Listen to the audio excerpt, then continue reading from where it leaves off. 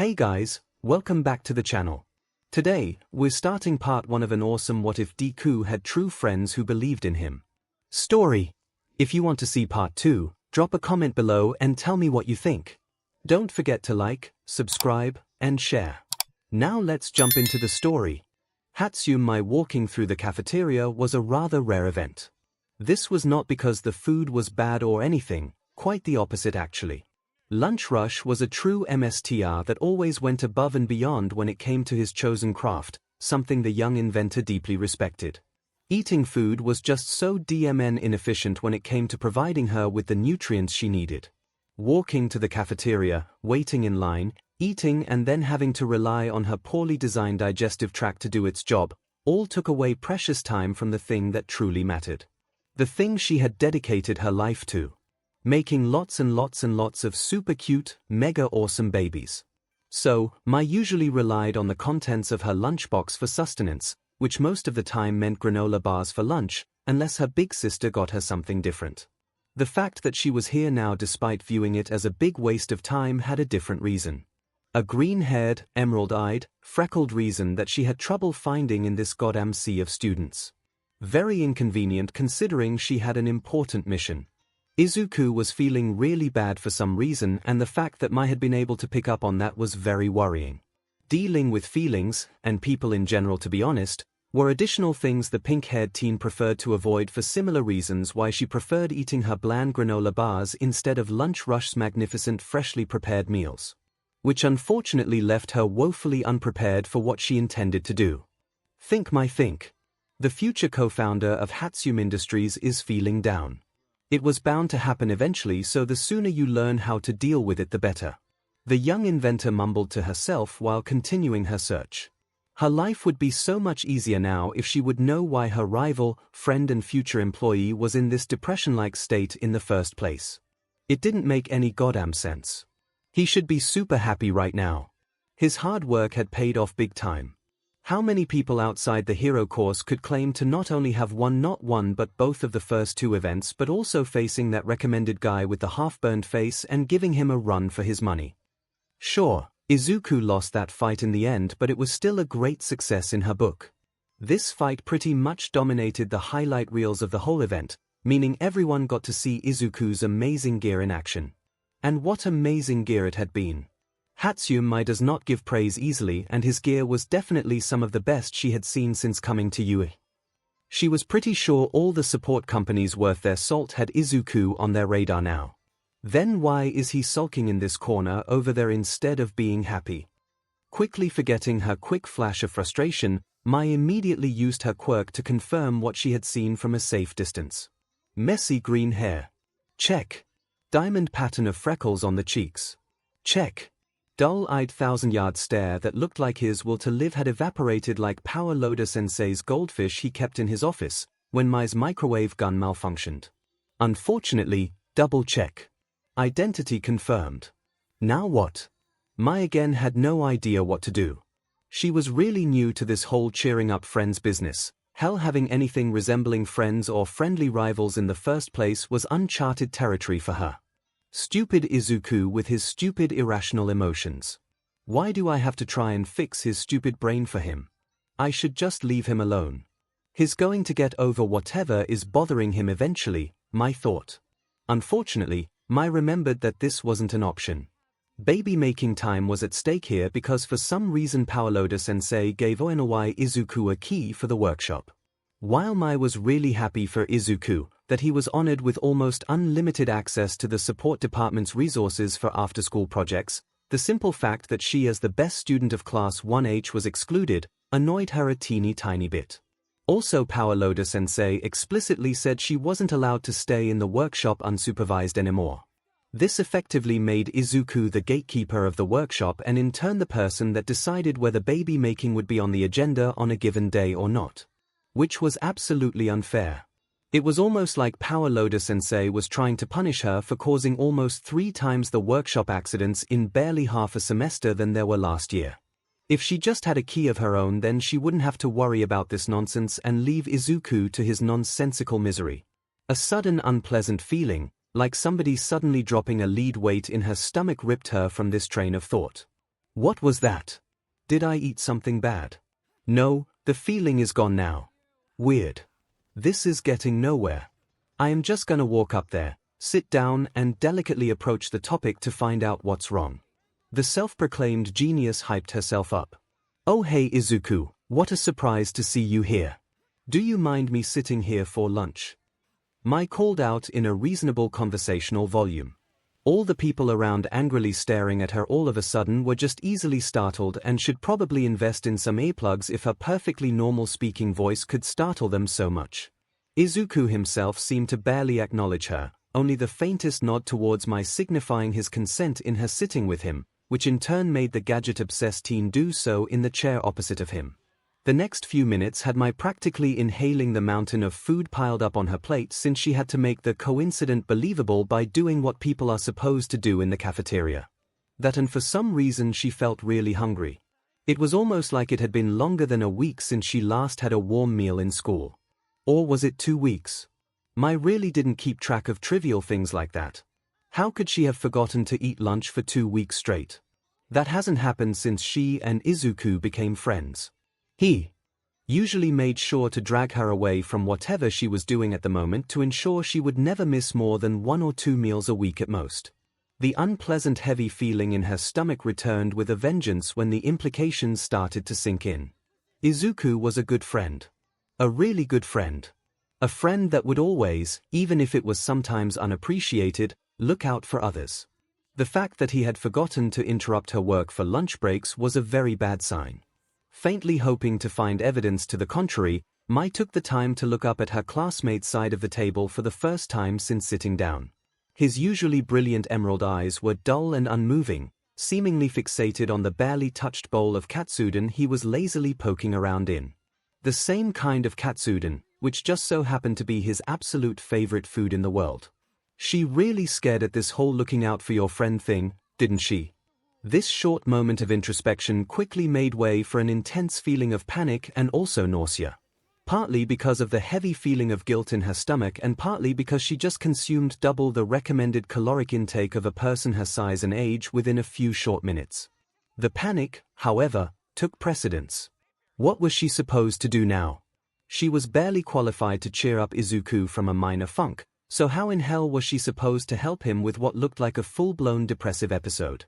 It was already too late to abort her plan, so she had no choice but to say something, anything, in a faint hope it would convince him to stay after school. Once back in the workshop she would have ample opportunities to cheer him up. Building and tinkering never failed to cheer her up, so it should help him too, right? Izuku loved to build stuff too, right? So you got any plans after school today, Izuku? I had a few ideas for new babies to work on and I could use your help too. I'm sorry Mai, I can't stay in the workshop with you today, the green-haired boy interrupted her. Mai immediately asked for the reason while scrambling internally to find an argument to convince him otherwise. I'm really sorry Mai, I know how much you like to work on your projects after school, but I am simply not in the mood today. Maybe tomorrow we can. That's the same thing you said yesterday and the day before. Hatsune interrupted with rising anger and desperation. Most of last week was the same story. And when you finally agreed to open the workshop for me, you barely do anything. We used to work so well together, exchanging ideas, checking each other's inventions and generally having a good time building stuff. Something is clearly wrong, even I can tell it now. So please Izuku, tell me what is going on, I can't keep going like this. Mai continued her outburst. Izuku though was already starting to stand up, seemingly unwilling to answer. Excuse me, are you Midoriya Izuku from Class 1H? A new voice suddenly inquired before Izuku had a chance to walk off. Both support course students turned their heads towards the newcomer and Mai for her part was already grateful for the distraction. The first thing the pink-haired girl noticed about the girl that had approached them was her rather impressive height. Followed by an even more impressive bust. Clearly that girl had to be an upperclassman since nobody younger could have such a stunning figure without growth hormones or quirks involved. Once Mai's quick gaze reached the girl's face though, Mai started to think she had seen this girl before. The silky raven hair formed into a rather elaborate ponytail was also looking extremely familiar. Oh, I remember, you know. You are the cheerleader from the sports festival. The chaotic inventor exclaimed excitedly before Izuku was able to answer. This realization also proved that apparently girls her age could in fact grow to be that tall and curvy, which made me wonder what in hell the parents of this girl were feeding her. Although the involvement of growth hormones or quirk nonsense was still a possibility. What? I am not a cheerleader, I am from the hero course. The girl answered, clearly exasperated by the question. Then why were you in a cheerleader uniform? Well, you see, we were. The cheerleader tried to answer before letting out a heavy sigh followed by sagging her shoulders. Is that really all? Was my performance in the festival so unremarkable and pathetic that people only remember me for jumping around with pom-poms and a miniskirt for a moment? Is that stupid prank the only reason I got any internship offers at all? The girl said more to herself than to the support students she had approached. Tita, that's not true. I remember you from the cavalry battle. Those items you SS summoned really made my life difficult. There was nothing I could do against that, and if the time limit hadn't run out when it did, then your team WW would have been able to take my headband. Izuku stuttered out in hopes of lifting the hero corps student's spirit again. Despite his stutter and uncontrollable nervous gestures, Mai noted that Izuku's kind words were having the intended effect. How the hell was he so good at this? Thank you, but I guess I brought this upon myself by failing to introduce myself. I am Yorozu Momo, class representative of 1A, pleased to make your acquaintance. The girl introduced herself while bowing politely. PP, pleased to meet you too. I am Midoriya Izuku, and the GG girl with me is my classmate Tatsumai. Izuku responded before Mai had the opportunity. I deeply apologize for interrupting your lunch break, Midoriya-san, but I have a request to make. You see, my lackluster performance during the sports festival revealed a few rather glaring weaknesses in my approach towards heroism. I am looking for help in expanding my arsenal and widening my horizons, so to speak, in hope of finding solutions to my problems. Power Loader Sensei unfortunately was not able to provide his assistance to me because of his numerous duties around school, so he referred me to you. He said you usually spend your time after school in the support workshop, working on personal projects, and I would like to know if I could join you today. Of course, I will not hold it against you if you decline, since I can understand how inconvenient a request on such a short notice could be. Still, I am in dire need of assistance, and you would have my gratitude if you let me borrow some of your precious time, the hero corps student explained with a hopeful expression. Mai herself was starting to feel hopeful too. This girl worded her request so eloquently and gracefully that even the most dismissive of fools would have trouble denying it. For someone with as strong a natural disposition to help people as Izuku, it should be virtually impossible to say no. She needed to learn the secrets of this girl. This power would make acquiring the materials for future babies way easier. Why, sure, I don't mind, I'd be happy to help, the freckled boy answered unsurprisingly. Yorozu for her part was elated and thanked the boy by bowing deeply to properly show her gratitude. Mai decided to follow the example by taking off from her seat, glomping the taller girl and exclaiming in a perfectly reasonable volume, "Hooray! Baby making is back on the agenda. Thank you so much. I am going to name my firstborn today after you." After her perfectly normal display of gratitude, Mai happily made her way out of the cafeteria, being followed by the eyes of most of the surrounding students, leaving behind a flustered Yorozu and an embarrassed Izuku, who was desperately trying to explain what Mai had meant as if it wasn't already perfectly obvious. The pink-haired support student could now be at ease, knowing that the tall girl had come to the rescue. Mai could tell that this girl would make a great hero in the future, if she was already saving people in need. The hero student's powers of persuasion would come in handy in the future if Izuku continued to deny after-school workshop sessions again. This was only a temporary solution at best, Tatsumi thought, while feelings of worry started to creep back in again. Izuku was clearly not fine. Mai was helpless on what to do about it, but that hero course girl seemed competent. She said she was a class rep, right? They are usually socially competent or at least very persuasive. That girl could be a valuable ally in fixing whatever was wrong with her hopefully future business partner, but for now Mai could do nothing but wait and see. Walking the halls of US still felt unreal to Yorozu Momo. The greatest hero school of Japan, if not the whole world, which has helped to create All Might and countless other legendary heroes, was now her school too. She still remembered the awe and excitement she felt when she first walked through these halls to her classroom. Now, though, she felt intimidated by the expectations that attending such a prestigious institution would bring. Recent events had led to her starting to seriously doubt whether she could live up to the high standards of heroism in general and 𝐻𝐸 in particular. She knew, of course, that these feelings were ridiculous. She earned her place in 𝐻𝐸 through the recommendation process, which had an even lower rate of acceptance than the general entrance exam. Her test scores were perfect and her classmates had elected her to be their class representative, which still filled her with pride. Her feelings unfortunately were not impressed by her reasoning and would direct her mind towards a few little details, which were not particularly conducive towards improving her morale. For instance, the fact that without her parents' support getting through the recommendation process would have been impossible. From getting the recommendation in the first place to the significant resources provided to assist with her training, much of her success so far had only been possible because of them. Likewise, her electoral victory could be attributed more to luck than anything Momo had done. After all, she only won because just one person decided to vote for her instead of themselves.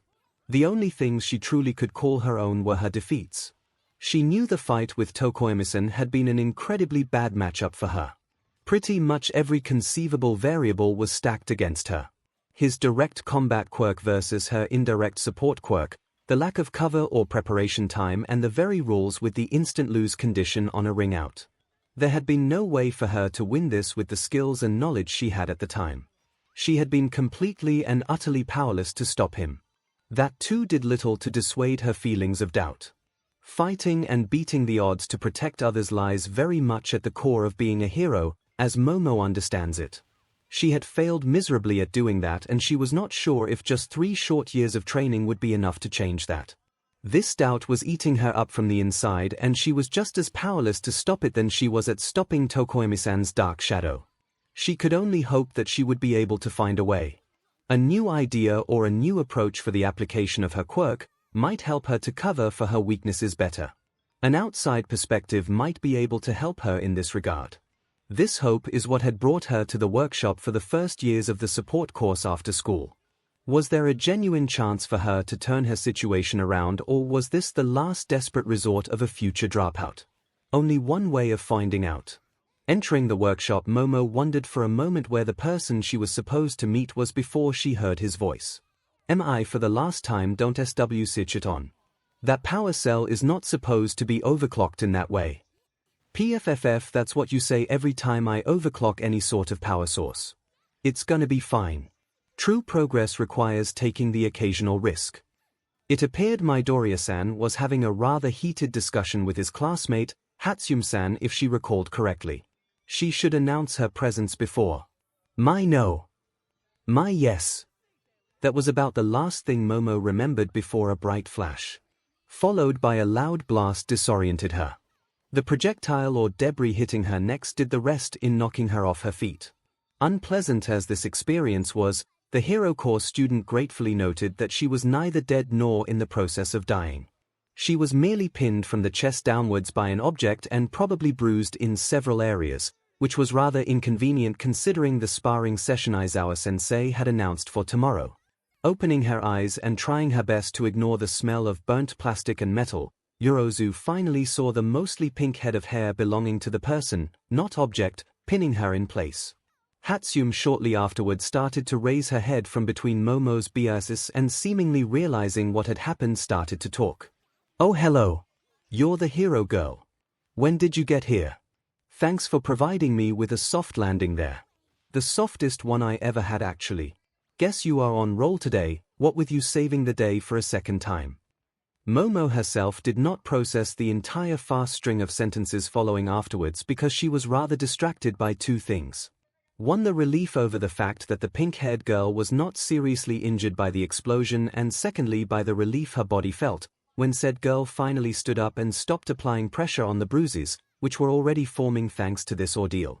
Thankfully she recovered quickly enough to get up by the time Midoriya-san had run up to check on them. Well, I guess you were right this time, Izu. What do you mean this time? Every time you try to overclock this type of power cell, it blows up in your face. Why don't you use a larger one if you really need more power? Or better, test your prototype on lower outputs with smaller cells and work your way up when you know your idea works and is safe.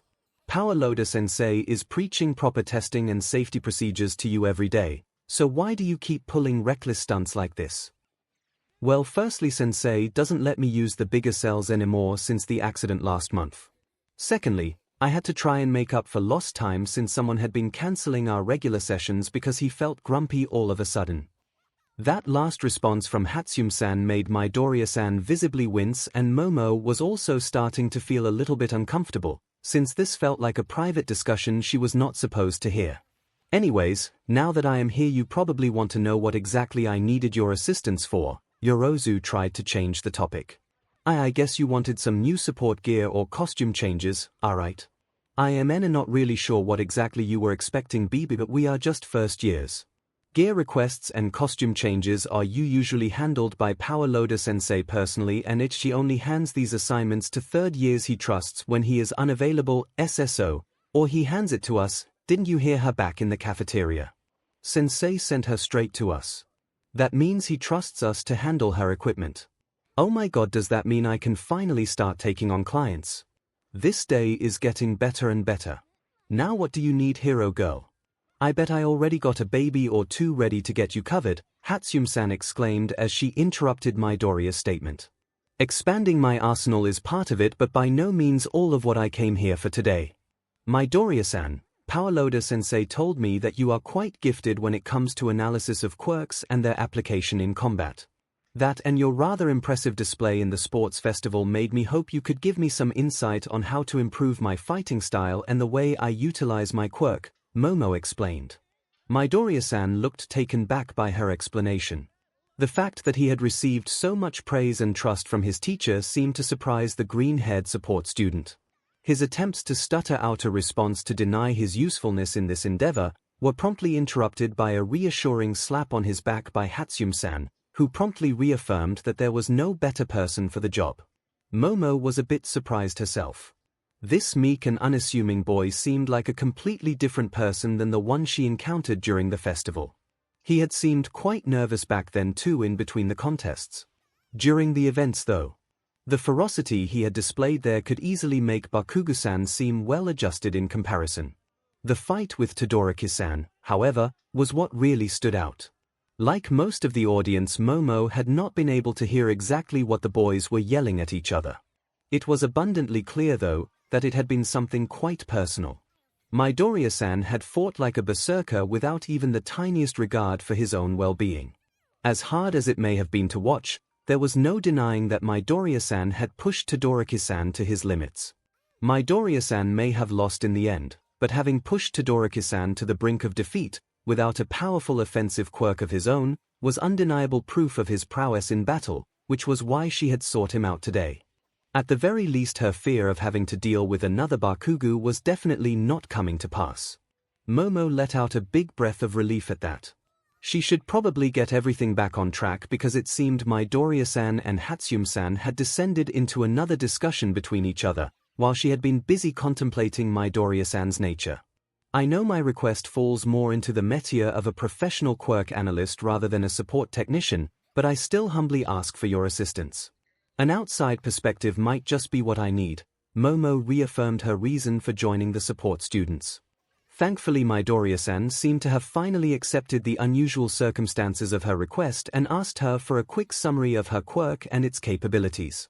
Momo, in turn, gave a conclusive explanation of her creation quirk, while Midoriya-san diligently took notes in a notebook he had suddenly procured from somewhere in the blink of an eye. I thought your quirk was a warping quirk limited to inanimate objects, but this is so much better. The possibilities are almost limitless. Even with all the quirks out there, I would have never thought that something miraculous like this could be possible. Thinks hat simple human bodyfat could be converted into an kind of materie so far beyond anything modern 𝐶𝐿 ever dreamt to accomplish. The boy started to mumble on in a sudden fit of excitement. Momo was a bit startled by the green-haired support student's unexpected departure from reality, so she turned her attention to the other girl in the room. The pink-haired girl seemed still coherent at the very least, although she was staring wide-eyed at Momo with a rather worryingly maniacal grin on her face. Thankfully 𝐻𝐸𝐽-san had the courtesy of reassuring Momo that Midoriya-san's mumbling was a common occurrence for the boy, since he apparently tended to lose himself in his thoughts whenever he was confronted with topics he finds very fascinating, like quirks for instance. Unfortunately for the raven-haired girl, 𝐻𝐸𝐽 quickly followed up with a wild flurry of questions, which all seemed to revolve around if Momo was willing to use her quirk to supply 𝐻𝐸𝐽 with increasingly hazardous materials for her projects. While Momo was truly grateful for the support students' willingness to help her, she doubted that repaying this kindness by providing tritium and deuterium for an unsanctioned fusion reactor would be a good idea. Thankfully pointing out to the pink-haired inventor that the creation of hazardous materials would inevitably expose Momo to these substances and in turn harm her, was enough to dissuade any further requests of this particular kind. Midoriya-san meanwhile appeared to have returned to reality and immediately took over for 𝐻𝐸𝐽-san, asking a sheer endless amount of questions. As hard as it was for Momo to deal with the sudden outburst of enthusiasm of both support students, she could at least appreciate the fact that Midoriya-san asked questions connected to the task at hand. After answering his queries regarding her fighting style, Midoriya-san shared his thoughts on the matter. Honestly, I don't think there is much wrong with your overall concept.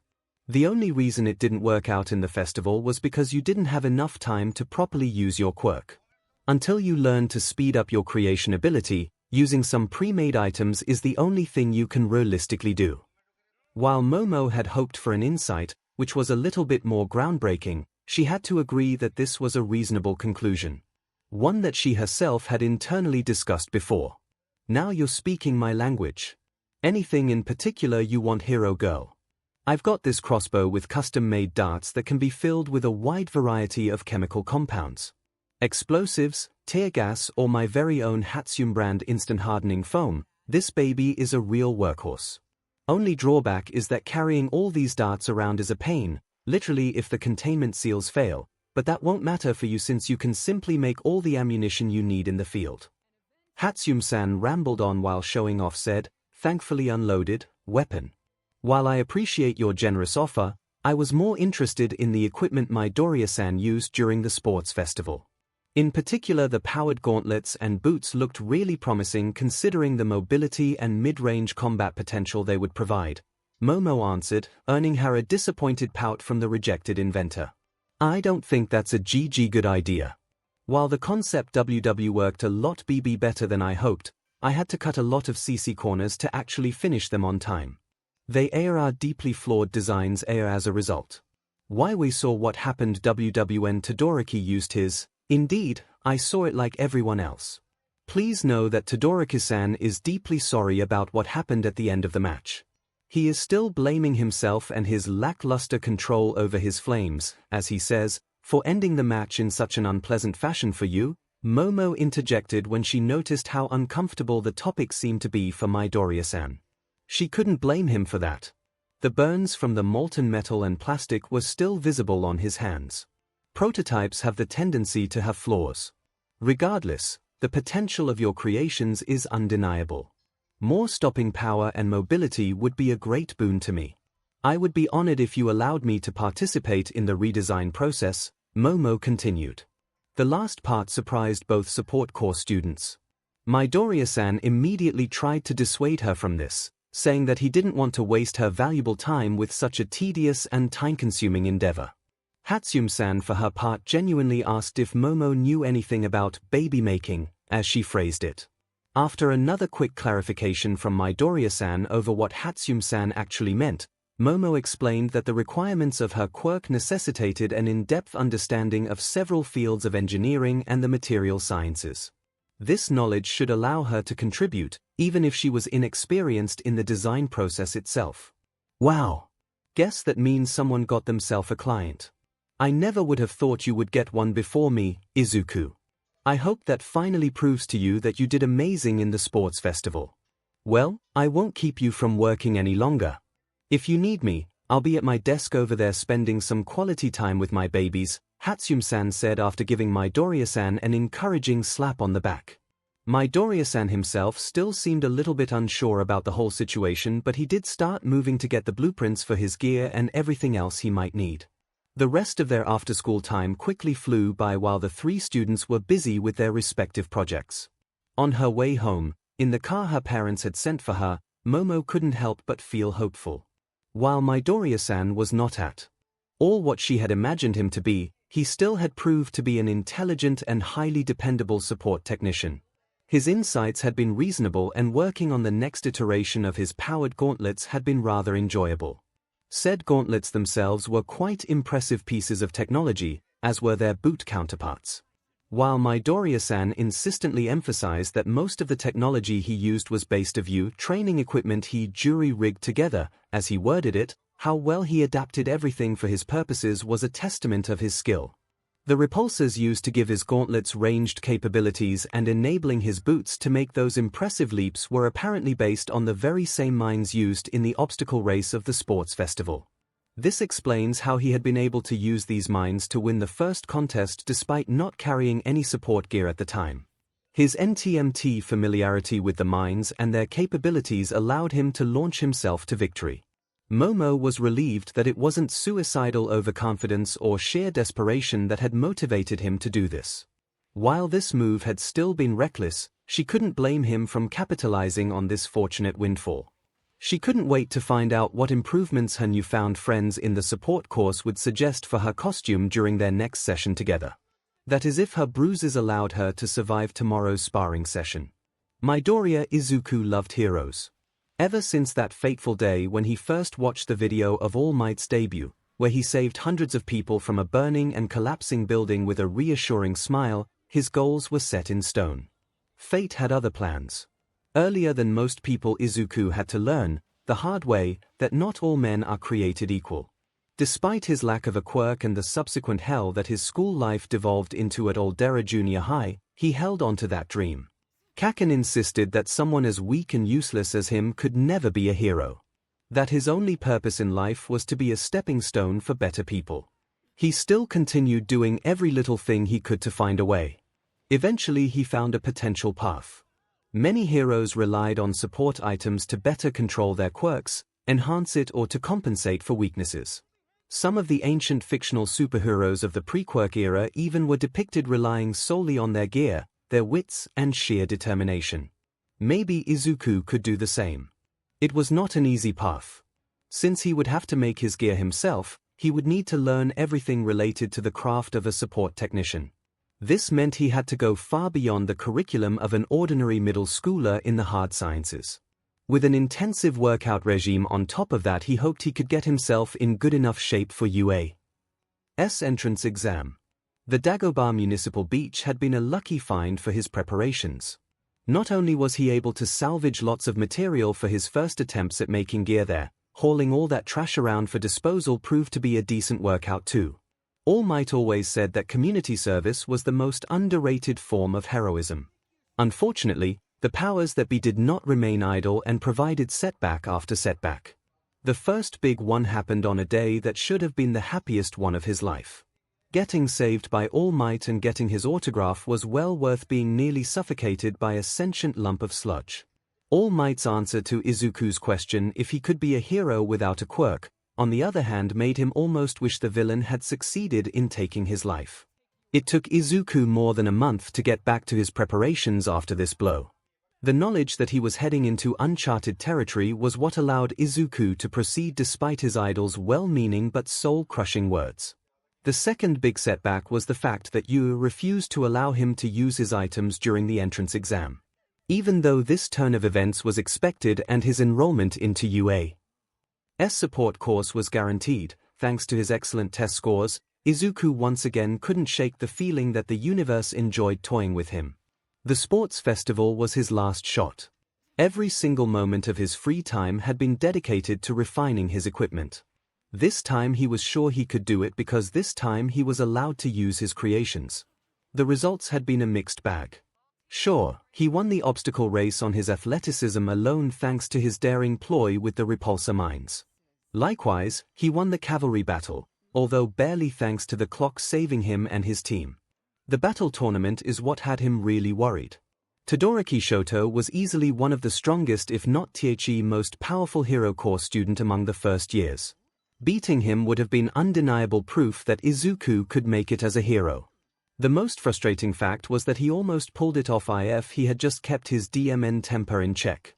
Izuku should have just capitalized on his opponent's weakness, when Todoroki's overuse of his ice powers had caught up to him. Instead, Izuku had the brilliant idea to go off on an angry rant. He just couldn't help himself. Izuku was used to being underestimated or outright disregarded, but his opponent's arrogant belief he could easily win with just half of his quirk made Izuku explode. Even Kaken wouldn't disrespect an opponent by holding himself back like that. Which of his anger-filled words made it through to Todoroki, Izuku didn't know. What he did know though is that this sealed his fate. Once Todoroki used his fire, the fight was over.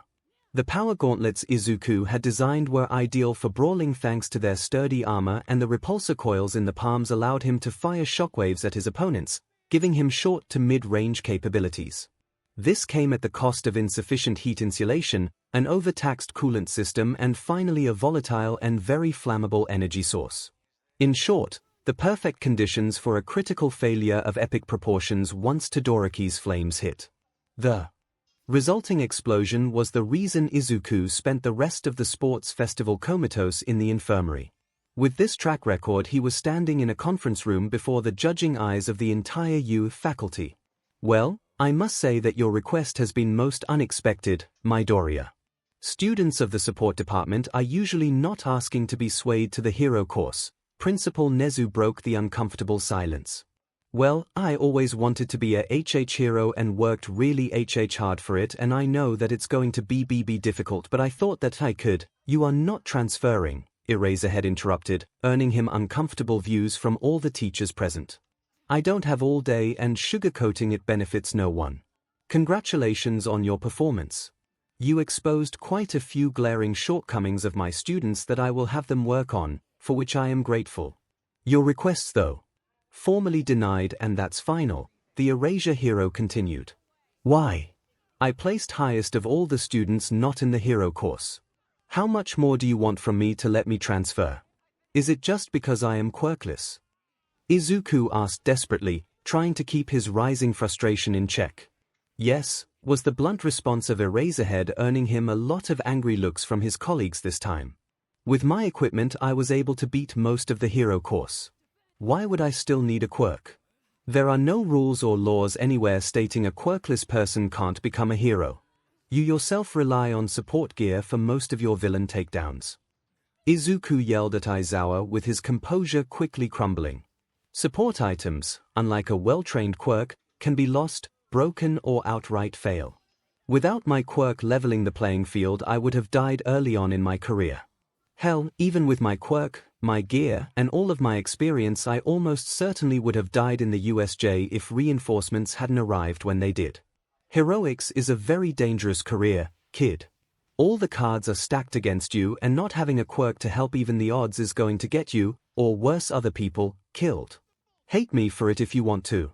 I gladly take that if it means one less funeral," Aizawa responded with a very intimidating glare aimed at Izuku. "While I do greatly enjoy passionate philosophical debates, there are other issues than the concerns Eraserhead-sensei voiced in his blunt fashion," the principal of Undetermined Species said before Izuku could try to keep said debate going. "Midoriya, do you know the definition of a hero? Not the colloquial one, mind you, but the legal one," the principal inquired. Izuku had heard or read this definition before, but when the boy took too long to remember, the principal continued. "Heroes are specially licensed emergency response and law enforcement professionals, who in pursuit of their duties are permitted to use their quirks. That's the shortest and simplest way I would summarize all that legalese. The problem here is not the quirks, since they are legally not a requirement as you pointed out. The hero license, on the other hand, is strictly required, and tell me who is responsible for granting these?" the principal asked. "The Hero Public Safety Commission," Izuku answered with a rising feeling of dread as he realized where this lecture was going. "Exactly. The HPSC is the sole authority which decides who is allowed to call themselves a hero. Very unfortunately for you, the HPSC is a deeply conservative institution which has dedicated itself to maintain the current status quo by any means necessary.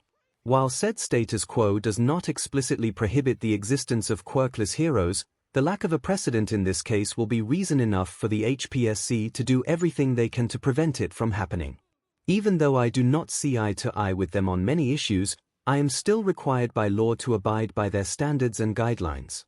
Defiance in this case would lead to drastic consequences for you, which I cannot allow. For me, this is the main reason why I have to deny your request. This decision is final, as Eraserhead said. I am sorry. Nezu ended his sermon somberly. At this, Izuku opened his eyes to the familiar ceiling of his bedroom. He really envied people who lost sleep because of scary nightmares. Ever since the sports festival, Izuku regularly found himself back in the conference room during his sleep, living through losing his final chance of pursuing his dream again and again. A quick look at the clock revealed that he had more than 2 hours until he had to get up and get ready for another pointless day in his pointless life. Kaken had been right. Everybody had been right. There was no way somebody as worthless as him would ever make a difference. Even people that cared for him like his own mom didn't believe in him. What was he supposed to do now? All the things he told his mom, that he had moved on, that he wanted to be a support tech now, had been lies. Should he have taken Kaken's advice? A swan dive off Aldera's school roof certainly would have spared him all this trouble. It would have also absolutely devastated his mom. Life had not been kind to her either since the divorce with his father. He couldn't do that to her. So, the only option left to him was to keep going through the motions. At the very least, the universe was trying to keep things interesting. Why one of the recommended hero students had come to him of all people for help, he would never understand. Yorozu was already pretty amazing and had quite the knack for technology. She could probably design way better gear than him if she wanted to. Obviously, she was too busy with more important things, so that had to be the reason she needed him. That was definitely the only reason. He had nothing better to do. He would never have anything better to do. Being useful to her was the best use of his time. The fact that he liked her company was unimportant. She was just being polite, that was all. Once he had fulfilled his task, she would go back to the hero course where she belongs and leave him alone in the workshop where he belongs. He would keep this professional. Trying to befriend her would be pointless anyways. Nobody wanted to be friends with a Deku. Hatsune only hangs around because she needs him to access the workshop. Yorozu is only going to visit because she needs new gear. He would not get his hopes up. It would only hurt more if he did. It was rare for Hatsune Mai to be in agreement with her fellow classmates of 1H, but sitting through Ectoplasm's math lesson left her with only one possible impression. Math lessons SCK. Although her reasoning was a tad bit different than that of her classmates. While everyone around her was working there but off to solve the problems their teacher had written on the blackboard, Mai was sitting there bored out of her mind. She could solve those and pretty much all of the others in the textbook in her sleep. Clearly, the curriculum was not designed to accommodate exceptional minds like hers. She would rather spend her time more productively, but their next lesson in the workshop was still 49 minutes and 30 seconds away. It would be maddening if it wasn't for the notebook Izuku provided her. Drawing sketches and possible blueprints for future babies was not as satisfying as actually building them, but it was an acceptable outlet to keep her sane whenever inspiration hit her. Holding back her creative juices once they started flowing was like torture to her. Her overwhelming urge to create has caused her to disturb lessons like this on several occasions, usually via premature combustion of volatile prototypes. The notebooks had helped in drastically decreasing the number of such incidents, to the collective relief of every member of the U faculty and student body. With her urges momentarily appeased, Mai looked at the clock again, which revealed that it was still 35 minutes and 51 seconds till the bell. Mai closed her notebook, looked at her classmates and recalled the name to every face, because unlike some very insulting rumors about her, Mai does know and recognize her classmates. Mai is not forgetful. In fact, she has never forgotten anything in her life. It is just that she usually filters out most unimportant information most of the time. Like with a well-set-up computer, Mai prefers to have only the files open she needs at any given moment so she could focus the maximum amount of her significant processing power on the task at hand. There are exceptions though. Mai actively suppressed any memory of 11 Kuan and 14 Chan in the faint hope it would help her forget these rather unpleasant individuals one day. She fears that this would never happen though, since these two represent a whole category of people Mai could not stand. namely lazy and mediocre people that still expect great wealth and success despite their meager efforts. Mai takes great pride in her work, but not just for the results. No, she calls her inventions her babies because they are physical manifestations of all the blood, sweat and tears she pours into her craft. Results may vary from groundbreaking to devastating failures, but her efforts will never be in vain since they all help her to hone her skills further. She had always been living to go beyond previously established limits. You just taught her a pretentious Latin phrase to express it. The aforementioned students with the seat numbers 11 and 14 though. They clearly didn't care much for their chosen craft. Mai understood nobody could be passionate about everything and that not everyone was lucky enough to make their passion their profession. 11 Kuan and 14 Chan though were not merely dispassionately pursuing a hopefully safe career choice, oh no. They constantly boasted and acted arrogantly in class, as if they were among the top students without putting the work in. What really got Mai's blood close to the boiling point though was how those two coped every time reality refused to indulge in their delusions of grandeur. They would become bitter and beach and whine about how unfair a test or assignment was. Worse still, they would belittle and bully everyone that performed better than them while gleefully kicking down on those who had worse scores, all in the name of stroking their wounded ego. Thanks to their large circle of friends, or rather cronies, not passively taking the short burst of abuse was a very good way to make your school life a lot less pleasant. Thankfully, there were limits on how far they could go, because of the U.S. staff's commitment to crack down on bullying. Still, the teachers couldn't be everywhere. Discreetly glaring at her two favorite classmates allowed the pink-haired inventor to notice the glances both of them were throwing towards Izuku. Angry, spiteful glances. Mai was unfortunately quite familiar with bullies and how they operate. They have Izuku in their crosshairs now.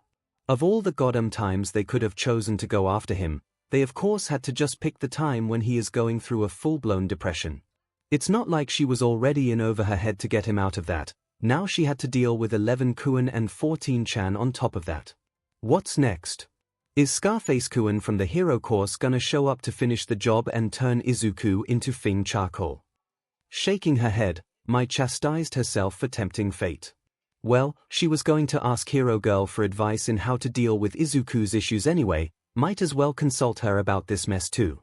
Who knows, maybe just her being friends with Izuku might deter them.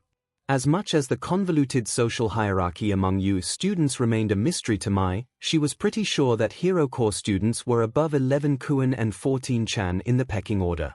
Especially stunningly statuesque class representatives like that Yao something girl that joined them in the workshop yesterday. Oh, who was she kidding?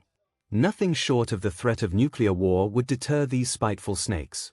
And of course, she had no way of obtaining fissile material even though it would be for a good cause. Maybe she could use that formula of hers that violently reacts with citric acid in an oxygen-rich environment.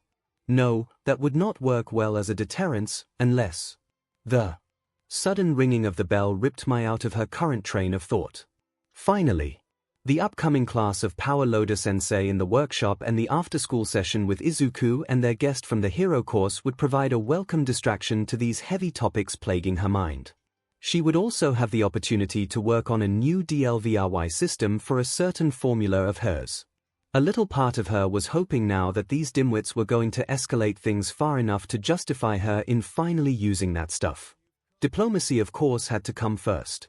Hero Girl surely would be able to help her work things out with only minimal amounts of spontaneous combustion involved. In case of failure though, well, if life insisted on giving Hatsune Mai lemons, then she wouldn't make lemonade. Instead, she would get very, very mad.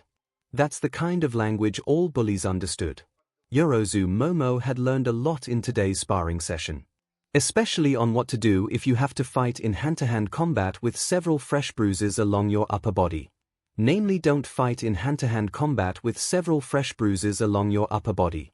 Thankfully, Uraraka-san had been kind enough to walk her through some of the basics of the gunhead martial arts she had learned during her internship, after knocking her down for the umpteenth time. It was quite impressive to see how much her classmate had improved her close-quarter combat skills in just a week. Must have been nice interning under a hero willing to actually teach useful skills to his interns. It served as another reminder on how she was falling behind her classmates. With the help of her new friends in the support department, Momo should be able to reverse this trend.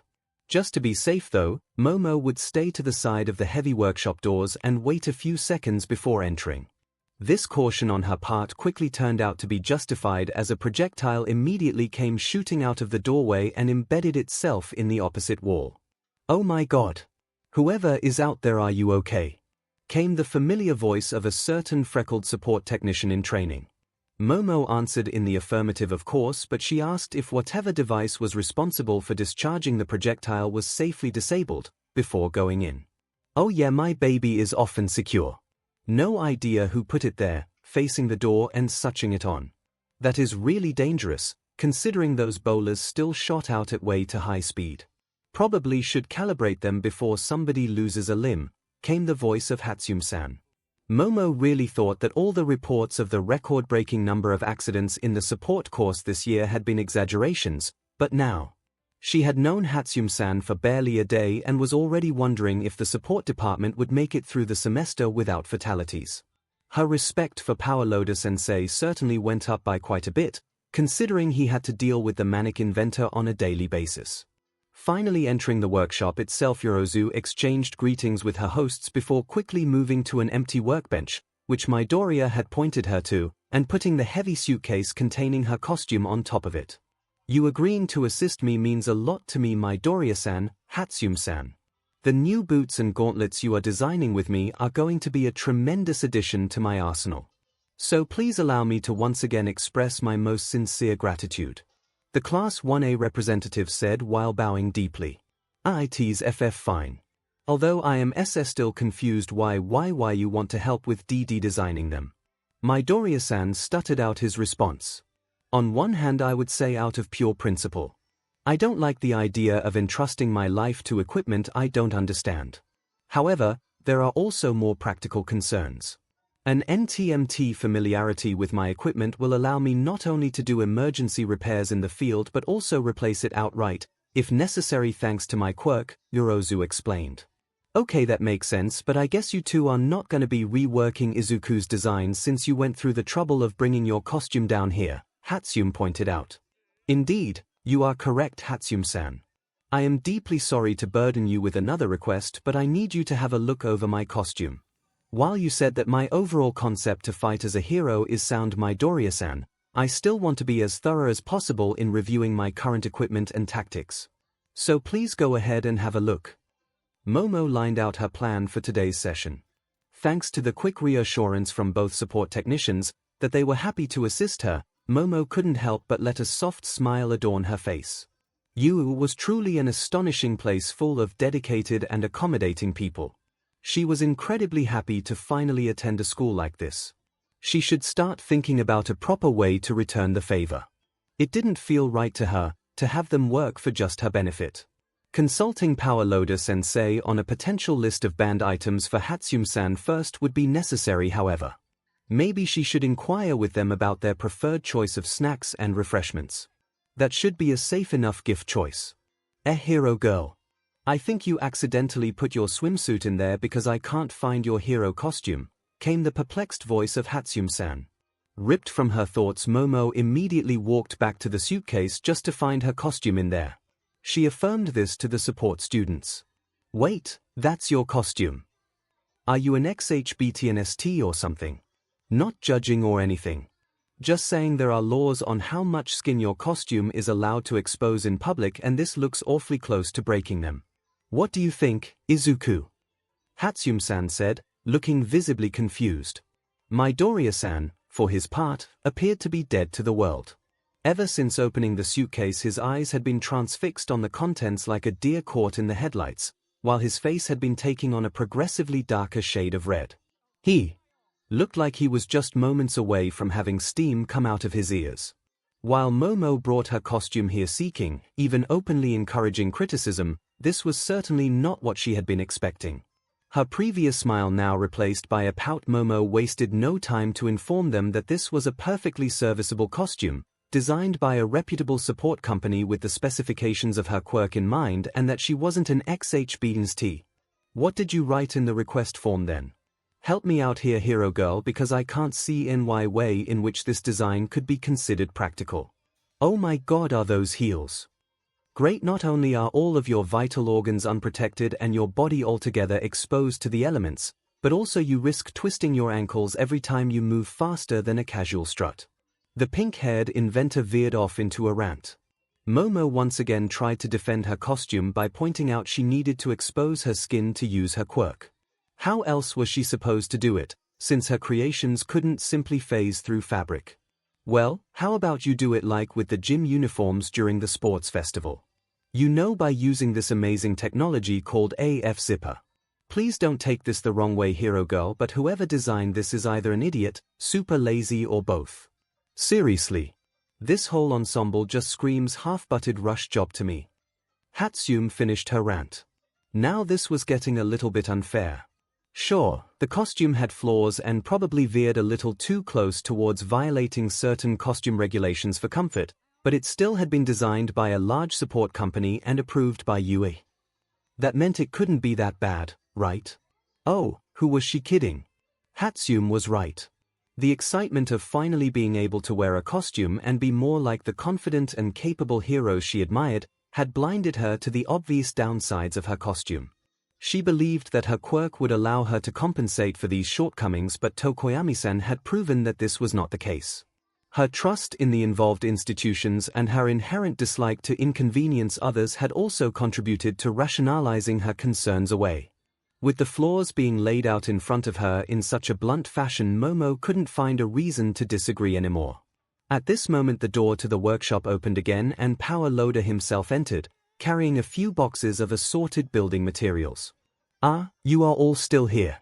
Not up to any shenanigans I need to clean up before class tomorrow, I hope. The heck happened to Midoriya? The pro hero asked after finally noticing his still catatonic student. After a short explanation of what the students had been doing, Power Loader himself took a look at Yorozu's costume and to her complete and utter embarrassment repeated most of Hatsum's criticism point by point. The fact that he did so in a calmer and more composed manner did little to reduce her embarrassment. This ordeal did lead Yorozu to ask the following question, however. Excuse me, sensei, but why are you surprised about this? Didn't you approve of this and all the other costumes? What? Ha! I wish. No, I only get to see your costumes when I have to change or fix something. The final approval for the initial costume designs is made by the principal. Guess even he lets something fall through the cracks from time to time. We'll have to send this back and request a redesign from the company. Unless you only want small changes made to it, Yorozu, which I don't think are going to be enough to salvage this, Myheroacademia-sensei explained. Yeah, no. That thing got to go, and those morons at the company prove they can't be trusted with this. Hero Girl here is Izuku's client, so it should be him who makes her new costume. With my help, of course, because I am a good friend and I need some more practice in textile work. Hatsum asserted confidently. With a weary sigh, Momo agreed to Hatsum's sentiment. Whatever benefits her current costume may have provided were not worth all these drawbacks. Yeah, that decision is definitely above my pay grade, and since that is Nezu's mess to begin with, I'll let him clean it up. Yorozu, get your costume. Hatsum, return Midoriya to the land of the living. We are going to the principal's office. Power Loader decided. Apparently well experienced in fulfilling her task, Hatsum-san simply yelled that Mako was giving autographs in the hallway, which in turn resulted in Midoriya immediately running out into said hallway with a notebook in hand, which he had materialized from seemingly nowhere. While walking to the principal's office, Momo couldn't help herself and inquired why Hatsum's method had worked so well at immediately waking Midoriya from his stupor. According to the pink-haired girl, Midoriya-san was such hero nerd, as Hatsum-san put it affectionately, that the chance of getting an autograph from a pro like Miko, who was notorious for avoiding any form of fan interaction, would probably be enough to literally raise him from the dead. Once they reached the principal's office, they were greeted by Nezu, who didn't seem to mind the sudden intrusion. Power Loader sensei wasted no time in explaining the situation, and they awaited the answer of the intelligent animal. What an unusual request. I don't personally see any issues with support students making full costumes for hero students, if all involved parties are in agreement. It is a tad bit insulting to the company that made the costume originally, however. Cutting our partner companies out of the process is rarely a good idea, especially with 𝐷𝐻𝐻, which made the costume in question. Could you please explain your reasoning why we should forego the established process in this case? The principal asked the teacher. Well, the fact the costume is completely impractical aside, whoever designed this knew the costume would be worn by a hero student, a minor, and they still deliberately opted for a design as close to Midnight's debut costume as possible without breaking current regulation. Midnight caused quite a stir back in the day, and I fear that allowing a student to wear something similar would cause similar backlash against 𝐻𝐻𝐲 here and to us. Also, her mother employs like half a dozen law firms and I really don't want to give her a reason to sue us, came the reasoning from the excavation hero. That was ridiculous. Only one of these law firms is supposed to represent her family in court. The others are only intended to provide legal counsel to the numerous subsidiaries of the 𝐻𝐻𝐲 conglomerate. Her mother would never set so many lawyers loose for mere civil litigation. Right. I am afraid I fail to see your argument. The costume provided by 𝐷𝐻𝐻 fulfilled the requirements set by young 𝐻𝐻𝐲, so I don't see a reason to not allow them to redesign it for her. Seriously. They saw no problem with dressing an underage girl in an extremely skimpy costume and that's fine with you. That's a scandal in the making here, 𝐻𝐻𝐲. I have not heard any complaints from the other teachers regarding the costumes. 𝐼𝐵 probably either doesn't care or wants her to make her own mistakes. 𝐿_Mike probably never thought about it because he is too busy figuring out how teaching actually works. 𝐭𝐻𝐿 is on board cause she has been advocating against the regulations ever since. The others probably never noticed since they barely get to see the kids in costume in the first place, or don't want to sit through the 3-hour interview you insist on having every time someone has a complaint or suggestion. From your rather passionate way of arguing, I take away that exposing large amounts of skin in this case is bad, since there appears to be less tolerance for suggestive outfits for minors. I suppose that means Kirishima's, Tetsu's, and 𝐔𝐻𝐻𝐲's costumes will require similar alterations. Those two blockheads are probably fine since the male upper body is not considered as SXL because of double standards. Still, I would advise Vlad and Eraser to at least try to drill the value of protective clothing into their heads. A smart villain could always try to take them out before they can activate their quirks. What's the matter with 𝐔𝐻𝐻𝐲's costume though? 𝐷𝐻𝐻𝐻 provided her with just a pair of gloves and boots, what? Are you serious? She was running around naked the whole time. Okay, that's it. I don't care how big a company they are. Next faculty meeting I'll advocate for breaking ties with them. I'll put it on the agenda then. Costume reviews will also be a matter of the whole faculty from now on, since I appear to have a blind spot in this area. The disturbing enigma, that is human sexuality, appears to haunt me again. The rather lengthy discussion between Power Loader Sensei and Principal 𝐻𝐻𝐲 left Momo flabbergasted. She had not expected this morning, when she got ready for school, that she would witness a discussion like that over her attire of all things. I deeply apologize for inconveniencing you all.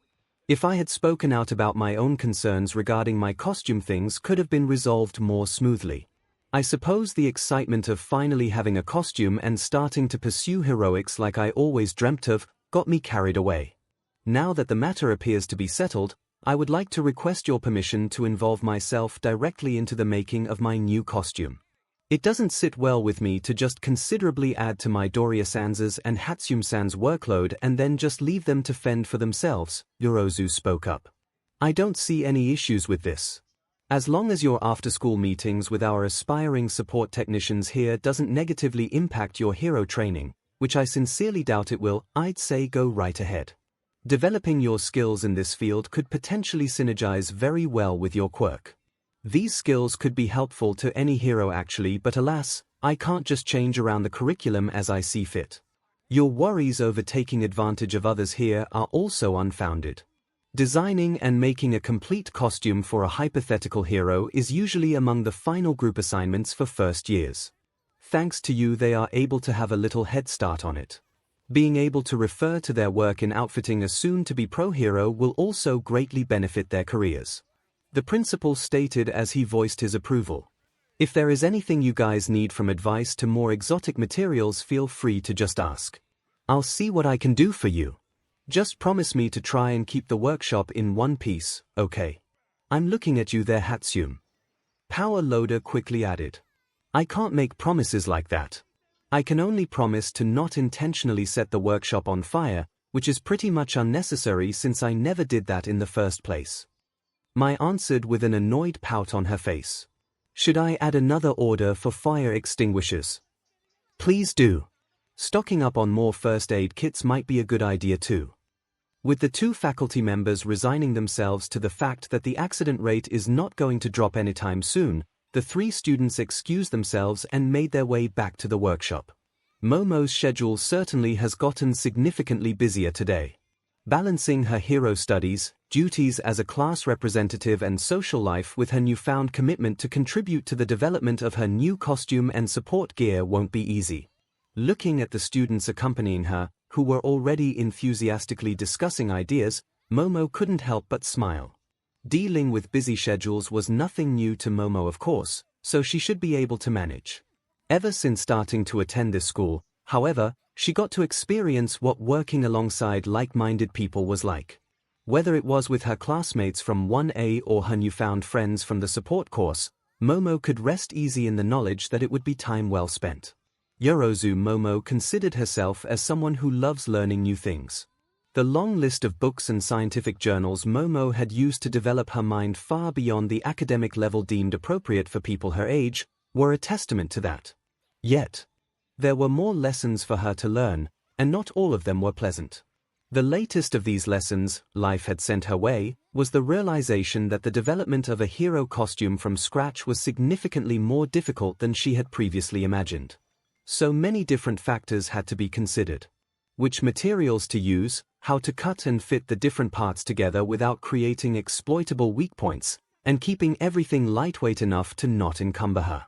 The worst part by far, however, was the delicate balancing act between overall protectiveness and leaving enough skin exposed to allow her to use her quirk. Lean too much into the latter and you get a costume, which would not be fundamentally different to the one she was trying to have replaced. A too big focus on the former could easily lead to restricting her quirk too much. At least she was not alone with this frustrating conundrum. Midoriya-san had definitively been pondering a lot about this. The staggering number of sketches for possible designs he had produced were proof of that. Said sketches also provided the young heiress with another insight. Namely that her green-haired friend was a quite talented artist, who was able to make even these rushed sketches of rough design ideas look professional. She should probably ask him sometime if he was drawing for a hobby. She would love to see his sketchbook or wherever he was keeping his drawings if given the chance.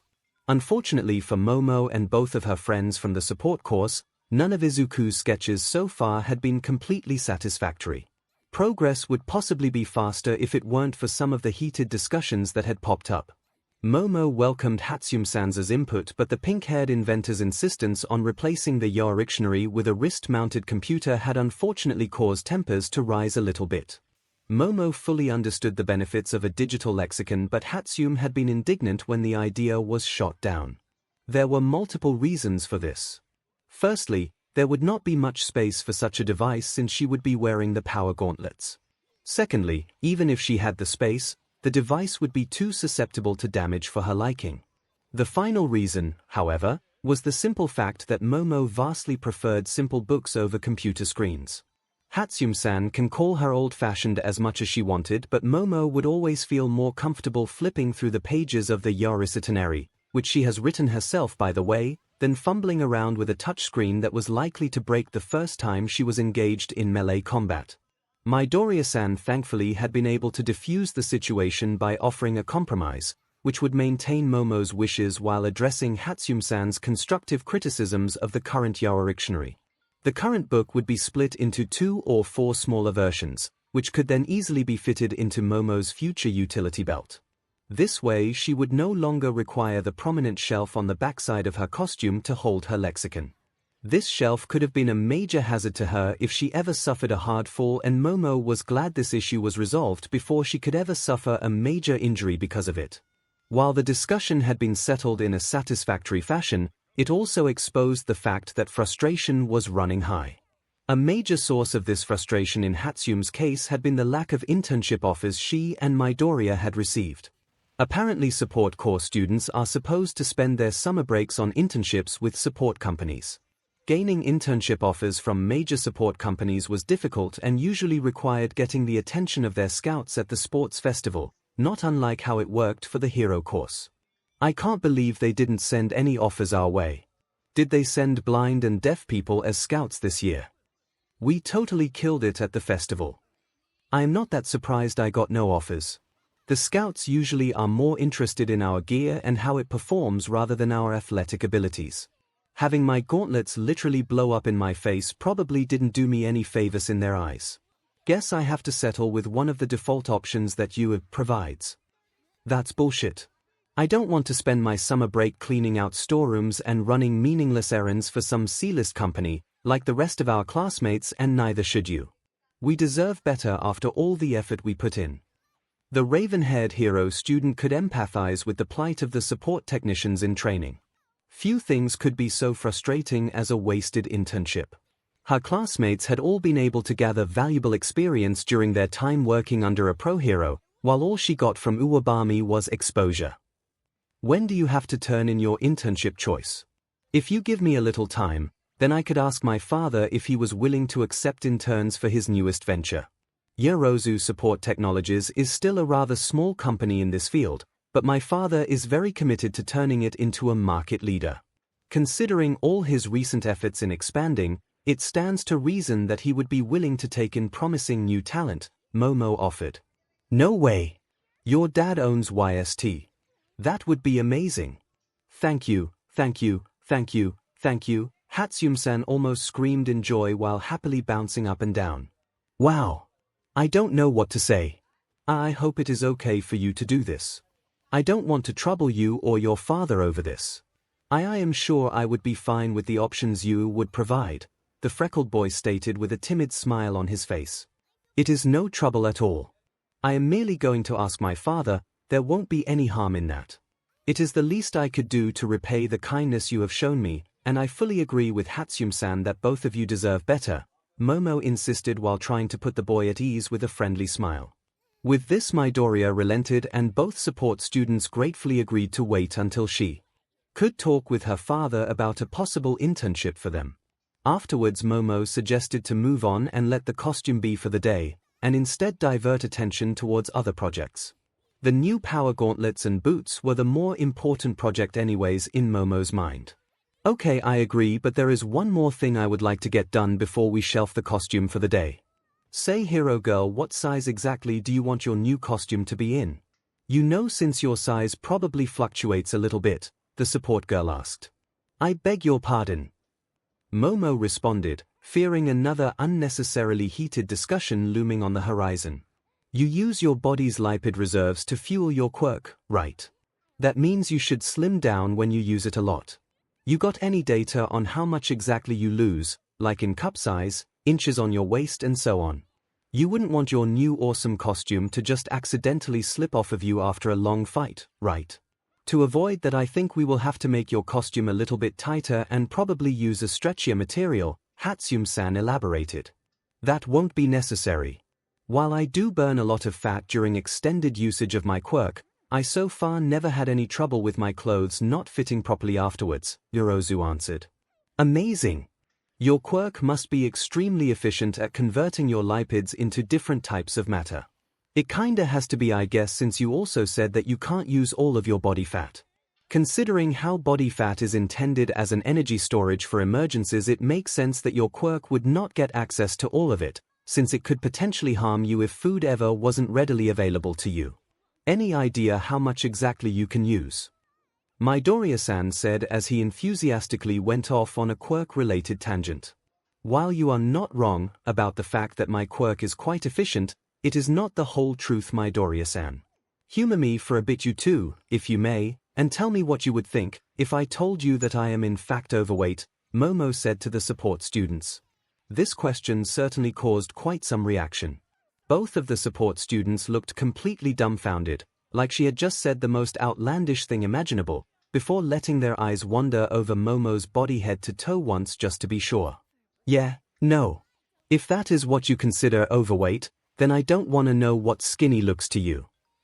𝐻𝐸𝐵-san blurted out in her usual blunt manner. I gotta agree with that. I know that girls can be a little bit peculiar about their weight, but this is ridiculous. You look perfectly 𝐂𝐸𝐽. I mean healthy to me. Who in their right mind would say that you are fat? Midoriya-san chimed in with no small amount of indignation.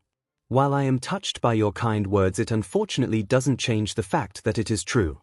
If you use my height and weight to calculate the BMI for a girl my age, then the result will put me firmly into the overweight bracket.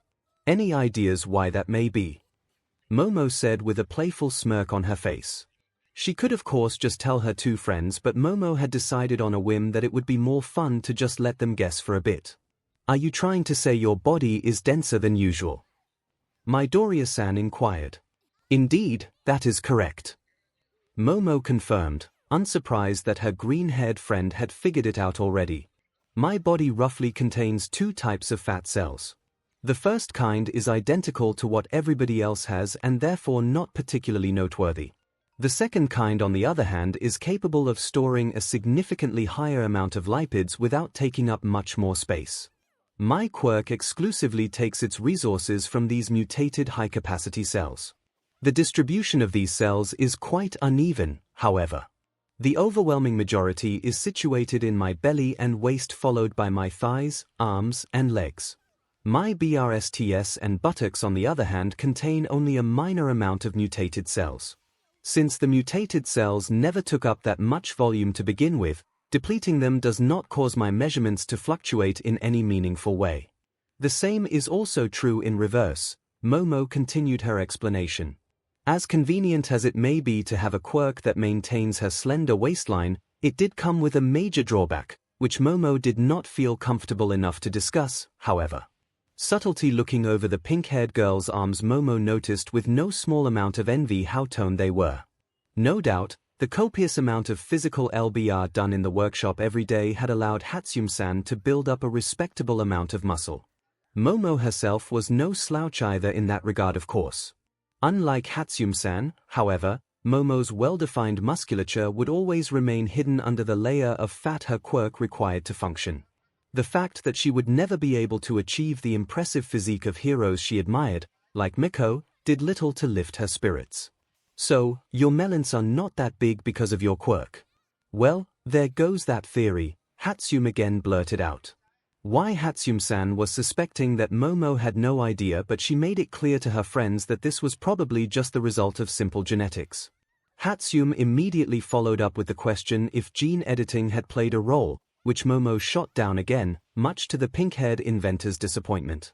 Okay, could we maybe get back to the topic of Yorozu's quirk? This is getting kinda awkward. Midoriya-san tried to get the conversation back on track again while blushing heavily. Oh, come on Izuku. I mean, look at her. She is huge. Hero Girl is probably taller and bigger than most of the third years. I know statistical outliers are a thing, but that can't be the only explanation for this, don't you think? 𝐻𝐸𝐵-san exclaimed, clearly disregarding the green-haired teen's efforts. Momo had to admit that she was quite tall and developed for her age. If her mother or her aunt are any indication, there might be quite a bit of further developing ahead of her still. She sincerely hoped that her chest wouldn't grow much further beyond her current dimensions, since reaching her mother's impressive size would certainly not be worth the drawbacks. The rather uncanny resemblance between Momo and the pictures of her mother, when she was her age, however, made her fear that she wouldn't be so lucky. You are just hoping for evidence that any form of advanced gene modding exists, don't you, Midoriya-san responded dryly. 200 years Izuku. Over 2 centuries since the discovery of CRISPR-Cas9 and human gene modification is still supposedly not possible. I know scientific progress grinded to a halt when quirks first became a thing, but I refuse to believe that nothing has been done in all those years. Transhumanism is the future of humanity, Izuku, and I want to opt in at the earliest convenience. I would prefer cybernetic enhancements and brain uploading though. Imagine how much more work I could get done if I didn't have to eat or sleep anymore. 𝐻𝐸𝐵 said as she veered off into a different direction with her tangent. As enlightening as this has been, don't you think this is a little bit unfair? I tell you all I know about my quirk, yet I know next to nothing about yours. Would you mind telling me? I can tell Hatsume-san has something affecting her eyesight, but yours Midoriya-san has been an enigma to me. Some sort of mental enhancement by any chance? Momo asked the other two students to get the conversation back on track. The young heiress immediately regretted her inquiry, when Midoriya-san's expression fell instantly as a result. Could she have crossed a boundary here? As far as she was aware, asking about a person's quirk usually is considered little more than small talk. The girl, who had just been raving on about the merits of transhumanism, was now also silent and looking curiously at her classmate before saying to him, "I was wondering about that too, to be honest. I never saw you using your quirk, and whenever someone asked, you dodged the question, which is weird considering how much you love talking about quirks otherwise." The boy in question reacted in a more nervous fashion than usual, panicked even. This subject was clearly incredibly uncomfortable to him, despite his futile efforts of maintaining any semblance of composure he had left. "YYC, there's like, T.U.s." Midoriya stumbled over his words as he desperately tried to formulate a coherent answer. Momo, feeling guilty for causing him so much distress, tried to reassure him. "I am sorry, is this an uncomfortable subject for you? It is perfectly fine if you don't want to talk about it. I was merely curious about your quirk. Please know that I am no stranger to strange or downright bizarre quirks. A look at my classmates should let you know what I mean. There is nothing you should be ashamed of or embarrassed by. I would never think any less of you, regardless of whatever your quirk is." "Oh, okay. Thank you. I am sorry I didn't answer your question," the teenage boy said as he started to calm down. "Oh man, I kinda hoped you would finally spill the beans. Well, at least I still got something fun to their eyes about when I'm bored. Seriously though, I have no idea what all the fuss is about. It's not like I'd stop talking with you over a weird quirk or something, and Hero Girl feels the same. Right?" Hatsume-san added, which Momo immediately answered in the affirmative. Properly reassured, Midoriya was able to calm down again, and the three teens resumed the work on their projects. Thankfully, Momo was able to assist Midoriya-san in making headway in the redesign of the gauntlets. The new design would be lighter and smaller in exchange for sacrificing the mid-range shockwave attack. A fair trade-off, considering Momo had better options for ranged combat. However, it was a little bit disappointing that she wouldn't be wearing a new costume anytime soon, but her new offensive gear would make up for that. Hopefully she will be able to make use of them by the time of the finals. Working with her new friends, Momo had proof beyond any doubt how capable they were. She would make sure they would get the internship they deserved. Her father would be a terrible fool letting them get snatched up by some third-rate company. Hatsume was a girl with many strengths and many flaws. Chief among the latter category was keeping track of time and not getting sidetracked. Those two flaws were usually mutually exclusive, since it was hard to get sidetracked when she was laser-focused on making her newest baby. Unfortunately, she would lose herself in her little projects, and if it weren't for Izuku at school or her big sister at home shaking her out of it, when necessary, then she would probably miss out on a lot more meals and showers. Being confronted with a task that wasn't STMLTNG her vast mind, which was pretty much most tasks, on the other hand felt like time crawling to a halt.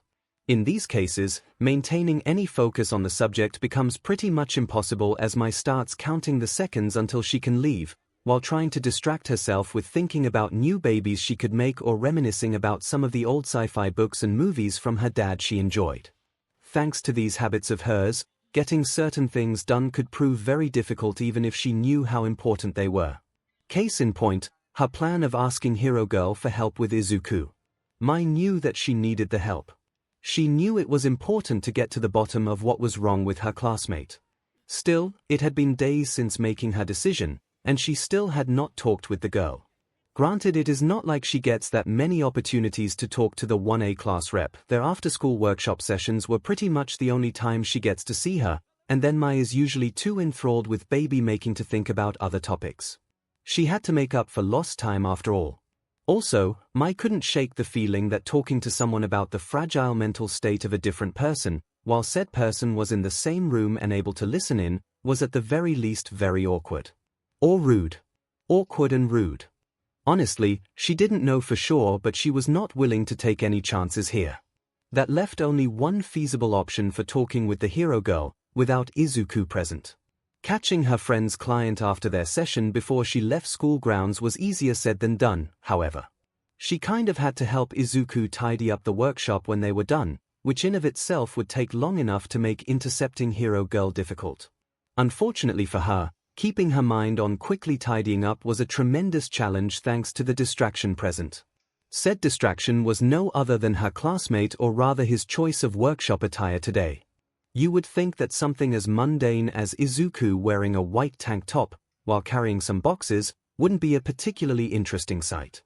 The way his biceps were straining from the weight and the low grunt he released once he had finally put them up on the shelf though was doing things to her.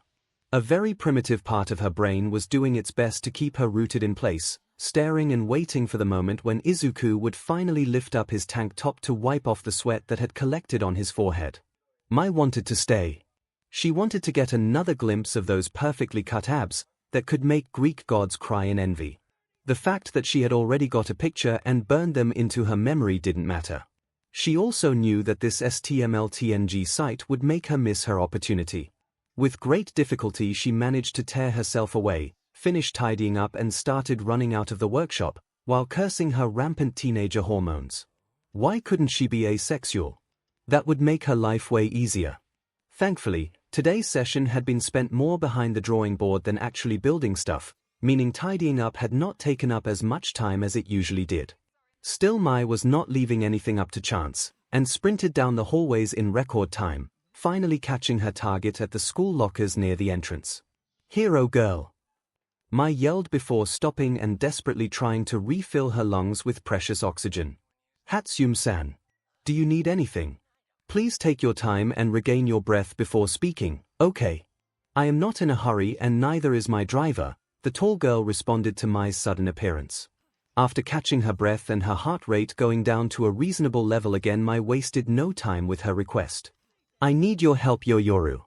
Yorozuru. I am sorry, what was your full name again? It was something long and tongue-twisty, right? Yorozu Momo, but if you prefer, you can use Yoromomo instead. My friends in the hero course call me that." "Perfect. Yoromomo it is. That is way easier to remember and pronounce."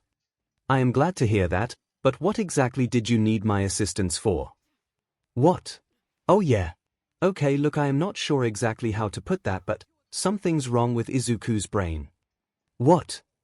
Did something happen while you two were tidying up? Is he injured? We have to immediately notify recovery girl." No, that's not what I mean. I was talking more about the brainy-feely thing. What do you call that again?" "Oh yeah. Psychological. He is having psychological problems, I think." "Oh. Could you please elaborate?" "Well, I am not sure what to say. I am not the best with this kind of stuff, to be honest, but Izuku has been kinda off lately. He has been going through the motions, forgetting things like reminding me to take lunch breaks, and he isn't eating much himself either. The day we met in the cafeteria he had barely touched his katsudon, and he loves katsudon like crazy." After Mai had finished her explanation, Yomomo looked skeptically at first, but she seemed to genuinely think about it. "I can't say if anything is amiss with Midoriya-san, but I admittedly haven't known him for as long as you do, so I will entertain this notion. Anything else that you noticed by chance? Do you know since when his state of well-being has been in decline perhaps?" the tall girl asked. "Again, I am a bit in over my head here.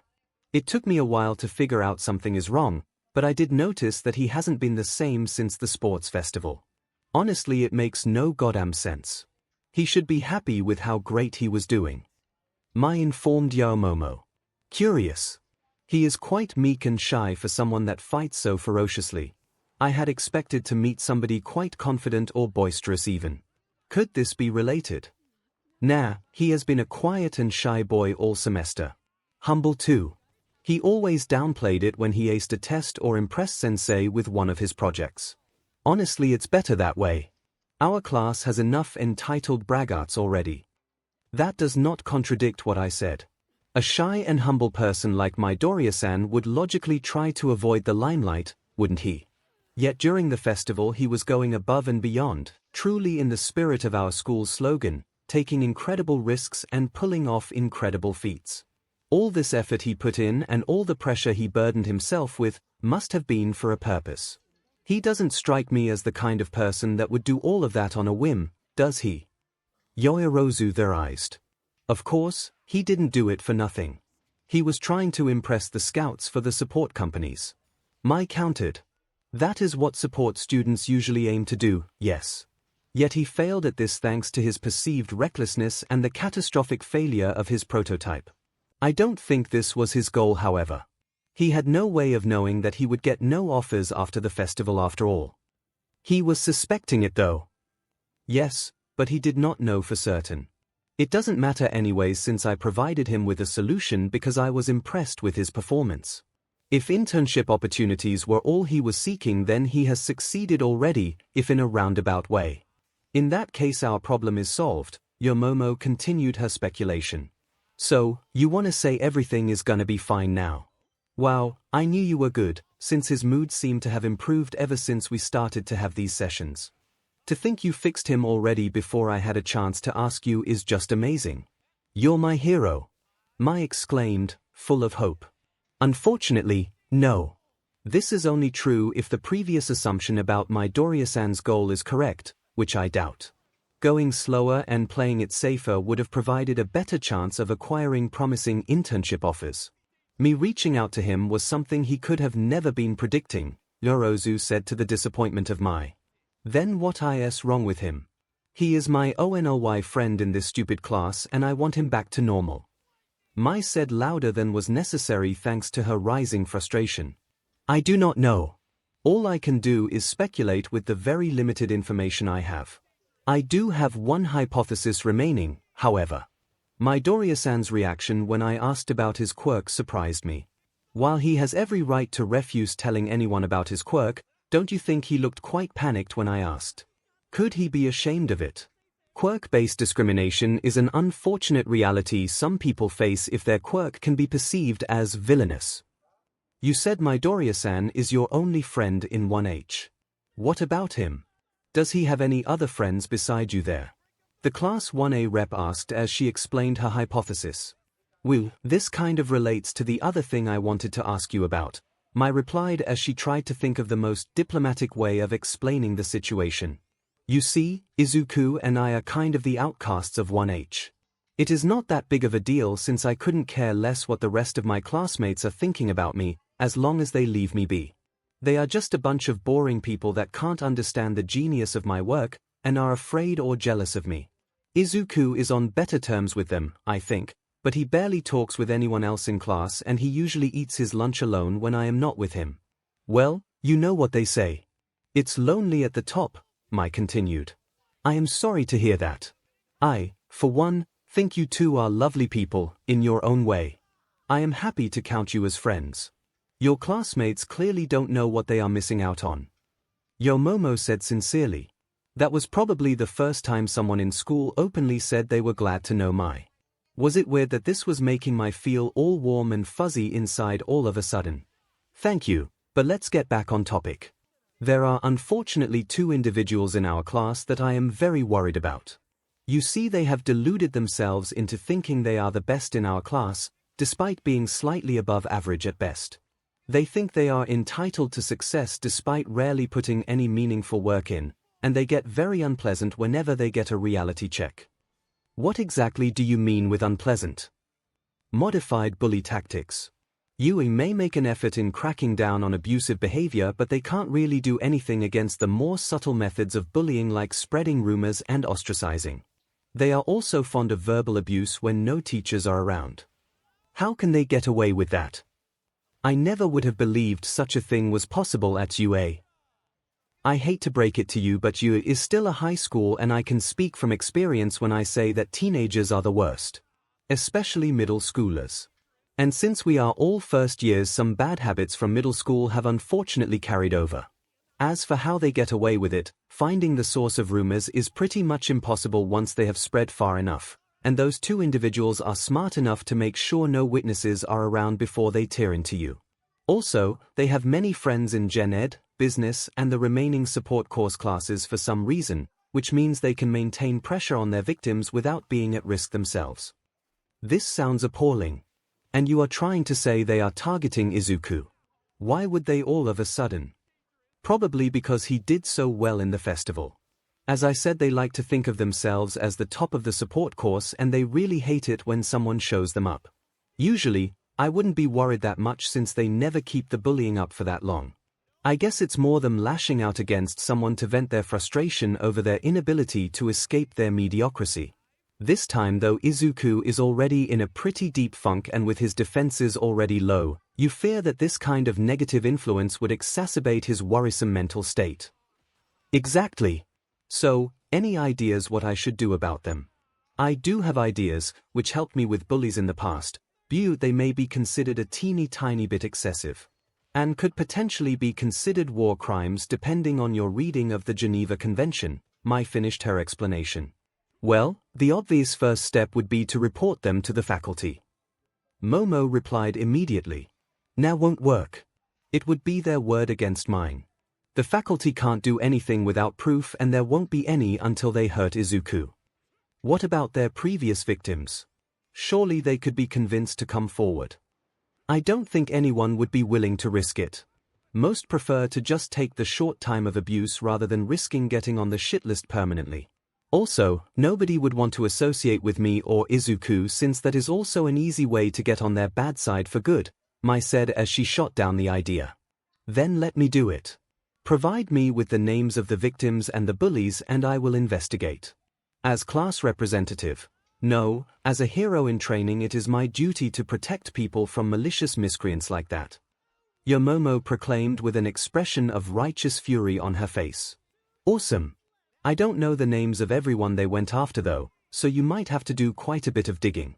Also, I don't exactly have the names of the bullies either, because I am afraid that they will enter my long-term memory if I have them in my conscious mind for too long, Mai answered.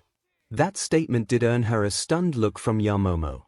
Though, don't look at me like that. I have a really good memory and I dislike those two that much that this might happen.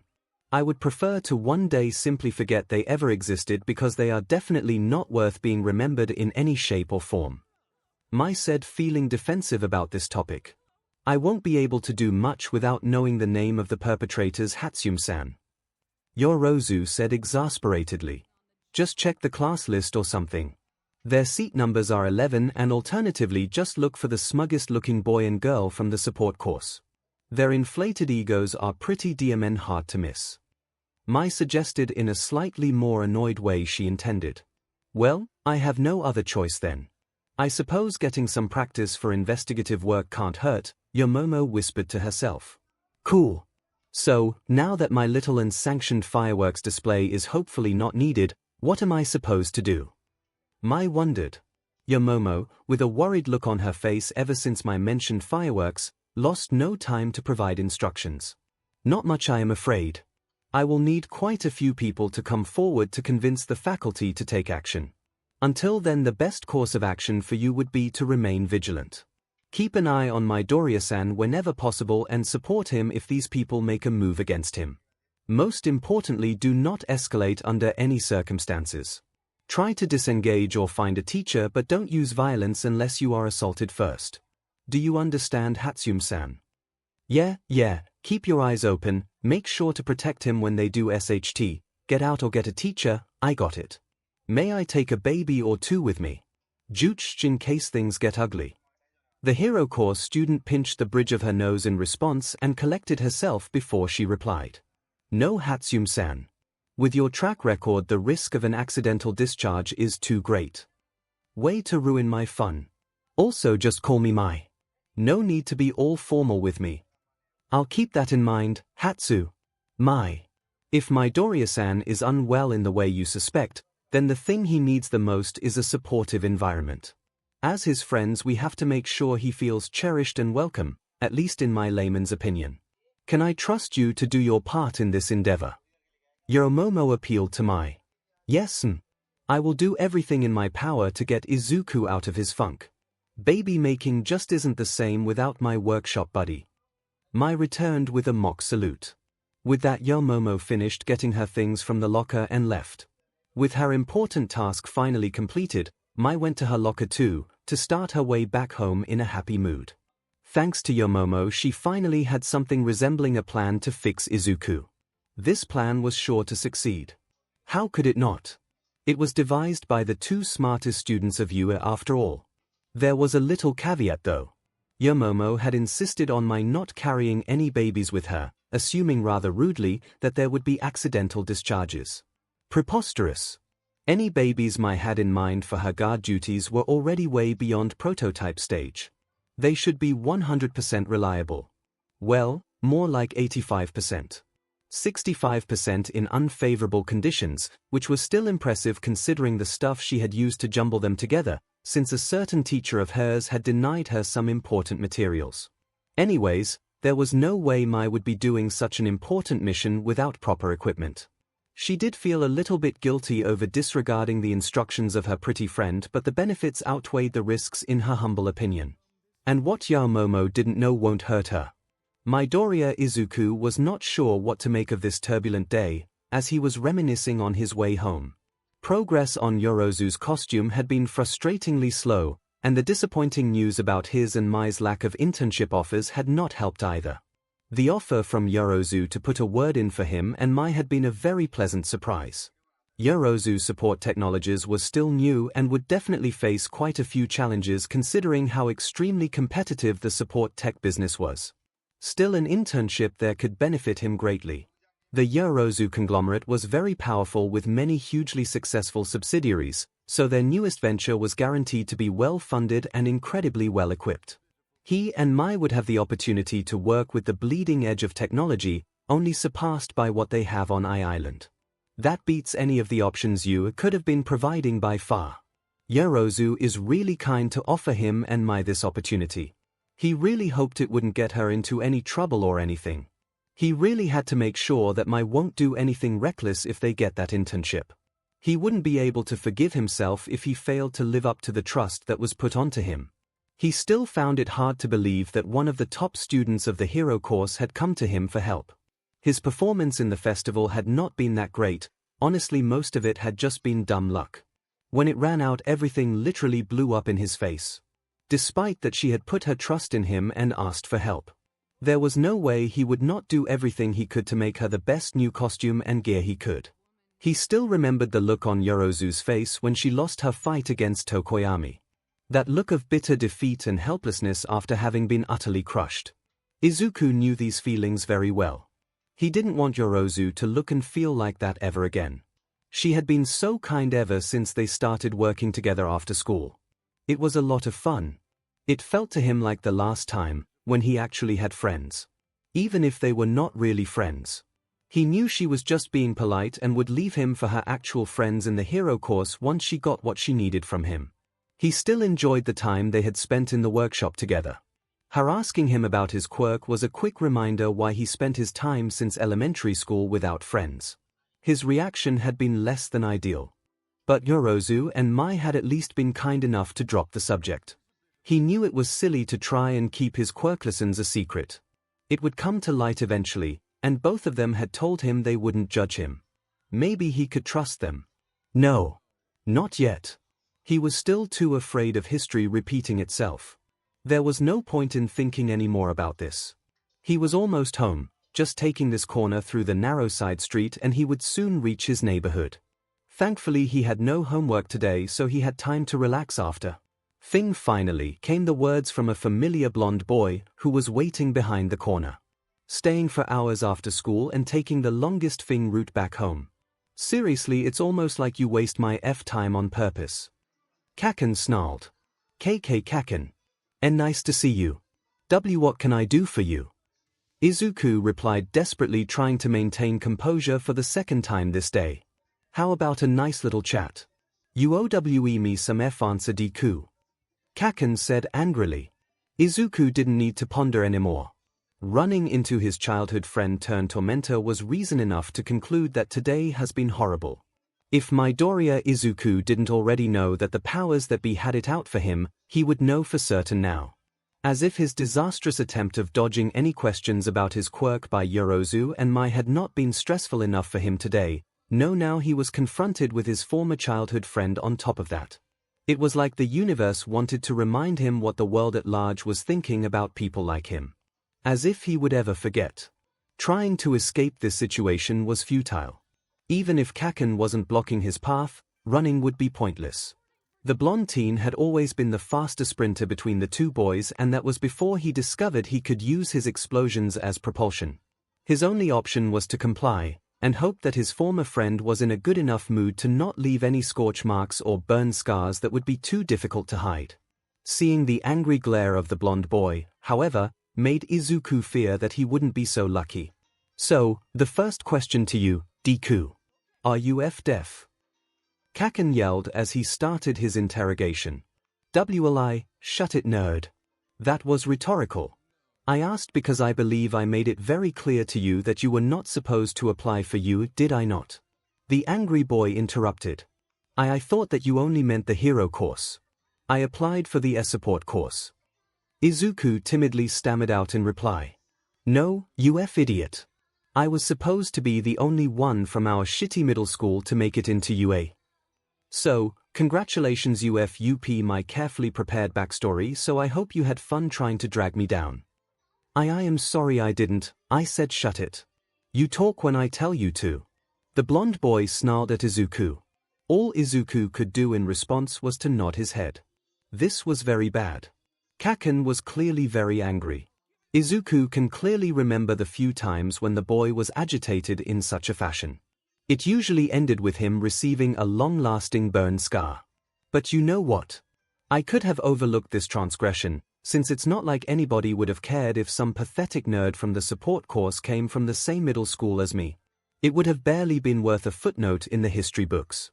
You might even be able to achieve the closest thing to relevance by building gear for people better than you, but you just couldn't help yourself, did you?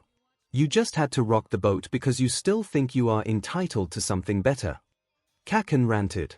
It seemed Izuku's confused look was not the answer the volatile hero student wanted. At least that was what he thought after Bakugo angrily grabbed him by the collar of his clothes and violently shoved him against the closest wall. Don't play coy with me but. You know what I meant. I don't know what you, do I have to spell out everything you idiot? The sports festival was supposed to be MY Day. The day where the world would witness the start of MY rise to greatness. I could have proved to everyone that I would be the next #1, but you just had to butt in and ruin everything. 𝐭𝐿𝐴 yelled, getting angrier with every word. I don't understand. You won. Of course, IF won. That was never in question from the very beginning. I could have easily achieved a flawless victory if it hadn't been for you sabotaging me. I didn't sabotage you. I was just competing like everyone else, competing. You. A useless piece of SHT like you has no place in ANY competition. You are nothing more than a stepping stone for better people. If it wasn't for your dirty little tricks and those toys you probably stole from somewhere, you would have landed in the dust where you belong. Izuku's vision was getting blurry from the tears forming in his eyes, thanks to the harsh words coming from the other boy.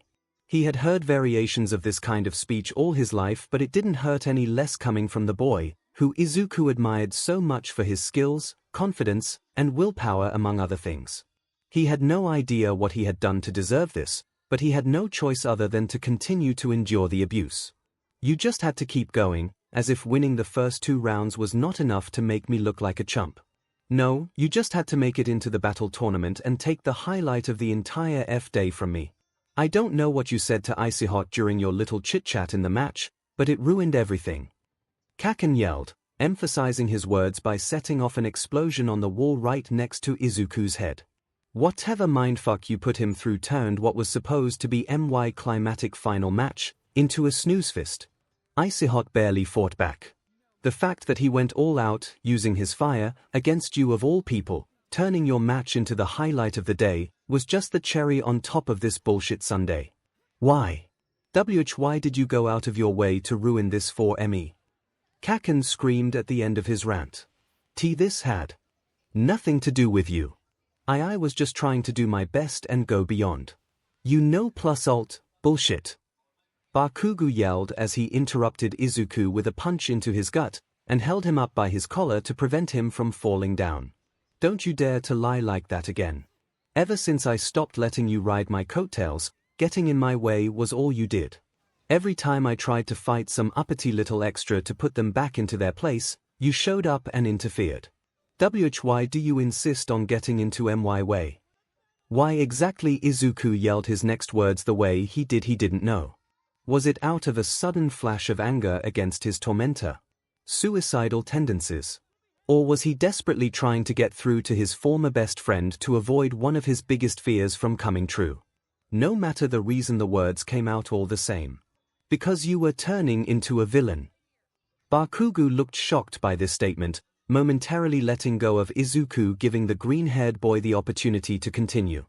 I understand why you didn't want to be friends anymore when I got my diagnosis, but when you started picking on others for having weaker quirks, I started to really worry. All Might always said a hero is supposed to protect the weak, not pick on them. Then you started talking about putting people in their place, calling them extras, who are only good to be crushed beneath your boots. Why you started to sound like a villain. A villain like Overlord Oni. Izuku was convinced Kaken knew what he meant. The blonde boy may have derided Izuku for his obsession with heroes, but when it came to All Might's fights, Kaken was probably the only person in the prefecture, if not all of Japan, that could match Izuku's knowledge in that regard. Of all the spectacular victories against villains All Might had achieved in his career, Overlord Oni was probably one of the hardest fought ones. The man who would later take on this now infamous villain moniker used to be little more than a simple dockworker with a mutation-type quirk, which was both a blessing and a curse. While it gifted him with strength beyond most dedicated strength enhancement quirks, it also made him look not unlike a very ugly red-skinned brute with horns. The constant harassment this man faced because of his beastly appearance eventually led him to be radicalized online by some quirk supremacist circles. The rampage he went on after deciding that he was done following the rules of flies, as he called ordinary people, had been terrifying. 4 pro heroes died trying to stop him, 7 more were maimed or critically injured before All Might finally chased him down. For the first time in the number 1 hero's career, his terrifying reputation among villains would come to haunt him. Overlord Oni's mutations were only the passive part of his quirk. The active part was triggered by the release of adrenaline. When he was cornered by the world's strongest hero and his fight-or-flight response kicked in.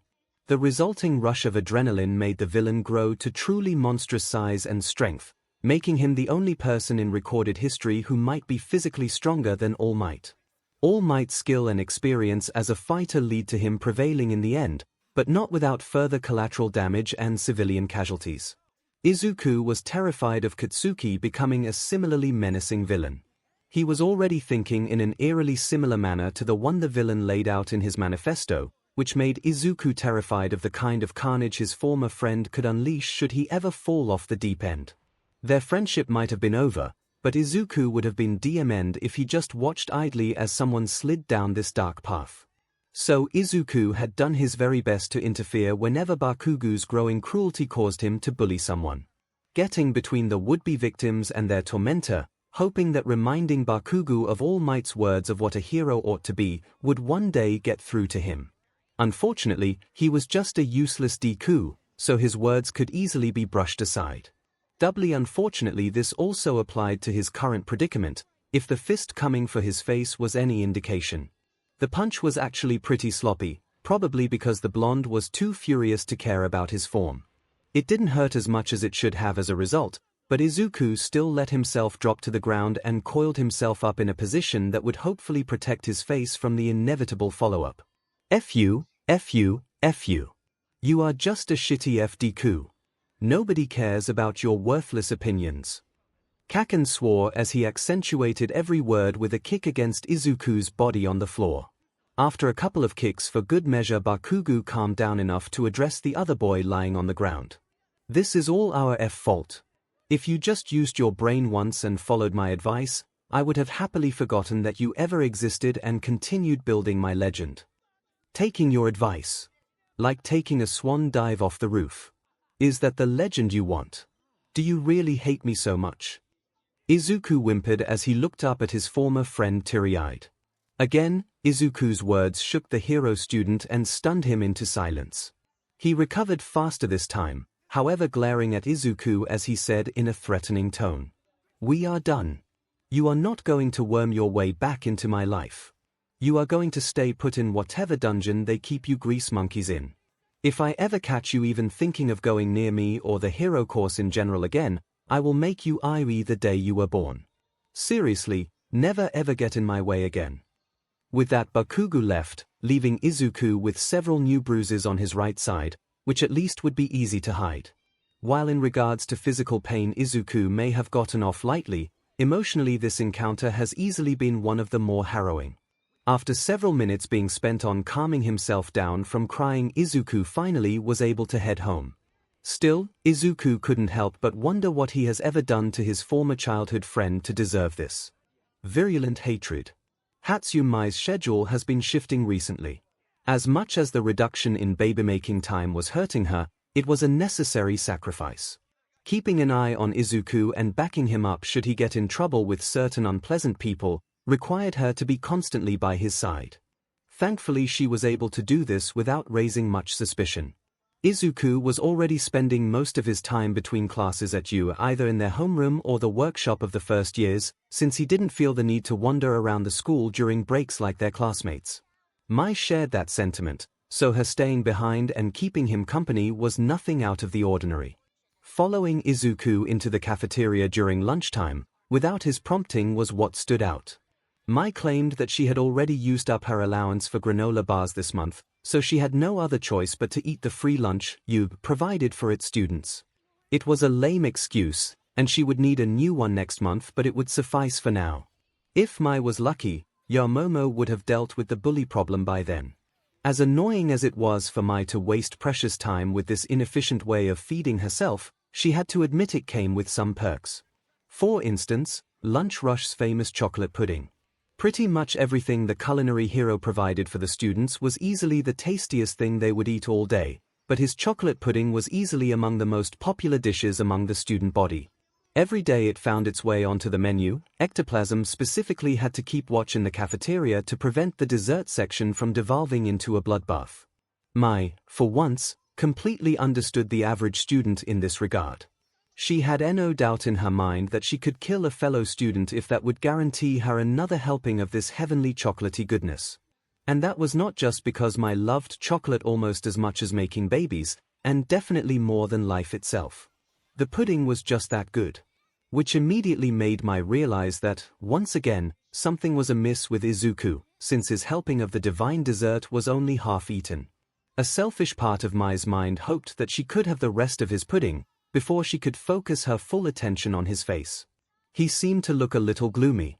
Nowhere near the lifeless thousand-yard stare she witnessed on the day they met Yaomomo for the first time, thankfully, but still gloomier than normal. At least so she thought. Honestly, trying to figure out someone's emotional state just by looking at his face and talking to him was still a huge challenge for Mai, even if she was improving like she believed. Food-based mood assessments, which were the only ones that she had shown any proficiency in, were unfortunately impractical since she couldn't employ them outside a lunchtime-based setting. She should ask Yaomomo for some advice in this regard, and while she was at it, she should also ask for some specific instructions on how to cheer up Izuku once she realized he was feeling down. She really should have asked about it yesterday when she had the chance, but she kinda forgot about it in all the excitement of the hero student's proclamation that she would work to take the bullies of 1H down. Now she was in the same position she was in when she first noticed Izuku being troubled. Great. It's not like she had a terrible track record when it came to cheering Izuku up on her own. Why must this be so hard? She was whipping up blueprints for ray guns whenever she was bored, damn it. Coming up with some topics for friendly small talk should be a cakewalk for her. Once again Mai decided that she should take the direct route and address the problem head-on, but this time maybe with a little bit of What was that word again? Oh yes. Restraint. You okay there, buddy? I am pretty sure I have never seen a bowl of Lunch Rush chocolate pudding left half-eaten for that long. Something on your mind? Mai asked, hoping she came off only mildly concerned instead of the full-blown worry she was actually experiencing. Something like that, yeah. Don't worry, it's nothing serious, he said, giving her a faint smile. If only she could believe that so easily. She needed to dig deeper. So, what is on your mind? Must be quite something if it can keep you from enjoying your dessert. I was, he let go of a deep sigh before continuing. Yorozu's costume. I still have no solution that is both practical and allows her to use her quirk relatively unhindered. She is putting so much trust into us and I don't want to disappoint her, Izuku answered. That was a very frustrating conundrum, Mai had to admit. There was no need to worry though. Yomomo was very understanding about this, and emphasized that it would be better if they took their time to make the best costume they possibly could. Mai was convinced they would solve any issues soon enough. At the latest, once summer came along and they had the opportunity to work with the most advanced tech money can buy during their internship, a breakthrough was guaranteed to occur. If Mai could keep Izuku's spirits from spiraling down again, which would be difficult if he kept telling such bold-faced lies to her. She knew that this was not what had been bothering him. She had seen his face when he was deep in thought about practical problems time and time again. The intense stare, the hand on his chin, and the already rapidly moving lips, all signs that one of his infamous mutterstorms was imminent, none of which had been there when Mai had looked at him. Mai would have preferred witnessing one of them over his current gloomy expression. Most people considered Izuku's mutterstorms annoying and distracting. To Mai they were fascinating. They were the first thing that had made Izuku stand out to her. Initially, she was going to dismiss him as just another boring, unimaginative person, who would never try to understand her passions and why she was doing things the way she was. A person that would simply label her as weird and avoid her.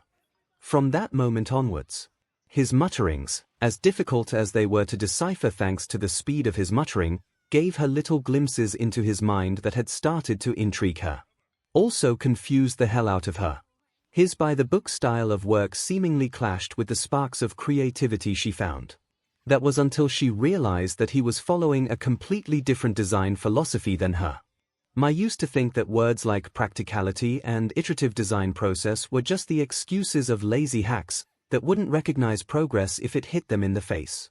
Izuku proved her wrong. Then they just clicked. Hatsune Mai, genius innovator, capable of producing concepts and ideas that could make the very laws of nature tremble in fear. Midoriya Izuku, MSTR iterator, whose capable eyes and sharp analytical mind could miss no flaws and improve anything to perfection. They fitted together better than the gears of a MSTR-crafted Swiss watch. Mai wasn't sure if the words existed to properly describe how it felt when they worked together on their equipment for the sports festival. All-nighters have never been this fun. Of all these fond memories, one stood out. Mai could still see it before her clearly, like it just happened a second ago. Izuku hunched over the workbench doing finishing touches on the first iteration of his gauntlets. The intense look in his eyes. The fire behind them. A fire so hot it would make a Fing blast furnace feel like a fridge in comparison.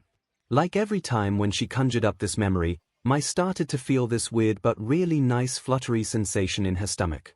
Probably just her remembering how excited she was over wanting to see his gear in action. Somehow, without her noticing, however, this flame had been snuffed out. It was such a goddamn shame. She wanted to know how this could have happened and fix it. She wanted Yomomo to have a chance to see and feel his fire. She wanted her workshop buddy back. She wanted the world to see how amazing he could be. But first of all, she needed to be a better friend. The kind of friend he deserves. The kind of friend that would have never allowed this to happen in the first place. Mai, returning from her memories, was looking at Izuku again, who had started to finish his dessert. With the unfamiliar fluttery sensation in her stomach remaining, Mai decided to do something a little riskier to raise Izuku's mood. Using the fact that she was sitting next to him, she leaned her head onto his shoulder and pulled him into a tight side hug, relishing the feeling of his firm and solid body against her, her heart rate spiking in response. Mai, what are you doing? You worry too much, you big dork. We are going to solve everything and you know why. Because we are the best. Yomomo thinks so, Power Loader Sensei thinks so, and the principal too. Don't you think it's high time for you to finally accept that? Mai said while flashing him a brilliant smile. Izuku for his part didn't respond verbally.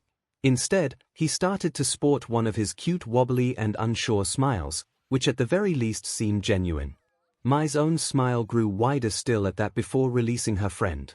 Solutions for everything would be found. For Yomomo's costume and gear, together with Izuku. For whatever was making Izuku hurt, together with Yomomo. She would light those fires inside him again. Together they would make the cutest and most amazing babies the world has ever seen and help Yomomo become the greatest hero she could be. No force in the universe would convince her otherwise. Yorozu Momo being nervous while walking to her father's office was unusual. Momo didn't get to see her parents as often as she'd like, thanks to their extremely busy schedules. The Yorozu conglomerate's countless holdings never slept, therefore requiring new direction and orders on a near-constant basis. The young heiress didn't resent her parents for this. She learned early in her life that the livelihood of countless people was dependent on her parents' leadership. Them being able to focus more of their attention on their businesses would guarantee their continued success and therefore secure the future of their employees and their families. Having to spend part of her childhood feeling lonely had been a small price to pay for that because Momo still knew that her parents loved her. Every single second they could get away with they spent showering her with their love and support stood testament to that. Especially after her quirk manifested and she found her calling in heroics. No effort had been spared to support her in her dream, even if her mother had her reservations about Momo's career choice, mostly motivated by her worries for her daughter's safety. They proved that she could always count on them to listen to her and support her choices even if they didn't always fully agree. Still, Momo couldn't help but feel a little nervous over what she was about to do. Asking her father to send job offers to her friends is not something she has ever done before. Was she crossing a line here? Father had always been more willing to indulge Momo's whims, but she had no idea if that would extend to her meddling with his business affairs. Could it be that she had promised her friends too much? Letting out a heavy sigh, Momo looked up at the door of her father's study. She needed to put her worries aside and focus on the task ahead of her. Her parents would always hear her out, so she would have the opportunity to make the case for her friends. She knew for a fact that Midoriya-san and Hatsume-san would be excellent candidates for internships at her family's new support company. The sports festival should offer plenty of evidence of that and her vouching for them should provide enough points in their favor. Having put herself in the right mindset, she knocked on the door and entered shortly afterwards. Momo. I'm sorry dear, I am a bit busy at the moment. Is there anything you need from me? Her father inquired after looking up from the pile of documents on his desk and seeing her. In fact, I do. I was wondering how your efforts with your new support company are going. Well, I don't think I have to tell you how stressful the last few weeks have been, but I am happy to report that all these meetings I had are starting to pay off. Just today we got our first few exclusive contracts with a few hero agencies and you won't believe who I was able to get on board. Don't tell me you got someone from the top 10. That would be incredible. Top 10. Try the top 3. I got a call from Hawk's agent an hour ago. That made Momo gasp in surprise. Yorozu Support Technologies had just started operations this year and big names like Hawk's were already signing on.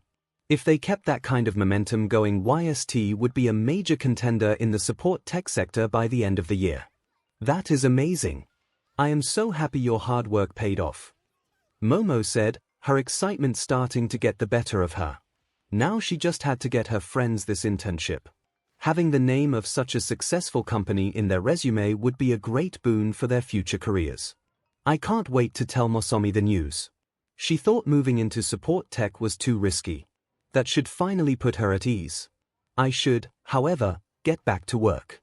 All this paperwork is not going to be dealt with by itself, unfortunately, her father remarked while gesturing to the countless documents cluttering his desk. I fully understand, but there is still something I need to ask you. Could you possibly make space for 2 more interns this summer? I know 2 very capable support course students at UA who for unfathomable reasons received no noteworthy internship offers. You were complaining about the difficulties of finding new talent, and while it may be 3 years until they can be full-time employees, I am convinced they will be a great addition for YST. Momo explained to her father. That earned her a raised eyebrow from her father, and he wasted no time in inquiring. You want me to offer jobs to your friends? That is quite unusual for you, Momo. I didn't know you had friends in the support course. Who are they? I didn't have the opportunity to tell you yet, but for the last few weeks, I have been meeting 2 students from the support course on a regular basis.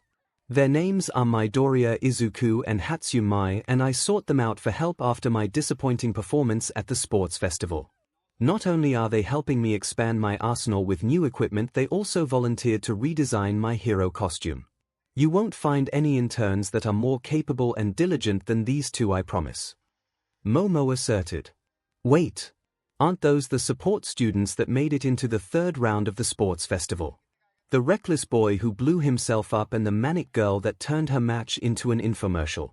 I am not sure I am comfortable with having people like that work in our brand new facilities. Mr. Yorozu voiced his concerns.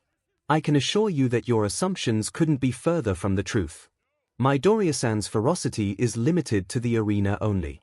When I met him in school, he was nothing but kind, considerate, and dedicated to his work.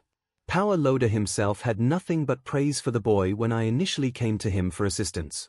His performance in the arena was likely just informed by his longing to prove himself. Momo insisted in defense of her friend. What about the Hatsune girl then? I hope you take no offense, but she came off as quite unhinged. Her match against that Ida boy was especially egregious. If I didn't know better, I would think it was staged. There is also no way a high schooler could possibly build that many support items. Her father continued. I am afraid you are wrong on this count again, father. While I admit her behavior is unorthodox, she is not crazy. She is one of the most driven and passionate persons I have ever met, and she merely lost herself in the moment when she finally had a chance to show off the fruits of her LBR. The numerous fruits of her LBR. What she showed off at the festival was merely the tip of the iceberg.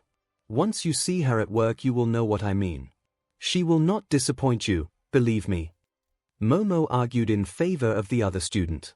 Her father did not retort after that. He was sitting in his chair contemplating. Momo hoped that vouching for her friends so passionately would be enough to convince him.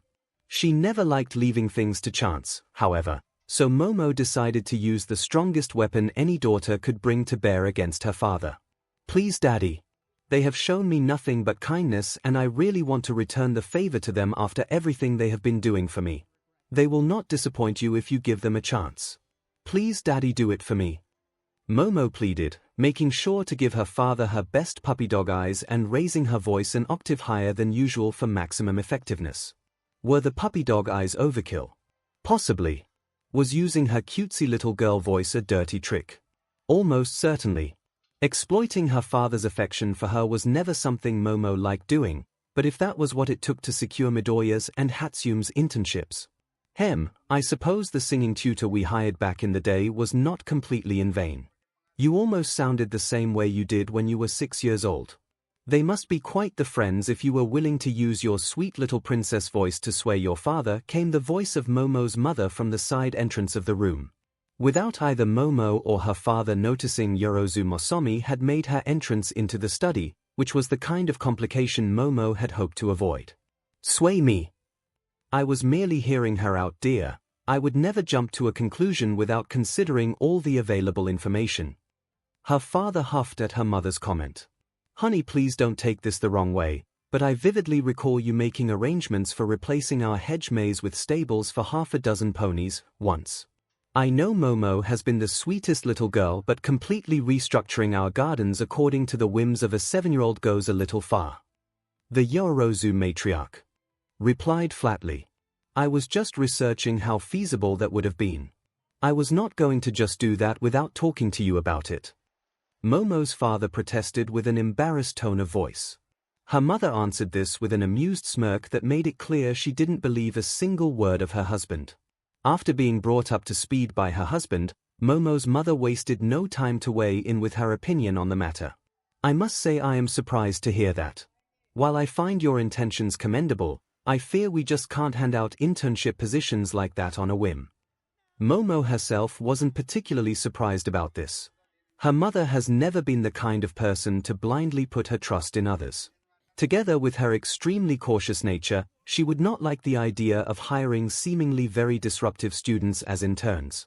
Momo was not willing to give up just yet, however. This is not a simple whim on my part, mother. Neither am I advocating for them solely out of my longing to repay their favors. Midoriya-san and Hatsune-san are both exceptionally talented students, easily top of their class if not the very best of the support department's first years. You always told me of the importance of identifying and binding capable subordinates to you. I am convinced Midoriya and Hatsune will have a great impact on the industry in the future. I want to make sure they would do so to our benefit, Momo affirmed. You must really want them to get this job, don't you? Don't you find it a little bit suspicious how these two have been treating you? Couldn't what you have been advocating for be what they were after from the beginning? Mother, it was me who approached them in the first place. Yes, and they have done nothing but cater to your every longing since then, haven't they? Capable or not, can you really be sure that they have not been currying your favor in hope of a reward like this the whole time? This is preposterous. They are not trying to extract favors from me. They didn't even know I had the means to do so until I brought it up with them. Momo, a 5-minute internet search is all it takes to find out who you are, who we are, and to get a fairly accurate estimate of our combined net value. Please don't take this the wrong way, my dear, but your biased view on them is not a good basis to make a proper decision. This was exactly why Momo had tried to catch her father alone. She loved and admired her mother, but whenever her borderline paranoid tendencies reared their ugly head, talking to her became almost impossible. Momo wasn't a little child anymore. She was very well able to identify people with deceitful intentions like the ones her mother had the goal of prescribing on her friends. If I may have your attention for a moment, I might be able to propose a solution. Her father weighed in before the argument could get any more heated. Since the final decision in this matter is supposed to be with Emi, I would like to have a little interview with them. It would give me the opportunity to properly assess them without any bias, and for them it could be a great learning experience. After all, they will eventually have to get used to job interviews once they join the workforce, he continued. That sounded like a reasonable compromise to Momo.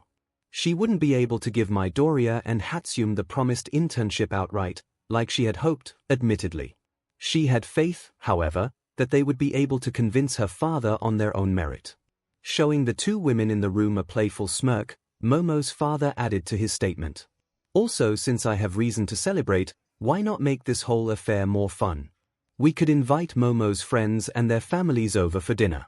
I get to have my interview, you get to sate your curiosity about them by meeting their parents, my dear, and Momo can have a nice relaxing evening with her new friends before the end of term exams start eating up her whole free time.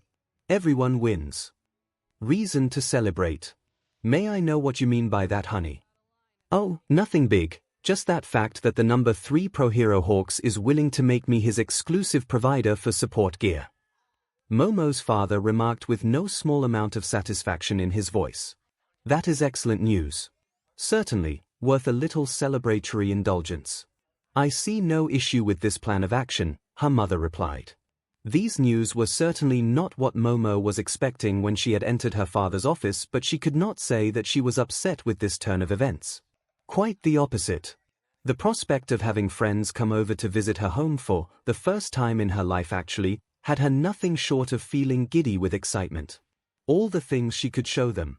The gardens, the libraries, the grand ballroom, her training room, her actual room. They could watch a movie in the projector room.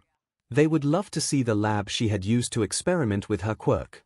She had to show them Mother's atelier. A talented artist like Midoriya-san would surely appreciate it. Could they play instruments? If so, they could play something together in the music room, even if Momo's piano skills were only average at best. Without noticing, Momo had raised her hands to the height of her chin, closed and with her fingers to her palms. The air of refined grace she usually projected, like the proper lady she was raised to be, was gone without a trace, replaced by the boundless joy and enthusiasm more commonly seen on much younger girls, whose cutesy voice she had emulated just minutes earlier. Overwhelmed with excitement and happiness, Momo turned to her parents with the brightest smile she could muster. This is a marvelous idea. I shall contact them immediately and find an agreeable date for the event. You will not regret this. They are wonderful people and they will not disappoint you, I promise. With this, Momo left the office of her father, more hopping and bouncing ecstatically than walking, back into her own room to spread the wonderful news. Momo would be able to keep her promise and have her friends over for an entire evening of fun. She could hardly wait. To say that Midoriya Izuku got nervous easily would be quite the understatement. Whether this was a result of his eventful school life up until now or just him strongly taking after his mother, he didn't know. Either way, Izuku was spending the Friday afternoon a lot more nervous than usual, and how could he not? Yorozu had informed him that her parents had insisted on having a job interview before they hired him and Mai as interns, and that they also wanted to use the opportunity to meet their families over dinner. The prospect of having an interview and then dinner with two of the wealthiest people in Japan was no small deal. Izuku had researched the Yorozus a bit, and the results did little to help his growing anxiety.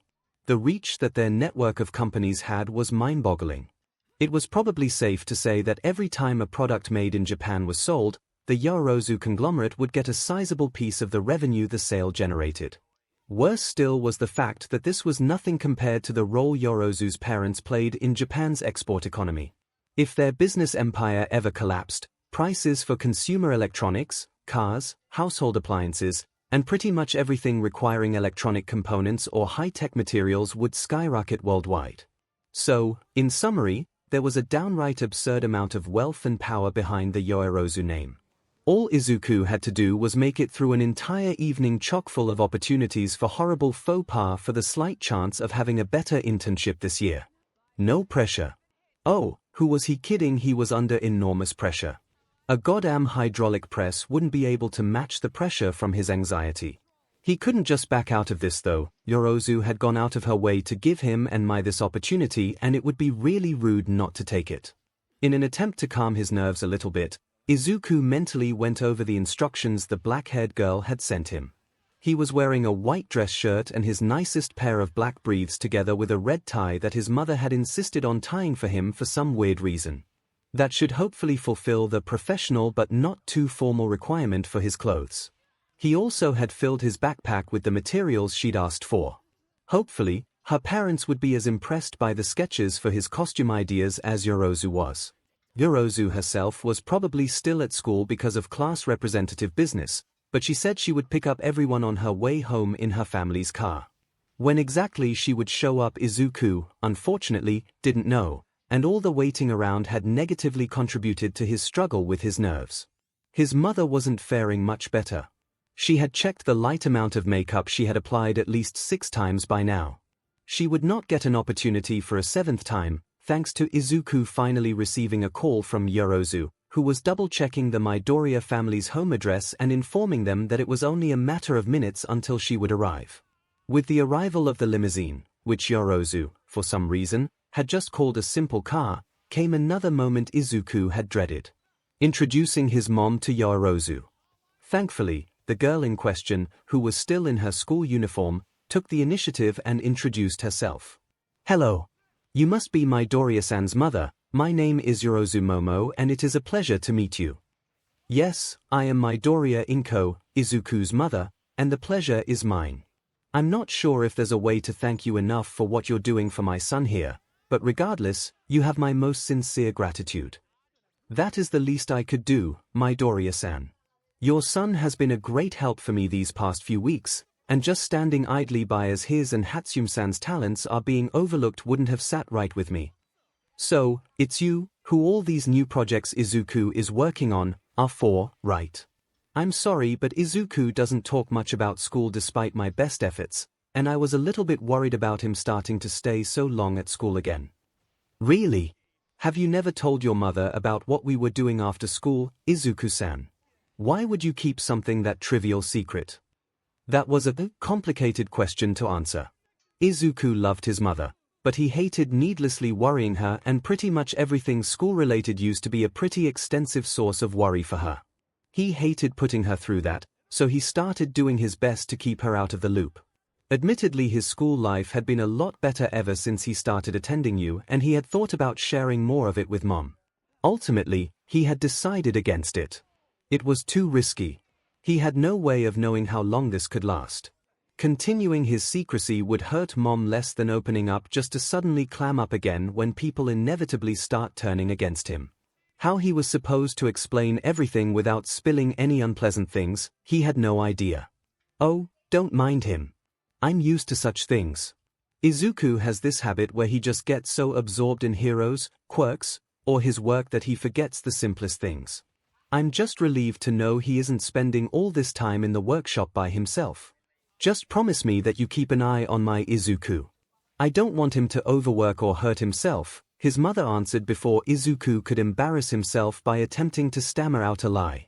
Yorozu, for her part, giggled at that with a hand held before her mouth and said, "I'll do my best, you have my word."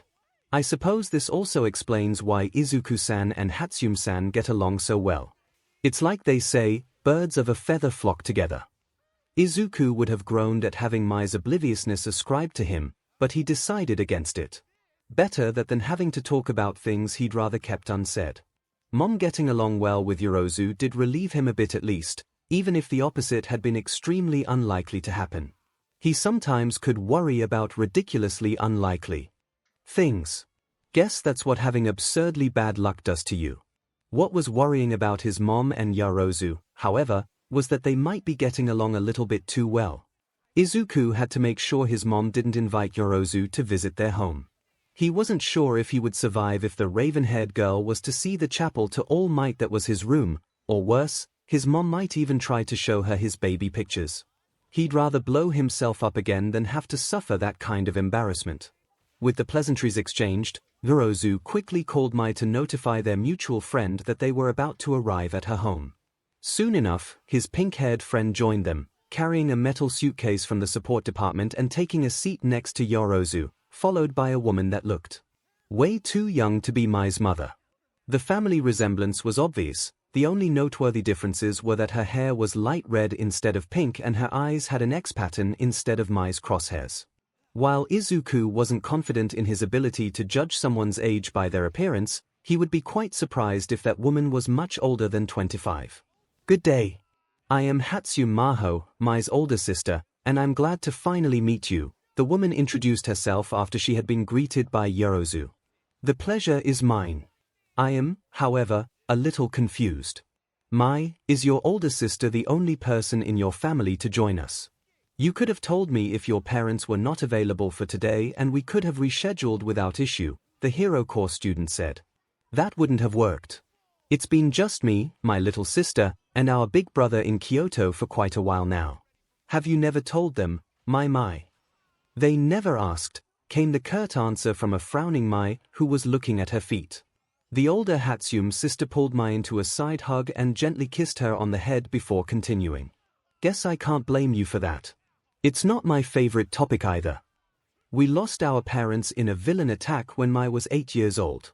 I've been taking care of her ever since. That isn't going to be an issue at this little dinner party, is it?" the older Hatsume asked. "Oh, of course not. My mother extended the invitation to the families of my friends, which would have included you regardless. I am deeply sorry for prying. If I had known this was a sensitive subject, then I would not have brought it up," the young heiress clarified.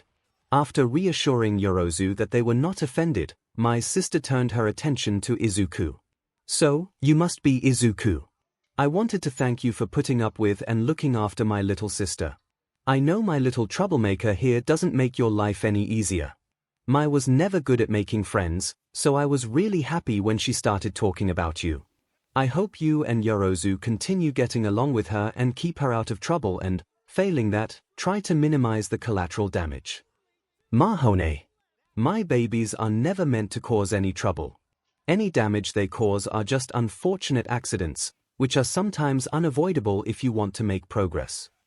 "Are you sure all of them are unavoidable?" "I am pretty sure they have safety rules in the support department to minimize any risk for accidents. Knowing you, I'd bet you ignore at least half of them. Remind me to send your teacher a gift basket once you graduate. It's the least I can do after what you're putting them through." Mai's sister snarked. Mai's only response was to turn away from her sister with a pout. This, thankfully, dispelled the heavy air that the revelation regarding Mai's parents had created. The rest of the drive remained rather uneventful, with just some small talk being exchanged between the passengers until the outskirts of the Yorozu estate were finally reached. which honestly didn't mean much since it took the limousine another couple of minutes to reach the front gate and deliver everyone to the entrance of the manor, because of the sheer vastness of the estate. As they walked into the manor, his mother gave Izuku a look as if to ask how rich the Yorozas really were.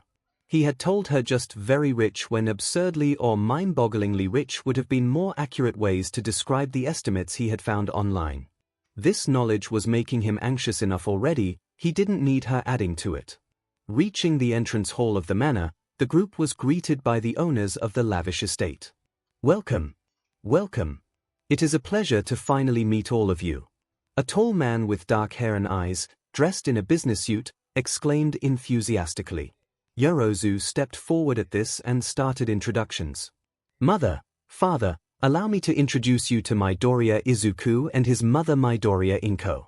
Likewise, these two are Hatsume Mai and her older sister Hatsume Maho."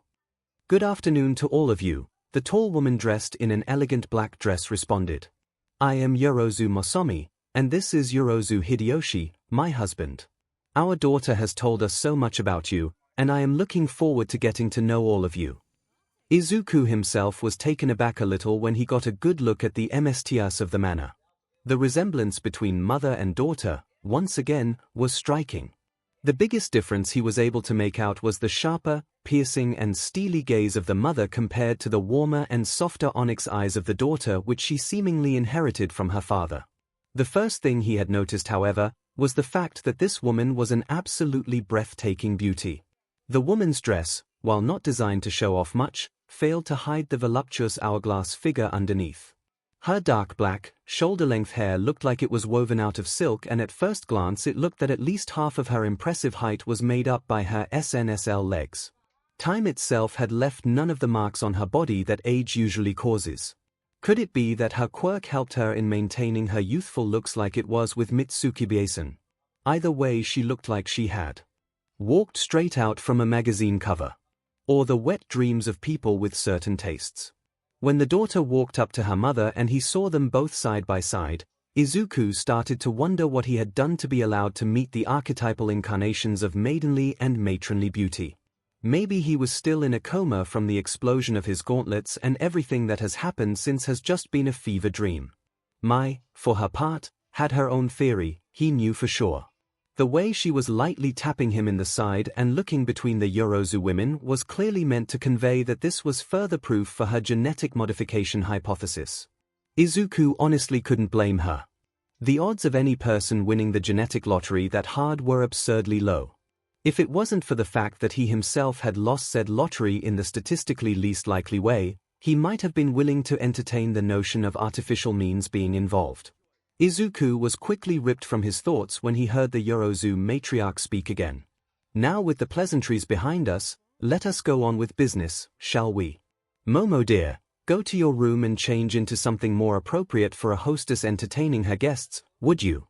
If the adults would please follow me into the salon, we have plenty of refreshments for you ready there while we wait for dinner. The hopeful applicants shall follow Hideyoshi to his office so he can conduct the interviews. Once you are done, we can go on with dinner and enjoy the rest of the evening." Izuku gulped nervously as he walked up to Yorozu's father. This was it. No backing out now. Mai and Yorozu both believed he could do this. He couldn't let them down. Midoriya Inko loved her son, like any good mother should.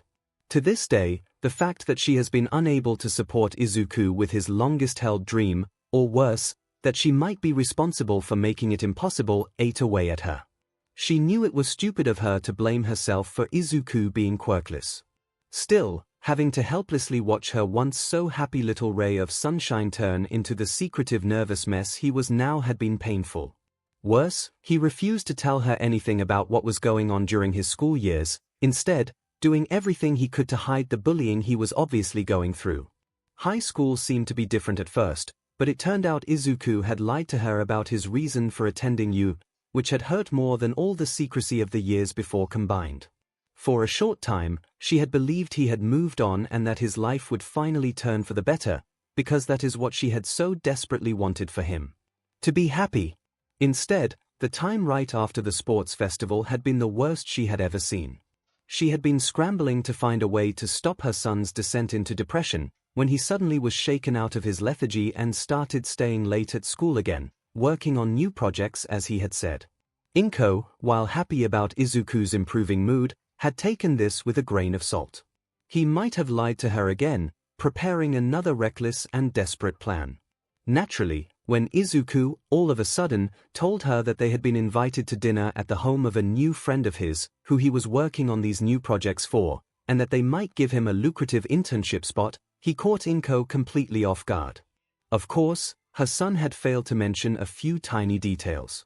For instance, the fact that this new friend of his was one of the nicest and prettiest girls 𝐒𝐭 had ever met.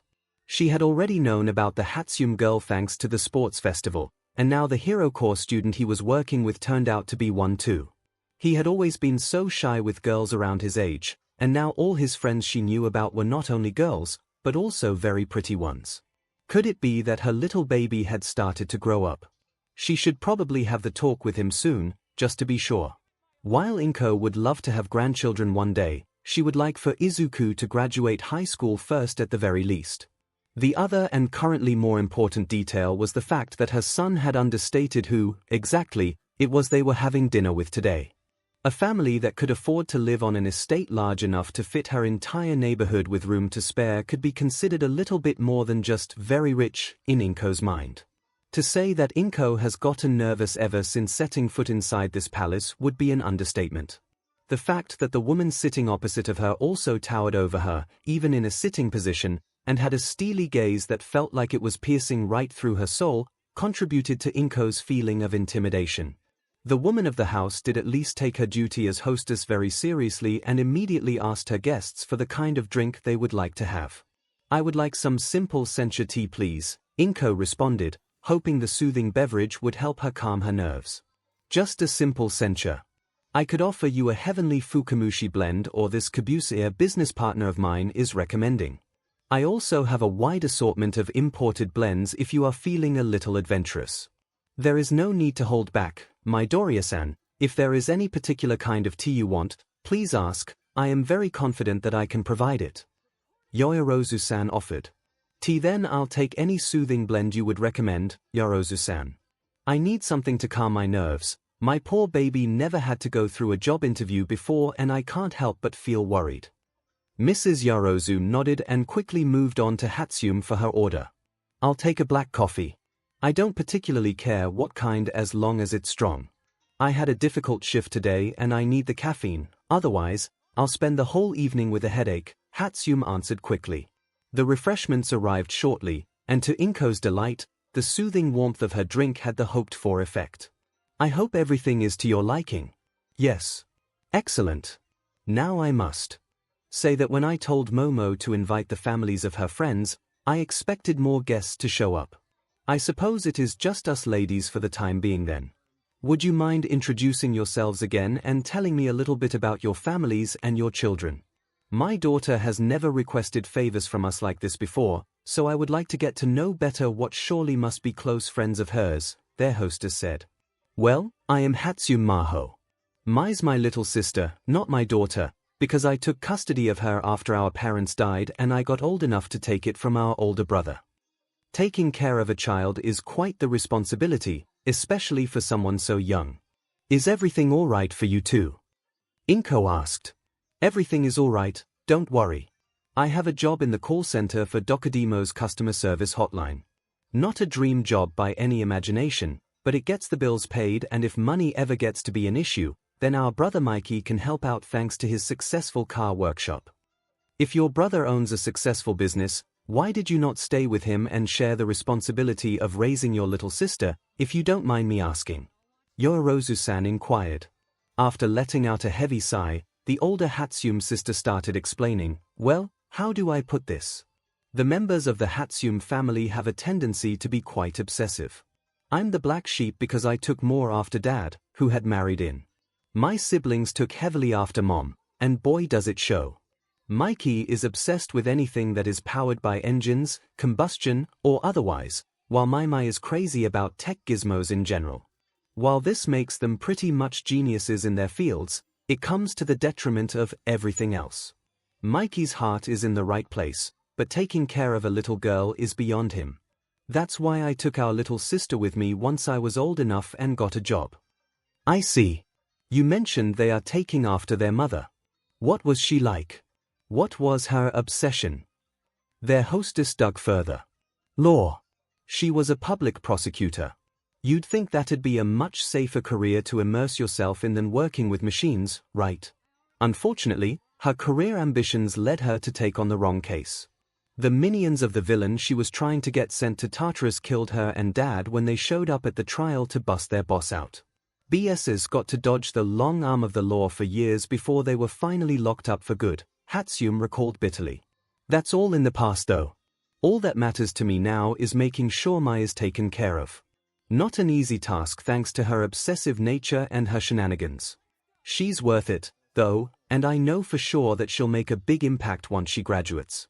If she only realizes a quarter of the inventions she'll come up with in her lifetime, then villains are going to be in for a very rough time, the young woman proudly asserted with a confident smile. What a touching sentiment. If your sister is only half as impressive as you make her out to be, then I am confident that my husband will give her the opportunity to learn and grow. I would also recommend keeping your eyes peeled for a job opening in one of our companies. Many of my subordinates can't stop complaining about the lack of experienced customer service personnel. With all due respect, I said we're doing fine. I do not need a job offer out of pity. Please don't misunderstand me, Hatsum-san, all I was offering was advice. There is a need for people with your experience in a few of our subsidiaries, and I can assure you they offer better pay and career opportunities than this 𝐒𝐿 phone service provider. It wouldn't be the first time I poached talent from another company.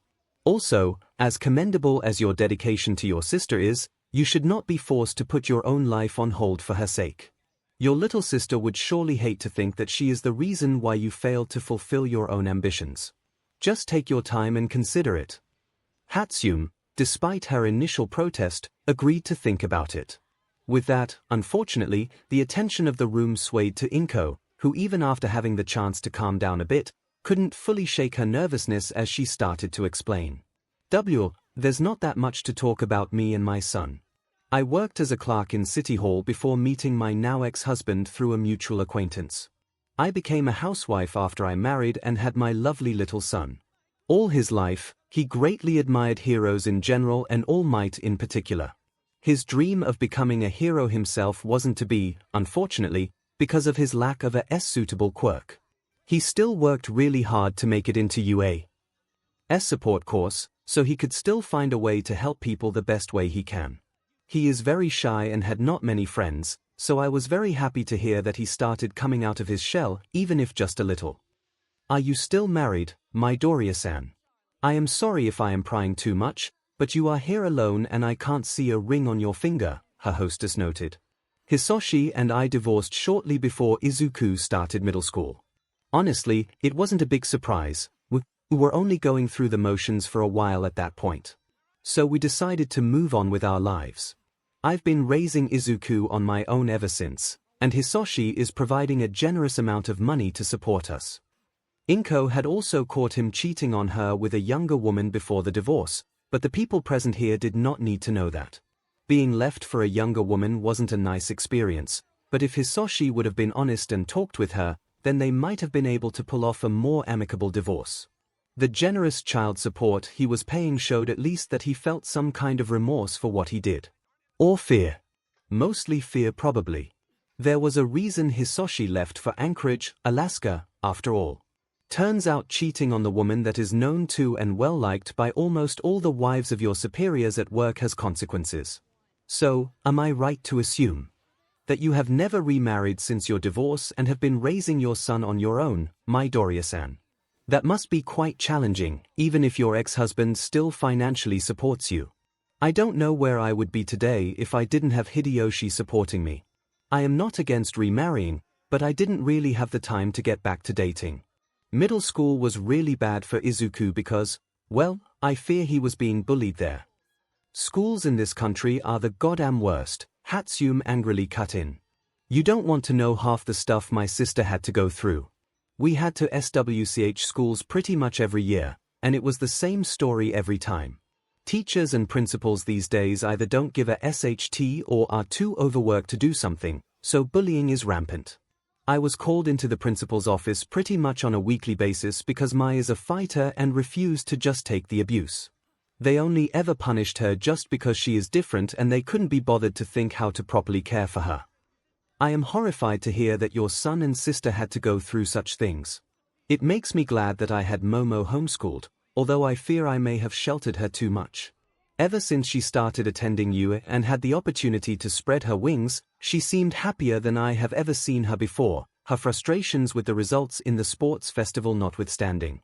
I was always afraid about the kind of people that would try to associate with her, since our wealth tends to attract the worst kind of attention. I don't want Momo to be used by people who are intending to just ride her coattails. So far, UA has proven to be a beneficial experience for my daughter, and I dearly hope the same is true for Izuku and Mai. With this, their conversation continued on to more light-hearted topics.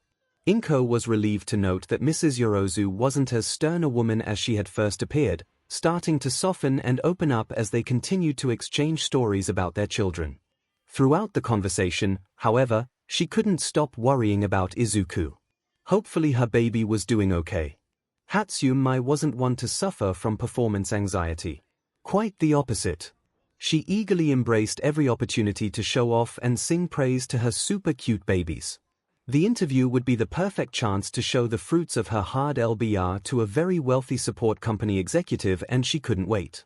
Her only regret was the fact that she was able to only gather a small number of her babies with her.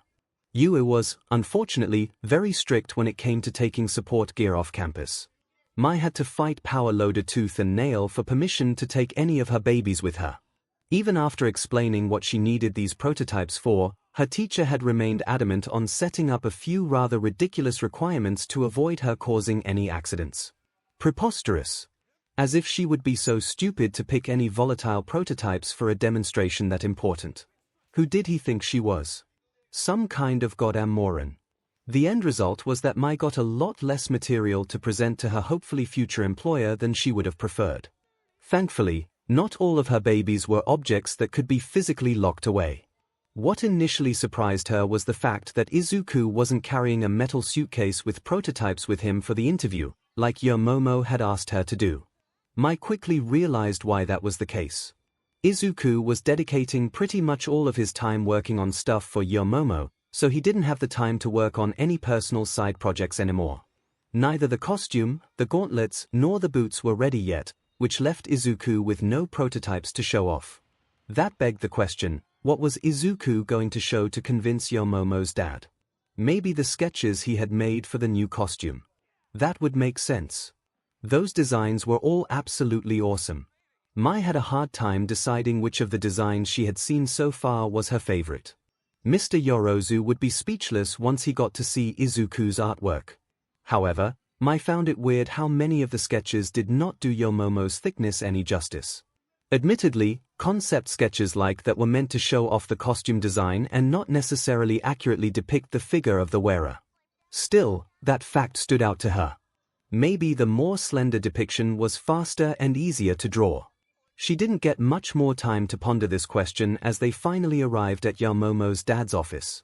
Seriously, how long had they been walking? They'd passed dozens of doors on their way here.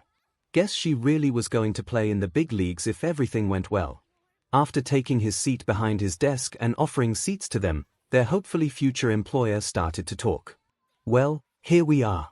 How about we go straight down to business? Tell me a little about yourselves. Why should I hire you as an intern, and what do you hope to accomplish at Yorozu Support Technologies? Oh, that's easy. Mai started off. I want to work with bleeding-edge technology.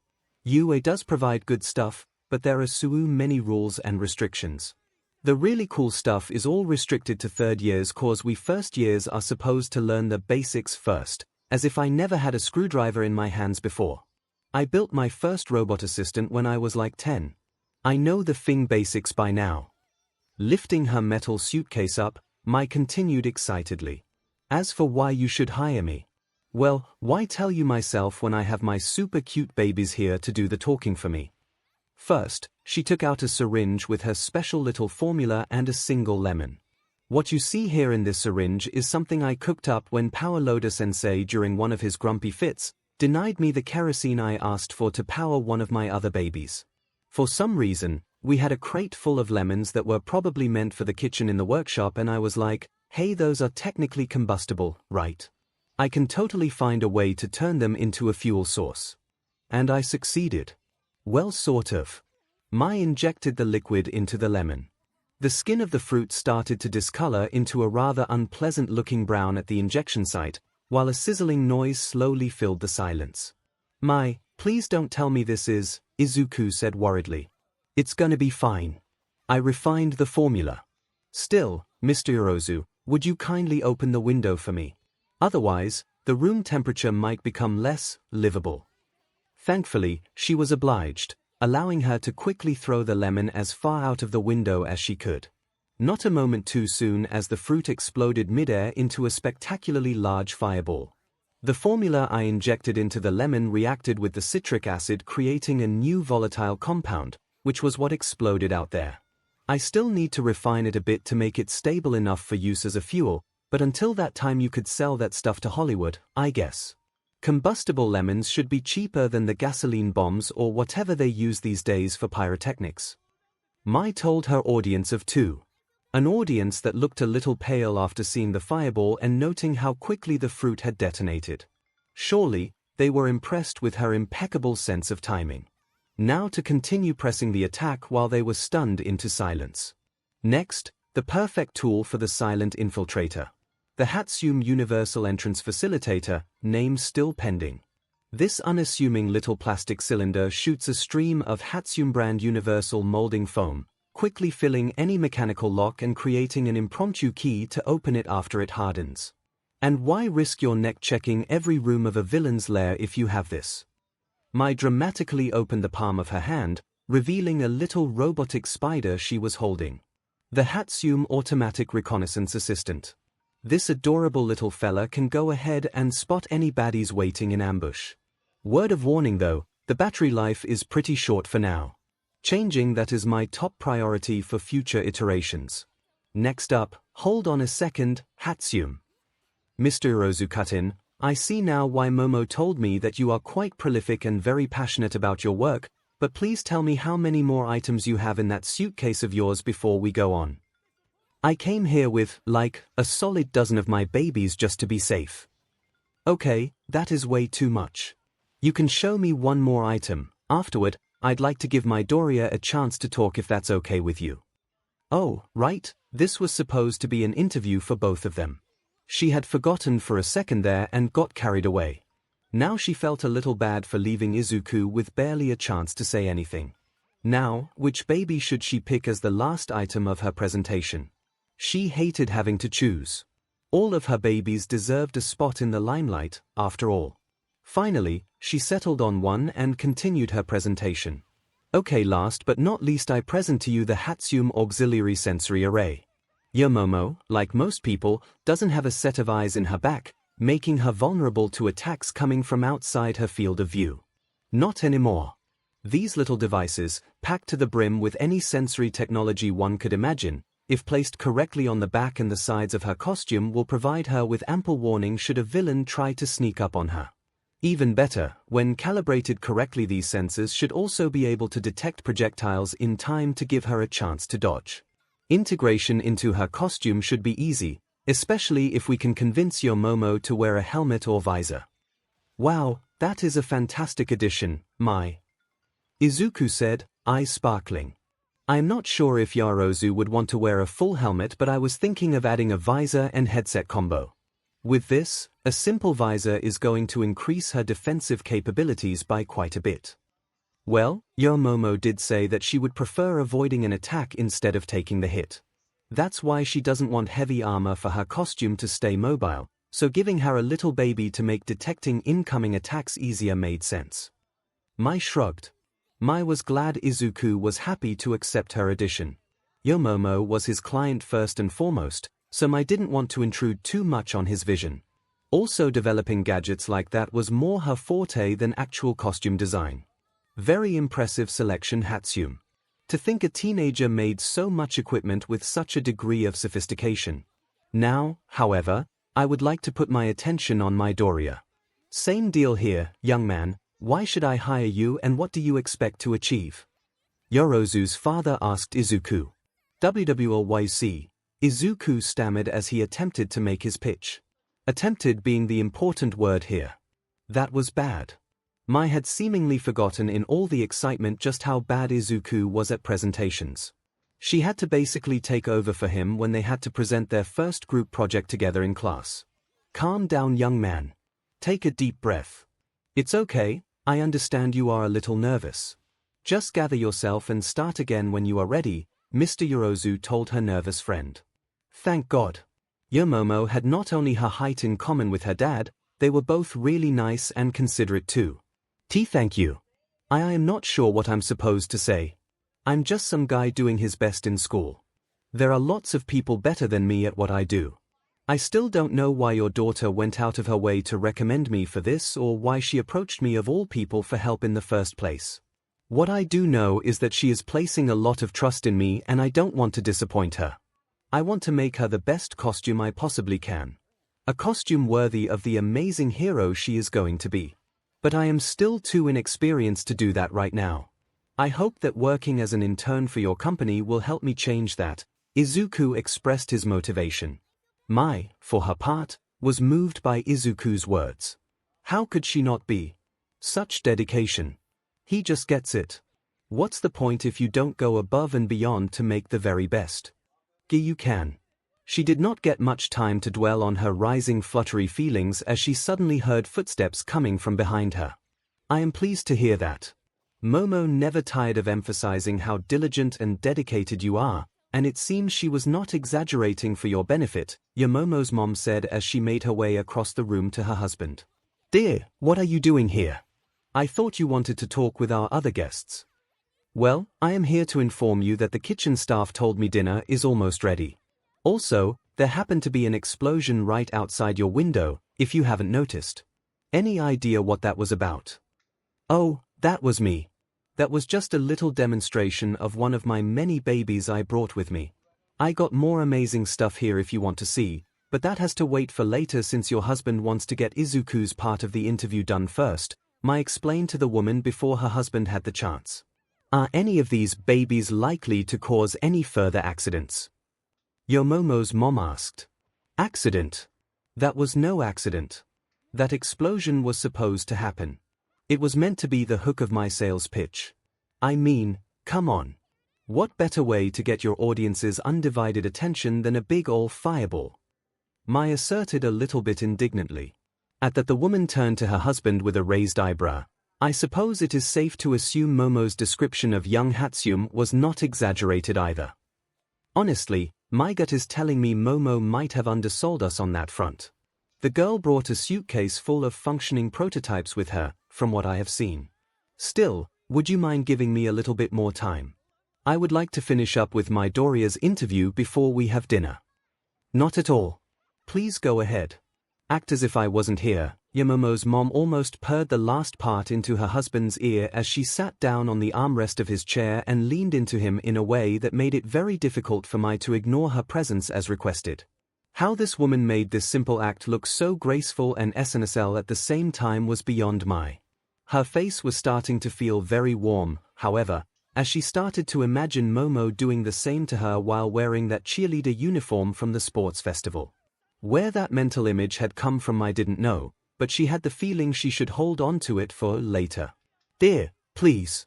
We are almost done here, Momo's dad pleaded with his wife, a deep blush clearly visible on his face. Mrs. Yorozu stood up at his request, wearing a mischievous smirk but made no move to leave, clearly intending to stay and witness the rest of the interview. So, back on track. Since you are designing Momo's new costume, I hope you don't mind telling me what your ideas for it are. It's not the kind of task you would usually hand to inexperienced first years, so I am very curious to see for myself why Momo chose you over a professional design company, Mr. Yorozu stated after he had regained his composure. I don't really have that much yet, we're still at the beginning of the design process. I do have a few sketches with possible concepts with me.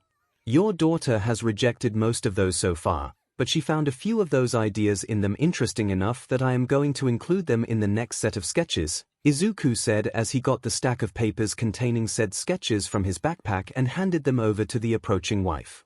The 𝐂𝐬𝐳 wasted no time in spreading out the papers on the desk and examining them. Mai could finally relax seeing this.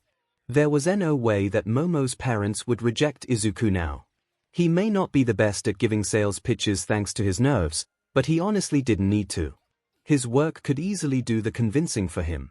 The stunned expressions of their future employers made it clear that they had it in the bag now.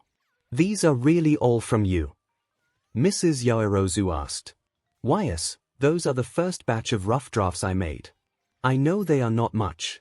I tried to capture a wide variety of different styles and now, with the input of your daughter, I should hopefully be able to produce something more concrete. Ha! Rough drafts, he calls them. Momo's dad remarked amusedly. Midoriya, while I must admit that I am very much a layman in this field, these sketches look very professionally done to me. I must say I am quite impressed with what I am seeing here, even if your anatomy might need a little bit of work in a few places, Momo's mom said. Izuku himself looked stunned after getting such praise.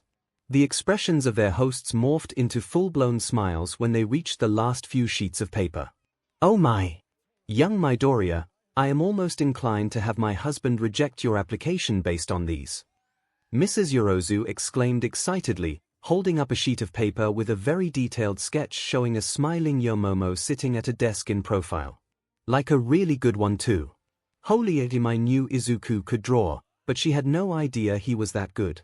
Mai quickly stood up to get a look at the other papers and yep, like she expected, they all had amazingly lifelike sketches of their mutual friend doing mundane things he likely saw her do during their workshop sessions.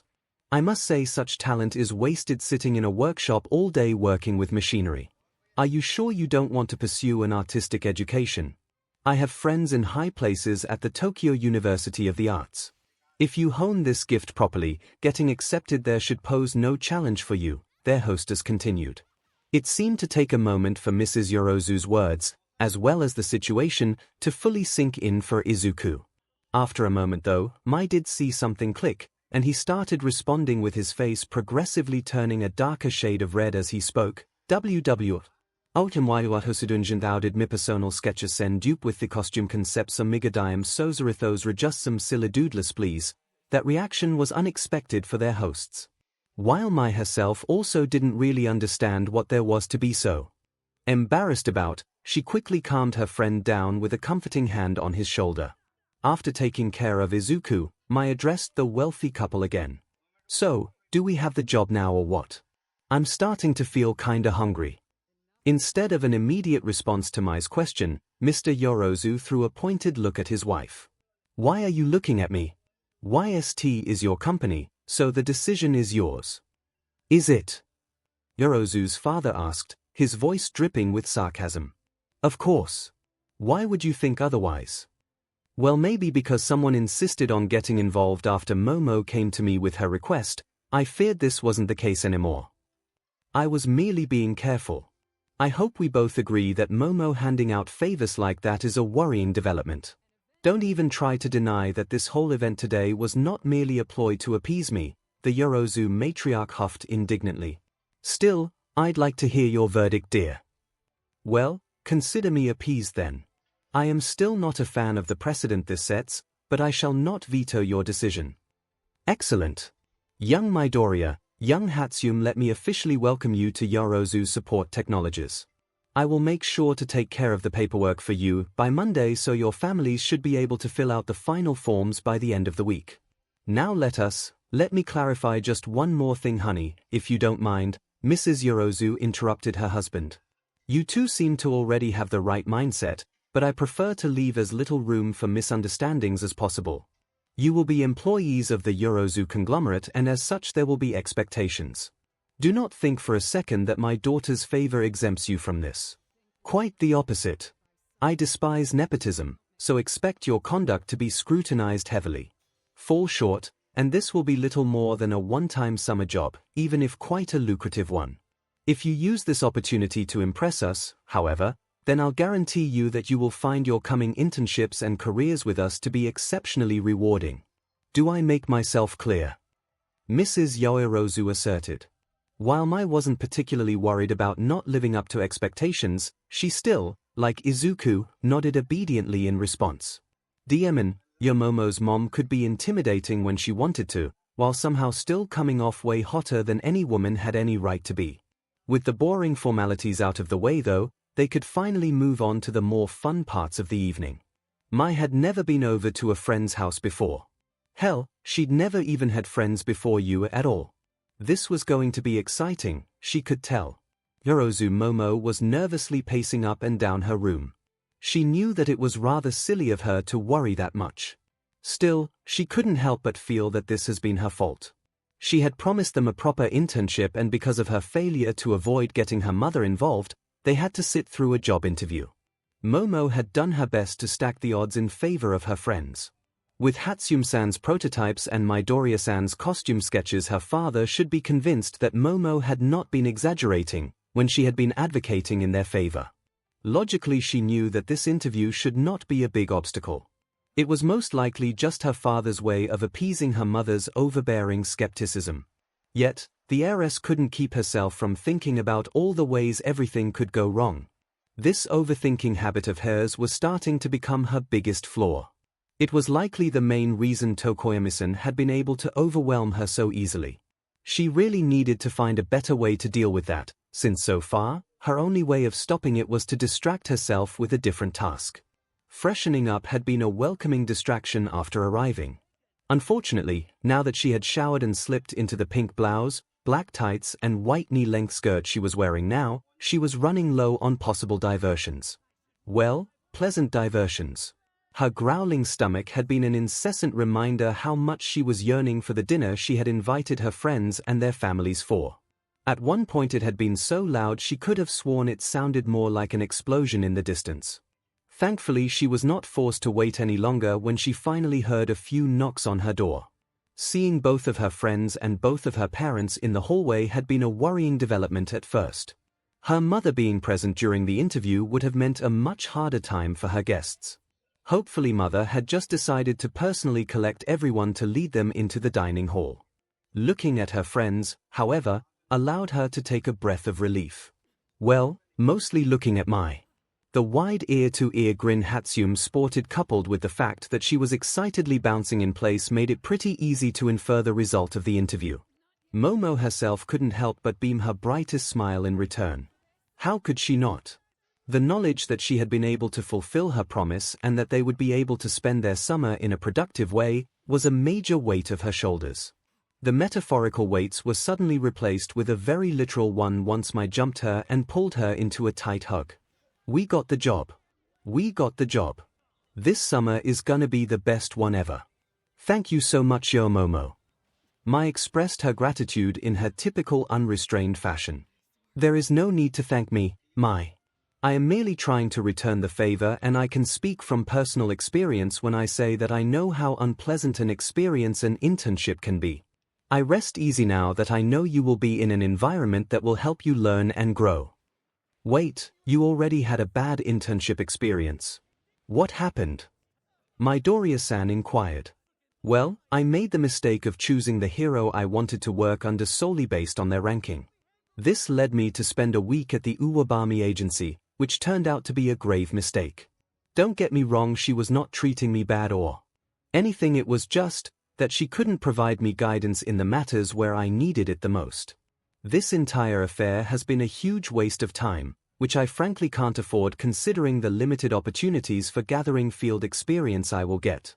Uwabami. Oh boy, let me guess, she spent more time on her modeling career than doing any hero work, didn't she? Midoriya-san guessed. More time. She spent almost our entire time working on this ridiculous shampoo commercial. We had precisely one patrol, which was just an excuse for her to get out and sign autographs and smile for the cameras.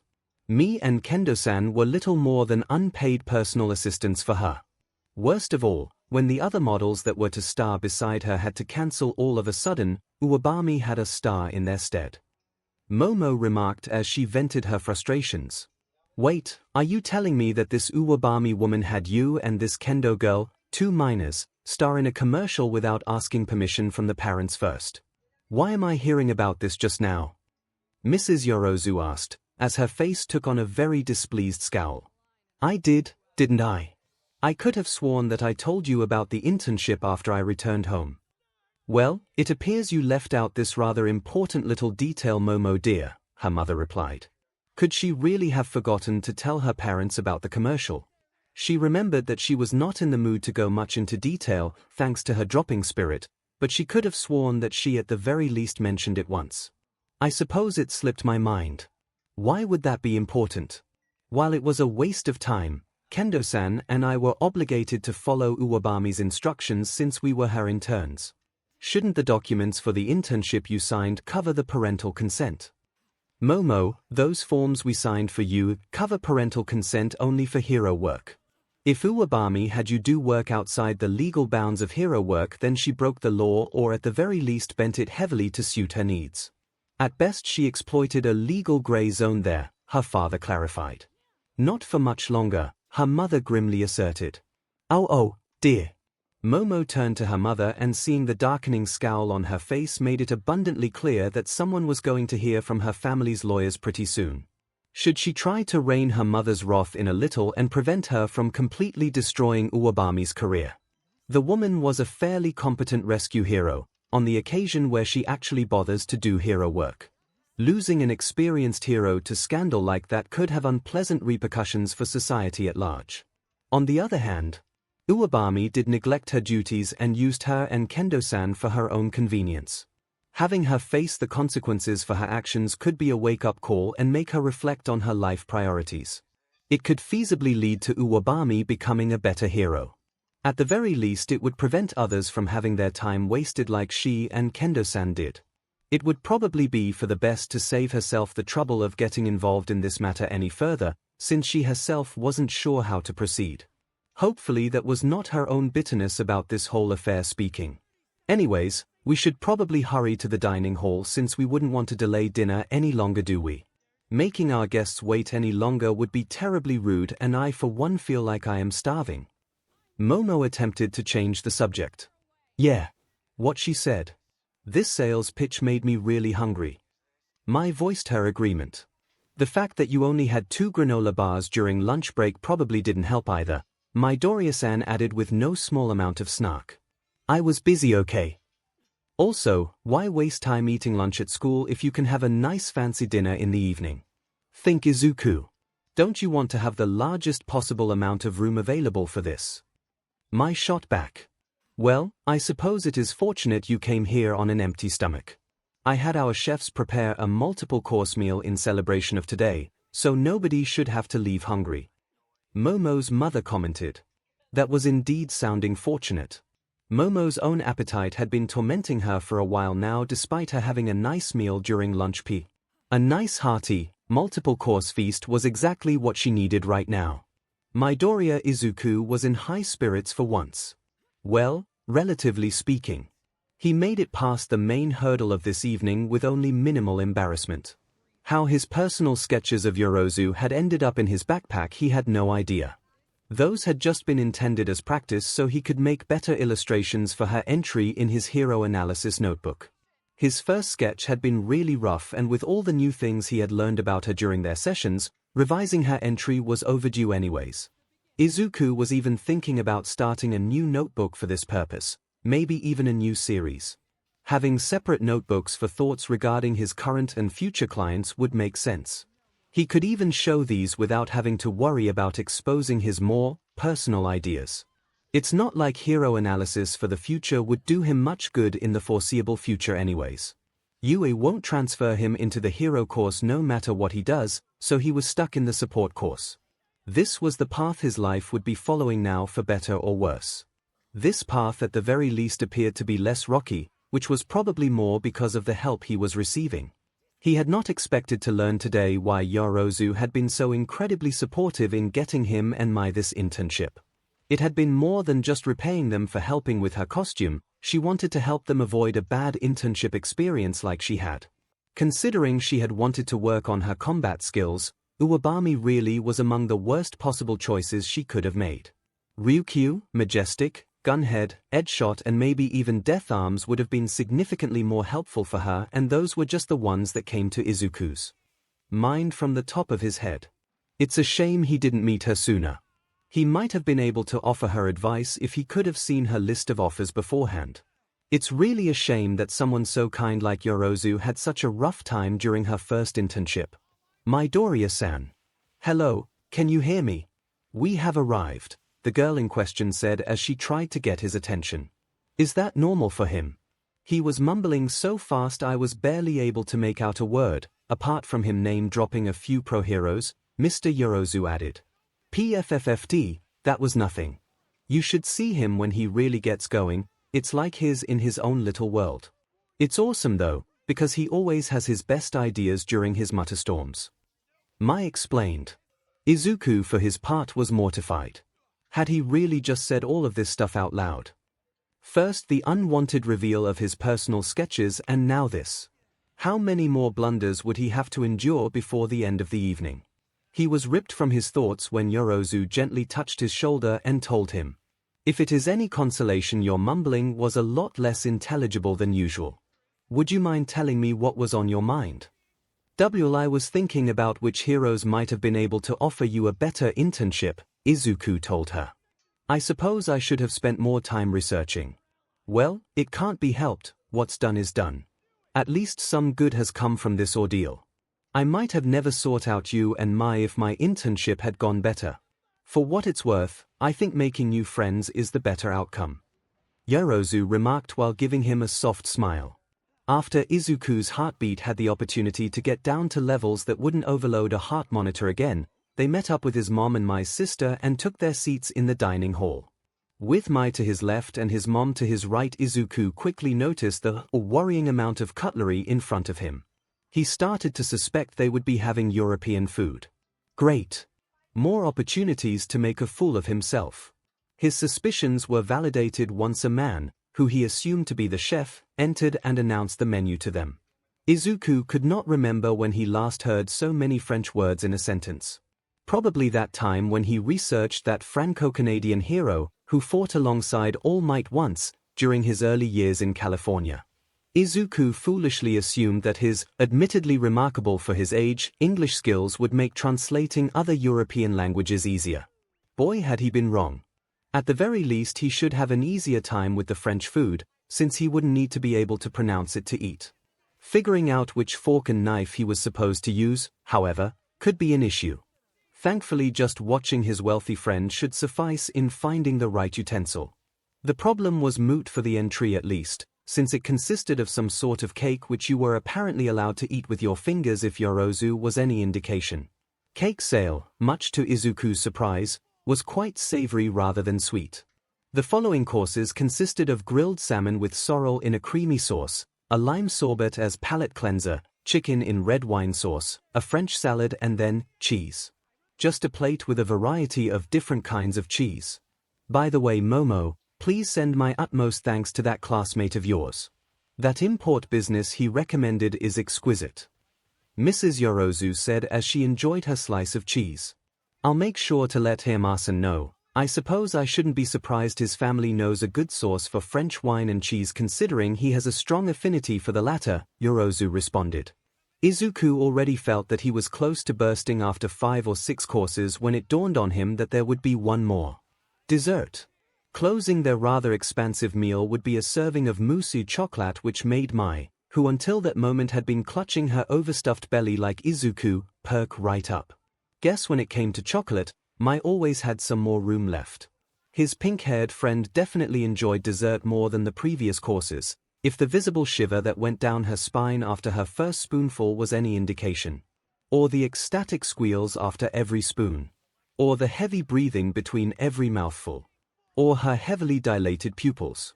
Honestly, Izuku started worrying Hatsume may have been enjoying her dessert a tad bit too much.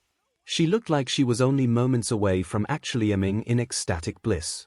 Even lunch rush chocolate pudding couldn't coax such a reaction from Mai. Izuku tried really hard not to think about all the images Mai's suddenly surprisingly husky voice was conjuring up in his mind. The way she was licking her lips was not helping either. Thankfully Mai finished her plate before she experienced a full-blown foodgasm in front of everyone. Her older sister snatching her plate away, before she could start liking the last traces of chocolate mousse from it, probably helped too. Yorozu's parents for their part were not particularly fazed by this. They seemed to see this more as an endorsement of their kitchen staff skills than anything else. Izuku's second-hand embarrassment for Mai remained, however. So did the unwanted inappropriate images in his head. Which of those had contributed more to his flushed cheeks he was not able to tell. The fact that he had felt jealous of a spoon for being liked suggestively by Mai, though, was definitely annoying him more. He was sort of friends with two very pretty girls now. He was already awkward enough around girls his age, so having his head drop down into the gutter at the slightest provocation was the last thing he needed. He wouldn't want to give Mai and Yorozu a reason to think he was some kind of perv. Oh my, that was sorely needed after such a long day. Mother, father, would you mind if me and my friends excuse ourselves? I'd like to show them my room and maybe give them a little tour of our home later, the heiress addressed her parents. Of course, sweetie, have fun. You'll know where to find us if you need anything. I for one am looking forward to getting to know the lovely families of my future interns in the meantime, Yorozu's father answered. With that a very cheerful Yorozu started leading Izuku and Mai back to her room, happily bouncing and smiling all the way. Izuku couldn't help himself from getting excited. The usually calm and collected heiress's suddenly very lively demeanor was just that infectious. She was already very cute as is, but this unbridled enthusiasm made her just so much more endearing. Izuku was unsure what he was supposed to do though, he had never hung out with girls before after all.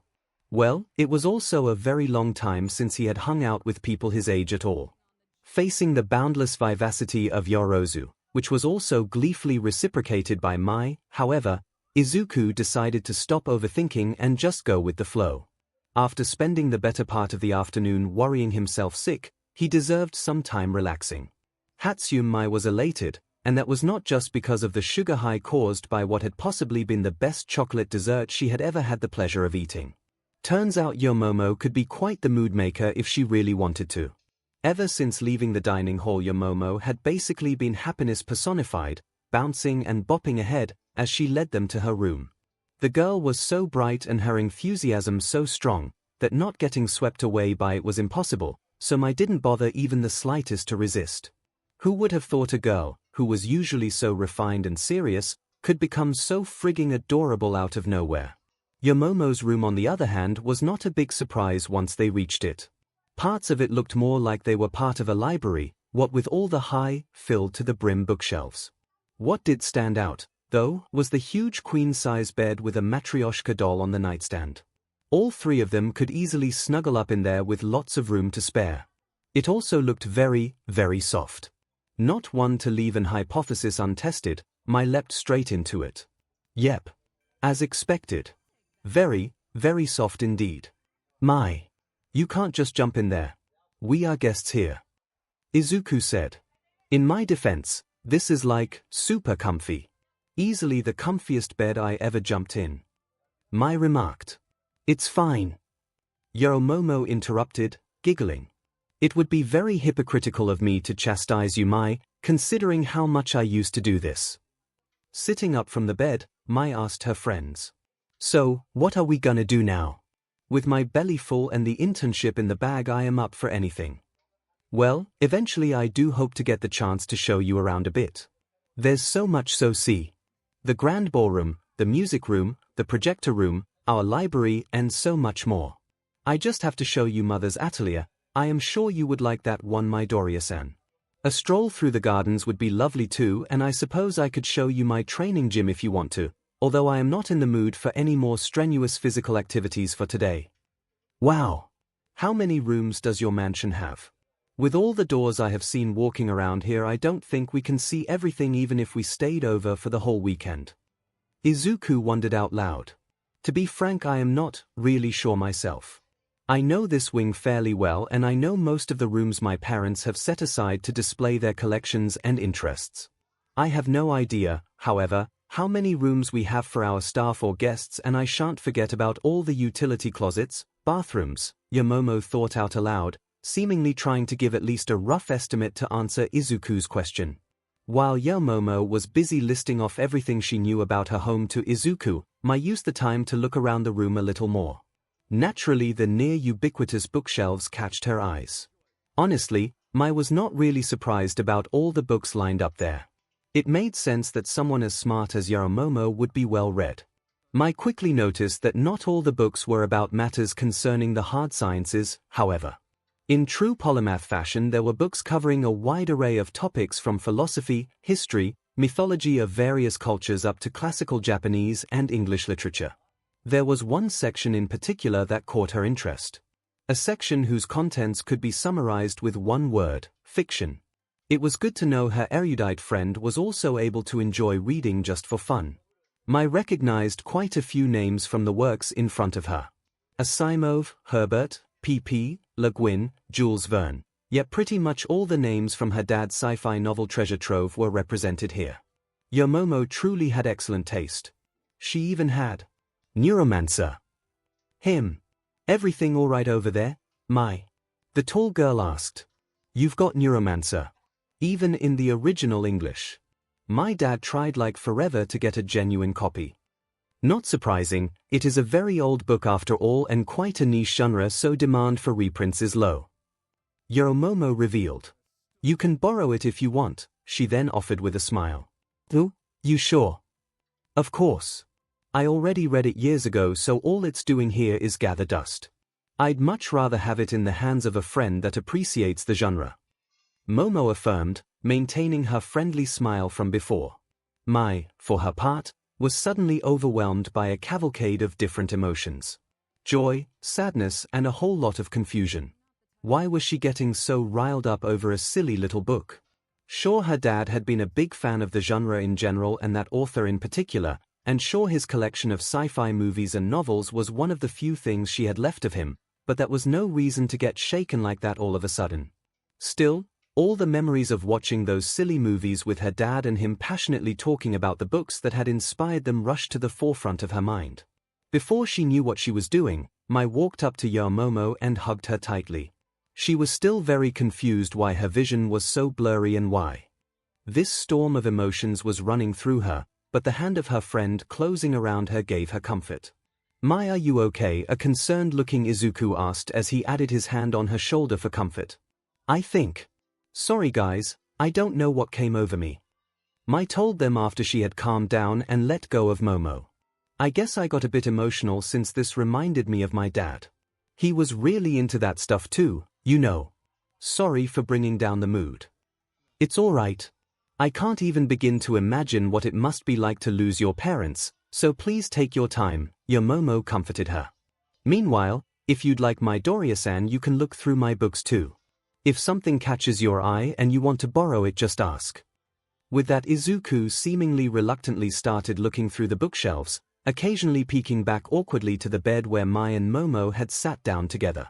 Mai kept clutching the book close to her, feeling a little embarrassed because of her emotional outburst. Oh, CRP. Izuku uttered, when he accidentally knocked down a few books, sending them tumbling to the floor when he wasn't watching his step. Sorry. I'll put them back immediately and, hey, I think I know that one. Mom really liked that one. Izuku held up the book he had recognized. Mai didn't recognize neither the title nor the author, but the cover art kinda gave away what the book was about. The cover featured a hot and muscular guy without shirt princess carrying a half-undressed woman in Victorian English attire. The name of the publishing company was the final clue needed for Mai to conclude that this book was one of these cheap and saucy romance novels which lined the shelves of every airport or train station bookstore. 𝐻𝐻𝐻𝐻, for her part, looked absolutely mortified, if her quickly reddening cheeks, that could give Izuku's a run for their money, were any indication. She wordlessly stood up, gently took the book from Izuku and put it back into the shelf with its spine to the wall before sitting down again next to Mai. Could you please forget what you just saw? I'd rather have my guilty pleasures remain secret, Momo asked them with a pleading tone, while her cheeks were still almost glowing red. Izuku quickly nodded in confirmation, but Mai couldn't hold it anymore and started laughing out loud. Seriously, yo Momo. That's what gets you embarrassed. You're almost as bad as Izuku. It's just some softcore artsy romance novel. It's totally fine if you like them. Mai told her tall and dark-haired friend, after she recovered from her laughing fit. Well, it's not just this one. So, if you like it, you like it, nothing wrong with that. I may not really get the appeal, but I won't think anything less of you because of that. Neither will Izuku, right? Why, yeah, and it's not like it can be that bad of a book if my mom read and liked it. While I appreciate your reassurances, I'd still prefer that my affinity for lowbrow literature like that doesn't become common knowledge. Momo said with a heavy sigh. Anyways, would you like to do something else now? I'd love to show you around. Mai, feeling a lot better after having a good laugh over the ridiculous reason for Yo Momo's embarrassment, promptly agreed.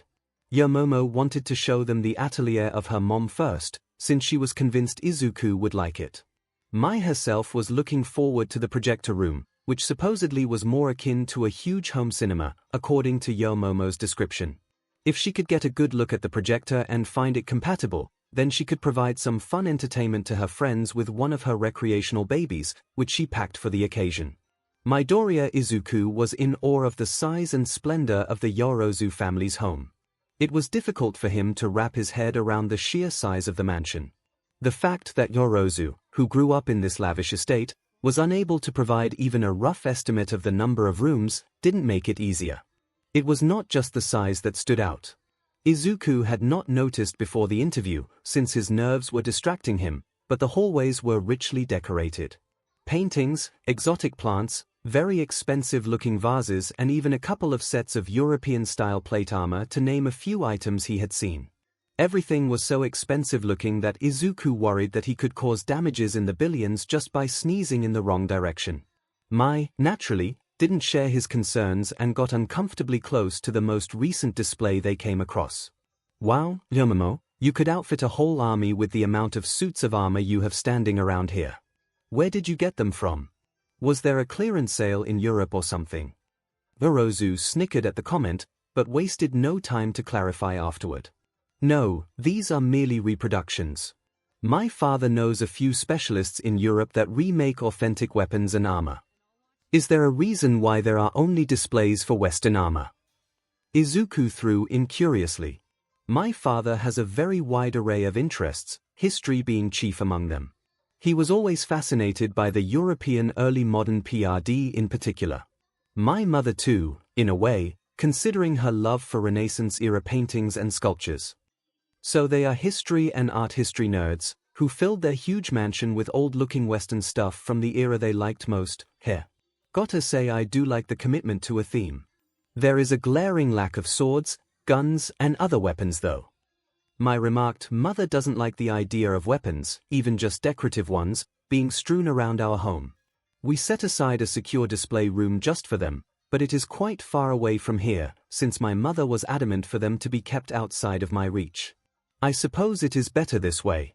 My 8-year-old self might have rejoiced at the opportunity to play with a sword, but it would have been too dangerous. Wait. Is that the reason you use smoothbore cannons for your ranged attacks so much? Warfare in that PRD was shaped by the invention of gunpowder weapons like that. Izuku theorized. I suppose that played a role, but it was not the only reason. Cannons like that are in effect just metal cylinders filled with gunpowder and a projectile. It is a very simple design, and I am able to make it relatively quickly as a result. Relative to more modern artillery equipment with all its moving parts at least. Also, cannonballs are less prone to cause excessive collateral damage like artillery shells. Well, if historic artillery weapons are your thing, why not try out a mortar? They are smaller, lighter, and not that much more complicated than a smoothbore cannon. I am pretty sure the IJA used a pretty good design in the Second World War that should work well for you, otherwise I should be able to cook one up for you if you want. I'll even include suitable stun and smoke grenades for it. Mai offered.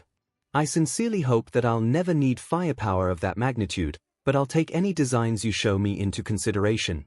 Anyway, let's shelf this topic for now, we're here. With that they entered yet another room that exceeded the size of the apartment Izuku and his mom lived in by a substantial amount. One corner of the room contained a canvas with a half-finished painting and all the respective supplies at hand to finish it. The remaining space was used to display a wide variety of artwork. Wow, has your mother really painted all of these? Izuku asked as he stopped in front of a portrait of Yorozu.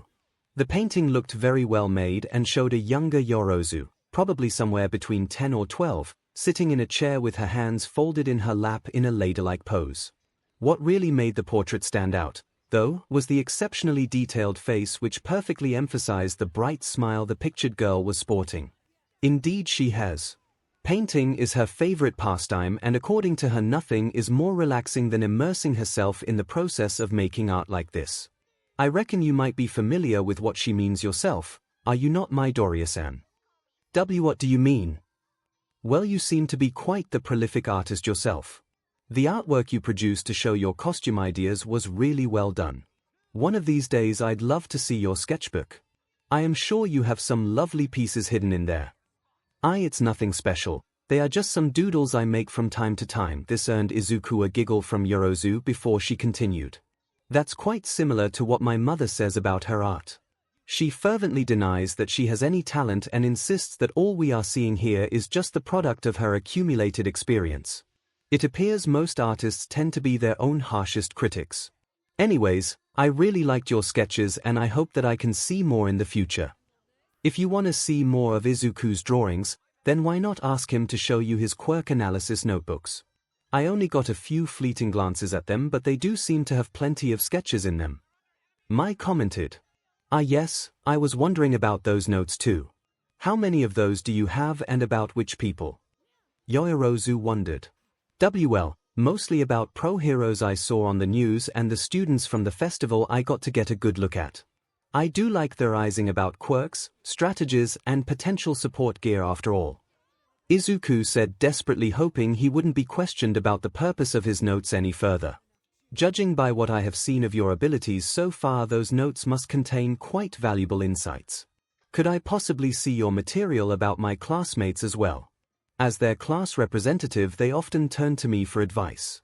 I am confident that some of your ideas would help me in counseling them better in quirk-related matters. Sure, but word of warning, those notes are pretty messy, so I should probably revise them first, since my handwriting and shorthand can make them pretty difficult to follow for others. Izuku stammered out in reply, hoping that would appease her. Oh boy, he really hoped she would forget what he just said, since actually revising his notebooks to filter out all the ideas he was uncomfortable with sharing would be a lot of work. Oh, come on Izuku. Just let us have a peek. You always have cool ideas even if they are not always the best, and it's not like we want to read your diary or something. Mai chirped in, and unknowingly guessed the reason why Izuku was uncomfortable with sharing his notes. He might not have titled his notebooks as diaries, but with how much of his hopes, dreams, and most NTMT thoughts he was pouring into them, they might as well were. Indeed, while striving for perfection is not in itself a bad thing, you do well to remember not to waste your energy. Not everything you do requires the same level of effort and polish, your notes being among them. Please feel free to share. So far your gift for out-of-the-box thinking has not disappointed, and even if it did, I would still like to hear your thoughts. Friends are supposed to be able to share what's on their mind, are they not? I'll keep that in mind. Still, I have to touch them up a bit since my scribbles can be hard to read even for me sometimes. Momo shook her head at that, smiling, before going off in mock exasperation. Here I go trying to tell you not to unnecessarily burden yourself, and how is it received? It is truly like my father says. You're more likely to convince a wall to move out of the way than getting a perfectionist to stop looking at their work too harshly. Or Izuku is just too humble for his own good. I've never met a person that has so much trouble accepting a compliment before. Seriously, your Momo's mom loved your sketches, dude, and so did I. Mai commented. That reminds me, what was my mother doing at the interview? She was not giving you any trouble, was she? No, she showed up pretty late, just before your father could finish up with me. She was mostly just watching, but she did tell us that she is expecting us to work hard after your father decided to hire us. On an unrelated note, your mom is pretty dim and scary, Mai blurted out. Izuku wholeheartedly agreed with that. That steely gaze of Yorozu's mother felt like it was piercing right through him, and made it abundantly clear that she was not a woman to be trifled with. He was kinda proud of himself that he did not faint from the combination of his nervousness and the intimidating effect of the woman's authoritative aura. And also kinda hot with that Izuku's head snapped immediately to his pink-haired friend. He did not disagree with that sentiment, but hearing it spelled out that bluntly did shock him. I beg your pardon. Yorozu stammered, clearly sharing Izuku's surprise. Well, your mom was doing this thing where she sexily sat on the armrest of your dad's chair. Wait, seki is not the right word. How do you call something that is seki but kinda in an elegant way? SNSL. I'll go with SNSL. Anyways, she was leaning over your dad after sitting down and his face was getting so red it could almost give Izuku a run for his money, and I just can't wrap my head around how she did that with just such a simple pose. It was almost magical. Mai veered off on a tangent, unaware of the uncomfortable silence of Izuku and possibly Momo. That woman is unbelievable. As happy as I am that their marriage is still going strong, flirting like that in front of guests, let alone my friends, it's inappropriate. Yorozu lamented, while pinching the bridge of her nose. I am deeply sorry that she barged in on your interview like this. Knowing her, that was some kind of test, which you thankfully seem to have passed. Still, I'll need to have a little word with her afterwards. Anyways, I think it would be best for us to move on with our tour. There are plenty of rooms left I'd like to show you. Yorozu said as she started slowly walking towards the door and gestured to Izuku and Mai to follow her. While they walked through the hallways towards their next destination, Izuku was busy internally discussing what to do about his notebooks. Should he try and stall for time until he has a safe version ready to present or just show them the unedited originals? Doing the latter would be impossible without exposing his true dream and the reasons why he was unable to pursue it. No doubt he would lose sleep over this, wouldn't he? Yorozu Momo was enjoying herself tremendously. The emotional outburst of Mai, in her room, had her worried for a moment, but fortunately it seemed that comforting her pink-haired friend had been successful. She would have preferred it without Midoriya accidentally exposing some of her less sophisticated reading material, however. The rest of the tour thankfully has been going swimmingly so far and Momo was happy her friends were having a good time too. The next stop Momo had intended was the projector room, which her family used as a home cinema. They had a fairly large selection of movies to choose from, which should make for ample opportunities for entertainment. Making use of the room would unfortunately also mean that the tour would likely come to an end here, since there would be nowhere near enough time left to show the other areas to her friends. Pitiable as it was, Momo admitted to herself that her plans for this afternoon had been overly ambitious. At the very least that would mean she would have new things to show her friends for their next potential visit. What was concerning Momo most at the moment, however, was the fact that Mai had insisted on getting her metal suitcase, which she had used to transport her prototypes in, with her. Mai had so far refused to explain her reasons, only saying that it would be a surprise, which only worried Momo more. Mai had sworn on the name of 𝐒𝐿𝐴 that the risk of her surprise causing a fire was minimal, which seemed to have calmed down a similarly concerned Midoriya for a little bit. Arriving at their destination, Momo showed her friends into the room, and like in most rooms before this one, they were in awe of the fact that her home not only was so spacious, but also contained such apparently extraordinary amenities. Were all these facilities in her home really that unusual? It made sense to her that gyms and libraries were not common in most homes, since there would be no need for the corresponding public facilities otherwise. The reactions of her guests and their habit of measuring the rooms of her home in relation to the sizes of their entire apartments made Momo seriously question how accurate her assumptions about the lives of the common citizens were. She should probably make the effort and discreetly ask Kyoka some questions regarding this topic. She wouldn't want to commit any faux pas because of her ignorance. So, here we are. Momo began. This is the projector room. If you'd like we could end our little tour here and spend our remaining time before you have to leave watching a movie. Actually, I have a better idea. Mai interrupted with her hand raised and a wide grin on her face. First I need to get a close look at the projector, though. Reluctantly Momo allowed Mai to inspect the equipment, while keeping a close eye on her pink-haired friend to ensure no unsanctioned modifications were made to it. Yes. That should work. Mai exclaimed as she sprung to action.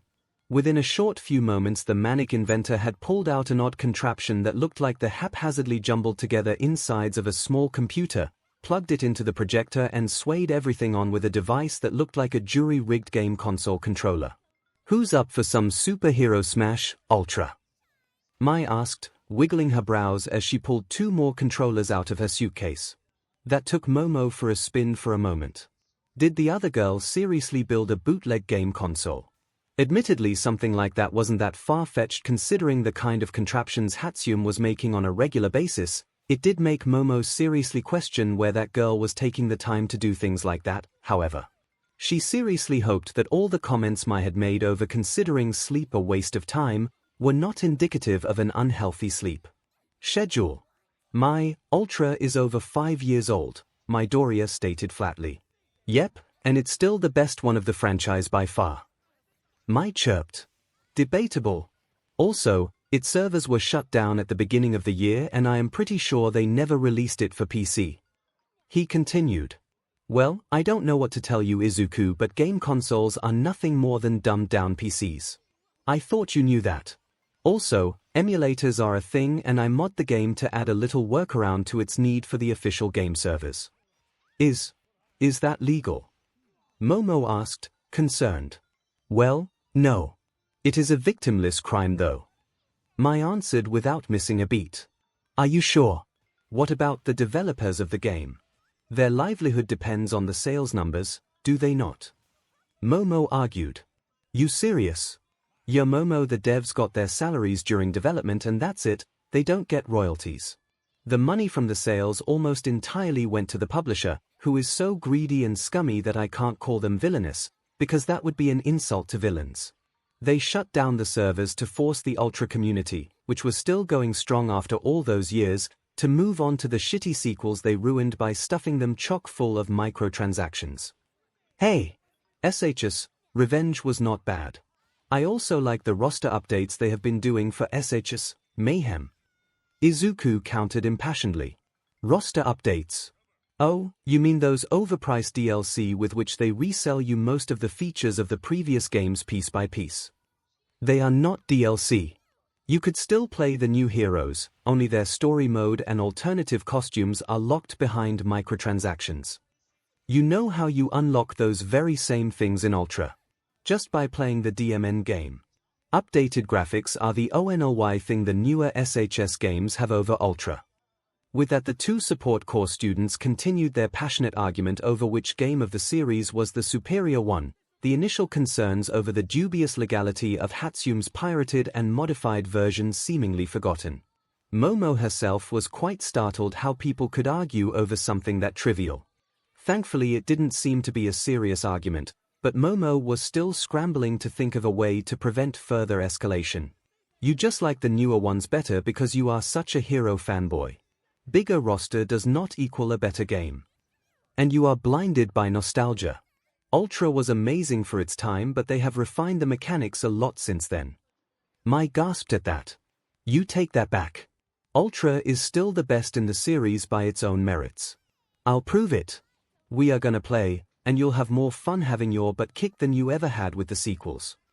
Oh, you are on. I am going to make you curse Ultra's clunky blocking mechanics and its unbalanced combo system." Midoriya proclaimed as he picked up the second homemade controller and took a seat next to Mai. With their compromise achieved, both students now turned to Momo. "Oh yeah, Uruzu, sorry we got a little carried away there, you can join in too if you want." Midoriya sheepishly offered. "I am content with observing for the moment and letting you settle your little argument amongst yourselves. Also, I am still not sure how I am supposed to feel about 𝐻𝐈's foray into digital piracy." "Oh come on yo Momo. What's next? You gonna complain about me jaywalking? Mai, please tell me that you at least own one legal copy of the game, yes?" "Well, actually no. My brother did when Mahone and I were still living with him." "Alright, I suppose that means you did not completely cheat the developers off the money they are owed," Momo remarked. "I am going to look past this, but please Mai, consider refraining from further engaging in illicit activities like that." She appealed to her gadget-obsessed friend. "Nope. Unlike fanboy over there, I am not gonna waste a single yen on a greedy publisher that nickel and dimes us. The way I see it, I am doing my part in preserving a timeless classic of the hero brawler genre that was unjustly abandoned by the greedy corporate suits who own the franchise. My contended. Unwilling to spend the remaining time of the evening engaging in a fruitless discussion with Hatsune, Momo settled the matter by agreeing to disagree with her pink-haired friend. With that, Midoriya and Mai were able to focus their full attention on their battle. Unsurprisingly, the green-haired boy picked All Might as his fighter. Mai chose the Buster hero, Airjet, as her champion. Momo did not recognize this particular hero, but she did recognize the jetpack, since it looked exactly like the one Hatsune had used during the sports festival. The green-haired student apparently was not the only one to like and pay homage to less-known heroes. How their video game battle was going, once it started, Momo couldn't accurately judge thanks to her unfamiliarity with the game. For the longest time it appeared both her friends were evenly matched until Midoriya was able to catch Hatsune's character midair and finish the match with a brutal attack combo. I have gotten rusty. Best out of 3. Hatsune asked, unwilling to admit defeat just yet. Midoriya, seemingly being a good sport, agreed, a decision he would come to regret in the second match, as Mai was now able to successfully pull off her evasive death of 1,000-cut strategy, finishing him off with a particular strong air blast from her hero's arm cannon at the end. No wonder you never recognized Ultra's flaws, considering your very annoying playstyle, Izuku noted while grinding his teeth. The final match would drag on the longest, as both contenders drew on the full extent of their skills. The match was finally decided when the timer ran out and the game swayed into sudden death mode.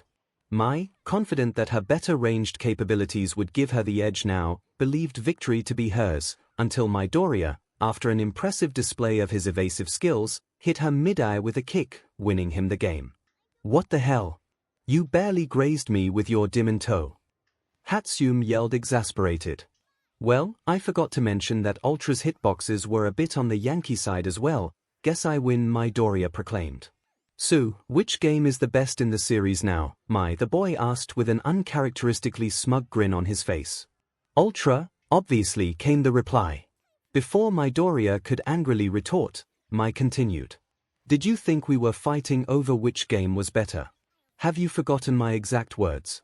You'll be having more fun having your butt kicked by me than you had with the sequels. Granted, I was unable to live up to my boast regarding my skills, but tell me, Izuku, did you have more fun now than when playing the sequels? Teacher, that's unfair. Every game is way more fun if you play it with friends, especially SHS. I never played any of the sequels with friends. Midoriya admitted, shocked by this turn of events. Quod erat demonstrandum. I rest my case, thank you. Mai asserted smugly while bowing, making it almost look like this had been the outcome she had been going for in the first place. Such a level of deception was not impossible, considering how she had been able to trick Ida-san during the sports festival. With the argued-over question finally settled in a way, Momo was now able to join in and have a few more relaxed matches with her friends, in which she was completely and utterly destroyed since she was still a complete novice going up against 2 people with countless hours in this game series. Her suching through the roster every match didn't help matters either. Still, Momo enjoyed her time playing with her friends greatly, whether it was because of Izuku coaching her on the strengths and weaknesses of every hero, trying to guide her to the ones he thought best fitting to her, or Mai gleefully sharing all the cheesy tactics she knew to give Izuku a harder time in the game. It was all great fun. But alas, everything has to come to an end, and so Momo eventually had to lead her friends back to the entrance hall to part ways, once their guardians had decided it was time to leave. After everybody exchanged their goodbyes, the Midoriyas and Hatsumes got into the car that brought them here, to drive back to their respective homes. Phew, what an evening.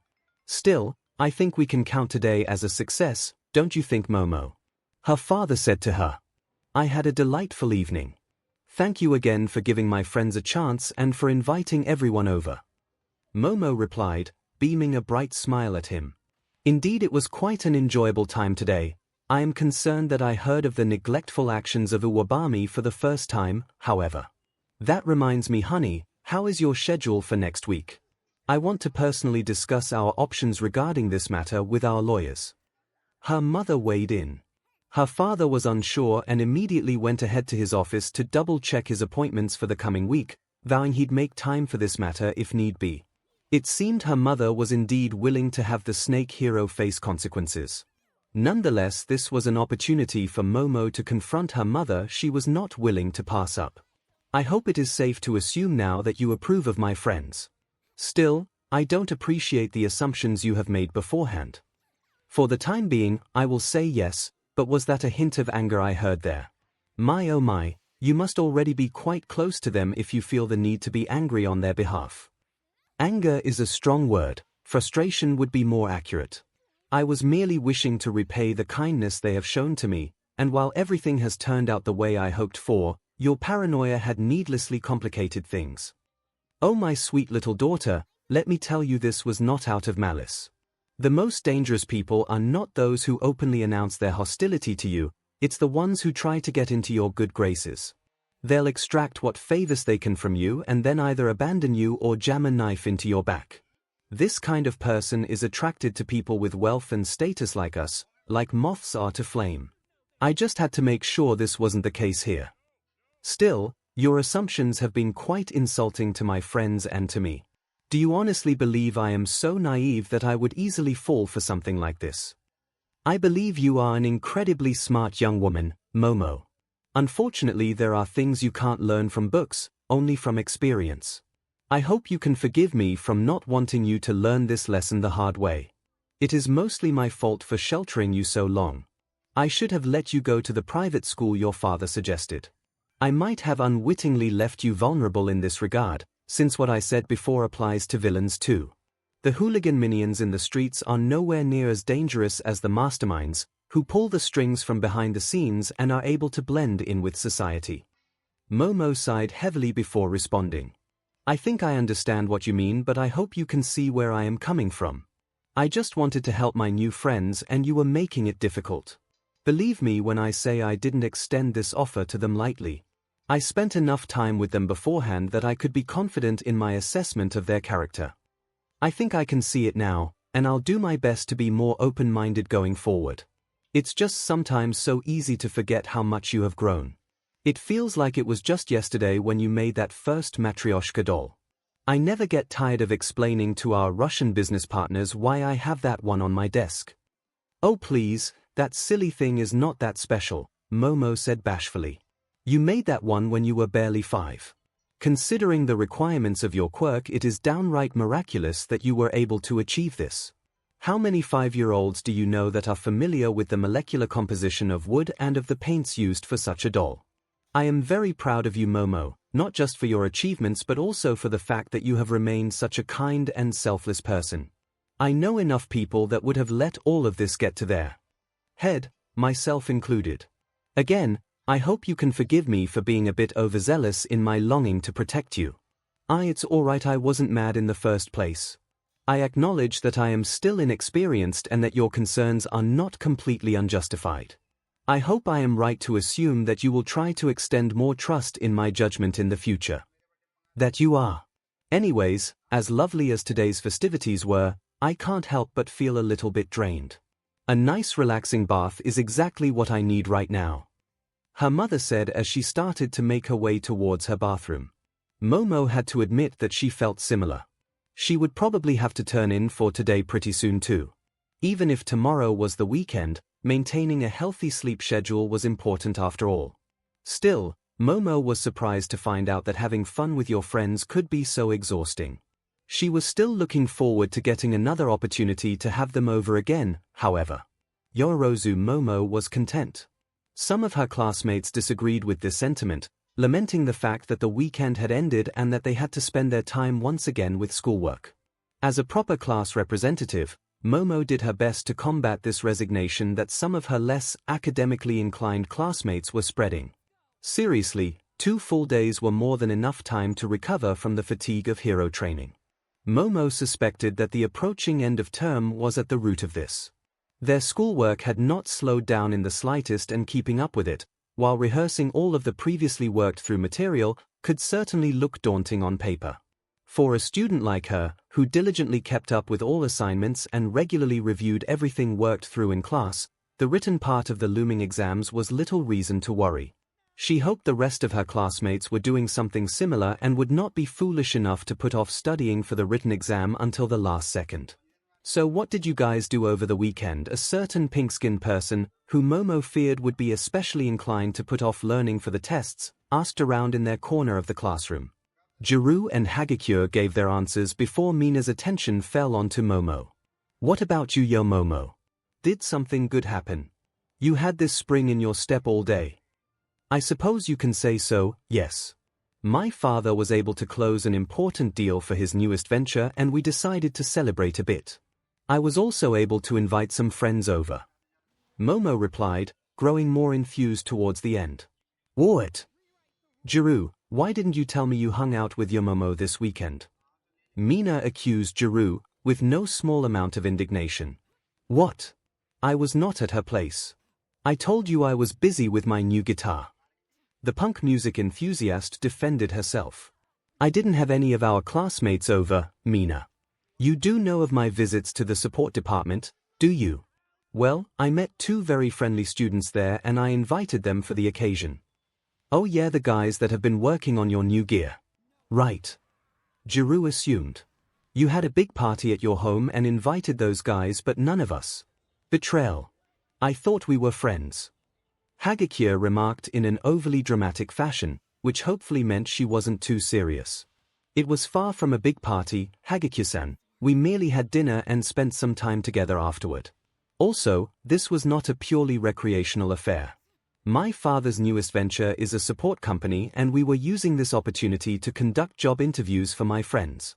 You see, support course students are required to have internships, in a similar way as we do, just during the summer break, and I referred them to my father for this reason. Was that the reason why the support students were competing in the sports festival? Did they try to get the attention of support companies to get internship offers? Ashido wondered out loud. Indeed, that is correct. My friends didn't get any suitable offers, so I asked my father if he was willing to consider them, which he thankfully did. Good for them. Must be really hard for the other support students, since only 2 of them made it past the first round. Kyoka suspected. Those 2 were crazy though. That pink-haired girl with the goggles turned Ida's match into an infomercial and it was hilarious. Mina noted as she started to snicker from the memory. Don't forget the feral, green-haired boy. I was legit scared when that guy got going. He almost steamrolled Todoroki for crying out loud. 𝐔𝐸𝐽 added. At this point, Momo wanted to tell her classmates that these 2 were the friends she had been talking about and correct their unflattering assumptions about them. She didn't get the chance since the sudden noise of the class door being opened by what everyone assumed to be their teacher interrupted her. You're a Momo. You're a Momo. Instead of Aizawa-sensei, Hatsumi walked through the door loudly calling out to Momo. When she was spotted, the support student quickly walked up to her, uncaring of the confused looks of one as students. You're a Momo. Emergency. The slightly out-of-breath girl stated. What emergency? Did something happen in the workshop? Has anybody been injured? Momo asked, not noticing how she had quickly risen from her seat. What? No, I need you to make me some of this. Hatsumi answered while handing Momo a sheet of paper. Said paper contained the formula for graphene and additional data regarding the needed shape and amount. Momo stared dumbfounded at the sheet for a second before sighing and sitting down again. Please don't take this the wrong way, but I am pretty sure that I told you that I was not enabling you to circumvent the support department's material requisition system unless there is a very good reason for it. Momo stated as she pinched the bridge of her nose in slight annoyance. I know. And there is a good reason. One of the companies that supplies you fed up and sent a shipment of materials to God knows where. It'll be weeks if not over a month until we get another shipment of that kind, and I really need that graphene. The stuff is for a few things I want to try for your new costume.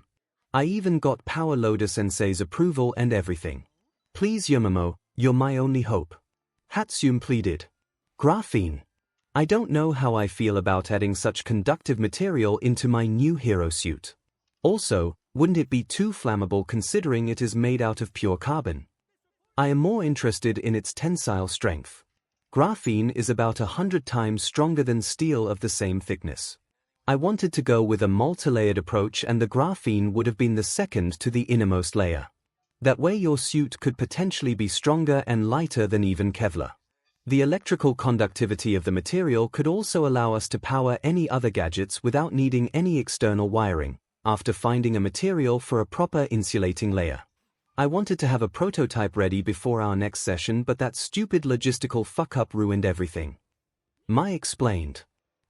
I suppose in that case it should be alright, providing you with some for testing purposes. So, what is this person doing here? Came the loud voice of 𝐒𝐭𝐴 as he walked up, angrily hand-chopping the air. The look on his face made it pretty clear that he had not forgotten the humiliating ruse he had fallen for, and that he was not amused to see the person responsible for it. Shouldn't you be in your own class?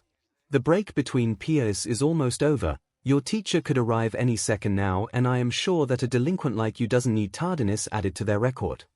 Yes, I know, don't worry, once your Momo has worked her magic, and I got what I need, I'm out of your hair. What was your name again? Hatsum responded. Whatever Ida's mood had been before, it certainly soured even more. 𝐒𝐿. You used me during our match at the sports festival. Have you already forgotten? Yorozu. How can you associate with this person? Well, 𝐒𝐿-san, you see, now hold on here. I do know who you are, it is just that I wasn't sure what your name was. During the festival they were throwing around a lot of new names, and keeping track of all of them isn't easy. Why are you complaining about that match anyway? I handed you an easy win. Hatsum contended, clearly not appreciating 𝐒𝐿's accusatory tone. Now please calm down everybody. Momo intervened. 𝐒𝐿-san, Hatsum-san here has simply come with a simple request. While I agree with you that her timing leaves a lot to be desired, fulfilling her request shouldn't take too much time and allow her to return to her class in a timely fashion. Yeah. There is no rule that says I can't come in here, and I wouldn't have done it anyway if it wasn't important. Mai asserted. Mai, please don't be rude. 𝐒𝐿-san has valid reasons to be outraged. It would probably be for the best if you apologized. What? Why, though? I gave him victory on a silver platter. I got to show off my babies, and he was able to get into the next round. Win. Hell, he arguably got more out of this since my demonstration somehow didn't attract any support companies. How can he be upset about this? You lied to me. I was so moved by your show of sportsmanship when you offered your equipment to me, only to find out it was a ploy to deceive me. To stoop to such lows, and make a mockery of this hallowed competition. Is nothing sacred to you? Mai looked visibly confused after 𝐒𝐿's statement, so Momo, once again, stepped in to clarify. Mai, in the festival it wasn't just the results that were important. Just imagine this, if you were having a live demonstration of your inventions by having a show fight against me, how would you feel if I was intentionally losing? That would be terrible. And kinda insulting. It would also completely ruin everything if the audience notices you throwing your match, and Mai stopped mid-sentence once, for what Momo hoped to be an epiphany. Wait a sec. Do you mean? Did I? Before finishing to verbalize her thoughts, Hatsum suddenly put both of her hands on her face, threw her head back, and let off a long, loud groan. I fed up, didn't I? Not the language I would use, but yes you did. Momo commented. Taking on a normal posture again, Mai turned towards 𝐒𝐿 to address him, while awkwardly scratching the back of her head. Okay, I'm sorry for what happened. I just had so many babies I wanted to show off, but there was no way I would be able to do so under normal combat conditions. I thought that was the best way to get the attention of the bigwigs. Had I realized that I would deny your chance to properly show off your skills, then I probably wouldn't have done it. If your intentions were so benign, why did you feel the need to employ such nefarious deception? 𝐒𝐿 inquired, looking like he was not feeling particularly forgiving yet. Most people are stupid. They wouldn't recognize a win-win scenario if it kicked them in the shin, so I stopped bothering with asking nicely. Well, I guess I was wrong in this case. Sorry again for messing things up for you. I didn't want it to turn out that way, I promise. 𝐒𝐿 sighed at this and relaxed a bit from the tense posture he had been holding for the past few moments.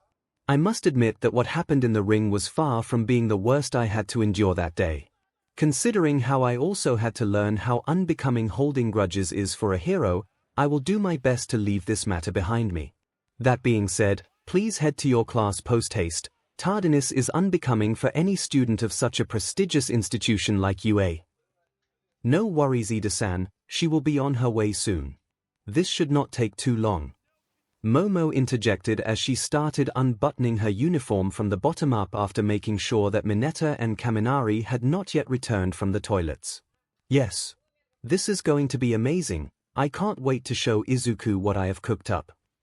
With the materials she had requested finally in her hands, Mai did indeed head back to her class faster than Ida was able to reprimand her for running in the halls.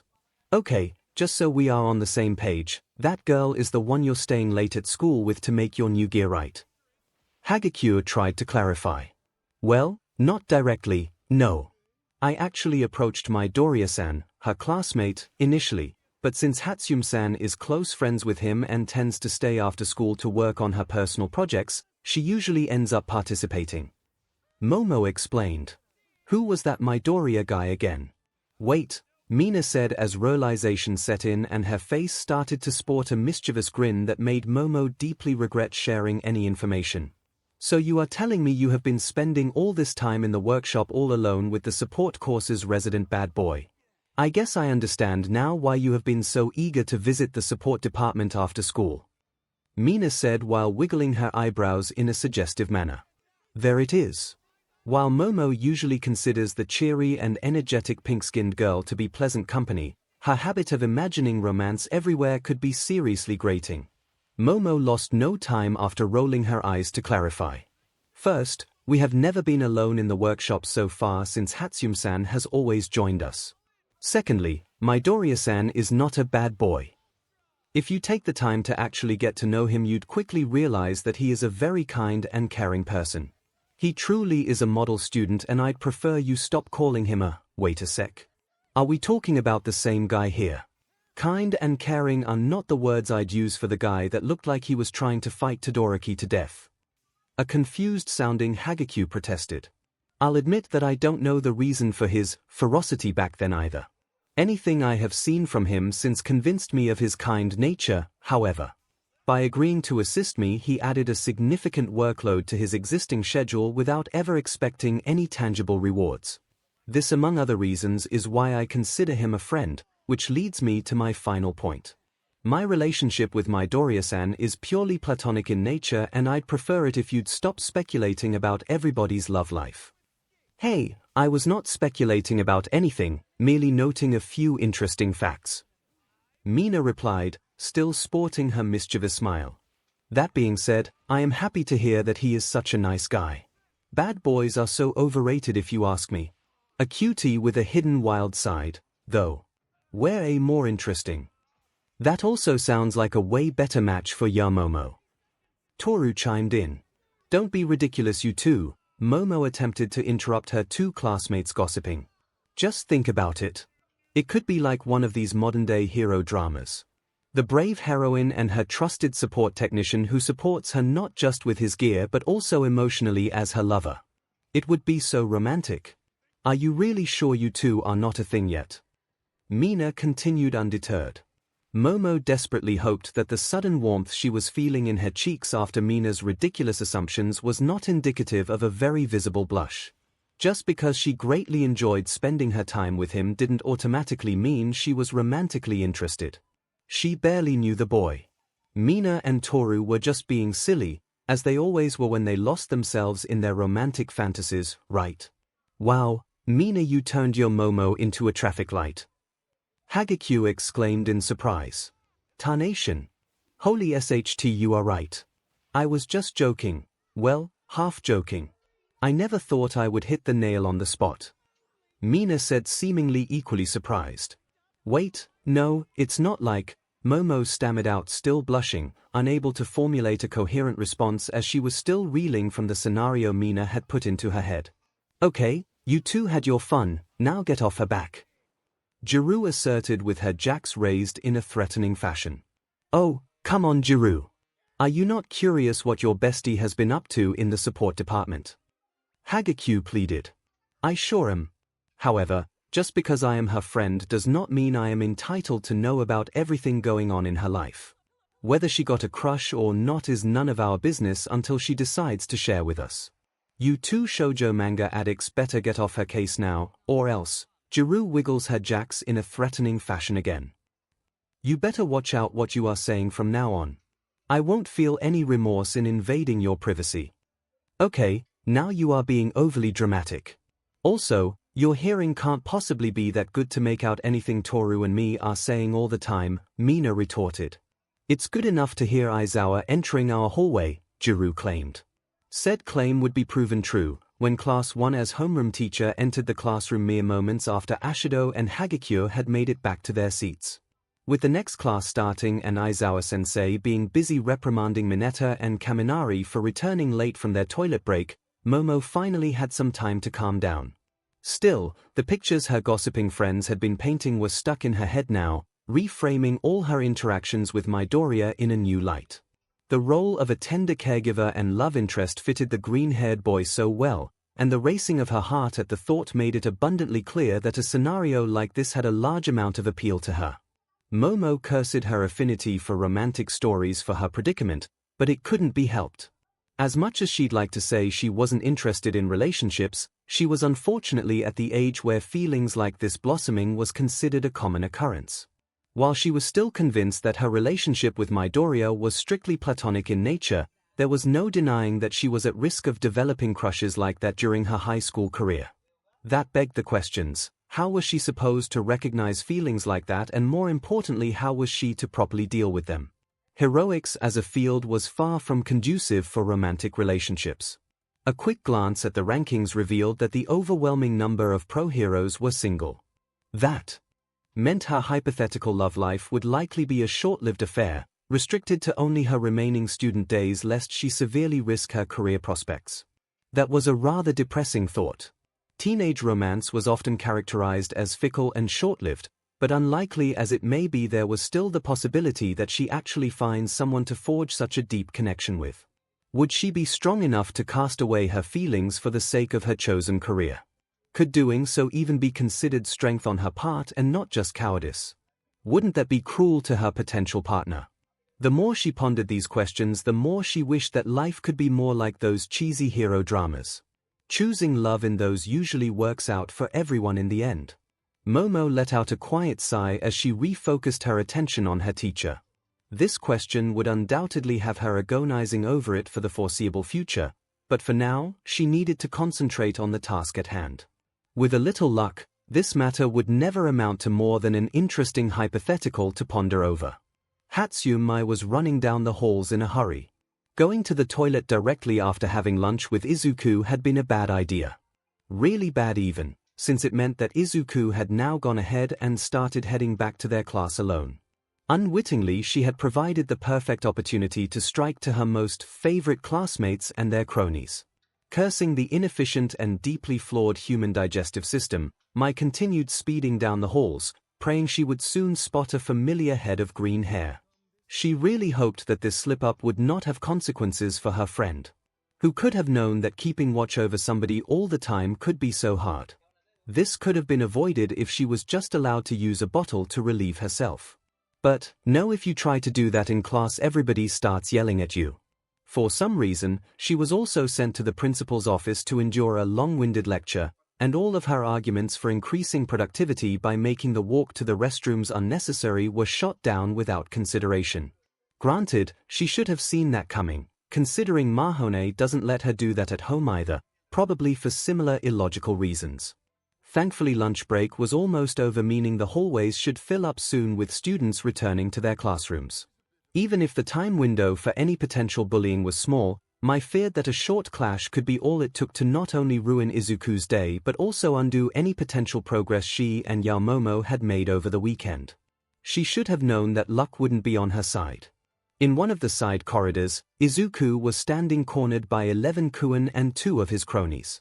Immediately, Mai started working through the emergency procedure Yaomomo had suggested to her. Unfortunately, the hallway was completely empty with no teacher within sight.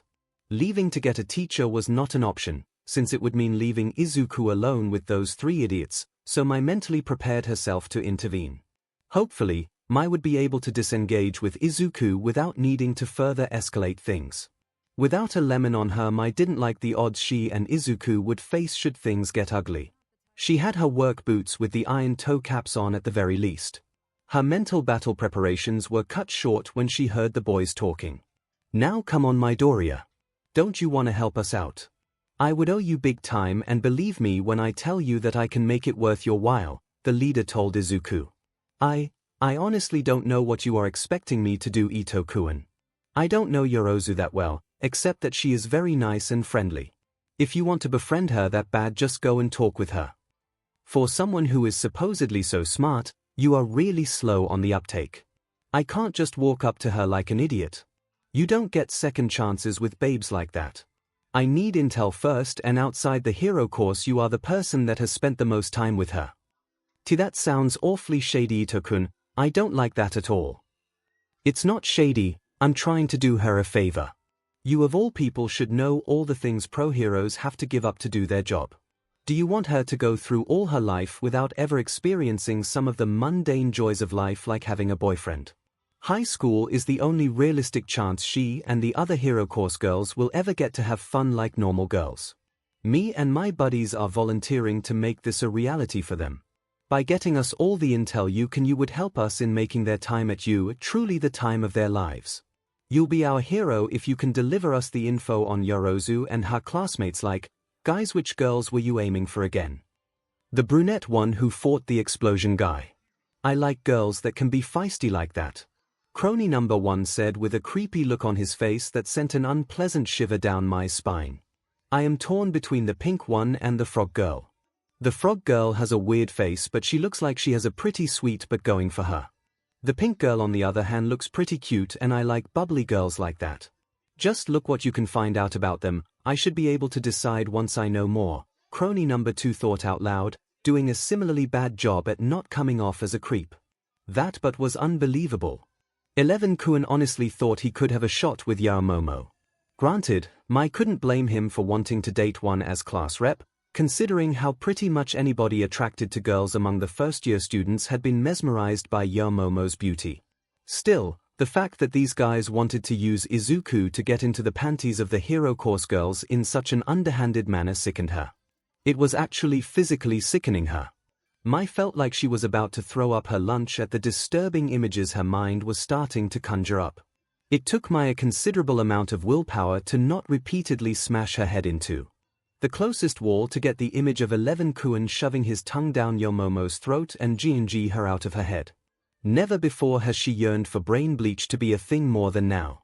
Mai was thankfully ripped from her stupor when Izuku gave his response to the other boys. I don't believe you. It sounds to me that you want help so you can lie your way into getting a few dates. That's not going to work, and I don't want to be a part of this.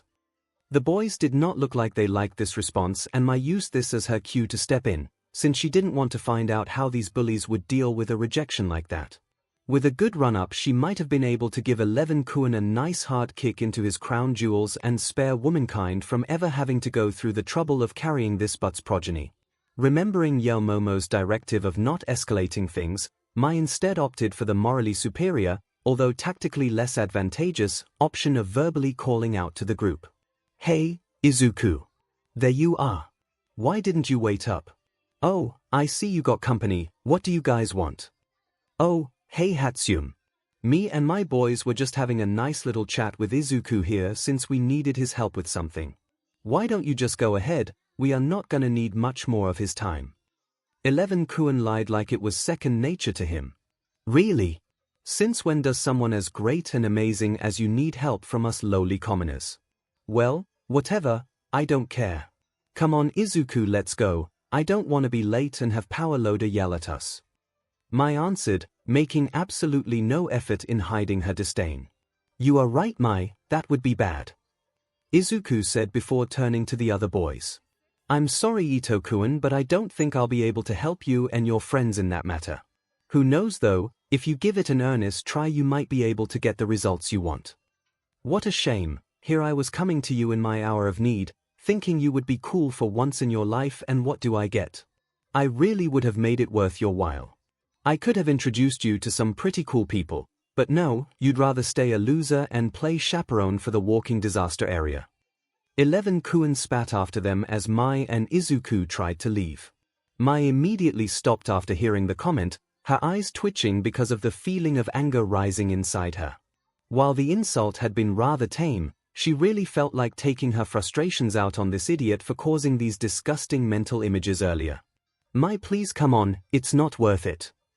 Izuku appealed to her, but it was to no avail. This slimeball was going to get a piece of her mind, even if it was not going to be as cathartic as a combustible lemon to his face or the steel caps of her work boots in his PP would have been. Walking disaster area, wow, what a banger. You really used all 5 of your brain cells to come up with that one, didn't you? Well, I'll let you know that this walking disaster area and her loser chaperone are going places.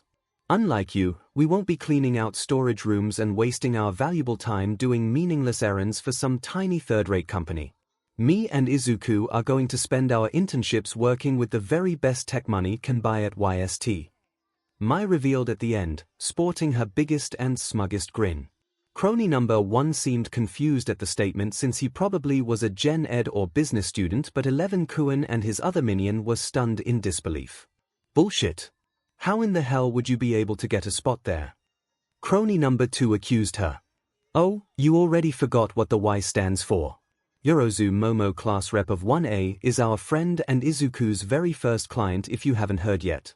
She helped us get the job after she started working with us on her new support gear. I totally get now why people are calling her smart. She did instantly recognize our talent after all. Talent? At what? Arson. You are setting our workshop or the classroom on fire every other day, you lunatic. 11 Kuan angrily yelled. Mai's grin widened at the knowledge of having gotten under her opponent's skin before she retorted. I'm down to just every other week actually.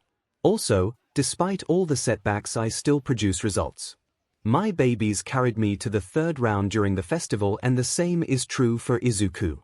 How did that go for you again? Oh, I remember you didn't make it past the obstacle race. What a shame, those motorized rollerblades looked like a pretty solid idea for that contest. If you didn't cut so many corners out of laziness while making them, then you might have made it past the first obstacle before they started falling apart. I wouldn't be proud of your performance if I were you. You came off like a fing loony when you tried to show off your toys like a used car salesman. Your orbiter is not faring much better since blowing yourself up with your gear is not a good look either, crony number 1 shot back.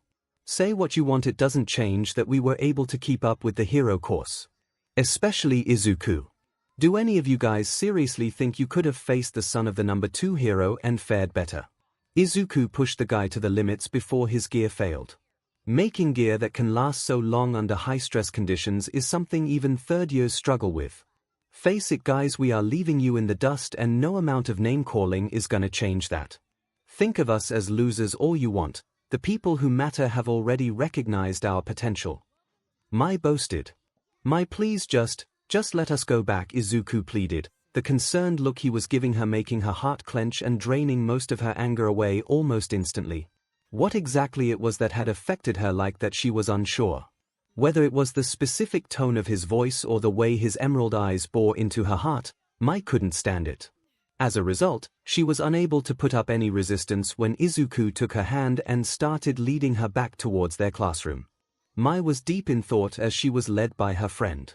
That look, it wasn't just one of concern, something else had been present there. Anger. No. Disappointment. Had she done something wrong? Everything all right, Izuku? Those Jazz didn't do anything too bad before I showed up, right? Izuku sighed before answering without turning around to look at her. No, we were just talking. While I'm grateful you showed up, I don't think you should have antagonized them like that. What do you mean? They started it. Somebody has to stand up to these assholes and tell them off. They'll never stop harassing you otherwise. Mai defended herself. Maybe, maybe not. What I am most worried about is that you told them about Yorozu and the internship she got us. I don't think she would have wanted us to go around bragging about that. So what? I was just saying that to get it into those idiots' thick skulls how wrong they are about us. Would you rather stand there and have them walk all over you because they have deluded themselves into thinking they are better than you? That's better than needlessly spreading information like that around. How do you think this will make Yorozu look? Here. What do you mean? How do you think rumors are born? Once word gets around, people are going to wonder why she did us such a huge favor. I doubt most of the ideas everyone is going to come up with are going to be nice ones. Best case scenario, people are going to think Yorozu is willing to grant favors like that to everyone and constantly harass her because of that. You're exaggerating. Also, I just couldn't let them off the hook after they were hounding you like that. Seriously, what in the world made them think they could land Hero Course girls and your Momo herself no less in such a backhanded manner? Wait, you heard that? Yeah, and I can't say that I liked what I heard. I was really close to doing womankind a favor by turning 11 Kuan into a eunuch with a nice hard kick into his groin. Okay, then I'm grateful for your restraint too. Let's just forget this happened and please stop antagonizing Ito and Chibana. I know you don't like them and their friends, but we are going to be in the same class as them for the next 3 years. Just keep ignoring them. Making them angry is just making things worse. Izuku once again pleaded with her, while sending her a worried look which drained the will to talk back from her. Mai wanted nothing more but to comply with his request, but she knew this matter wasn't up to her. Izuku had denied the bullies their request, which meant he had drawn even more of their ire than he already had. With just one slip-up from her side, the danger Izuku was in had considerably increased. On the bright side, he did not seem much worse to wear from this encounter, oddly enough. She had feared that just one experience like that could send her friend spiraling again, but he had taken it like a champ. Even though he was clearly intimidated, he had firmly stood his ground and refused the 3 creeps' request. Maybe her fears were overblown. It didn't matter for the immediate future. One averted crisis like that could only be a fluke, or the repercussions might be delayed. The best course of action was to continue on as planned and keep an eye out for Izuku until Momo has done her part. With a little luck, her favorite classmates might even get expelled. Even if not, they surely would be forced to drop their favorite pastime from middle school once they were exposed and on the school staff's radar. The only thing Mai knew for sure was that she would not be caught off guard and under-equipped like that again. Carrying around a lemon for this purpose might be a little bit conspicuous, however. Thankfully, her formula only needed citric acid and some oxygen to work its magic, and there were a lot less conspicuous sources for the former. Midoriya Izuku was torn. Lying in front of him on his desk was the object causing his turmoil, the most recent and almost filled hero analysis for the future notebook. Ever since returning home and finishing his homework for the day, he had been flipping through the pages, pondering the same question over and over again. Should he show Mai and Yorozu this notebook as is, or should he go through the trouble of summarizing and condensing the contents to make a safe version to sate their curiosity? If he intended to do the latter, he would have to start immediately since he had accumulated quite a lot of material. His observations on the Hero Corps students alone made up almost half the book, although he should be able to work through it reasonably fast if he simply discarded all of his written-down speculations. Focusing on just what he had been able to observe and any plausible ideas he could derive from that would be the prudent choice. Unfortunately for him, he really didn't have the time to take on this task. With the end of term looming ahead, Izuku's resources would be spread thin over keeping up with schoolwork, preparing for the exams, and his work on Yorozu's equipment. Unlike the 2 girls he had been spending so much time with recently, Izuku was not a genius, so he would have to put in a lot of work to maintain his good grades. Adding revising his latest notebook for Yorozu's benefit would probably mean piling on more than he can chew. Showing his unaltered notebook to the girls was not a particularly attractive option either. Even if Izuku could look past the atrocious handwriting of the passages he had scribbled down in a hurry, which he definitely couldn't, he was unsure if it really was the best idea to share this. The title of the notebook alone would raise questions, which Izuku could only answer by recounting his life story of broken dreams. While Izuku admittedly could be wrong, he was sure that dumping your trauma on your friends out of nowhere was not something nice to do. It would be especially unfair to Yorozu. As a class representative and recommended student, There were already enough lofty expectations on her before you factored in the fact that she would have to pass a practical exam on top of everything else. She had way more important things to worry about than his pathetic sob story. He shouldn't distract her at a time like this. Letting his face drop on his desk, Izuku let out a long and tired groan. He was getting nowhere, but unfortunately, he had to make a choice, since doing nothing and hoping they would forget was not really an option. Mai had been trying to get a peek at his notes for a while by now, and Yorozu's interest had been piqued ever since she saw his costume sketches. They would continue to ask until he gave them something to satisfy their curiosity. In the long run, it would probably be better for him if he just spilled the beans about his quirklessness and his hopeless dream. He couldn't keep avoiding or lying about this topic forever. Hell, the last time he did so he screwed it up so bad that his friends definitely noticed something was going on. Coming clean would save him so much trouble in the future. This train of thought led him to a different question. Could he trust them? His gut was telling him yes, however he was not inclined to blindly trust it in this case. His intuition was very unreliable when it came to girls around his age in general, thanks to the effects of teenage hormones, and both Hatsune Mai and Yorozu Momo were absolutely gorgeous, which worsened the effect considerably. His relationship with Mai was thankfully rather straightforward. Ever since their first group project they had developed a mutual respect for each other based on their skills and had become a really good team as a result. Mai was completely indifferent to things most people cared about like class, status, and popularity. Even quirks only interested her in how much of a challenge they could provide her for making suitable support gear. The revelation of Izuku's quirklessness would barely faze his pink-haired classmate, but she could feel betrayed when she finds out that he planned to leave the support course and by extension her. How she would react if she started to believe that he wanted to abandon her was impossible to predict, much to Izuku's worry. Mai was already capable of causing an impressive amount of mayhem by accident, so thinking about the carnage she could unleash on purpose on any poor soul who earned her ire sent a cold shiver down his spine. How exactly he was standing to Yorozu was much more difficult to gauge, not just because he had known her for less time. As a hero in training, things like reputation and popularity were likely to be a lot more important to her. That would mean that being associated with a quirkless wannabe hero like him could be a serious liability to her. Together with the fact that he was initially only approached by her for his services made Izuku fear that she might want to cut ties with him if his secret came out and after he had served his purpose. Alternatively, she could elect to stand by him, which while heartwarming would make her a target for rumors and ridicule. Izuku was honestly not sure which of these options would be worse, but if pressed he would probably prefer for Yorozu to just turn her back on him. He would not be able to forgive himself if she would have to suffer even an iota of abuse because of him. Izuku sighed and chided himself for exaggerating the scenarios in his head.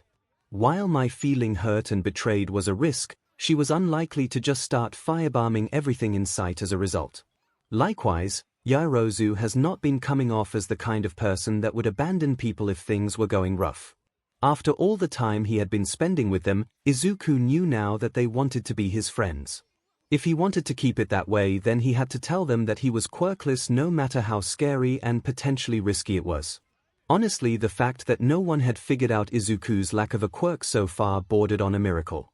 While he was better at dodging questions than flat-out lying, somebody other than his friends should have noticed by now how he avoided the question.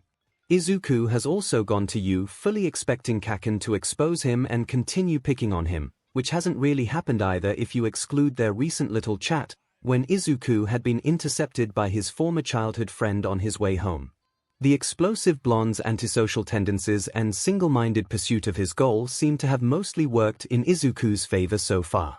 Eventually, somebody would have to connect the dots, however, and Izuku would rather tell the girls himself. Any negative repercussions would be way worse if they learned from some other source. He owed both of them at least that much trust. With his decision finally reached, things didn't immediately get easier for Izuku, since now he had to ponder when the best moment would be and how exactly to tell them. His best bet would probably be during one of their upcoming sessions in the workshop. He should get this done soon since they would likely have fewer sessions together as they get closer to the end of term, since Yorozu would probably need the time to study and train for the exams. As to how he should do it, he was not completely sure yet. Just because he decided to tell them did not mean he would have to share everything with them, however. The less was said about his time at 𝐿𝐷era and more importantly the people involved in it the better. He wouldn't want to distract anyone too much with his sob story after all. Also, Izuku had seen Mrs. Yorozu's face when she started plotting to take legal action against Uwabami, and given the close physical resemblance between mother and daughter, it was very easy and very, very scary to imagine Yorozu doing something similar. That was probably another overblown fear of his, but he would prefer to err on the safe side, since even if he didn't know the current climate within Class 1A, causing strife between Yorozu and Kaken surely wouldn't improve it. It would also be better for Mai's sake if Izuku didn't mention his former childhood friend. His classmate was feuding with enough people already, so adding Kaken to the mix would do nobody a favor. Considering how she seemingly wanted to kick Ito in his PP with her heavy work boots during their unpleasant little meeting after lunch today, physical escalation was a concerningly likely scenario. Izuku had no doubt that Mai was a much more dangerous physical fighter than her appearance would suggest, but Kaken was a prodigy when it came to fighting, and he proved beyond any reasonable doubt at the sports festival that he would not hold back just because his opponent was a girl. He really should stop thinking about potential consequences before he changed his mind again. So Izuku distracted himself by continuing the next batch of costume sketches. It was an oddly relaxing task and, dare he say, fun. There were just so many different costumes of super cool heroes he could draw from as inspiration. He almost felt sad he would only be able to make Yorozu just one costume, since there were just so many styles she would look amazing in. Granted, Yorozu would probably look just as breathtaking wearing a burlap sack as if she wore the very best costume mere mortals could make. Unfortunately for him, he constantly had to resist the urge to go more into detail with the sketches, since drawing perfectly lifelike faces for every single one would require him to stay up the whole night. Izuku also needed to take great care to avoid drawing the female figures anywhere close to Yorozu's actual body shape. He made that mistake once with his discarded first draft and it looked like the doodles of a very, very corny ecchi manga artist. He couldn't show that to his friends, they'd think he was some sort of pervert. With his artistic urges growing too strong, Izuku elected to continue one of his personal sketches to get it out of his system before he could go back to his design work. This had become a frustratingly common occurrence, so much so in fact that his stack of personal sketches had overtaken his costume ideas. There was just something about the tall, raven-haired beauty that really made him want to draw. The same was to a lesser extent true for Mai, on the rare occasion where she was sitting still long enough for him to commit a suitable scene to memory. Maybe he should bring some of the drawings with him too. Yorozu had announced interest in seeing them, and while he found it a little bit embarrassing how pretty much all of them either featured her or Mai, there was no need for him to tell them that. Also, there were a few sketches that had turned out really well and he kinda wanted to be praised for them again. It had felt kinda nice if you looked past the embarrassment. Was it selfish of him that he wanted to feel that again? With that, Izuku spent the rest of the evening drawing until he had to turn in for the night. He went to sleep having prepared everything for the next day, including the things he wanted to show both his friends at the earliest possible convenience. Yorozu Momo didn't like to admit it, but today's lunch party was causing some mixed feelings in her. The culprit of this was her own lunch tray, which was jam-packed with today's delicacies prepared by the peerless cook that was Lunch Rush. While she could feel her mouth watering in anticipation of enjoying her well-earned meal, a quick glance at the trays of her fellow 1A students served as a stark reminder of the fact that she was supposedly overweight. She had piled on more food than even Shuji and Soto, both large boys who also required a large nutrient intake because of their sizable muscle mass and potentially because of their quirks. Momo was of course fully aware that the BMI has been far from an accurate tool to assess the health of people ever since the advent of quirks. Even fairly subtle mutations could seriously throw off the results, and Momo's mutations severely impacted the way her body processes and stores her excess body fat, which made it incredibly difficult to properly assess what her healthy body weight might be. According to her family's doctor, she was as healthy as she could be, so she was unlikely to suffer any negative side effects associated with being overweight, thankfully. Despite knowing that she had no tangible reason to feel insecure about her weight, she couldn't help feeling like a pig that was about to gorge itself at its trough. In the future, she should probably try to pile less food on her tray and instead elect to go and get herself a second helping after finishing the first. This should hopefully diminish these unwanted and irrational feelings. At the very least, Momo had enjoyable company. Sitting directly opposite of her was, who she easily considered her closest friend in 1A, 𝐤𝐬𝐽 Kyoka. Going off the reactions of other students she saw in the hallway, many people seemed to be surprised by them getting along so well. Admittedly, they were contrasting each other quite strongly in their physical appearance, but some people seemed to assume that 𝐤𝐬's affinity for punk rock and the associated fashion was indicative of an unpleasant and abrasive personality. Nothing could be further from the truth. Kyoka was a headstrong and outspoken young woman, even if Momo was not the biggest fan of her friend's frequent use of strong language. Despite that, she still greatly admired and appreciated her friend's witty and razor-sharp tongue. Momo was especially awed by her friend's musical talent. Kyoka was able to play almost any instrument used by most modern genres of music, although she insisted she only knew the basics for most of them and that she was only truly proficient with the bass guitar. It was still incredibly impressive since Momo knew from her own piano lessons how difficult learning an instrument could be. Maybe 𝐤𝐬 also had taken some singing lessons. That would be marvelous. Momo stopping her singing lessons had been one of the few instances where she had given up on something out of frustration over her lack of progress, but she was sure the musical prodigy that was her friend must be an amazing singer. It would befit Kyoka's outspoken nature to also have a captivating singing voice. Quite fittingly for her right-hand man and vice representative of 1A, Ida Tenya, was sitting to her right. With the strange way their class election had gone, Aizawa-sensei had asked Momo to simply appoint a vice representative since most students were tied at second place with just one vote and he didn't want to bother to go through a snap election to resolve the matter. Having to make such an important decision all of a sudden with very limited information had been an unpleasant surprise, but eventually, her choice fell on Ida since he had seemed the best suited for the job based on her limited knowledge. A choice that Momo did not regret in the slightest, since Ida's conduct had been nothing short of exemplary so far. There was no denying, however, that the events of his internship had shaken him deeply.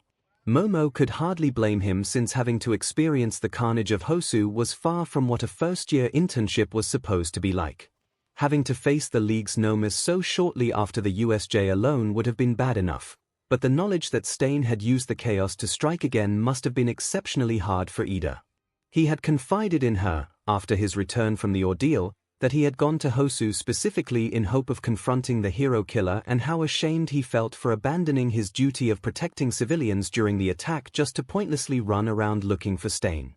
Momo had been horrified over this reveal, but Ida's feelings of guilt and his vow to aspire to be a better hero that prioritizes the lives of civilians over taking down the villain reaffirmed in her eyes the trust she had put into him. Sitting to Kyoka's left was Ashido Mina. It was quite surprising that the pink girl chose to have lunch with them today since she usually spent her lunch break sitting with Hagakure, Kirishima, or Kaminari. Mina likely wanted to ask Momo for her notes from their math classes. The girl clearly struggled the most in this subject and would need any help she could get.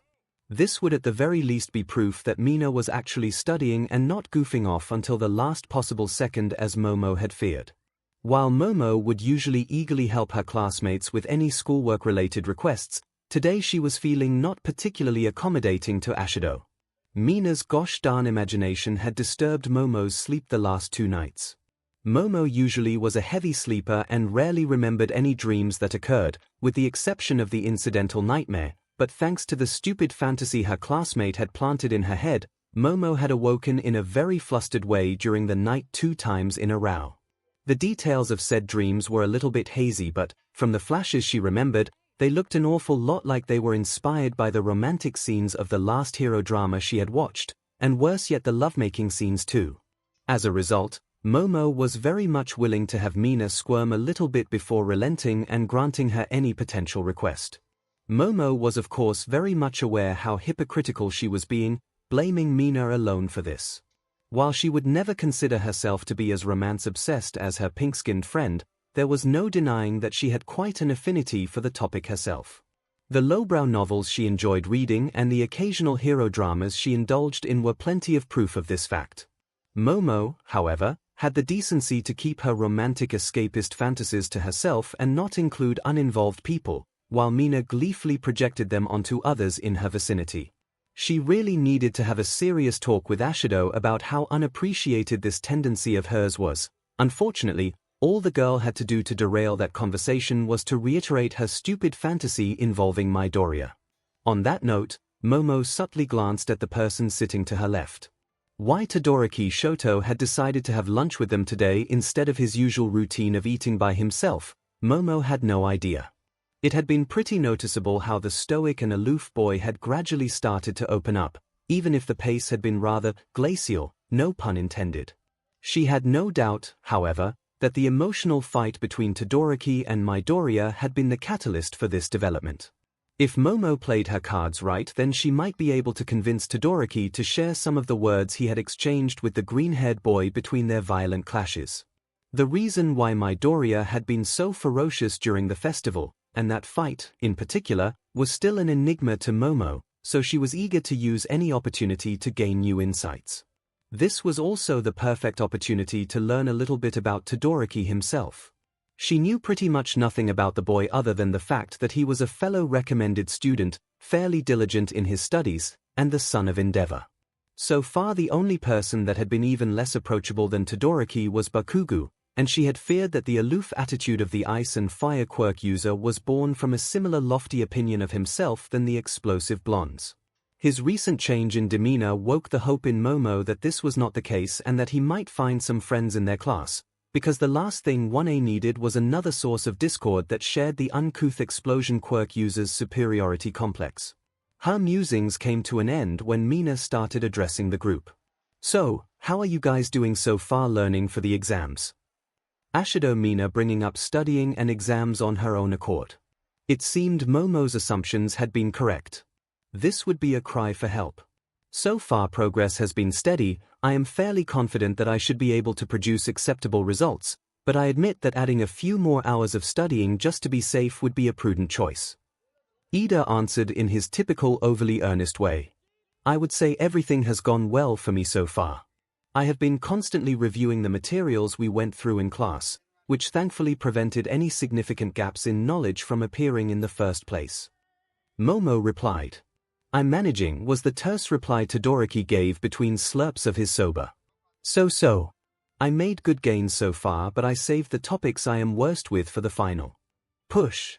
Hopefully that way that stuff will be fresh in my memory for the test. Why are you asking? Jiru returned the question. Well, math has kinda been kicking my butt, among other subjects, but I have an especially hard time with this stuff. Momo. Can I copy your notes and all of the homework assignments we have done so far? That should hopefully help me make sense out of everything, cause God knows trying to listen to Ectoplasm Sensei's droning on has not worked for me so far. Momo had to admit that Mina was not entirely wrong on this account. Ectoplasm Sensei, while a competent and thorough teacher, did have a habit of, droning on. For her classmates who shared a greater inclination towards kinesthetic learning, among which Mina was clearly the most prominent, Ectoplasm Sensei's lessons were considered especially torturous. Although Momo suspected that Mina's relative lack of DSPLN regarding schoolwork was the bigger factor contributing to her struggles. I would gladly share my notes, but why would you need my homework too, if you don't mind me asking? Well, you see my homework assignments are kinda messy. Wrong too. I just don't know why though. For all I know I'm doing everything correctly, but once it's time for the final result, boom, I'm completely off for some goddamn reason. If you give me your assignments I might be able to figure out what I'm doing wrong. Closing her eyes, Momo gave Mina her best fake smile before replying. I don't think that would be wise.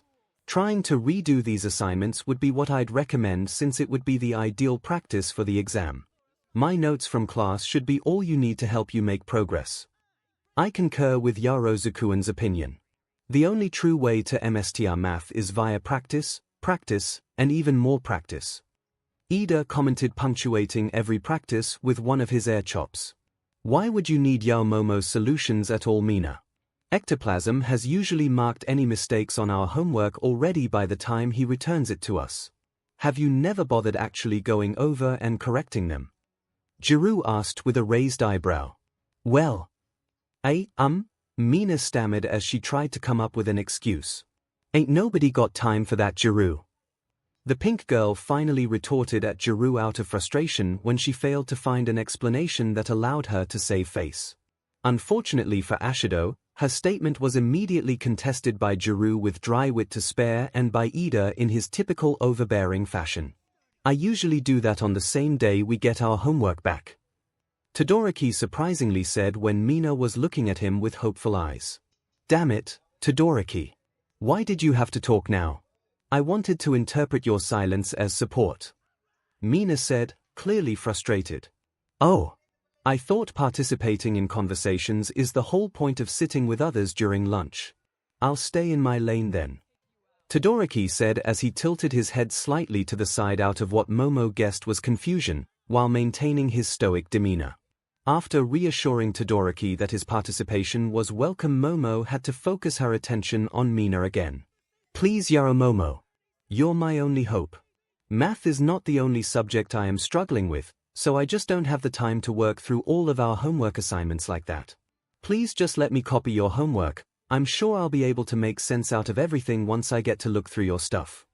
Momo gave her classmate a long silent stare after Mina finished her request, with a small vindictive part of her enjoying the pink girl's distressed look and the nervous fidgeting of her hands. I suppose that since assisting my classmates in their academic endeavors is my duty, allowing you to fail a class would count as a failure on my part too. I shall share all of my materials with you. Momo said as she finally relented. Yay. Thank you Momo, you're the best. With that, I can, however, I must insist on you starting to take your classwork more seriously from now on, 𝐻𝐸-san. If you had been more diligent with your studies up until now, then you might not be under so much stress trying to catch up again. Indeed. Falling behind on your schoolwork is not becoming of a student of this venerated institution, especially for a member of the hero course. Our peers are looking up to us, 𝐻𝐸-kun. We need to set a proper example for them. 𝐸 added in support of Momo's reprimand of their mutual classmate. Oh come on guys, I am not that bad. Mina attempted to deflect. Really? How many subjects were you having trouble with again? 'Cause when I overheard you and 𝐤𝐸 whispering to each other, it kinda sounded like you were in panic mode. You better listen to our representatives. Unlike 𝐤𝐸, you might not be completely hopeless, yet 𝐤𝐸 chimed in. Again, it's not that bad. There's still plenty of time for the exam. Also, could we change the topic now? Please. Mina once again pleaded. Her classmate's reaction did little to reassure Momo, but she acknowledged the fact that putting further pressure on the girl would do little more than waste time. She would have to trust that Mina would do her part and put actual effort into studying, and hopefully approach her in time if additional assistance was required. While 𝐤𝐸 was busy getting a little bit more mileage out of teasing Mina about the upcoming exams, Momo spotted a familiar head of messy green hair. Midoriya seemed to have just gotten his food and was walking through the cafeteria all on his own. Hatsune was nowhere to be seen, probably still waiting in line or maybe in the restroom. Whatever the case may have been, Momo decided on impulse to invite her friend from the support course over. There was still a seat next to 𝐤𝐸 free after all, and should Hatsune join them, then they should be able to borrow a chair from one of the adjacent tables, which were not fully occupied. Midoriya-san. Momo called out to her friend from the support course once he came close enough so he would be able to see and hear her. Would you like to join us for lunch? We still have a seat free and we should be able to easily accommodate Hatsune-san should she decide to join us as well. Why Arozu? No thanks, I'm fine. I wouldn't want to bother you guys. I'll just head to the little table in the corner like I usually do. Thanks for the offer though. Midoriya declined. Nonsense. It would be no bother to us at all. Also, why walk across the whole cafeteria if there is a perfectly fine seat free here? You don't have to worry that we won't have space for Hatsune-san when she shows up. We'll easily procure another chair for her should the need arise. Well, Mai is not here. She's in the workshop tinkering with something, and since she hasn't skipped any meals in a while, I figured I could let her have a little cheat day. Midoriya informed her with a little shrug. Skipping meals. That sounds incredibly concerning. Proper nutrition is vital for your health and well-being after all. 𝐸 added, shocked. Hatsune-san, unfortunately, has the habit of getting very absorbed in her work. Thankfully she has people looking out for her well-being, so she should be fine. Momo clarified. If that is the case, then why don't you take a seat and join us, Midoriya-san? I'd love to properly introduce you to some of my classmates. She continued. Oh okay, if you guys really don't mind tea then I can join you, her green-haired friend replied bashfully, reminding her that he was likely uncomfortable with meeting new people. Thankfully Momo would be here to ease him out of his shell and interfere should someone try to push his boundaries too much. Splendid. Without further ado, this here is Midoriya Izuku from Class 1H. I approached him after the sports festival seeking his help to improve my capabilities. To my delight, I did not just find a capable and diligent support technician but also a great friend. Momo said as she introduced Midoriya, causing the boy to blush heavily at the praise while he sat down with his food. Hey, what's up dude? I'm 𝐔𝐬𝐽 Kyoka, and if your Momo thinks you're cool I don't see us having any issues. Just, sorry in advance but things are about to get a bit loud, 𝐔𝐬𝐽 said as she tried to introduce herself to the boy that just sat down next to her. Hi. I'm Ashido Mina. But just call me Mina. I am so happy to finally meet you. We were all wondering what our class rep has been doing after school these past weeks. I am sure you have some very interesting stories to share with us, right? A clearly very excited Mina interrupted. Ashido-kun. Interrupting someone while they are talking is very rude. Also, stop yelling like that. There are fellow students here that would like to enjoy their meals in peace. Ida loudly reprimanded the pink-skinned girl, ignorant of the irony. If I'd get just 100 yen every goddamn time that happens I'll be able to retire by the time I graduate, 𝐔𝐬𝐽 mumbled in annoyance. Anyways, I am Ida Tenya and I'm pleased to make your acquaintance. It is a great relief to me that there seem to be students within the support course that take their studies seriously and go above and beyond in their duties to collect vital experience. I also sincerely hope you can be a positive influence on that Hatsune character. Brilliant or not, her concerning attitude towards the rules could easily lead to her expulsion, so if you ever require assistance in steering her towards the path of a proper student, I'd be happy to oblige. Ida introduced himself. With that, all eyes fell on the last person sitting at their table. I doubt that any introductions are going to be necessary, Todoroki noted, his usually flawless stoic facade cracking a bit as he avoided eye contact with Midoriya and looking generally like he was ashamed. Likewise, her green-haired friend's awkwardness seemed to spike immediately after this statement. This development had Momo concerned. Surely whatever hostility that had expressed itself between them had been limited to the arena, right? At least neither boy seemed willing to start an argument if there really was any lingering resentment. Still, as eager as she was to learn what exactly has been the cause for the boys going all out in that fight, Momo would feel terrible if her curiosity would be sated at the expense of either boy's emotional well-being. Thankfully, it would turn out that no actions on her part seemed to be necessary as Todoroki addressed Midoriya, after he himself had regained his composure. I suppose I owe you an apology, Midoriya. What? And no, you don't need to, it was an accident after all. Honestly, considering how many corners I cut when making my gauntlets, it bordered on a miracle that they didn't explode earlier. That was not what I was talking about, but I think I should apologize for that too. If I had better control over my fire quirk, then I might have been able to end the fight in a way that wouldn't have caused you injury like that. Todoroki insisted while glancing at Midoriya's hands, which still had some faint traces of the burns he suffered during their match, which Momo hadn't really noticed until now. You were right. I have been incredibly disrespectful during the festival, to you, my classmates, and any other contestant. I held back half of my quirk because I was so obsessed with proving something that I lost sight of why I went to you in the first place. You reminded me of a few very important things when I was at your mercy, and I feel ashamed of how I acted back then. I sincerely hope you won't hold my words and my actions against me. Todoroki continued. Oh, of course not. How could I? We both got carried away and I probably said a few things I shouldn't have. Even if I was right in calling your behavior out, venting my frustrations on you the way I did was not okay. It is I who should apologize. No, Midoriya, your frustration was entirely justified. I was the one who didn't treat our match seriously in the beginning, a foolish mistake that would have cost me my life in a real fight. Your harsh words were exactly what I needed to hear, and I will take what you said to me, what you reminded me of, to heart. It is, as you said, my power, and if I ever want to be an effective hero, I'll need to use all of it. You have my most sincere gratitude, and I am sorry I wasn't able to tell you sooner. I was afraid that the way our match concluded had led to you holding a grudge against me. Not at all. I was really happy when you finally went all out. People never really took me seriously, so you holding back after everything I went through to make it that far was more or less the main reason I got so angry. When you used your fire, it felt to me like I was finally being recognized as an opponent, instead of a stepping stone you could just walk over. While I am a little frustrated that I wasn't able to fight back anymore afterwards, beating you while you were still limiting yourself to just your ice would have been worse in my opinion.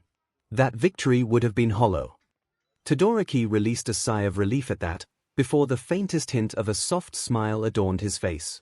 As far as I am concerned, you defeated me that day, Midoriya. I vowed not to use my fire and you made me break that vow. I hope that next year we'll be able to have a proper rematch. I'd love to. I don't want to make any promises though. Keeping up with you guys has been hard enough this year, and after a full year of combat training that gap is gonna be even bigger. I don't think I'll be able to make gear good enough to even those odds. I wouldn't count you out already, Midoriya-san. The odds for first-year students outside the hero course to make it as far as you did are already very low, and you still bested them. I am confident that you'll be able to do so again. Momo chimed in, while giving him a reassuring smile. Midoriya blushed once again at the compliment while Todoroki started to get up. I'm glad we were able to clear this up and that there are no hard feelings, but if you excuse me, I'll take my leave now. The Ice and Fire quirk user said as he left with his now empty food tray. With Todoroki's departure, Momo could breathe a sigh of relief. She feared for a second that either a continuation of their screaming match or deafening, awkward silence would be the result of their meeting. The possibility of both boys being still on bad terms didn't cross her mind at all before she invited Midoriya to sit with them, but thankfully it didn't turn out to be an issue. Quite the opposite, since with the exception of the sports festival, Momo could not recall her fellow recommended student ever emoting as much as he just did.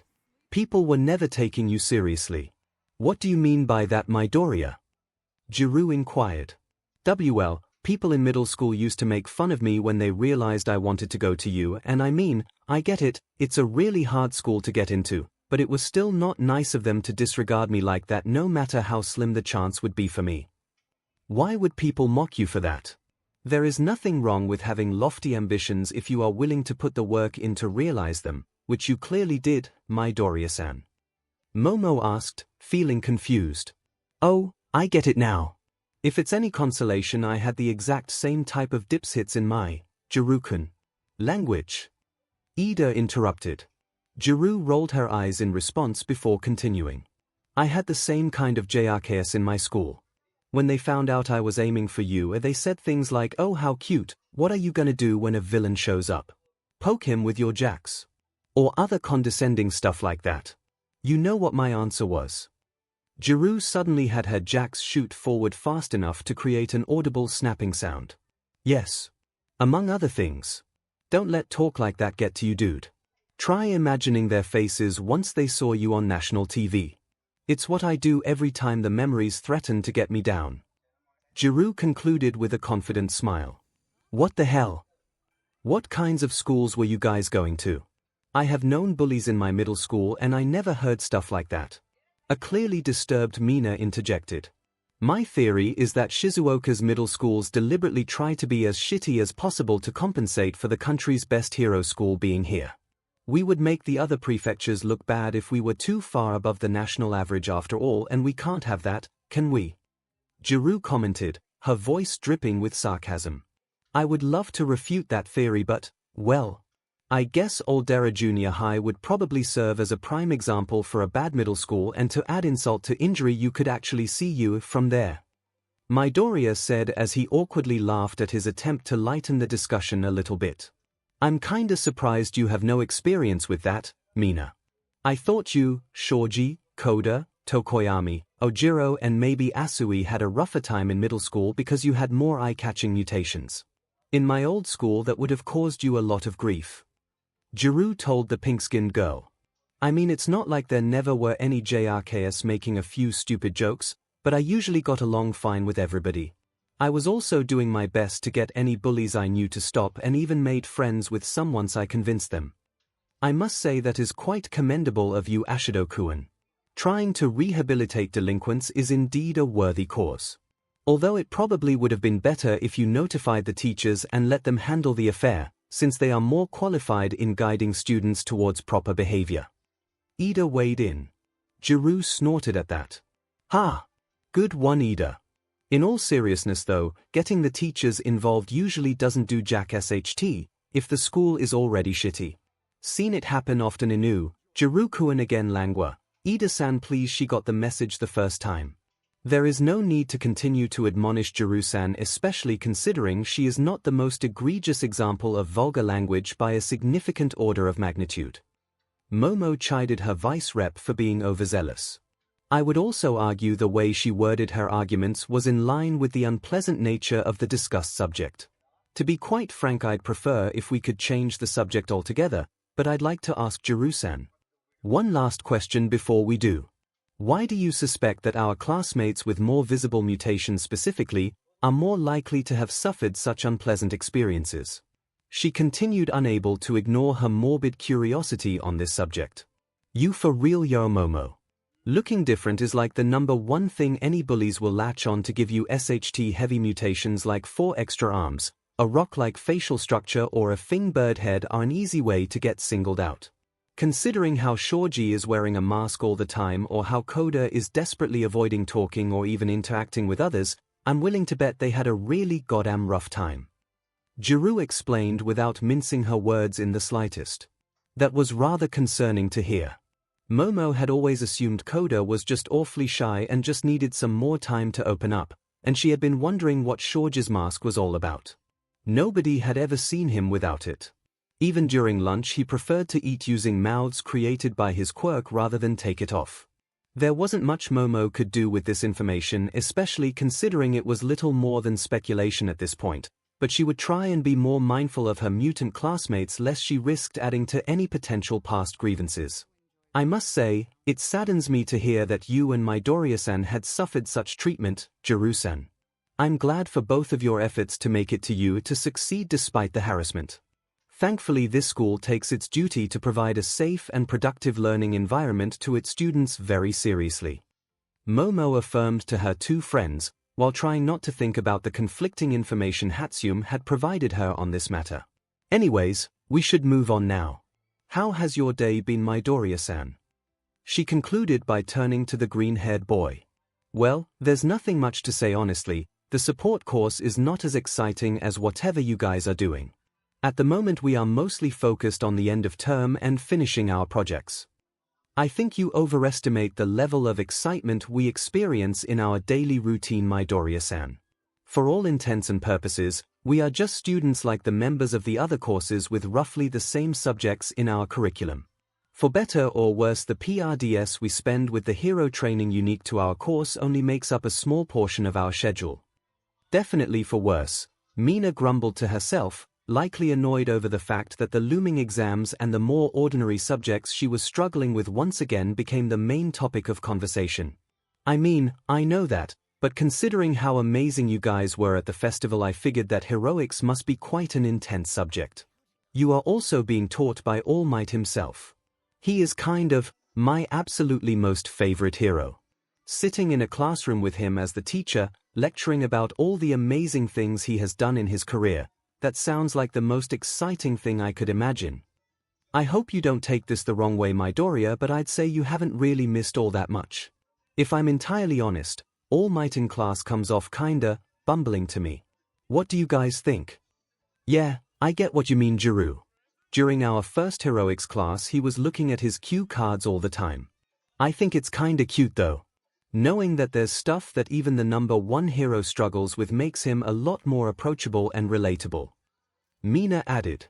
While I do agree that All Might's lessons so far have been rather inconsistent and that there have been a few instances of tardiness on our teacher's part, one mostly chalked this up to the fact that he is still very inexperienced at this. It is a common misconception that performing a task well immediately means you are qualified at teaching it too.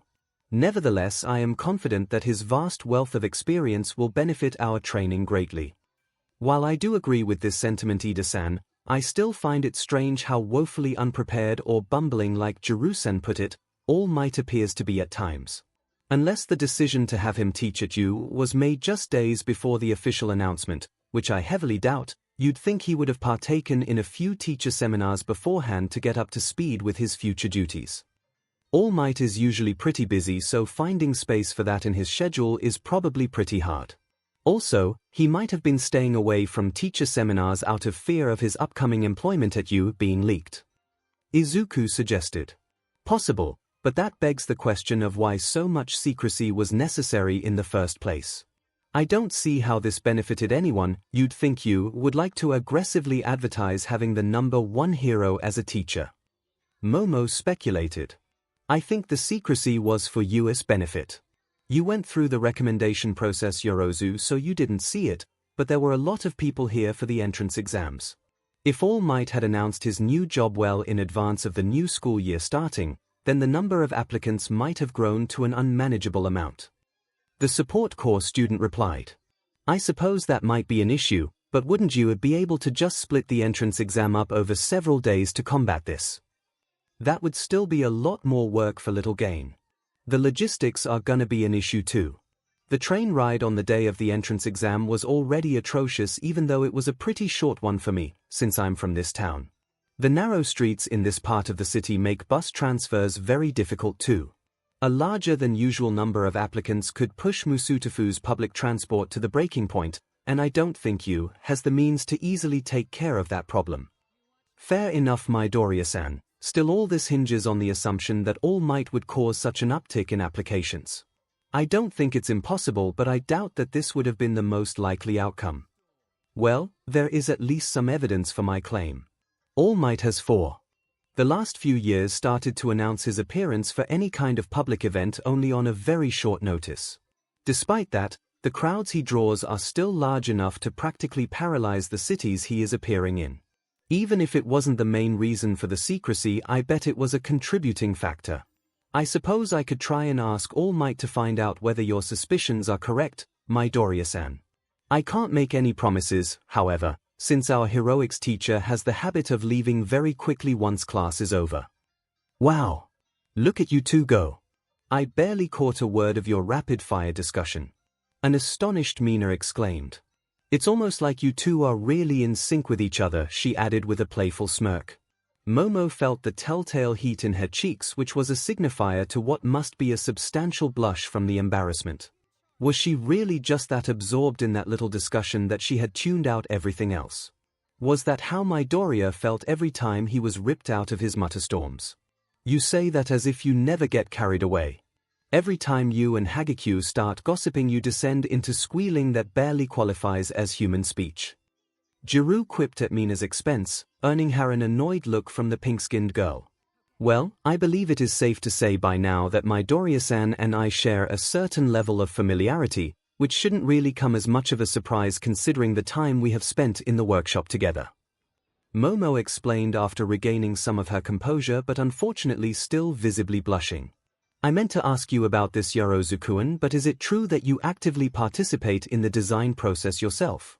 Honestly, it sounded a little bit excessive to me since our support department exists specifically so we don't need to do this.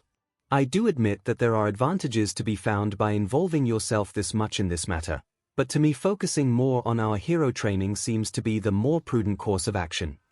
Ida inquired.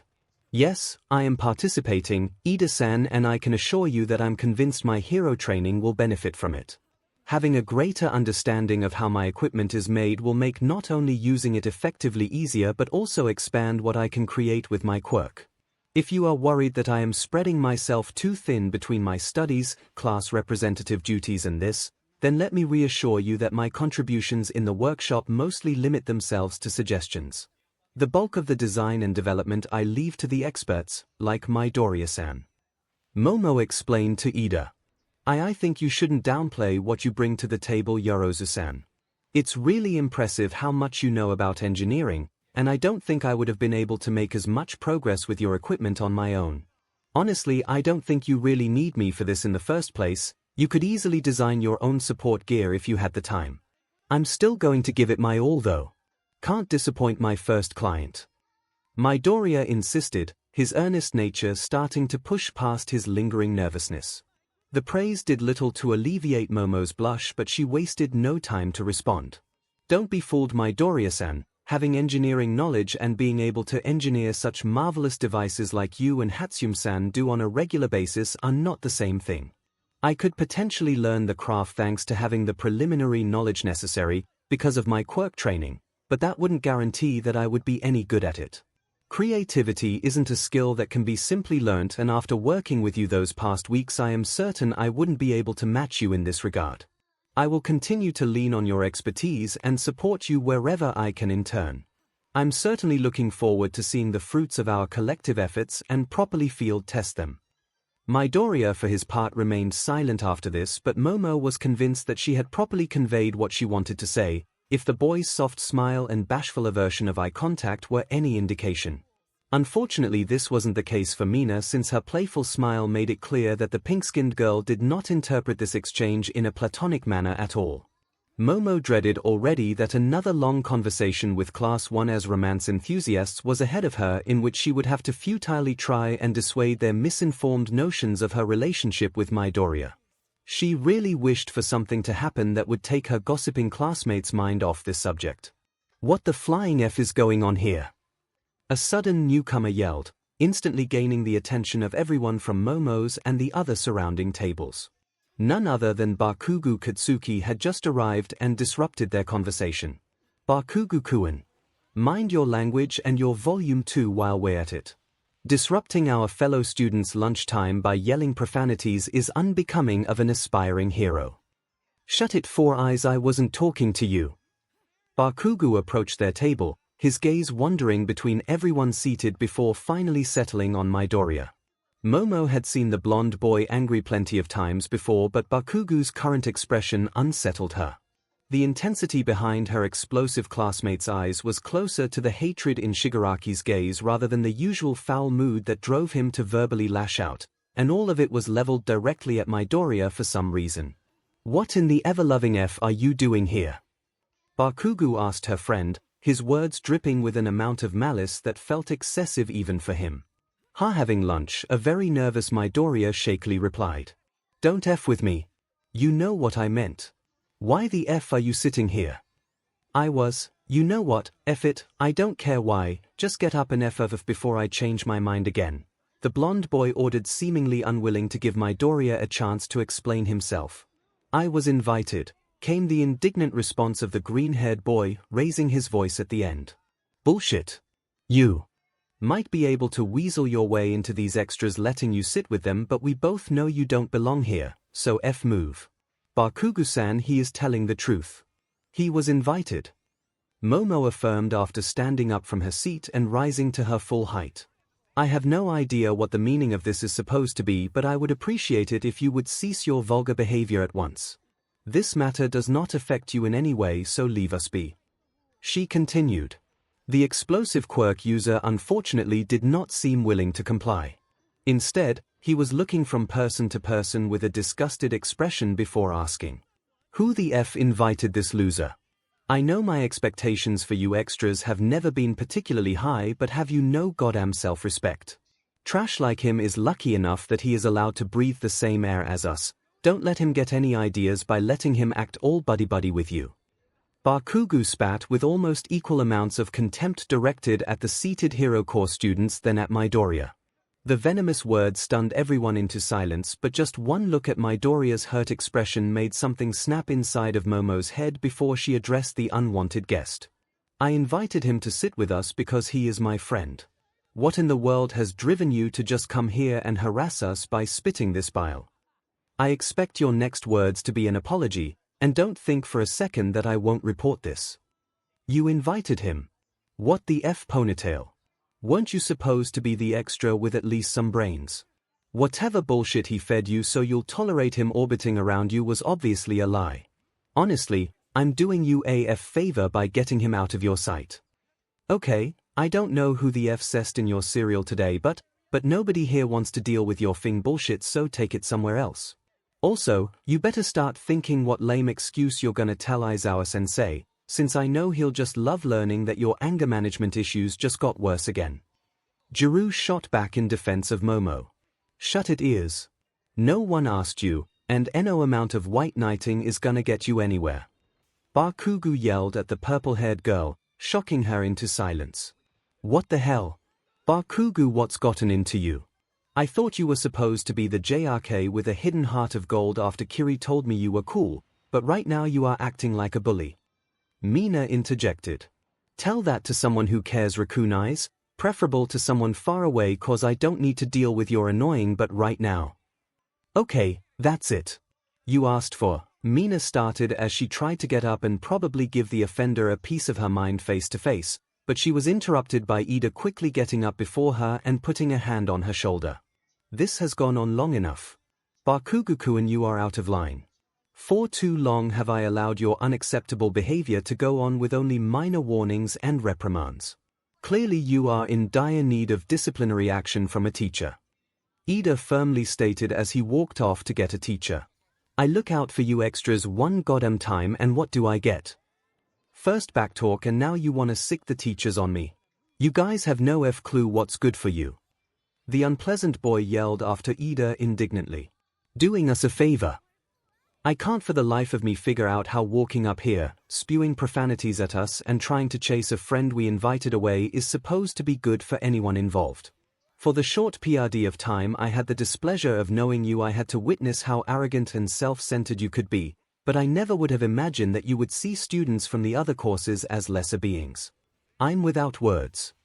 Momo said as she voiced her disapproval and profound disappointment over Bakugo's despicable behavior. You're still defending that nerd. What pathetic sob story did he tell you to get your attention? Don't you see what he's trying to do? This loser always wanted to be a hero, but there's no way a pathetic piece of SHT like him will ever make it, so he'll settle for the next best thing by attaching himself to one. He'll make you dependent on his help, and then gets off on looking down on you for becoming unable to do anything yourself anymore. I know that because he tried to do that with ME. Bakugo ranted in a concerningly deranged fashion. This left Momo truly speechless. Were they even talking about the same person still? She had not even the faintest hint of a clue how Bakugo got this horrible impression of Midoriya. One thing was for certain, however, her blonde classmate was completely delusional. Her outrage from before was now quickly making way for concern about her classmate's mental health. Bakugo's mood had been rapidly declining ever since the sports festival, with him raving about how he was robbed of a great opportunity despite winning the event. Still, the fact that he was now lashing out like this in public was unacceptable. Is this really what you think of me, Kaken? I was always.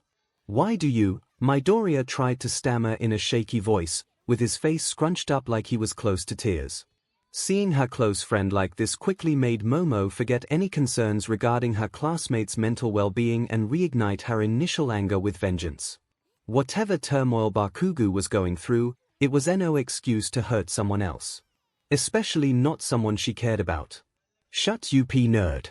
I told you to stay away from me and the hero course. It's your fault for not listening. Since when do you of all people get to decide who he is allowed to associate with? This has nothing to do with you, Bakugo. All of this was initiated by you alone. Momo snapped at the blonde boy in an uncharacteristically harsh tone for her. She was honestly starting to contemplate disciplining Bakugo herself. She could double it as quirk training if she used those bin-bag-loaded flintlock pistols she briefly experimented with in her pre-U quirk training. She had never been able to figure out the proper amount of propellant to avoid the shot, causing too much blunt trauma. Doing so would likely be overkill and get her in trouble too, but at the moment she believed it would also feel very cathartic. That's where you're wrong, ponytail. This is about ME. He is just trying to use you and the other extras to worm his way back into MY life. Ever since I refused to let him ride my coattails and cut him off, it's been like that, and I'm sick and tired of him getting in my way. I don't understand, Kaken. Why do you think like that? Why do you hate me so much? Midoriya whimpered with a pleading look in his eyes. You know full well why. Don't think you fooled me. I know how you were looking down on me and snickering behind my back. You have always been jealous at how much better I was at everything than you, and I still am. You are nothing but a pebble meant to be stepped on by better people, and no amount of your conniving scheming is ever going to change that. 𝐭𝐻, and I admired you. I looked up to you. You were always so cool and confident, and I wanted to be like that too, but then your quirk came in and you started to change. I was so worried about what was happening to you, so I tried hard to get you back on track of becoming the amazing hero I know you will be. A clearly frustrated Midoriya confessed to Bakugo with tears starting streaming down his face. Stop lying to me, you shitty quirkless Deku. Bakugo roared as he slammed his hand on the table and released a very loud explosion once it made contact with the surface. The first thing Momo saw while her ears were still ringing was Jiru's tortured expression as she held her ears in pain. Mina was having one of her hands on the purple-haired girl's back, likely to comfort her, while at the same time shooting Bakugo one of the angriest glares Momo had ever seen. All eyes in the cafeteria were now on them. Not that they have been ignored before, thanks to Bakugo throwing his very loud tantrum. The people sitting on the tables in the immediate area had already been throwing uncomfortable glances for some time. Now, however, Momo was confident that if her ears were to work properly, all she would be hearing would be the stunned silence of U.S. assembled student body. The worst thing Momo saw, however, was the state she found Midoriya in. The flash and the smoke of the explosion had obscured it from her view, but Midoriya seemed to have jumped up from his seat in fear and had fallen backwards over his chair in the process. He was now lying on his back on the floor, the contents of his food tray strewn across his torso and the floor around him. She was already moving towards her friend to help him up again, when the ringing in her ears subsided just in time to hear Bakugo's last words to Midoriya on this day. FOFF. Both words were emphasized by the threatening crackling of the blonde's quirk and by the utterly terrified look on Midoriya's face. He had gotten the message. The support course student quickly stumbled up on his feet and ran out of the cafeteria before Momo had time to react. What followed was a little hazy in Momo's mind, on account of happening so fast while her mind was still processing what she had just witnessed. All she remembered was a loud smacking sound, a stinging sensation in her hand, and Bakugo clutching his cheek in pain. Serves you right, you Diamond JRK. What the hell were you thinking firing off your quirk like that all of a sudden? Mina snapped at Bakugo before he could react. I was about to ask that myself. The voice of Aizawa-sensei suddenly cut in, making every student look into the direction of the approaching teacher. The show is over, everyone finish your lunch and go back to class, lunch break is ending soon. He firmly stated to the crowd of students before his gaze returned to the scene of the incident.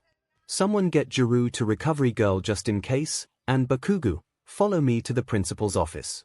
Now. Their homeroom teacher addressed them, his tone and piercing glare making it abundantly clear that no delay or backtalk would be tolerated. Momo immediately set off running after Midoriya when Aizawa-sensei started scooting Bakugo towards his well-deserved punishment.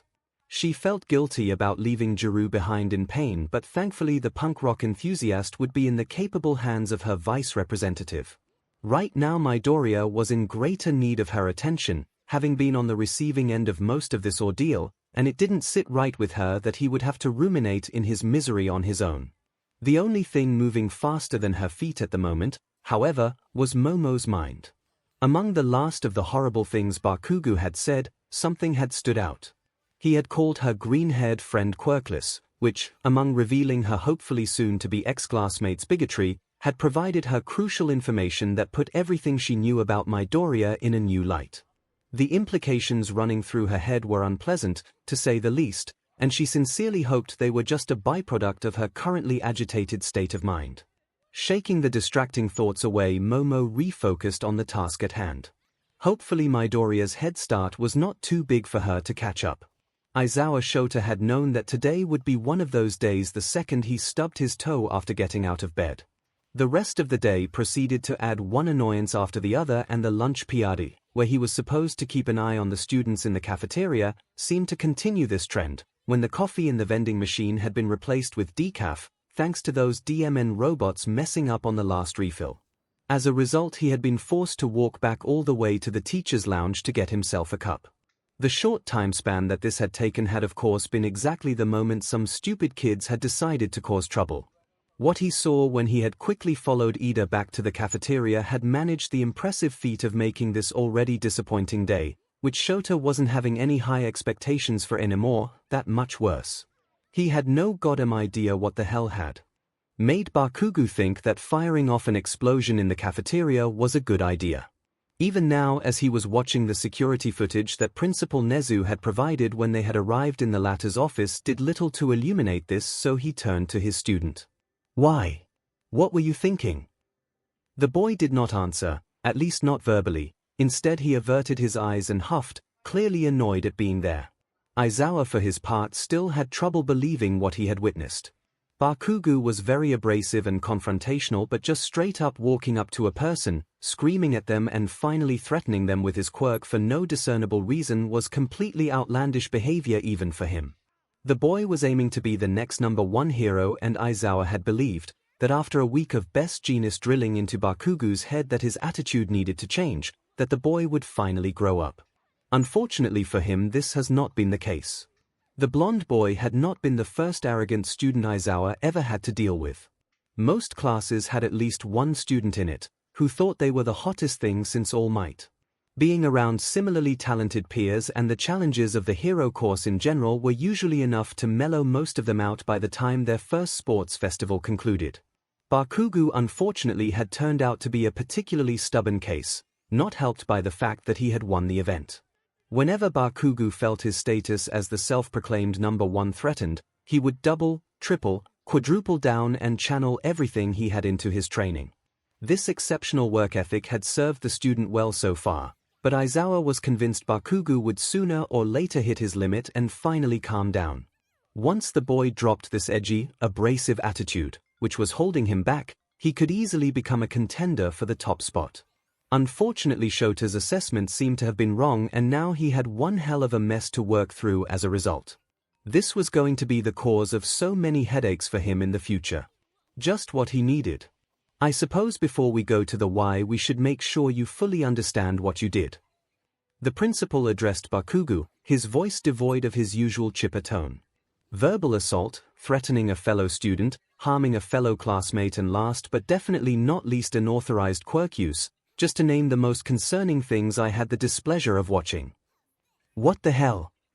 I didn't hit anybody with my quirk." "Wrong," Aizawa coldly replied. "Jiru was sitting right next to Midoriya when you unleashed that explosion. As you should know by now, her enhanced hearing makes her exceptionally vulnerable to sudden loud noises. When I arrived, she was in great pain and seemed to be almost deaf, which for your sake I hope is just temporary." He continued, going to great lengths to ensure his accompanying glare properly communicated the seriousness of the situation. Bakugo, to his credit, seemed to catch on. If the shocked expression that showed up on his face for an instant was any indication, still the boy continued to talk back. "She should be fine. I held back. You know, I could have incinerated that diamond desk and blown a hole to the floor below if I had let loose. Your restraint does little to change the fact that young Jiru is likely forced to go home for the rest of the day thanks to your actions. Even if she had remained unharmed, however, the fact that you had used your quirk to threaten a student would remain." Nezu explained. "I didn't threaten him. I just told him to leave." The student cut in. "And when he failed to comply, you used your quirk to threaten him. You see, young Bakugo, threats don't have to necessarily be just verbal in nature. Certain actions can convey them as well, and firing off a destructive quirk right next to a person definitely qualifies." Nezu lectured. "To be quite frank, I'm appalled. You violated numerous school rules and behaved in a way that is unacceptable for a hero. Threatening another student with your quirk, a quirkless one no less. From your midterm exam results, I can confidently say that you know better than this, so please let me reiterate your homeroom teacher's question. Why? What were you thinking?" Bakugo was once again silent, but his indignant facade had molten away, which was a good sign as much as Aizawa was concerned. The boy seemed to have realized by now how much he had messed up, even if he had not admitted it out loud yet. Still, the boy's reactions so far had been baffling to say the least. Any other student that got caught like that would be begging for mercy right now, yet Bakugo had initially seemed unconcerned, as if he didn't expect any consequences from his actions. As infuriating as this attitude had been, it did clue Shota in that something was very wrong with the boy beyond his temper. Your silence on this matter is quite disappointing, as were your attempts at reframing the events in a more favorable light for you. If you can't provide any further context for what happened, you force me to fill in the blanks myself, and let me ask you, the principal said as he replayed the scene of Bakugo triggering his quirk in the cafeteria, zooming in on the grimace the boy was sporting during it. How does this look to you? What do you think the public would think after seeing this? Is this what a hero looks like to you? He wasn't supposed to be there. Bakugo mumbled, avoiding the unpleasant question of the principal. I think you'll have to elaborate. The cafeteria seems the appropriate place for a student during lunch break to me. Nezu retorted. He wasn't supposed to sit with the others, hell, he wasn't supposed to be in this school in the first place. Yua is for the best of the best, and Dek, he is the furthest you could physically be away from being the best in anything other than crying. The explosion quirk user stated angrily. When did you become the arbiter of who is allowed in Yua and who not?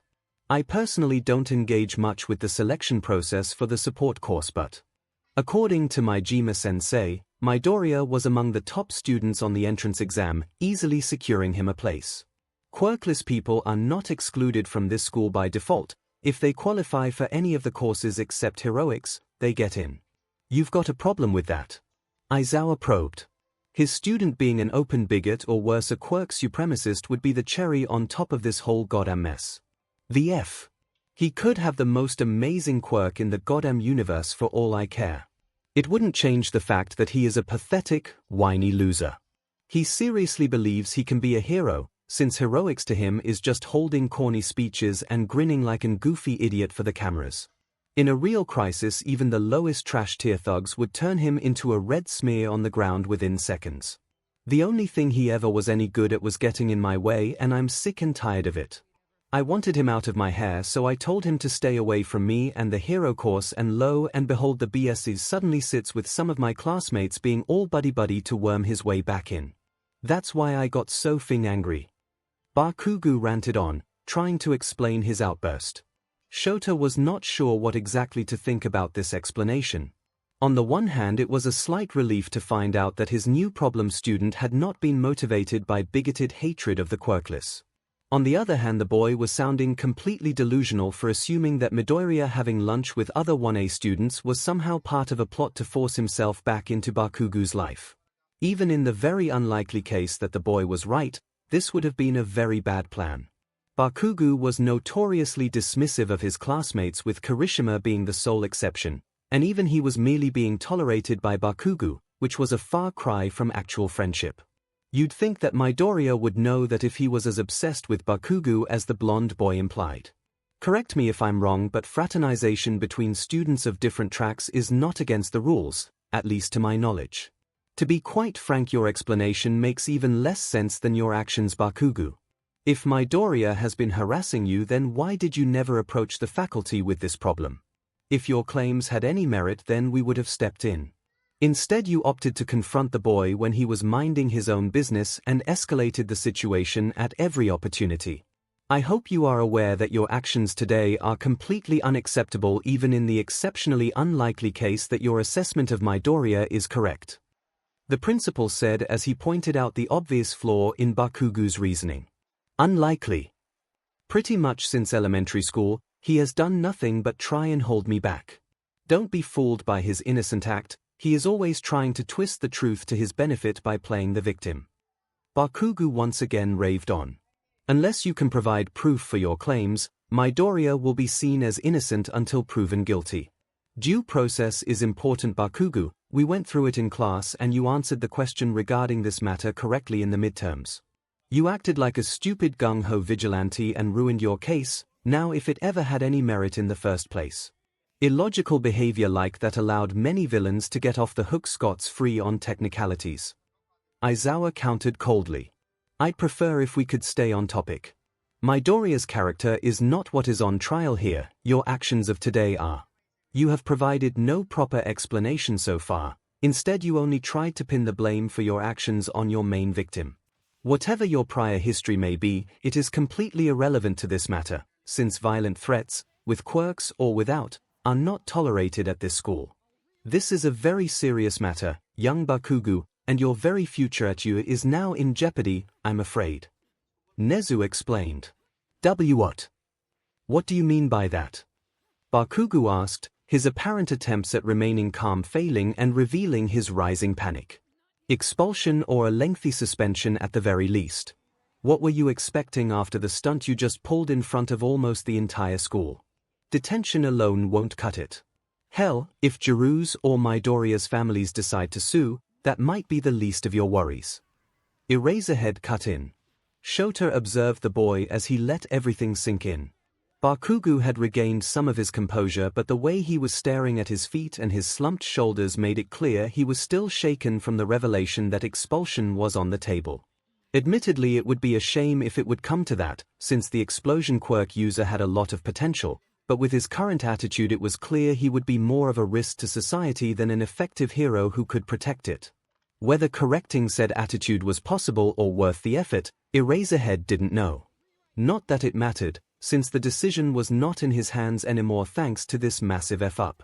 Indeed, those families have valid reasons to take legal action now. I'm afraid I'll have to make a lot of phone calls and notify the involved parties of what happened. As for you, young Bakugo, you are suspended effective immediately until I have reached a decision on what your full punishment is going to be. For now, collect your things and make your way back home. I will inform your parents once we know how to proceed, 𝐻𝐸 announced. So, that's it. You really are going to throw me out for this? Bakugo said dejectedly, slumping down in his seat. I am one of your best students and you want to kick me out because, cause of one F-up. I lost my cool, that shouldn't have happened and it's not going to happen again, I swear. Bakugo argued passionately in a last-ditch effort. It won't happen again, that's for sure. One way or another. Shota commented. As a dejected Bakugo left the principal's office, Eraserhead studied the unreadable face of 𝐻𝐸. Leaving the full extent of the punishment hanging in the air and leaving the boy squirming and afraid for his future would hopefully ensure he would never forget about today. He was not sure whether 𝐻𝐸 was leaning more towards leniency or harshness in this case, and Eraserhead was for once grateful that the principal insisted that expulsion in cases like this would be an executive decision. Despite his usual preference of being harsh, he wasn't entirely sure how best to proceed in this case. Bakugo really was one of the best students in 1A. He was also the winner of the sports festival of the first-year students. There was no way in hell that they could expel Bakugo without drawing a whole lot of unwanted attention. The DMN media would smell BLD and descend on this story like vultures. Many of the larger news outlets had quite the bone to pick with you thanks to their uncooperative and intransparent stance over the years. Apparently trying to stop them from harassing their students was obstructing journalism from their point of view. Those organizations would jump at the opportunity to drag you through the mud. Hell, they already were doing that in a way, ever since the USJ incident. Aizawa certainly didn't like the idea of providing these BSTRs with more ammunition. I knew that All Might's first year at 𝐻𝐸 was bound to be an interesting one, but this is not what I had imagined. 𝐻𝐸 declared, interrupting Aizawa's thoughts. The break-in, the attack on the USJ and the Hosu incident were more excitement-packed into barely one semester than we had in the last 5 years combined. And now I have to learn that even on the home front things are looking a lot more dire than they should be. To think a Hero Corps student would stoop to such lows, I still can't believe it. He always seemed to be a volatile one, but I thought he would eventually mellow out during the semester. Most of the more cocky students do. I probably should have stepped in and call him out on his attitude in class sooner. Shota said, wondering if that really would have helped prevent Bakugo from snapping like he had today. I don't blame you for your assumptions. I too was under the impression that Bakugo was merely another one of the countless overconfident students who would eventually shape up when they would inevitably face reality. Still, we should have noticed something was amiss sooner. Him scoring so high in the entrance exam without getting even a single rescue point should have been a red flag. His behavior at the medal ceremony was the second big one we ignored. For the future, adding interviews with the applicants and their parents to the application process should help us avoid surprises like this going forward. This won't help us in sorting the mess that has already occurred, however. 𝐒𝐻𝑒𝑢 said somberly. So what are we going to do? Expel him? Aizawa asked. We certainly have every reason to do so, considering the severity of his actions, but I am not sure we should do so lightly. There are many factors to consider before we take such drastic action. Expulsions from you do tend to attract a lot of unwanted attention, at least when they are issued by me. Are you concerned about how the media is going to react? I know a few tabloids that are going to be really uncharitable about this whole affair. Even the more reputable outlets are still mad about how we threw out their correspondence after they trespassed on the day of the break-in. More sensationalist coverage is certainly the last thing we need, but I had bigger concerns in mind. 𝐒𝐻𝑒𝑢 remarked. Bakugo was one of the most active participants when it came to foiling Shigaraki's plans at the USJ. From what little information we have about the leader of the League of Villains, it is safe to say that he is not of the forgiving sort. I'm afraid that Shigaraki might attempt to go after the students that defied him before, and if we expel Bakugo, he might be perceived as the easiest target. Whether he kills him outright or just kidnaps him for worse purposes, we would be partially responsible for his fate.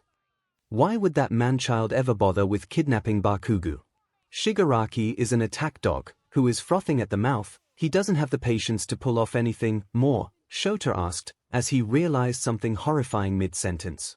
True, Shigaraki wouldn't have any plans for Bakugo beyond just killing him to send a message. The true mastermind behind the League, however, has proven themselves to be exceptionally devious. His opening move in this war was flawless. Even though Shigaraki failed to achieve any of his objectives, the true goal of the attack was a resounding success. The USJ incident created a notable crack in UA's reputation and also spread fear and uncertainty among the civilian population. Having one of our former students turned into a high-profile villain would be a devastating blow, permanently harming the public's trust in heroes. You really think they could pull something like that off? I'm not sure, but so far the League has caught us repeatedly on the back foot, so I'm trying to keep in mind what a worst-case scenario would look like for us, since they are likely going to work towards accomplishing something similar.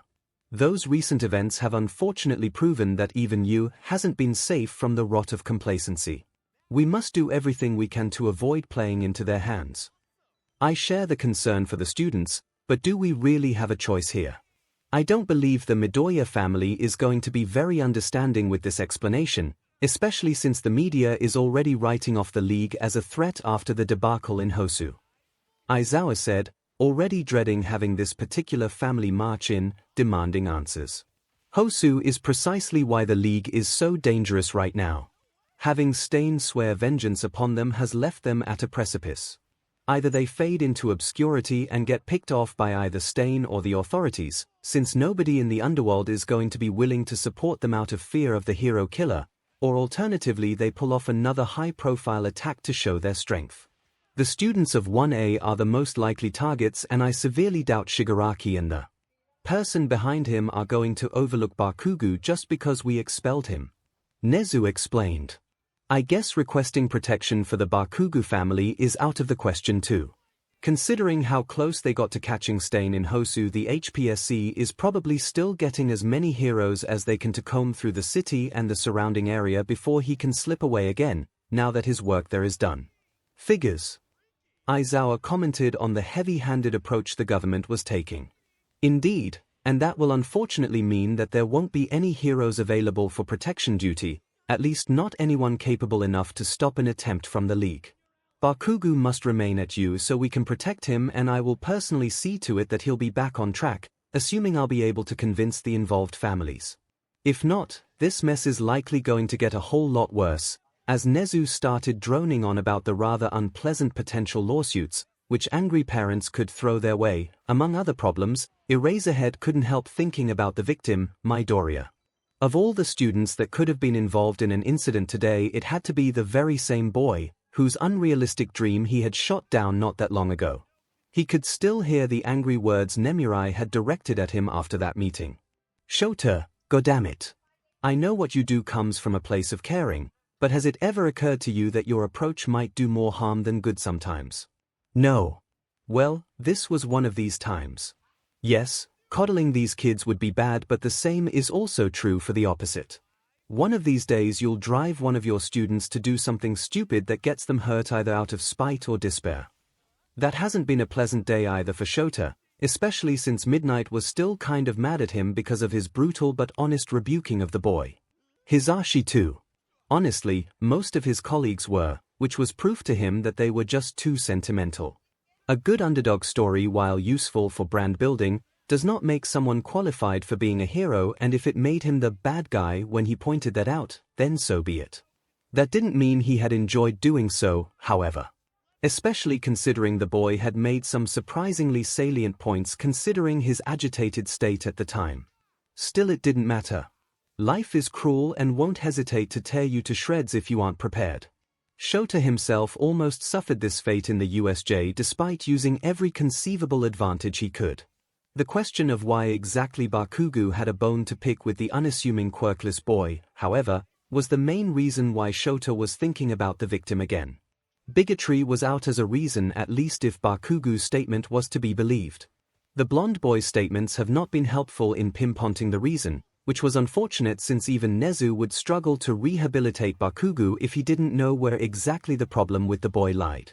To Shota's knowledge, the boys never interacted outside the sports festival since starting high school. Which meant that whatever incident caused the explosion quirk user's hatred of his quirkless peer must have happened in middle school or earlier, depending on how far their shared history went. Investigating this might unearth some much-needed answers, and to this end Shota interrupted Nezu's tangent about the repercussions of whatever scheme he had to keep Bakugo at you failing, and asked him about the two students' files. Him. Oh yes. I was going to broach this topic myself. You see, I already skimmed over both boys' files again while I waited for your arrival, and I noticed something worth looking closer into. Nezu mentioned. Our troublemaker has a clean record, suspiciously clean to be specific. Not a single negative entry for his whole time in middle school. Even young Ida, who we can both agree is quite the stickler for the rules, had a few instances of tardiness on his record, even if most of them were caused by his commute being disrupted by villain attacks. So, you believe his records have been tampered with? Admittedly, Bakugo has never been disruptive in class, but I find it hard to believe that today was the first time he snapped and lashed out at someone. With how much of a temper he has, I would have expected a few fights in his history at the very least. I don't just believe it, Eraserhead, I am absolutely sure now that these records have been doctored. What baffles me is the motive behind it. Falsifying records like this is no small misdemeanor, so why take this considerable risk for the sole benefit of young Bakugo? Even if, for instance, the principal did it to raise his school's prestige by having one of their former students go to you, the consequences of discovery are just not worth it, at least in my opinion. Things become even stranger, however, if we compare this with Midoriya's file. With this, Nezu handed Shota the folder containing Midoriya's school records, helpfully already opened at the relevant section. Page after page were dedicated to a whole DMN litany of misdemeanors from the green-haired boy. What stood out to him was not just the sheer volume of entries but also how sparse they were in their descriptions, despite the harsh punishments. The overwhelming majority were disruptive behavior in class, and while Shota knew that most schools had more relaxed standards of record keeping, he was pretty sure that any incident that justifies long detention as punishment deserved descriptions longer than just those 4 words. The picture that these records created was that of an uncontrollable delinquent, who would have been expelled from any sane school just from the frequency of incidents that he caused alone. Barely a day went by without Midoriya supposedly doing something that got him into detention, yet he never faced a worse punishment despite his repeated offenses justifying suspension or even expulsion. Here we have the opposite extreme. Quite the contrast, isn't it? If myheroacademia is anything to go by, then Midoriya is a model student, yet the people at Aldera Junior High seem to have the remarkable talent of finding countless punishable offenses. I was initially quite worried about this. I even considered denying him entry into our school despite his score on the entrance exam. In hindsight, I'm happy that I trusted my first impression of him during the exams more than his records. Honestly, I should have started investigating this immediately, but I suppose the USJ attack did divert my attention elsewhere, and with the incident today I won't really have the time to do so now either. We can't ignore this matter anymore, however, so I would like for you to investigate this middle school. Got him, Nate. He just got cleared for hero work again this week by Recovery Girl, and now 𝐒𝐲 just has to send him on a special mission. Granted, 𝐒𝐲 probably deserved this, since he should have at least tried to do more to curb Bakugo's nasty attitude. Sneaking into the office of some shitty middle school principal was a small price to pay considering the potential shitstorm his negligence has caused. He should be able to get this done in a night or two, which shouldn't interfere with his plans of resuming his patrols too much. After answering in the affirmative, 𝐭𝐲 started to get up and leave the office, hoping that this was a sign that this rotten day was at the very least getting a tiny bit better at the end, if he made it back home without any further surprises than he could possibly. Oh, and 𝐒𝐲, before you leave, I've got one more thing I have to tell you. Curse himself for jinxing it. Of course 𝐒𝐲 was not done. He should know by now that his boss loved nothing more than to lull people into a false sense of security before throwing another curveball at them. In light of today's events, I'm afraid that I have to be more rigorous with maintaining our academic standards. From now on, I'm going to insist on every member of the faculty participating in teacher seminars to the same extent that educators from more ordinary institutions are required to do. I know you have a low opinion of Japan's education system, and I share some of your criticisms, but I'm afraid I can't afford having my teachers not staying up to date with current educational practices anymore. As much as 𝐻U prides itself on using unorthodox teaching methods, there is value in being able to rely on more conventional means, since some students might respond better to those. I'd suggest you keep your schedule clean for the time directly after the summer camp, that way you should be able to squeeze in a few seminars before the start of the next semester. The principal announced in an eerily stoic fashion, which made clear that this decision was final. 𝐒𝐲 groaned internally at that. Those seminars were a complete and utter waste of his valuable time. Japan's educational system was still stuck in the pre-quirk era, and he severely doubted that these outdated and quite frankly illogical ideas were going to help him improve his teaching in any measurable way. Worse yet, there was a very good chance that 𝐭𝐲 would meet Ms. Joke at one of those seminars. Knowing his luck, he would probably see her at every single one he attended, no matter what he did. He'd rather have the USJ no play chiropractor with him again than suffer this kind of torture. Resigning himself to his fate, 𝐒𝐲 finally took his leave from 𝐒𝐲's office to go on with the school day and prepare for the start of his investigation of Aldera Junior High tonight. Yorozu Momo was starting to develop a quite pronounced dislike for stairs. Running after Midoriya in the hallways had seemed to be an easy enough task, but she had clearly underestimated her friend's speed. In hindsight, that shouldn't have surprised her too much that the green-haired boy had been able to make good use of his lead, since she had witnessed his athletic prowess firsthand in the sports festival. Still, she had hoped her long legs and all the running she had done for training would have meant that she held an advantage in speed over him, that she had not been able to capitalize on in the festival, since someone she really didn't want to think about right now had weighed her down. If it hadn't been for Kendo, then Momo would have been worried that she had missed the support corps student after running for so long without seeing him. Her fellow class representative had seen a boy that was stained by food running up the stairs, allowing Momo to keep gaining on her distraught friend. With the acoustic feedback from his frantic steps and a trail of something she suspected was soy sauce dripping from Midoriya's sullied uniform, Momo was confident she'd be able to catch up before she would lose him. Unfortunately for her, catching up with him would be the trivial part. While running after her friend, Momo's mind, despite her best efforts to focus on the immediate task and coming up with comforting words, had been racing with the revelations that blonde brute had screamed out into the world. Midoriya Izuku was quirkless. Midoriya Izuku wanted to be a hero. Together with the information which that purple-haired boy from general education had provided shortly before the sports festival, about students that performed well having a chance to SWCH into the hero course, all pieces were falling into place for her now. Midoriya's tireless work to prepare for the event. The intense fierceness with which he had fought, giving everything he had and truly living up to UA's school motto in the process. The seemingly rapid onset of depression in the aftermath of the festival. Everything was so obvious in hindsight, which did little to make it any less mortifying. Like the carp of legend that swimmed up a waterfall and turned into a dragon as reward for its perseverance in overcoming this trial, Midoriya had attempted to scale a similarly insurmountable challenge for a chance at joining the hero course. Despite his stellar performance, he had evidently fallen short of what you considered worthy of suching tracks, otherwise he wouldn't have been so devastated that even the socially less aware Hatsume had been alarmed.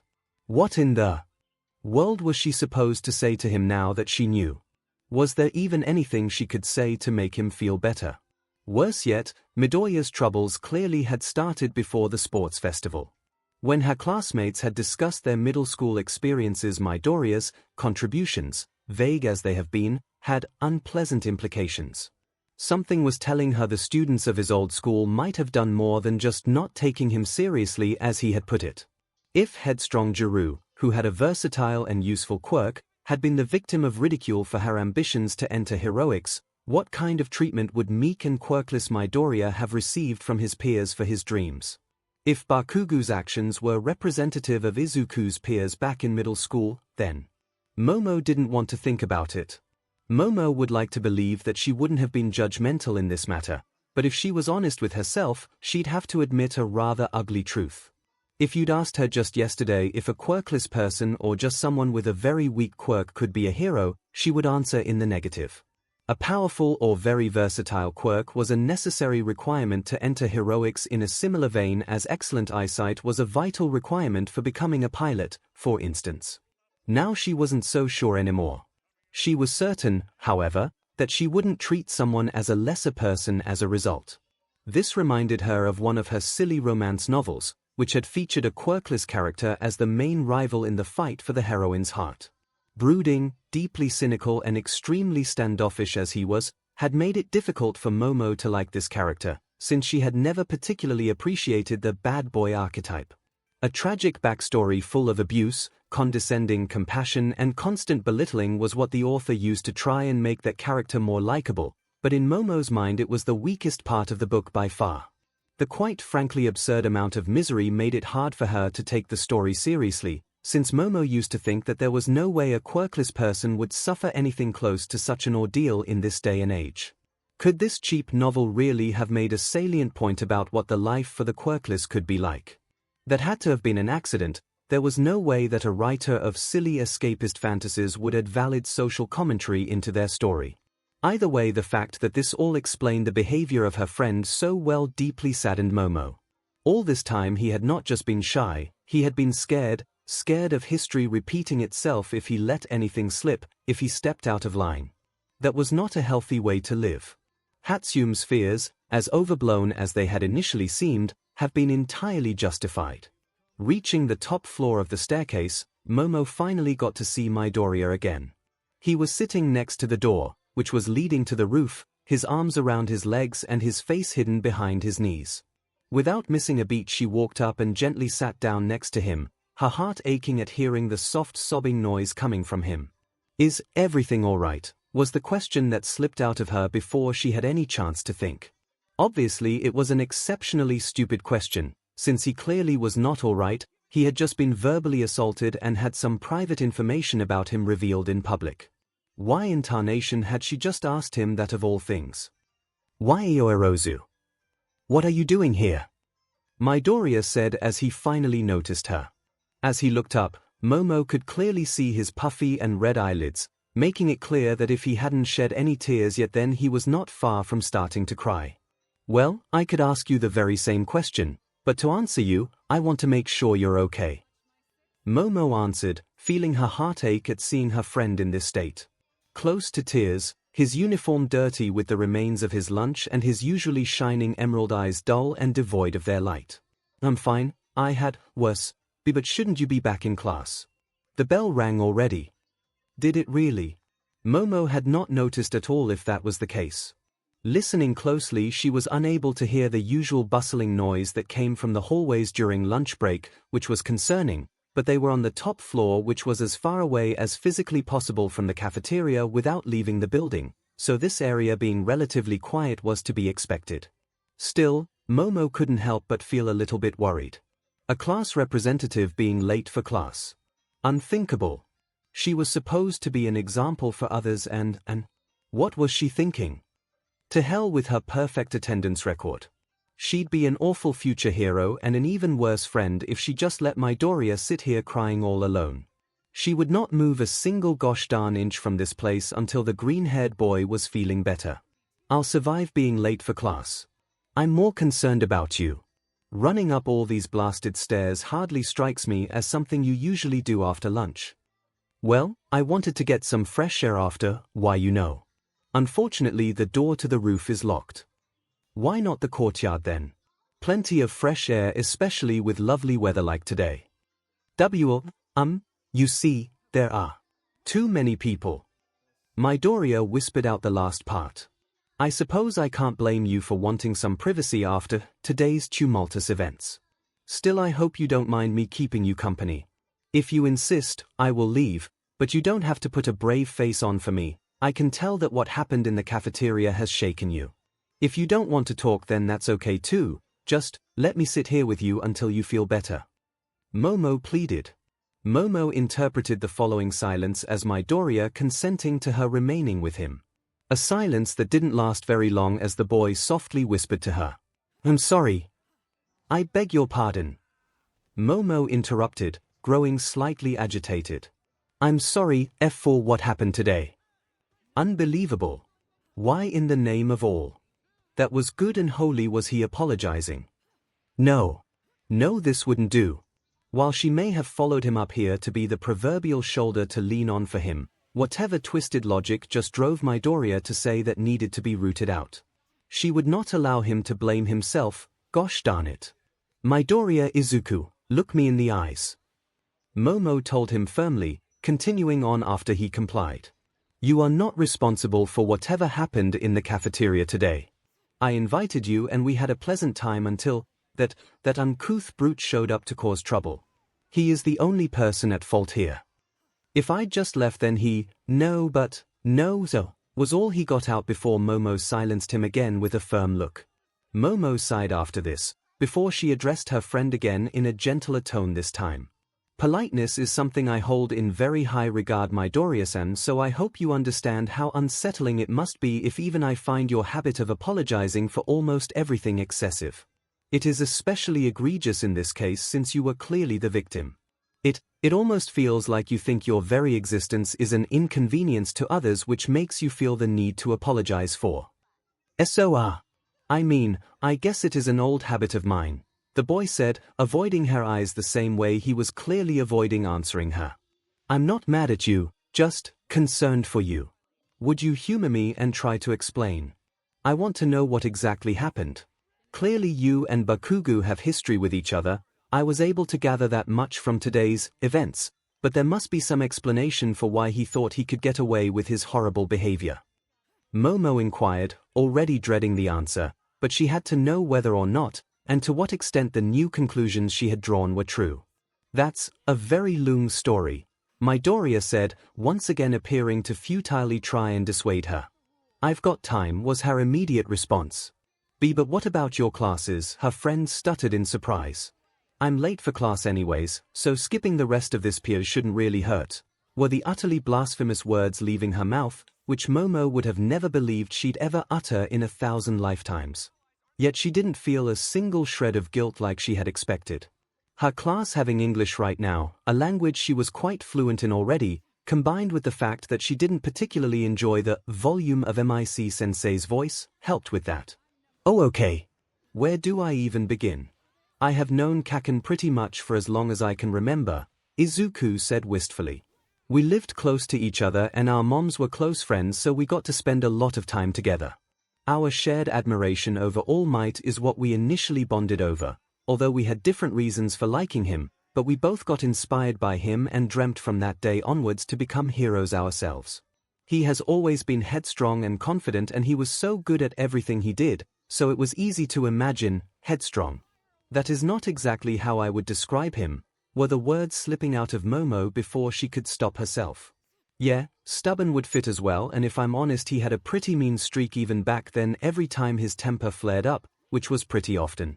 Still, we were friends, but things took a sharp turn for the worse when Kaken's quirk came in. With what many correctly saw as a powerful quirk, everyone started treating him differently and it got to his head. Momo threw in as her friend started to struggle and finish the sentence. It was an easy conclusion to make, considering Bakugu's incessant arrogant behavior, like his refusal to use anyone's actual names and instead referring to them exclusively as either extras or by a demeaning nickname. His stunt at the opening ceremony of the sports festival had been the final nail in the coffin, making it clear to pretty much anyone how full of himself the blonde teen was. Her job as class representative has been considerably more difficult ever since, thanks to having to always emphasize that Bakugu was not indicative of 1A as a whole. Midoriya for his part nodded somberly at her comment before continuing. I guess you can say that. What was worse though was how his mean streak quickly started turning into cruelty. He got increasingly eager to hone and show off his newfound strength, and every bout of roughhousing became an opportunity for that. I tried to remind him that he was being mean and that what he had started doing with the leeway he was getting was really unheroic, but Momo didn't interrupt this time, giving her friend the time he needed to collect himself and continue talking about what clearly was a very upsetting thing for him. After my diagnosis, after it was clear I was quirkless, things went downhill even faster. We have already been drifting apart before that, with Kaken and his new friends calling me a crybaby or worrywart and things like that every time I tried to interrupt their fun. Afterwards they had the perfect excuse to completely disregard anything I said, since Kaken valued strength above all else. From that day onward it was nothing else than a woe-worthless little dew. She clenched her hands, which she had folded neatly into her lap until now, into fists after hearing that. Momo knew how Midoriya's name was spelled, so it was easy for her to understand what this particular nickname was supposed to mean. That darn scoundrel properly believed he was really clever for coming up with that one. It was a better insulting nickname than the ones Bakugu was using for his classmates in 1A by virtue of having at least a little bit of thought put into it. However, not that that was a good thing. People growing apart is a sad truth of life, but to think that Bakugu would push you away like that and start bullying you because he believed you to be beneath him. Despicable. Truly despicable. Momo commented, shaking her head in disapproval. You said during lunch today that middle school was a particularly trying time for you. Was he the reason for it? Did he continue this behavior or, dare I say it, escalate it further? Momo asked afterwards. Midoriya once again stayed silent and averted his eyes from her gaze. The pained expression that showed on his face for a short moment before he suppressed it was unfortunately all the confirmation she needed. So he did continue. Momo said, sighing sadly as she saw how her realization made Midoriya flinch. You don't have to talk about it if you don't want to, I understand. It is just so disheartening to hear that you had to go through such an ordeal. The more I learn about Bakugu, the more I am appalled. How such a rotten person ever made it into the hero course I'll never understand. He has never been easy to get along with, even when we were still little, but I know he has what it takes to be an amazing hero. I always admired him for that. Please don't take this the wrong way, Midoriya-san, but I don't think he deserves this kind of admiration, not after the way he has been treating you. Impressive as his combat prowess is, his horrendous character was going to hold him back at the very least if it isn't what disqualifies him from the profession altogether. Why you don't think they'll expel him for today, do you? Midoriya asked, sounding like he was worried for his tormentor. Unauthorized quirk use is a serious matter, Midoriya-san, especially if it is done to threaten someone like he did to you. He also hurt Jiru-san with the noise of his explosion. I wouldn't be too surprised if the principal expels him over that. Momo replied, trying hard not to sound too elated over the prospect. No. That can't be happening. Damn it. Were the words spilling out of her friend as he grew suddenly quite agitated. I'm afraid it is one of the more likely outcomes. Why are you getting so upset about this? You don't owe him any sympathy after everything he has done to you. Why you don't understand? I was always afraid that something like that would happen. That he would go too far and lose his chance. That's why I still tried so hard to get through to him even when we weren't friends anymore. Putting a comforting hand on his shoulder, Momo said. It's not your fault. You are not responsible for his decisions. Even All Might can't save people from themselves. I still failed him and now he might have to give up his dream. I know better than most how it feels to yearn for something that that you'll never have. I wouldn't wish that on my worst enemy. Izuku said as water started gathering in his eyes again. All I ever wanted was to be like All Might, saving people with a smile and giving them hope when they are going through the worst moment of their life. Even when I knew that I was quirkless, I held on to that dream, thinking that since many heroes relied on support gear, I might be able to still do it with the right equipment. That's how I got into support tech, and everything else I did too was meant to help find a way, especially my quirk analysis notebooks. Without power of my own, I would need to fight smarter, and being able to figure out a villain's quirk and how they might use it quickly might have given me the edge I need. All of it was in vain. The sports festival was my last chance to make it, and the teachers still rejected me because I'm quirkless. Now I don't know what I'm supposed to do anymore, and now someone else is losing their chance, Izuku revealed, pouring his heart out as fresh tears flowed down his cheeks, before his speech degraded completely into sobbing at the end. Before she noticed what she was doing, Momo wrapped her arms around him and pulled Izuku into a tight hug, the boy immediately burying his face into her shoulder as he cried. She cared little about how pressing his firm body into hers was staining her uniform in a similar way as Izuku's, which was still covered in an assortment of soy sauce and other condiments. She only hoped that she could provide her distraught friend at least a tiny amount of comfort. Life wasn't fair. Momo has known that for a long time, ever since she had asked her mother about the sculpture that she had prominently displayed directly outside of her office. A sculpture depicting Fortuna, the Roman goddess of fate and fortune, who was renowned for her fickle nature. Some people may claim that we live in a just world where everyone gets what they deserve, but don't believe them, Momo. Only fools and liars can say this with a straight face. Life, fundamentally, isn't fair. I have Fortuna displayed here to make sure I never forget how lucky I have been. One slide of misfortune can easily invalidate the hard work of a lifetime, and I for one am grateful that I was able to avoid this fate. Make no mistake, however, for every success story like mine, there are millions of people who were as deserving as me, if not more so, that still failed miserably. Remembering the words of her mother, Momo herself felt a few tears of her own well up in her eyes. To her sorrow, the crying boy in her arms was a perfect example of the people who were forsaken by the goddess of fortune. Knowing that her wonderful friend would be forever doomed to fail in his goal despite his considerable efforts made her once again lament the cruelty of fate. It also made something else well up in Momo as she remembered the reason why she decided to become a hero. All those news reports over the years that she saw of innocent people losing everything they held dear to natural disasters or villain attacks. Their homes, their livelihoods, their loved ones, and even their very lives. The fact that people that never have done anything wrong could suffer like that for no discernible reason deeply unsettled Momo even from a very young age. It also led to her developing a great admiration for all the heroes and rescue workers who risked their lives to help those people in their time of need, an admiration that eventually evolved into the resolve to join their ranks. Hearing his reason for wanting to become a hero, Momo was convinced now that she had found a kindred spirit in Izuku. It explained neatly why she has been getting along so swimmingly with him ever since getting to know him. Even if he was supposedly not worthy in a physical sense, which she severely doubted after witnessing his prowess in this regard, then he certainly was worthy in spirit. How could the U faculty be so blind to not consider him? With her rising resolve filling her, Momo hugged Izuku tighter, and solemnly swore to herself that she would do anything in her power to help him achieve his dream.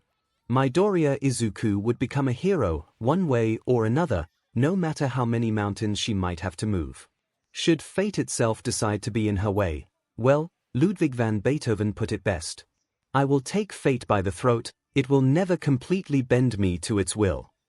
If a deaf man could become a legendary composer that is still lauded around the world almost half a millennia later, then a quirkless boy should be able to become a hero. First she needed to lift his spirits again. She had an idea now how to achieve this, even if she didn't like the thought of divulging something so private, but after he just shared so much with her it would only be fair. Just before I approached you and Hatsune-san for the first time, I was seriously considering dropping out of the You a Hero course. Momo revealed after Izuku had finally started calming down a bit. The reaction was immediate. The boy moved out of the hug he had been in, although Momo was maintaining a gentle grip on his shoulders to keep him close, and looked at her with shock clearly visible in his expression. What? Why? Why you are a recommended student? I don't understand. You have an amazing quirk, are super smart in, you have a good heart. You'd make an amazing hero. Why would you give up on your chance? Izuku said, completely blindsided by this revelation. Heroes, even ones who specialize in rescue work, need to be able to fight off villain attacks, and the sports festival proved quite clearly that I am not as capable of doing so as I imagined. Something similar happened in the USJ. Me, Jiru-san and Kaminari-san valiantly fought the assailants, but in the end we got overwhelmed, putting us at the mercy of villains. If the teachers hadn't shown up the precise moment they have, then I wouldn't be sitting here right now. I always knew I would be at a disadvantage in physical combat, but I always believed that the sheer versatility of my quirk would allow me to compensate. After Tokoyama-san swept me aside in the tournament, I had to face the truth. No real villain will be courteous enough to give me time to prepare for combat. Momo explained herself, her voice taking on a somber tone despite her best efforts. But that's why you're here, right? Nobody, even the most talented people, is perfect at this from the get-go. That's why you go to school. It's a nice sentiment, but it doesn't change anything. Heroes have to fight whether they want to or not, and there was ample evidence I was not ready for it. The fate of 13 also comes to mind. In the USJ, she bravely tried to defend us from the warp villain, but her heavy focus on rescue work left her woefully unprepared to face such an foe. The villain even taunted her for her lack of combat experience before he took her down and scattered us. I was helpless in the USJ, helpless against Tokoyama-san in the tournament, and I started fearing that I would never be able to measure up to the challenge in a fight, despite my best efforts.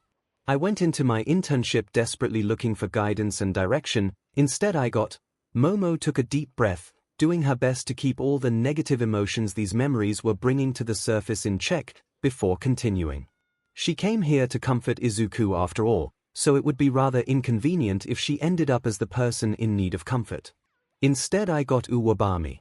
Desperately I held on to the hope that she could provide helpful advice for my struggles until she one day playfully asked me and Kendo-san what we thought the reason was that she chose us. Go ahead, have an educated guess. Why do you think she sent us the offers? Because she thought that you'd do a good job. Izuku timidly responded. Momo chuckled a bit at that before giving him the answer. Goodness gracious, I wish. That would have implied that she had a little bit of faith in our abilities at the least.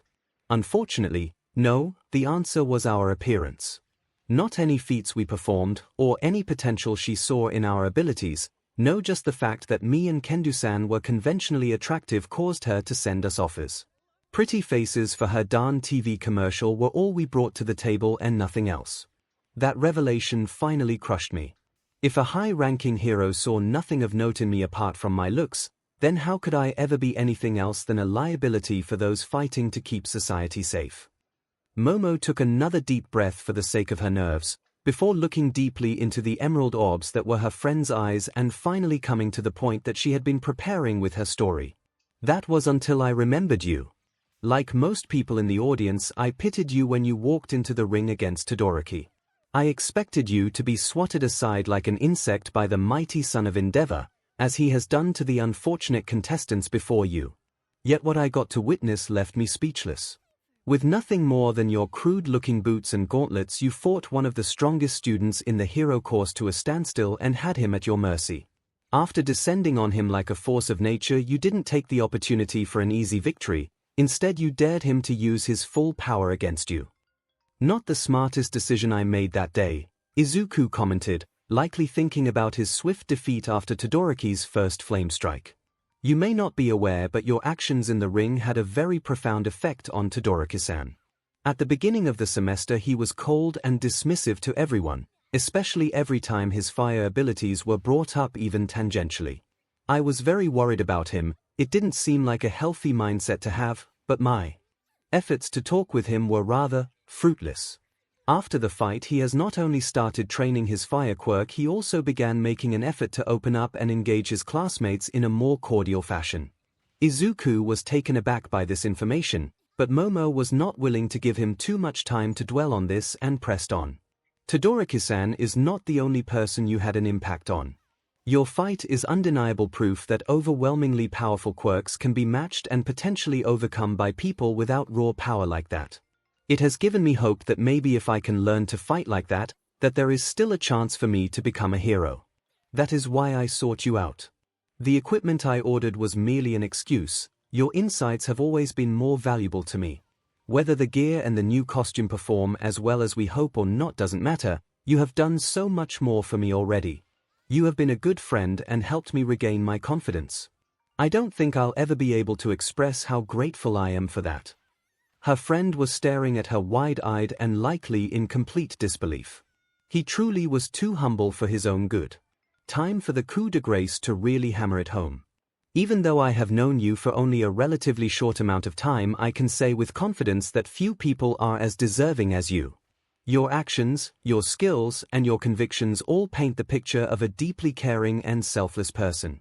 I don't care what anybody else says, be they loud, uncouth ruffians or the most prestigious institutions in the land. To me, Izuku, you are a hero.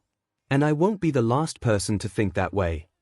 With that, Izuku's eyes almost looked like they had started sparkling, as they gathered water for a different kind of tears this time. Why, you really think I could be he attempted to stammer out while still overcome with emotions. I don't think you could, I know you are. What else am I supposed to call somebody that displays so many heroic qualities already? But I'm not in the hero course. I'll never get a license, how could I ever work as a hero? That question made Momo frown a little, but did not weaken her resolve. I honestly don't know. Without a license you would be a vigilante, and earning one outside the established framework of hero schools is going to be challenging. There is no precedent for it that I know of, which means we'll have to set one ourselves, I suppose. That sounded a lot more outlandish out of her mouth than it did in her head. Izuku getting a formal hero education would make this substantially easier. She needed to talk to the principal and find out what the exact grounds for his rejection were. Is that even possible? Even if it were, why would you try? Why you don't have to go to such lengths for me? You are right, I have no obligation to do this, but I want to try anyway. I suppose it is as much for the sake of my own sanity as it is for helping out a dear friend. If a person as heroic as you can't make it after struggling for most of their lives, what hope do I have then? I crumbled the first time I was met with failure in spite of my efforts. Why should I be considered more worthy than you? Because I can turn my body fat into trinkets. I failed relying on my quirk while you surpassed all expectations without one. This is fact, and everybody who is still refusing to acknowledge your potential is a fool. Clearly quirks are not as vital a requirement as everyone believes it to be. I see that now, and the sooner we dispel this foolish notion the better for the country. You really think that could work? Izuku said, looking at her in awe. We won't know unless we try. Just promise me not to give up hope, okay? You have a friend on the inside now, there must be something we can do. I promise you I'll do anything I can. Momo said before pulling her friend into a hug again. The lack of sobbing made the black-haired girl smile, knowing her attempt at lifting his spirits likely succeeded. 𝐒𝐻, that's got to be the sweetest thing I ever saw since Shota played with that stray cat, were the words an unknown voice said out of nowhere. Separating from the hug, Momo immediately turned to the source of the voice, just to see her art history teacher, Midnight, standing on the stairs leading up to the platform. Midnight Sensei. Since when were you? Momo tried asking the woman, who silenced her with a gesture of her hand, grinning from ear to ear. Long enough. But I simply didn't have the heart to interrupt your speech. Such passion. I loved it. The teacher said as she enthusiastically hugged herself. Why are you here, Sensei? Midoriya asked this time, timidly. Easy. I'm here to bring you to the teacher's lounge, and before you panic, know you are not in trouble. We called your mother about today's events and she is now on her way to pick you up. Obviously you are excused for the rest of the day, and if you don't feel like you're up to coming to school tomorrow, we can easily extend this to the rest of the week. Also, we probably should get you out of these dirty clothes, same is true for you, Yorozu. In response to that, Momo took a look at her clothes and unfortunately had to agree with the teacher. Her uniform blazer was quite frankly ruined thanks to the generous amount of sauce spread around its front. Thankfully the rest of her uniform had been spared this fate, so she would only need to get her spare blazer from the lockers to look presentable again. Momo was certainly feeling grateful for all the extra uniform sets her mother had ordered just in case. We better hurry now, especially you Orozu, unless you want to miss another class. Midnight asked in a mock-chiding tone. Before Momo could apologize for her misdeed, the teacher interrupted her with a chuckle, before saying, "Don't worry, I'll talk with President MIC, knowing him he'll agree that this little emergency takes precedence." Momo took a visible breath of relief at that, before Midnight teasingly continued with a wink. "See it as your reward for taking good care of your friend. It's good to see the spirit of youth alive and well. Although back in my day we expressed our passion quite differently in such remote places."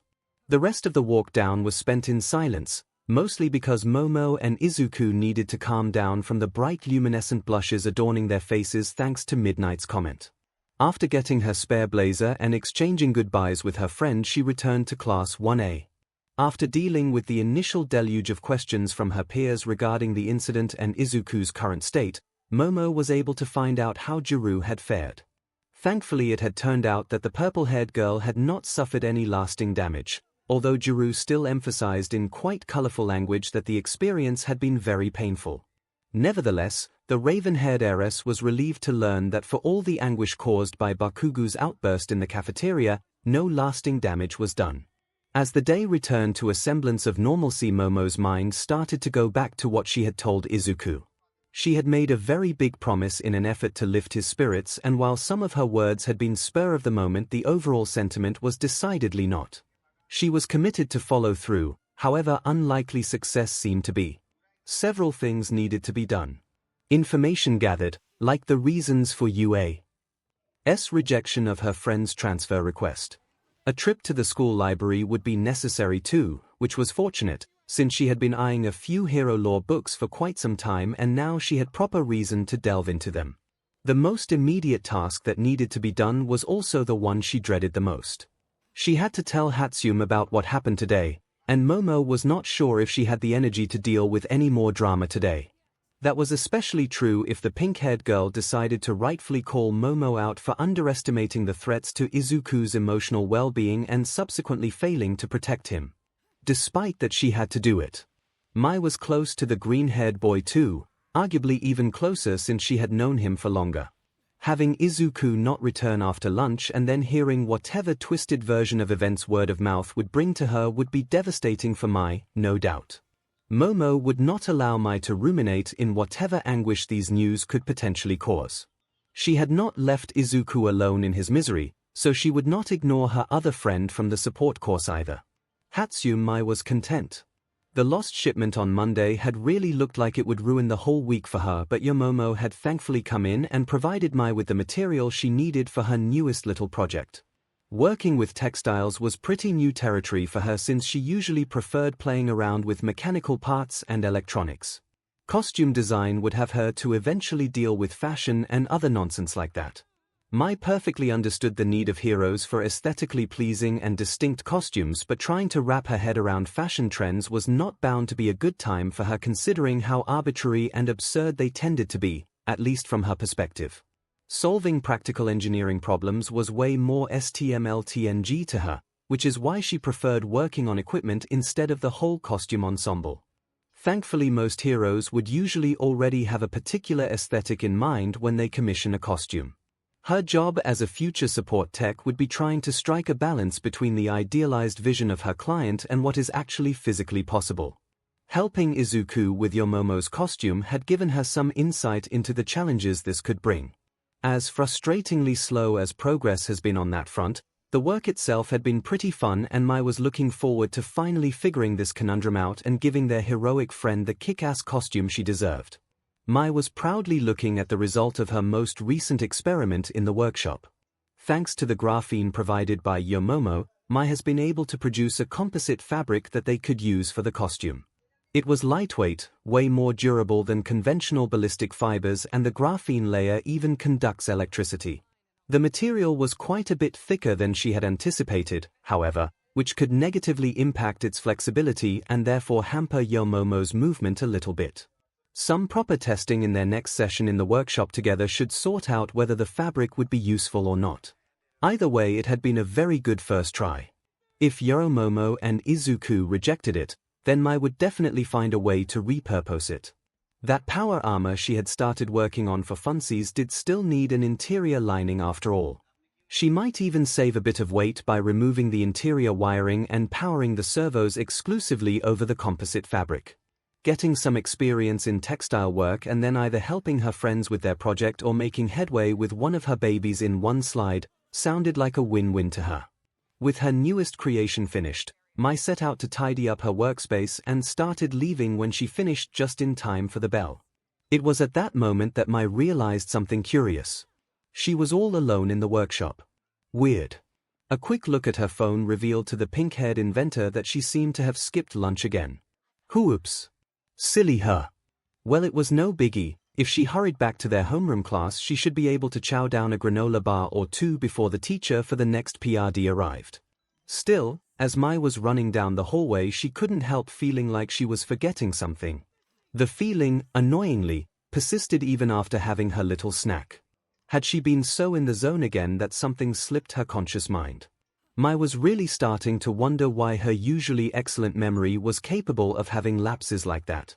She could easily take apart and perfectly reassemble any of 𝐂𝐴's robots with not a single nut or bolt out of place without ever consulting any manuals or blueprints, for crying out loud. As Mai was racking her brain to find out what she might have forgotten, her classmates started trickling back in. Frustrated, Mai decided to simply wait for Izuku. He would be able to help her remember whatever trivial little thing had slipped her mind. With the classroom filling more and more and still no sign of her best friend, Mai started getting more and more anxious in turn. Cemento-sensei could show up literally any moment now, so where was Izuku? It wasn't like him being late. Or you waiting for your babysitter to come back. I wouldn't hold my breath for him showing up anymore today, Hatsume. Were the words coming from one of the last persons on Earth Mai wanted to talk with. Ignoring the sniggering of the two cronies accompanying 14-chan, Mai addressed the girl. What are you talking about? Izuku wouldn't just skip class. Or poor little baby, were you too deep in your own little world again during lunch break to notice anything? Did your babysitter forget to snap you out of it before leaving for lunch? Well, I guess I can't blame him for needing a break, 'cause I know I wouldn't be able to hold on to my sanity if I was the one who had to make sure you don't burn down the whole school every day.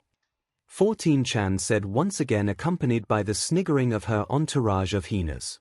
Is there gonna be a point? Listening to you laboriously trying to make anything resembling one makes the few brain cells I have committed to listening want to commit seppuku, and I'd rather keep them, even if I have more than enough to spare, unlike you. Glaring at her, 14-chan wasted no time to retort. That is your idea of a comeback, Hatsume? Really? You'd think someone as supposedly smart as you would be able to come up with more than just the same herdom smarter than you over and over again. I probably could, but it wouldn't really be worth burning the few joules necessary when I have so many more interesting things to think about. Could you get to the point now? I don't have all week. Mai shot back, doing her best to appear indifferent to her classmate. Unfortunately, her words did little to wipe that smug grin off 14-chan's face, before said classmate continued. The point is, Midoriya is not coming. He's probably been running and crying halfway back to his home by now. What do you mean by that? Mai said, failing to maintain her composure. Something amazing, and if we are completely honest way overdue, happened during lunch. 14-chan answered cryptically. Could you finally explain what the F happened? Mai snapped sharply at the three girls, her patience finally being exhausted. Those stupid beaches just lagered at her after that, before 14-chan calmed down and addressed Mai again. It's so funny, Hatsume, I just know you'll love hearing all about it. You see, someone finally decided to teach that twerp a lesson. Before Mai had any chance to recover from her shock and ask what she meant, her favorite classmate wasted no time in continuing. The champion from the sports festival did all of us a great service by chasing away Midoriya from the cafeteria. Yeah, that guy was so mad seeing that loser, he got really loud and even used his quirk to make his point. I was legit scared he'll use Midoriya as a training dummy then and there. The first crony added. Honestly, serves him right. Walking up to the Hero Corps students and sitting with them like he belongs there. He should have stayed in the corner where losers like him belong. Crony number 2 chimed in. Ladies, ladies please. That wasn't even the worst part, 14chan exclaimed, to get the attention back to her. He wasn't sitting with just any Hero Corps students. He was sitting with Yorozu. The nerve. The most refined and graceful girl in this school, truly the princess of our grade, and then a commoner like him dares to sit with her like he is her peer. He deserves way worse than just being scared off for that. Are you f***ing real? Your Momo is our friend. Mai angrily said as she interrupted. That caused the bullies to laugh even harder than before. Oh my god. I can't, you're killing me. Crony number 1 said, holding her belly as if it was starting to hurt from all the laughing. Poor girl, it would be so sad if it wasn't so funny, the other crony jeered. Oh Hatsune, how do I explain this to you in a way you can understand? Yorozu isn't your friend. Nobody is or ever will be, cause you are a completely unhinged lunatic. Even Midoriya only tolerates you because he hopes to get into your panties one day. Also, never ever call Yorozu by that ridiculous nickname again. Seriously, Hatsune, what are you, like 6? 14chan explained, her words dripping with venom. Shut up. You have no idea. We are friends. Me and Izuku have been working with Yo Momo in the workshop after school for a while now. We even got to visit her at her home once. Mai angrily replied, as her temper was really starting to flare up. I guess even an elite like Yorozu makes mistakes from time to time. Don't delude yourself into thinking she's your friend, though, just because she requested some gear from you. Cream of the CRP like Yorozu has better things to do than associate with bottom-of-the-barrel chaff like you and Midoriya. Once she gets what she asked for, or more likely once she realizes what kind of human trash she got involved in, she'll cut ties immediately. 14chan angrily spat. You don't know her at all. She is not some stuck-up snobby beach like you. She doesn't judge people for stupid SHT, no, she is kind and caring. Mai retorted, furious at how utterly wrong the picture was that this superficial beach had about Yo Momo. You're lying to me because you're jealous and I won't fall for it. Fine, I don't care if you believe me or not, either way the twerp got what he deserved. What even is your deal with him? I know why you don't like me, since I'm smarter than you'll ever be, but what has Izuku ever done to you? From what I recall, he has never been anything but polite and friendly to you, so why do you hate him so much? Mai confronted the girl. Well, let me ask you Hatsune, do you remember what they told us in kindergarten? How everybody is a special little snowflake. Well, that was a lie. Some people are just inherently better than others. Like Yorozu. She'll be a great hero one day, and I'm going to be the person that will revolutionize the hero fashion people like her are going to wear. For you Hatsune, I can't see anything other than you being either in a mental asylum or dead 10 years from now. Midoriya, on the other hand, is a gullible, hard-working idiot. His destiny is to be a worker ant that takes care of all the menial LBR for his superiors. What I hate about him is how he refuses to accept his place and instead buys into all this idealistic everyone can rise above their station if they just work hard bullshit. All he achieves is making us look bad in comparison. 14chan ranted. Wow. Here I thought I was supposed to be the crazy one. Mai snarked at this unexpected insight into her favorite classmate psyche after having regained some of her composure. I guess the short version is you're jealous of him too, because his hard work makes you look bad. Tough SHT. How about you try and apply yourself for a change instead? Who knows, your work might even improve from forgettable to passably mediocre as a result. The bully and her gaggle of friends did not get an opportunity to retort since Cemento-sensei arrived at that moment. Alone, with Izuku nowhere to be seen. The teacher quickly explained that Izuku was excused for the rest of the day after Mai asked, confirming the story her classmate had told. A quick glance to the side revealed the bully shooting a smug smirk Mai's way. At that, Mai felt the sudden urge to send the girl a little present to her home. Getting that Beach's home address should be trivial, since Mai already knew she lived somewhere close to Tailai Station. She also knew about 𝐂𝐷𝐵's social media accounts, which she used to upload lots of selfies. Finding enough landmarks to pinpoint the location of the home by checking the pictures 14chan had made of her neighborhood would be easy. A little electrical fire caused by a modified home appliance, 𝐼𝐺, should hopefully wipe that smug grin right off that 𝐵's face. Same thing would be true for the two hyenas from 𝐭𝐚𝐲 and Dagobah ward respectively. Unfortunately for Mai, pulling off such an elaborate revenge plan was not feasible. If she went through with it and gloated to her victim about it afterwards, then she would be in deep SHT, since that bootlicking 𝐵 would sick every authority she knew on Mai's but instead of getting the message. If she managed to make it look like an accident, however, then it would be nowhere near as satisfying. What's the point of revenge if your enemy doesn't know it was you? As entertaining as these revenge fantasies were, Mai was not able to distract herself with them for long, however. Her mind would inevitably return to Izuku and whatever horrible thing happened to him during lunch. Cemento-sensei had quickly told her that Izuku was not physically hurt, which was a relief, but hearing what 14chan had said about the events had left Mai troubled beyond belief. Worst of all was how it had been her fault. Again. Keeping an eye on Izuku was her job and she had FITUP. After that run-in with 11kuan, Mai should have known better, but once again she had allowed her work to consume her, enabling a bully to hurt her best friend. What was wrong with her? Why can't she keep her head on straight for anything that isn't about making babies? Could it be that everyone was right, that there really was something wrong with her? She had always rationalized everybody's opinion away, thinking they were just jealous of her genius, and all those claims of her being scatterbrained were easily dismissed by her thinking she had just different priorities than everyone else. It was evident now that this was not the case. Taking care of Izuku was important to her. It was among her top priorities, and yet it had completely slipped her mind when she focused on her latest project. How can she be a better friend for him if it's possible for her to forget his goddamn existence at the drop of a hat like this? Hurting other people was all she was good at. Whether through the accidents her experiments can cause or through her neglecting her duties to others in this case. Picturing Izuku running away crying forced Mai to fight back her own tears when her vision had started to get blurry. Things had been looking so good lately and now they were back to square one because Mai couldn't help herself and screwed up. She was at a complete loss about what to do. It's not like she can just play around with a dial in her brain to make her more aware, although she did have a few ideas for neural implants.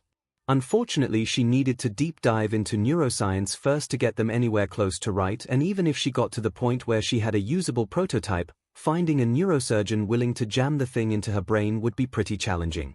It's a shame you couldn't do surgery on your own brain, or could you? Maybe with a few mirrors she could. No bad brain. This is exactly why she was in this mess right now. No more distractions. She needed to find out what exactly had happened at lunch and afterwards advice on how to fix her mistake. Thankfully for her, she could get two birds with one stone by talking with Yaomomo. Unfortunately for her, the earliest opportunity she would get to talk to the Hero Corps student would be after final PRD. That's 2 whole hours at least. 2 torturous PRs followed by a mad dash for the lockers to catch Yaomomo before she left. That was definitely not the way Mai had envisioned how the end of this school day would go. By the time she got home, she would need a big cup of hot cocoa with extra marshmallows. Scratch that, she needed her comfort cocoa now.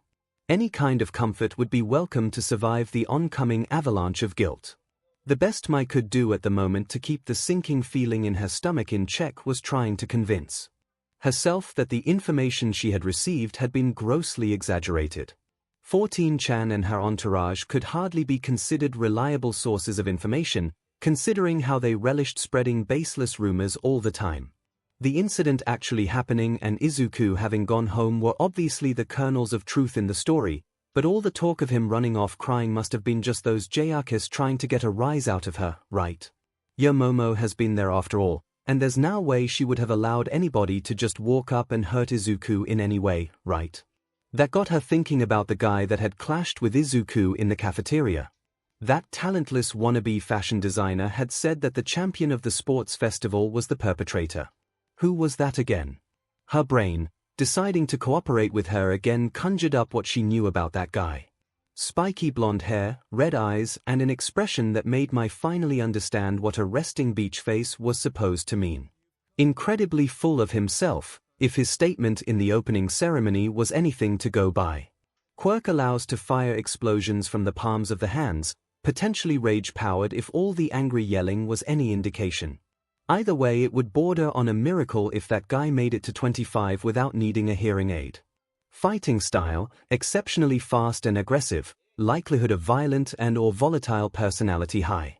Worst case scenario, unfortunately, very likely. Thinking back to how that guy fought, I really couldn't shake the feeling that he'd be the type that would gleefully embrace any opportunity to beat somebody up. The next 2 hours would continue on like this, with my being stuck in a loop of beating herself up over messing up her simple task, feeling miserable over how Izuku must be doing now and trying to convince her things weren't as bad as she had heard. The inevitable passage of time would eventually put an end to this torture, however, having my eagerly rush for the lockers to leave school for the first time since she started high school. Unfortunately for her, getting the homework assignments and notes for Izuku took longer than she expected, making her fear she would miss class 1 as class rep. To the pink-haired girl's surprise, it turned out that her hurrying towards the exit had been unnecessary. Yamomo had apparently been waiting in front of Mai's locker even though most students had already left. The somber expression on her friend's face made it clear for Mai that there was no good news in store for her.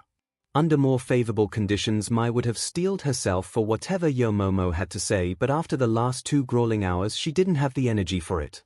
As a result, she can't stop her voice from cracking as she asks her most urgent question. What happened, Yaomomo? Why did Izuku leave after lunch? I'm deeply sorry, Mai, but as you might have heard already, there was an incident during lunch break. I know that. I want to know what happened. My classmates told me things, but that can't be true. It was so, Mai started to stammer as her vision started to get blurry from the water building up in her eyes. Awful. Unfortunately, I have to agree with that. Momo somberly finished my sentence before continuing on. During lunch I saw Izuku and invited him over to sit with me and some of my classmates, since I wished to introduce him. Unfortunately, another one of my classmates seemed to take great offense to that and verbally assaulted Izuku. I tried my best to stop what was unfolding before my eyes, but every attempt of de-escalation fell on deaf ears. I knew Bakugo was an unpleasant and exceptionally stubborn person, but I have never seen him so furious before. When his continued demands for Izuku to leave were rejected together with his delusional reasoning behind them, he snapped and unleashed an explosion on our table right in front of Izuku. Unfortunately, this had the desired effect of having Izuku run away in a panicked fashion, and no teacher had been present to intervene in time, although Aizawa-sensei arrived just after this outburst and immediately scurried Bakugo to the principal's office. Oh god, that sounds way worse than what I heard. Why the hell would anybody do that? I thought Hero Corps students were supposed to be paragons of virtue or some SHT, not superpowered bullies. Why can't he just catch a break? Things were going fine, and now, Mai said as she was interrupted by her own sobbing at the end.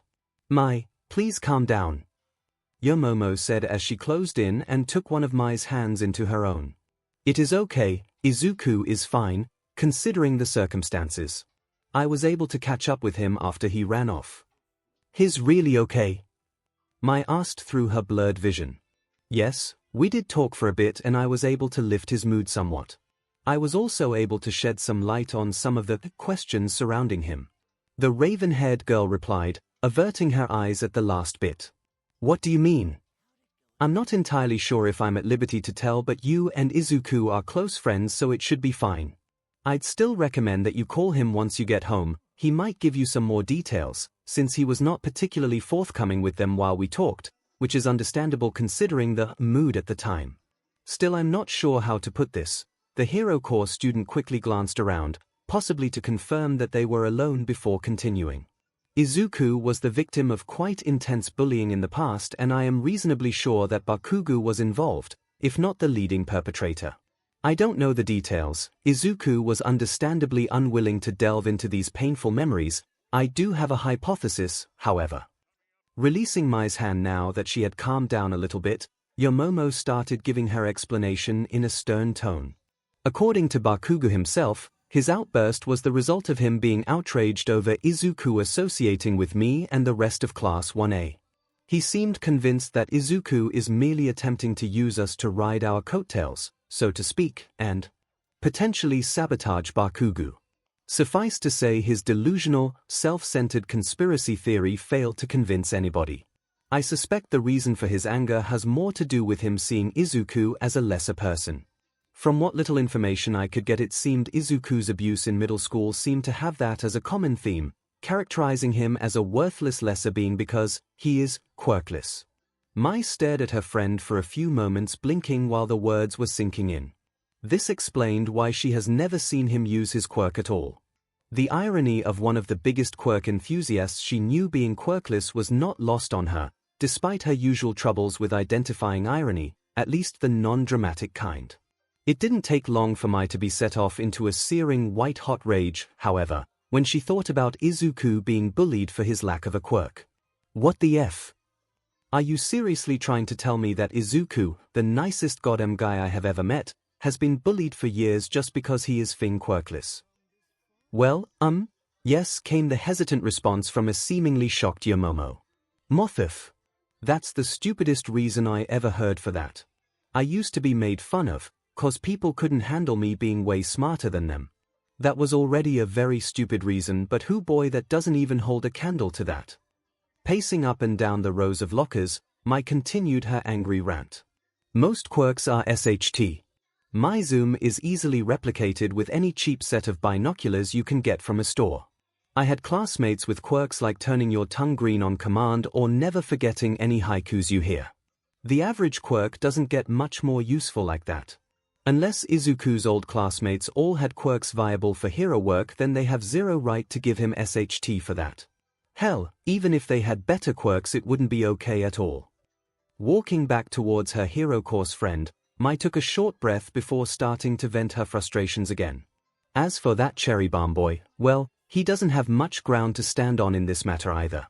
I'd like to say that I know a thing or two about blowing stuff up, and the wet farts this guy has been throwing around during the festival did not impress me. Especially that super move he used in the finale. 𝐻𝐻𝐿𝐵 impact. Are you kidding me? In the time this but spent spinning in the air before his attack, I could have assembled an actual 150mm howitzer from scratch and showed him what an actual howitzer impact looks like. Goodness gracious Mai. I agree with the sentiment, but was this kind of language really necessary?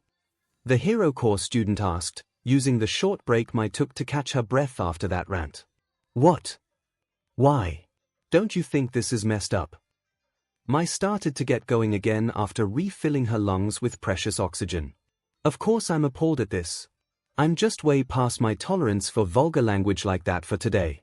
Bakugo has always been quick to resort to profanities to the point that I feel that he is going out of his way to use them in every sentence he utters. It is not his most glaring flaw, but I hope you can forgive me for being a bit tired after having to deal with his worst outburst to date. Yomomo calmly explained. Oh. Okay. Was it that bad? Did he yell at you too like he did to 𝐒𝐿𝐵? Mai asked in response, feeling a little guilty over her own outburst. Not exactly. Towards me he directed mostly condescending remarks, playing it off like he was trying to protect me from a deceitful, false friend. He was not particularly convincing considering how dismissive he usually is to me and everybody else in our class. But enough about me, there is another thing I need to tell you. Momo said before she once again glanced around to confirm that they still had relative privacy, something Mai couldn't blame her friend for, since her outburst might have attracted someone if they haven't been alone. There is another reason Bakugo seems to have deluded himself into thinking our friend is below him. 𝐒𝐿𝐵 wants to be a hero. He told me that he wanted to ever since he was a small child, and this lofty dream of his paired with his quirklessness was likely the reason why Bakugo and those other scoundrels seemed to relish in putting 𝐒𝐿𝐵 down again and again.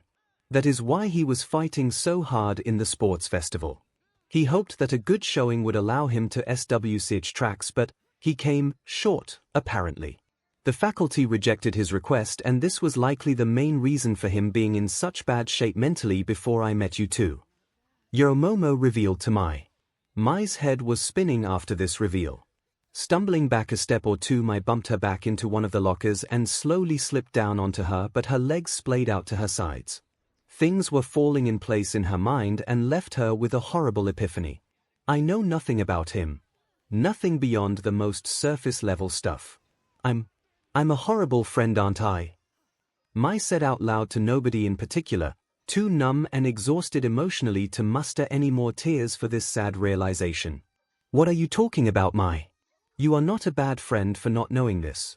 Izuku always dodged the question when he got asked about his quirk. People are entitled to have secrets even from their friends and loved ones. It was so obvious though. I never ever met a person that didn't say what their quirk was when asked. It's the same thing as asking someone for their name. He is also an enormous hero nerd and analyzes quirks for fun. I missed all of that because I just can't think about anything else than making babies. I befriended him cause making babies with him was fun. I only noticed something was off with him when he didn't want to anymore, and I fed up the simple task you gave me of keeping an eye on him, because I was too absorbed in my newest project. How can I call myself a good friend when I can literally forget he exists at a moment's notice?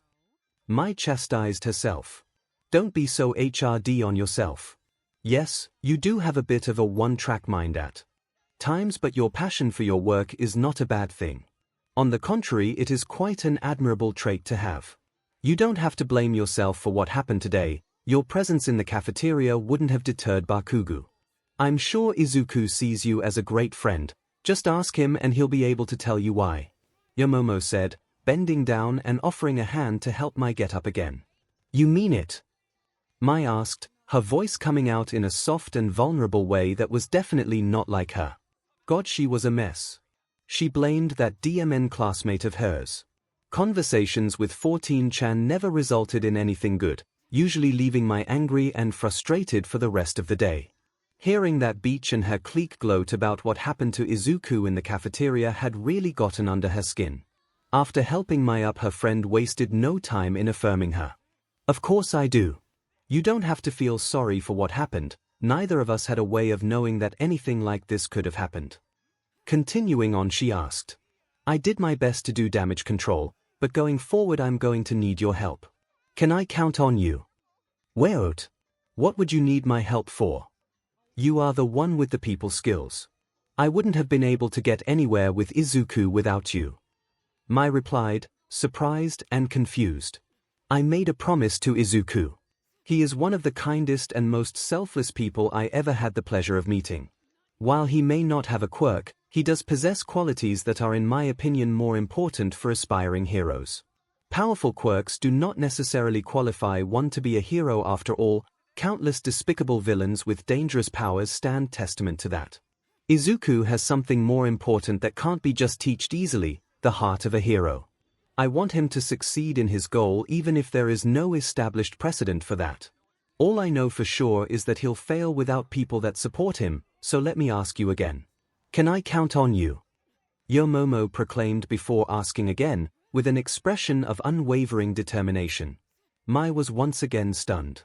Momo had known Izuku for less than half the time than Mai, yet she has already done way more for their mutual friend than Mai ever could and still aimed to do so much more. There was no question how she'll answer. Izuku was her first friend ever after all. She wanted nothing more at the moment than to be the kind of friend Izuku deserves, like Momo was, even if today made it clear how bad she still was at this. Like the many times she had suffered setbacks with her babies, Mai needed to change her approach and try again. Sulking around because of past failures was unproductive and would help nobody. It wouldn't be easy though. She had never ever heard of a quirkless hero after all. Most people would probably say that heroics would be too dangerous for a quirkless person. Mai didn't really buy that if she was being honest though. Only a very small number of heroes had quirks powerful and versatile enough that they could forego support gear. Her chosen profession would quickly become obsolete if that wasn't the case. Even then, the outliers like All Might still needed specialized costumes that could withstand their powers, unless the government planned on giving pro-heroes carte blanche for public exposure. You couldn't disregard the police either. Policemen, while not quirkless, usually don't have stronger quirks than the average person despite being on the same front line than heroes. Sure, the police are supposed to focus on more ordinary crime and leave villains to the heroes, but there have been more than enough incidents in the past where police were forced to engage dangerous villains before any heroes were able to respond. For this very reason, every patrol car came equipped with pretty high-tier capture and suppression gear in addition to, the guns cops usually carry. Turns out most quirks don't make you immune to having your vital organs riddled with lead. Admittedly, the cases of cops successfully subduing villains with capture gear without hero intervention were few and far between, but they did exist. These instances alone should be enough empirical evidence to prove that the public perception of powerful quirks trumping everything was not accurate. With the right equipment and the right training, coming out on top of a villain with a way more powerful quirk should be possible. People following conventional wisdom would still highly advise against this, likely insisting that it was still too risky, but those people were boring and also wrong. Mai has never put much stock into following conventions, and she sure as hell was not going to start now. Besides, Izuku knew what he was getting himself into. He was not an idiot after all. The sports festival alone was proof enough that he had at least as much potential than the other hero students. Mai couldn't suppress the wide grin that was forming on her face even if she wanted to. Lines, laws, paradigms, all of them only existed to be crossed, broken and shaken in their very foundations. Helping her first and best friend with achieving his dream while at the same time revolutionizing the field of heroics itself sounded like one hell of a long-term project. How could she not get excited at the prospect? You can bet your sweet butt that I'm in. He'll need all the gear he can get if he wants to be a hero. I've already got so many ideas for babies that he could use, Mai answered before she interrupted herself. This was not the time to let her ever-present urge to create distract herself again. She would not F up again. But first I should get home and give Izuku a call like you said. I want to do more for him than just making babies for him to use, though, so have you got any concrete plans yet? Unfortunately no. As I said before, we are treading on unknown ground. I'll need to do quite some research while also preparing for the end of term. Any potential path I may uncover won't amount to anything, however, if Izuku is not able to actually perform. Do you have any idea what kind of training regiment he was following before the festival? He'd do well to continue if not expand on it. I don't see this working if he is not in absolute peak physical condition. Yoromomo explained. I think you don't have to worry about that. He's easily the fittest guy in our class, if not the whole support department. Mai returned. I'm aware that Izuku already is quite athletic, so to speak. He'll still be well advised to do everything he can to hone his body to the highest degree possible. Any advantage he can get over the average villain will be necessary, I'm afraid. Mai attempted to continue listening to her raven-haired friend, but a very intrusive thought seemed to take up all of her focus at that moment. She had seen Izuku's cut muscles a few times already and had a really hard time imagining where any potential for improvement would be. Still, the idea of Izuku getting even more shredded sent a shiver down her spine and caused a fluttery and tingly sensation down in her stomach, which slowly started sinking further down.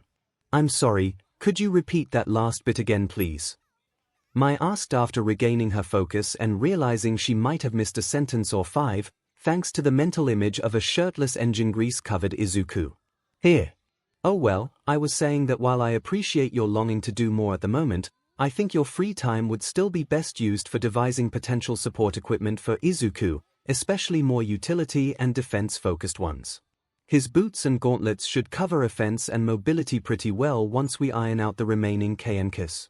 Once he is sufficiently outfitted, he'll need a proper venue for combat training. I'll inquire whether UA's facilities are open for students of the other tracks. If not, we might get away with simply referring to the training sessions as equipment tests.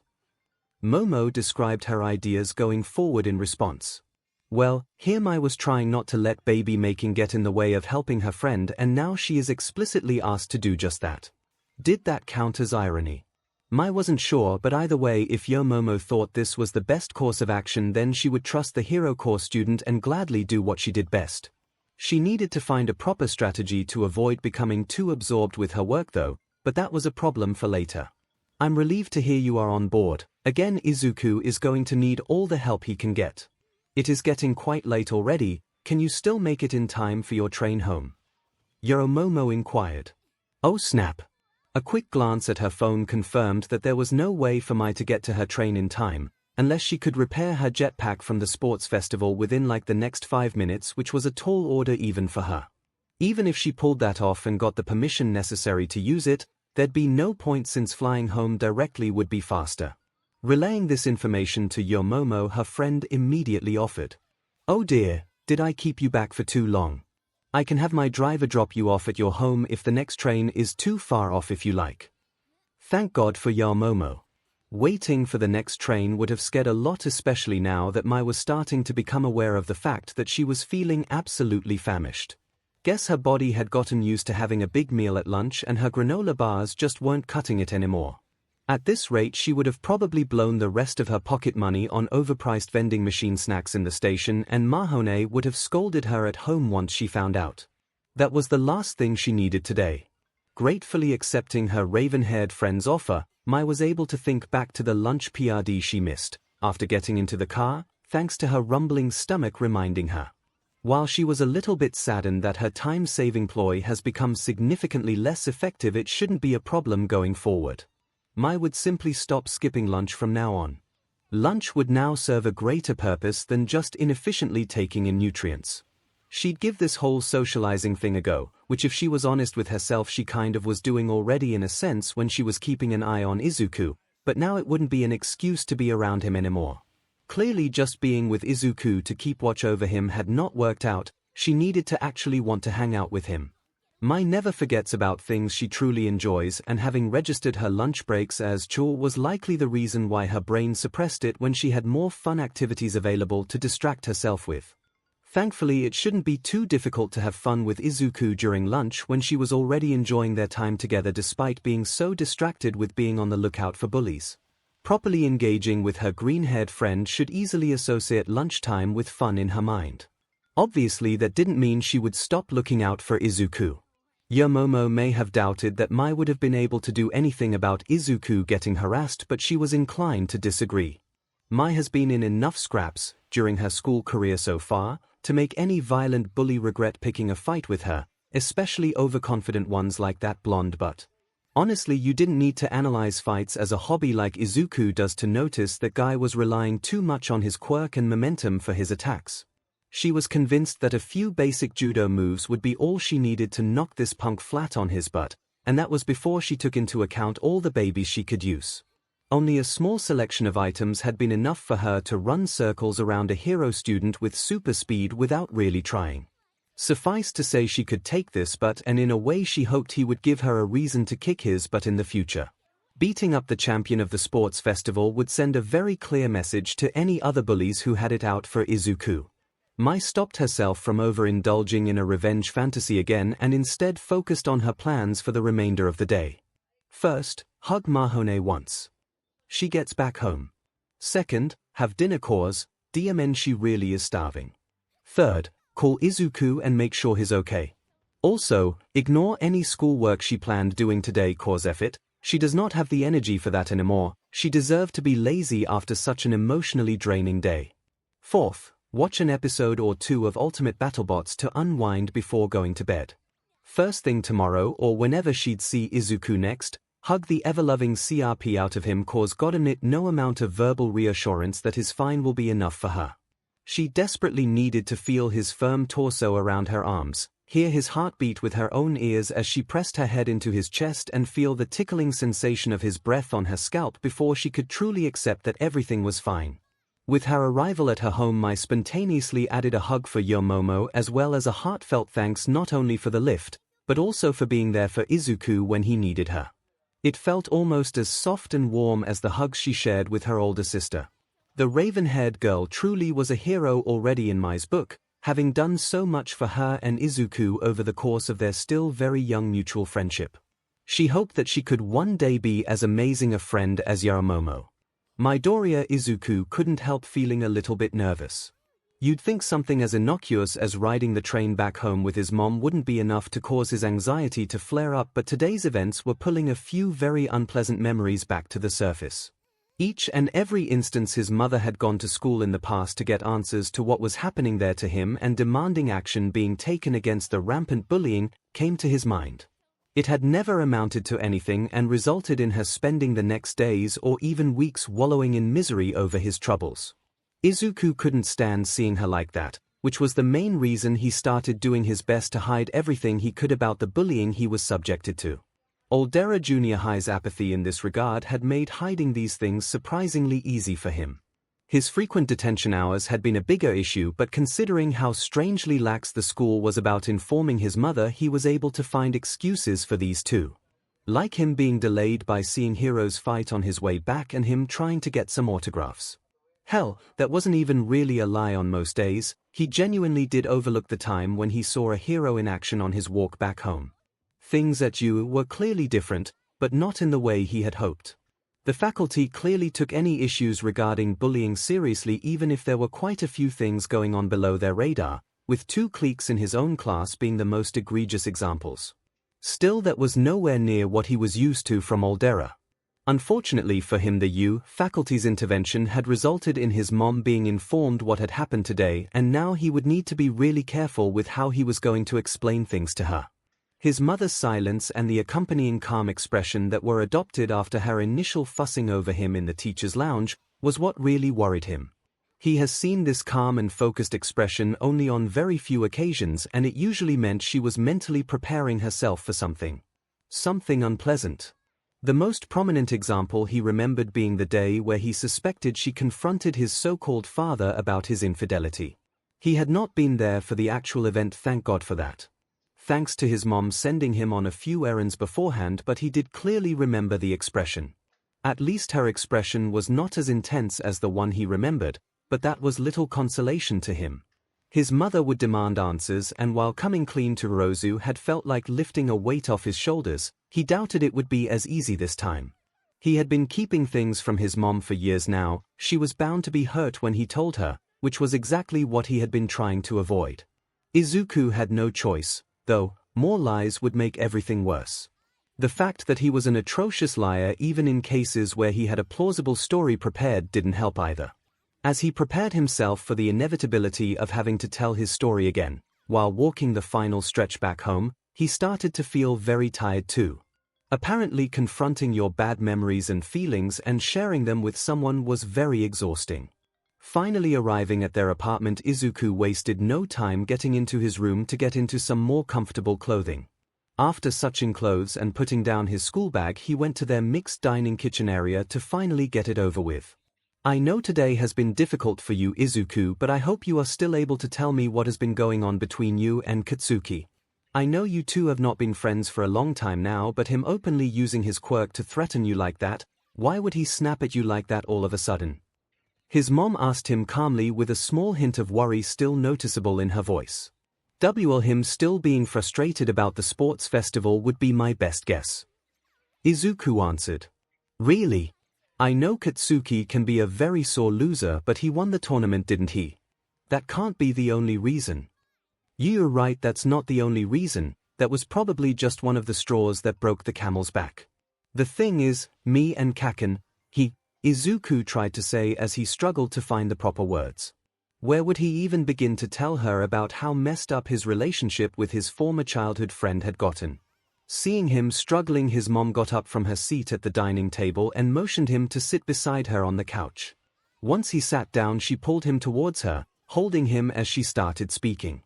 Please, Izuku, I know this is difficult, but I need to know. Just answer my questions with yes or no. Can you do that for me? When Izuku nodded in confirmation, she wasted no time in asking her first question. When you were being bullied back in elementary school and in 𝐿𝐷era, Katsuki was among the bullies, wasn't he? Yes. Izuku answered somberly. I thought so. Between you getting home with all those scratches, bruises, and occasional burns, and Mitsuki telling me on the phone how her son's behavior was getting worse and worse, it was not a difficult connection to make. Still, I didn't want to assume, especially when you were still silent about everything. His mother commented with a sigh.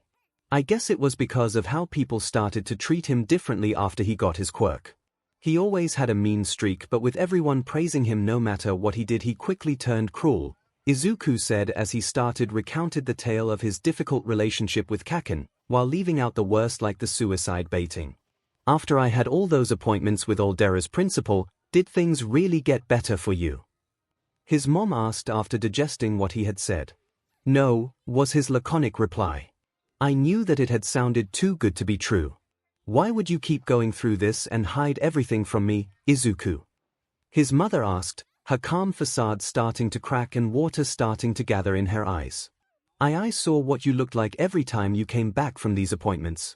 You were trying so hard to end the bullying without making any progress at all, and it was eating you up inside. Seeing you like that hurt more than anything 𝐭𝐿 or the other guys in school could have ever done to me. So I started to act like everything's fine and hoped you'd stop worrying so much, Izuku confessed. Oh Izuku, you are my precious baby. How could I ever stop worrying about you? Especially when you were clearly not having a good time in 𝐿dera.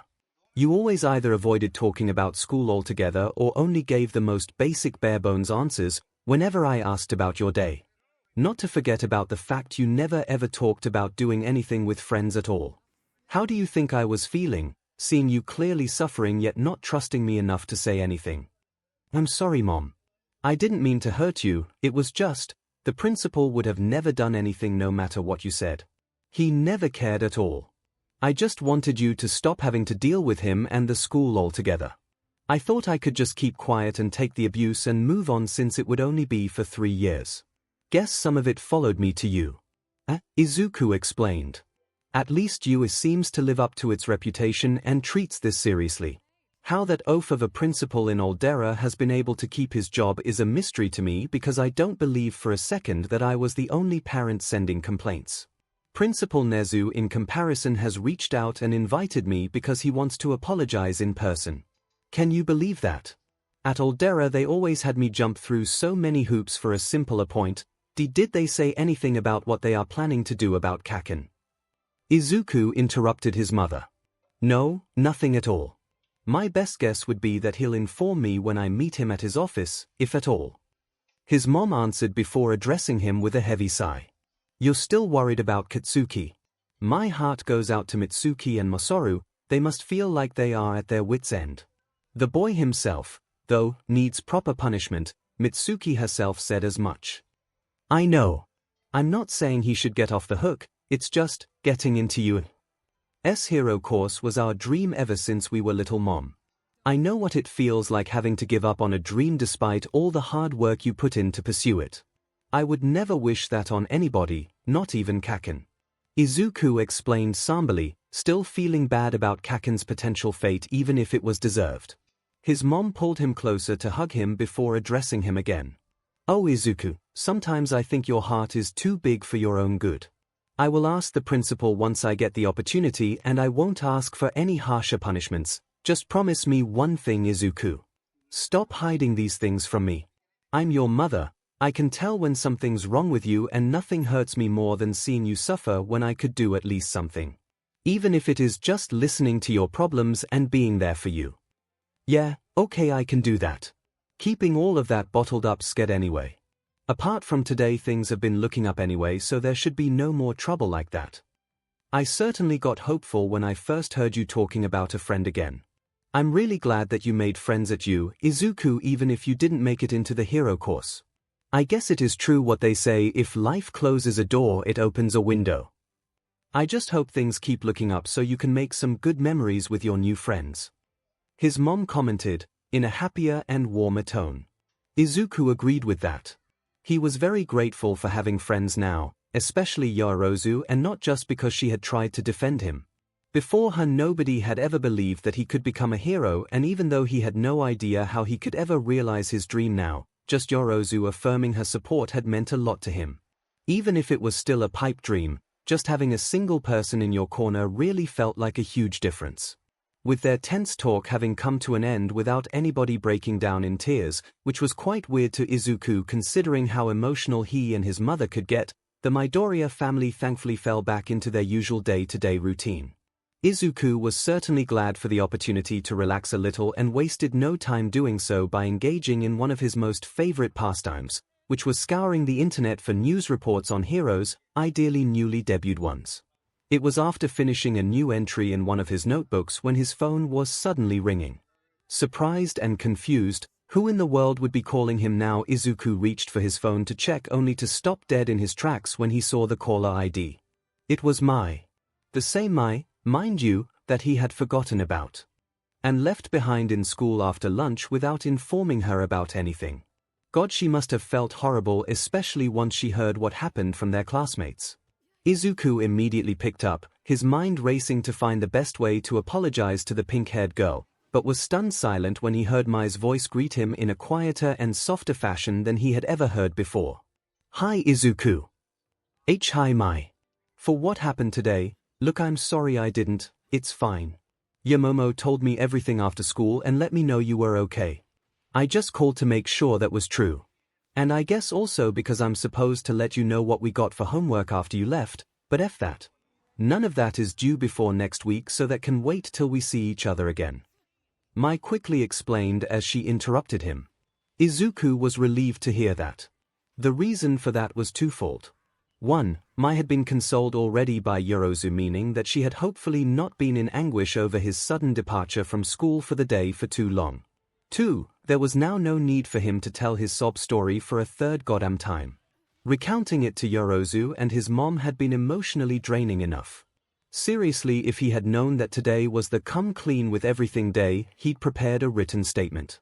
That would have saved him some of the trouble at the very least. Anyways, you are all right, right? What I heard about your lunch break today sounded really horrible, so it's okay if you are still a little rattled from everything. Just let me tell you something shortly and I'll let you be if you don't want to talk, okay? Mai asked him, sounding uncharacteristically nervous towards the end. I'm alright Mai, no need to worry. I also don't mind talking to you. Izuku quickly responded, growing nervous himself when he realized that this was the first time he was actually talking to a girl over the phone. Mai usually just texted him. Okay. I'm sorry Izuku, for not being there for you when you needed me today and for being a bad friend in general. You have always put up with my shenanigans and helped me, yet I never returned the favor. When you were all sad and gloomy after the sports festival, I only noticed once it started affecting me. Hell, I don't even know you that well, since I would have never ever guessed you tried so hard in the festival cause you wanted to switch into the hero course. Mai, don't be so hard yourself Yura, please let me finish. This friendship is not gonna stay this one-sided, I'm gonna be there for you too now. You wanna be a hero. I'm gonna help make you one. I may not be able to help with all that legal mumbo-jumbo that your Momo is looking into, but I know you're gonna need gear. Lots of gear. More gear than you'll have time to build yourself if you take your training seriously, and that's where I'm gonna come in. With my babies, and your skill will revolutionize heroics in the same way Einstein did with the whole field of physics. Mai proclaimed, her voice and demeanor regaining part of their usual energy and enthusiasm in the end. Thank you. It's very nice of you to say that. Izuku stammered out, his voice shaky and uneven because of the feelings bubbling up. Just to clarify though, you are not a bad FR friend. You helped me plenty of times. Your hover boots were a big inspiration for my equipment, even if I ultimately went a different direction with it in the end, and I wouldn't have been able to get everything ready in time for the festival if it weren't for you. You mean it? You're not just saying that to make me feel better? Mai asked, her voice once again sounding soft and vulnerable. It filled him with a strong urge to hug her tightly despite how awkward it would be for him to initiate something so intimate. Shaking this thought, he continued. I mean it. You're the first real friend I had in a while, if not ever. We had a lot of fun in the workshop together, didn't we? It was also nice to have someone that isn't weirded out or annoyed by my mumbling. It still kinda feels like I should do more. I hate how people think you are just my babysitter. Mai threw in. What? Oh, let me guess. Itoku-kun. Chibana-san. Stupid Beach just couldn't help herself and gloat about what happened to you. What's her deal? What's everybody's deal? You are the nicest guy I know, so why does everybody SHT on you just for being quirkless? Mai ranted. Your guess is as good as mine. Me holding on to my dream probably rustled some feathers in middle school. Some people probably just don't get along, despite our best efforts. You talking about that blonde jerk who let that guy into the hero course in the first place? I'm no expert, but I'm pretty sure threatening a civilian with your quirk is a pretty fast way to get your license suspended if not revoked outright. I swear that, but just got a big head cause he won the tournament. 𝐭𝐿 would actually make a pretty good hero. He has the drive and the talent needed to succeed, it's just his personality, that is dog's hit, right? Don't give him too much credit. I've seen him fight and I wasn't impressed with what I have seen. You could have taken him. Hell, I could have taken him with just a fraction of the babies I had with me that day. Even his biggest explosions paled in comparison to my combustible lemon, and they are something I created on pure accident. Imagine what it would look like if I actually tried to make something that is meant to explode. That's gotta teach that DJ a lesson or two. Please don't, Izuku said, a cold sweat going down his back trying to picture what she just said. Please don't what? Making an explosive device or teaching that guy a lesson? Both, was his immediate reply. Oh, bummer. Well, I'm gonna keep a few lemons at hand, though, just in case that guy decides to be a huge PP again. Oh, by the way, before I forget. From now on I'm gonna eat at the cafeteria every day. No exceptions. Really? Don't get me wrong, I'm happy to hear that, but what about your precious extra time in the workshop? Izuku inquired with a raised eyebrow. Not worth it anymore. Granola bars kind of are no longer doing it for me. I was starving on my way home today despite eating a couple. Plus I figured that the whole social experience will help me become a better friend. You can train social skills like that, right? I guess, but I'm not an expert on that. I know way more about actual muscle training than that. Izuku said, chuckling a bit. On that topic, you still working out and stuff?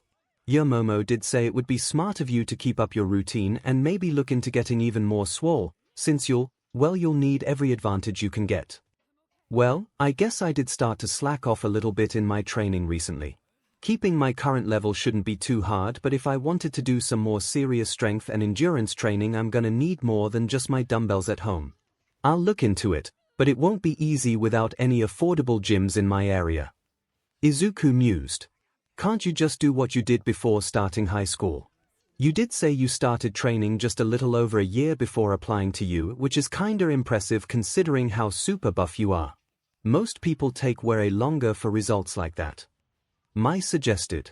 With his cheeks burning red from the compliment, Izuku immediately shot that idea down. While there was no doubt that the beach he used to clean up for training would have more than enough trash left, if not more thanks to people continuing to litter there ever since he stopped, he didn't have the time to commit to this kind of workout anymore. Shame, but I guess as long as you are not getting rusty things are gonna be fine. Mai mused. Anyway, it's getting kinda late, so, see you tomorrow. Or next week. I won't mind if you wanna use that opportunity to get an extended weekend. Yeah, sure, I'll come to school tomorrow. Heroes don't usually get extended weekends, so I shouldn't get used to them either, right? Plus staying home is only going to encourage the rumor mill further. I'd rather be there and have the chance to set things straight as low as it might be. Awesome. See you tomorrow. Mai said enthusiastically before ending the call. After the call, Izuku himself went through his evening routine to get ready for bed and finally end what had been one hell of a day. For as awful as being subjected to 𝐭𝐿's outburst and having to come clean with his mom had been, overall it had not been too bad. Momo and Mai really did care for him, that much had been undeniably proven to him. Both had pledged their full support to him even if him becoming a hero was still little more than a pipe dream. He would have never thought that there would ever be people that believed in him like that. He couldn't allow their faith in him to be in vain. He would work harder than ever now, even if there was no chance for him to get a license the normal way by the time he graduated. In turn, he would make sure to support both of them with everything he got, now that he had one of the few things he had yearned for most of his life, besides being a hero, thanks to them. The one thing his mom had wanted him to have when she brought him to the Bakugo residence for the first time when he was a little child. True friends. Ashido Mina was excited. Finally, after almost a week, she got the opportunity she had been waiting for. Nothing would stop her now on her important mission. She will get some answers today. Answers to settle a very pressing question. What was going on between Yo Momo and that Midoriya guy? Ever since the raven-haired girl introduced the green-haired boy last week, this question has been on Mina's mind. The boy was so shy and awkward, but with 𝐻𝐻𝐽𝐻𝐻 he was very comfortable. Suspiciously so. Then there was 𝐻𝐻𝐻𝐻's impassioned defense of the guy once Bakugo had so rudely interrupted them. Mina obviously fully understood her class representative's reaction. She herself would never just sit by and watch when someone was being bullied. Still, she couldn't shake the feeling that there was something more behind it. Shy boy meeting pretty girl. Boy and girl spending lots of time together. Boy coming out of his shell for girl. Mina has seen this pattern before. Clearly there was only one possible explanation. Love. It had to be. Most of Mina's favorite love stories were variations on this pattern. It was also way too hilarious to not be true. Who would have thought that the straight-laced, straight-A honor student that was 𝐻𝐻𝐻𝐻, of all people, would be the first in their class to experience some romance? Mina found it interesting, though, that 𝐻𝐻𝐻𝐻 had fallen or was falling for a guy like Midoriya. Sure, he was kinda cute, those big green eyes and all those freckles were doing him a lot of favors together with his super fluffy hair, but he still looked a bit on the plain side for her taste.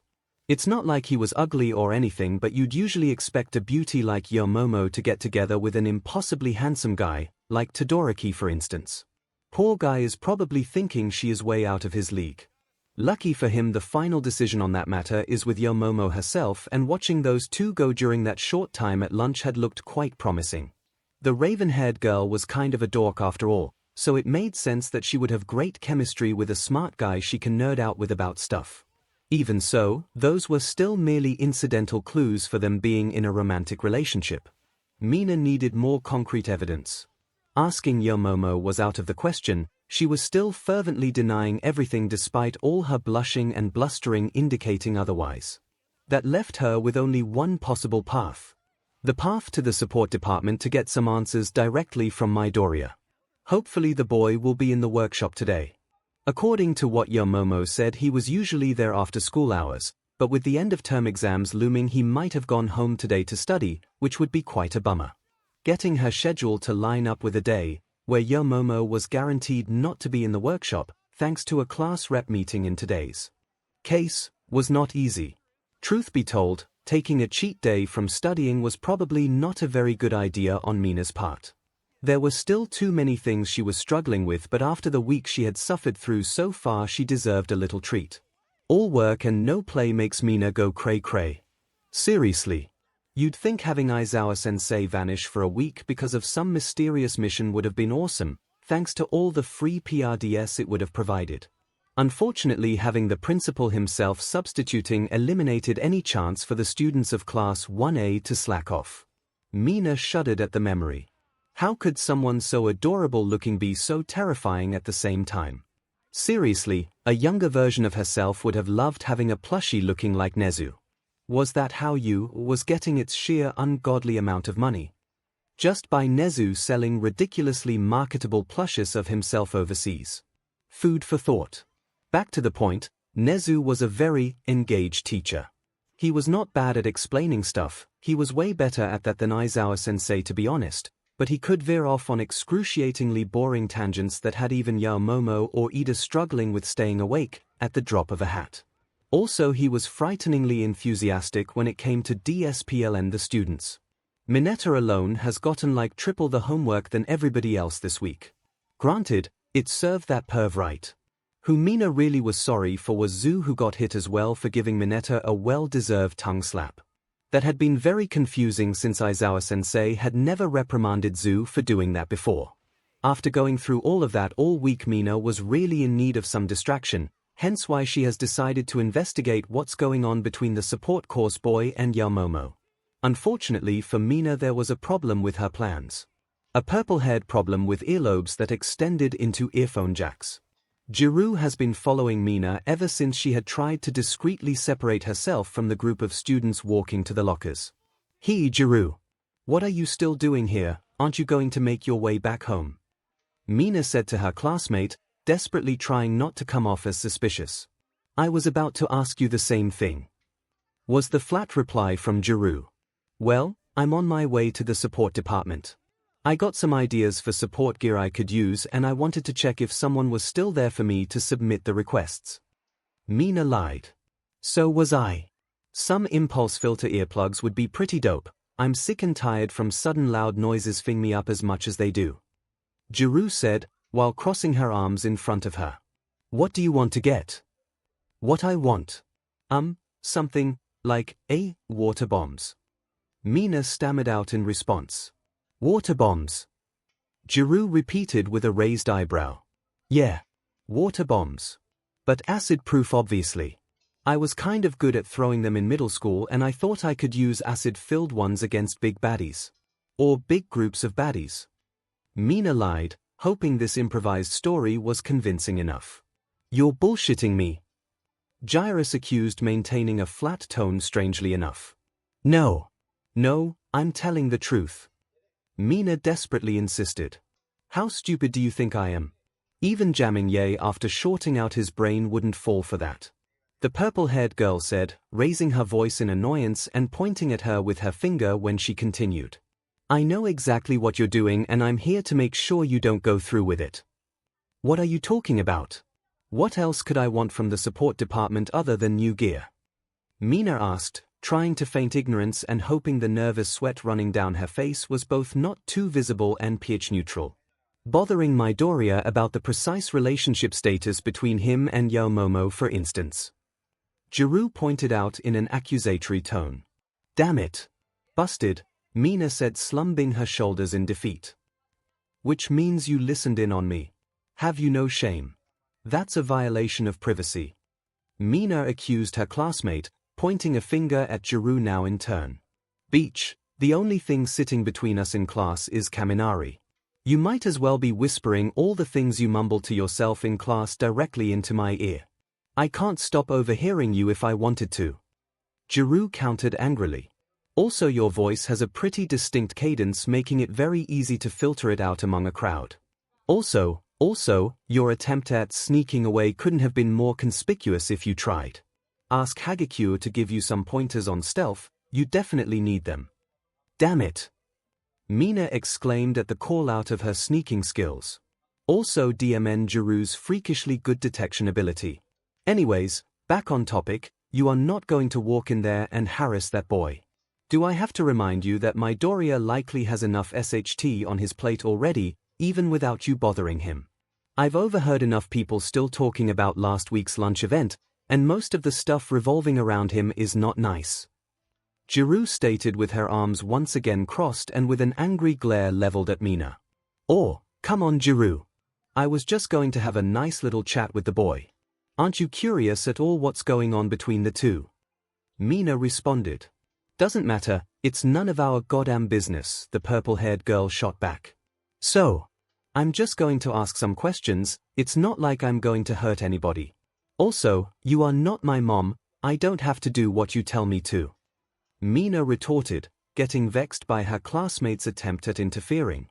For FS sake, Mina. 𝐤𝐻𝐻 exclaimed exasperatedly. You are not going to drop this even if you know that I'll tell your Momo, aren't you? Nope.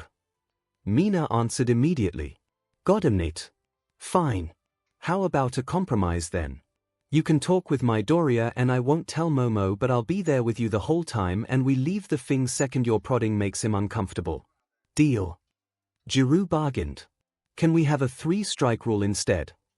Mina. The punk rock enthusiast almost growled. Okay, fine. Deal. Mina said to appease her shorter classmate. She has seen her classmates at Mineta and Kaminari often enough by now to know that getting on 𝐤𝐻𝐻's bad side is the last thing you'd want. Having an audience for her little investigation could potentially be an issue, though. She should keep her eyes peeled for an opportunity to ditch 𝐤𝐻𝐻, so she could have an actual one-on-one conversation with Midoriya. Still, she should probably be grateful the purple-haired girl was at least willing to compromise. It seemed that despite all her posturing, 𝐤𝐻𝐻 was curious herself. Mina couldn't blame the girl for that.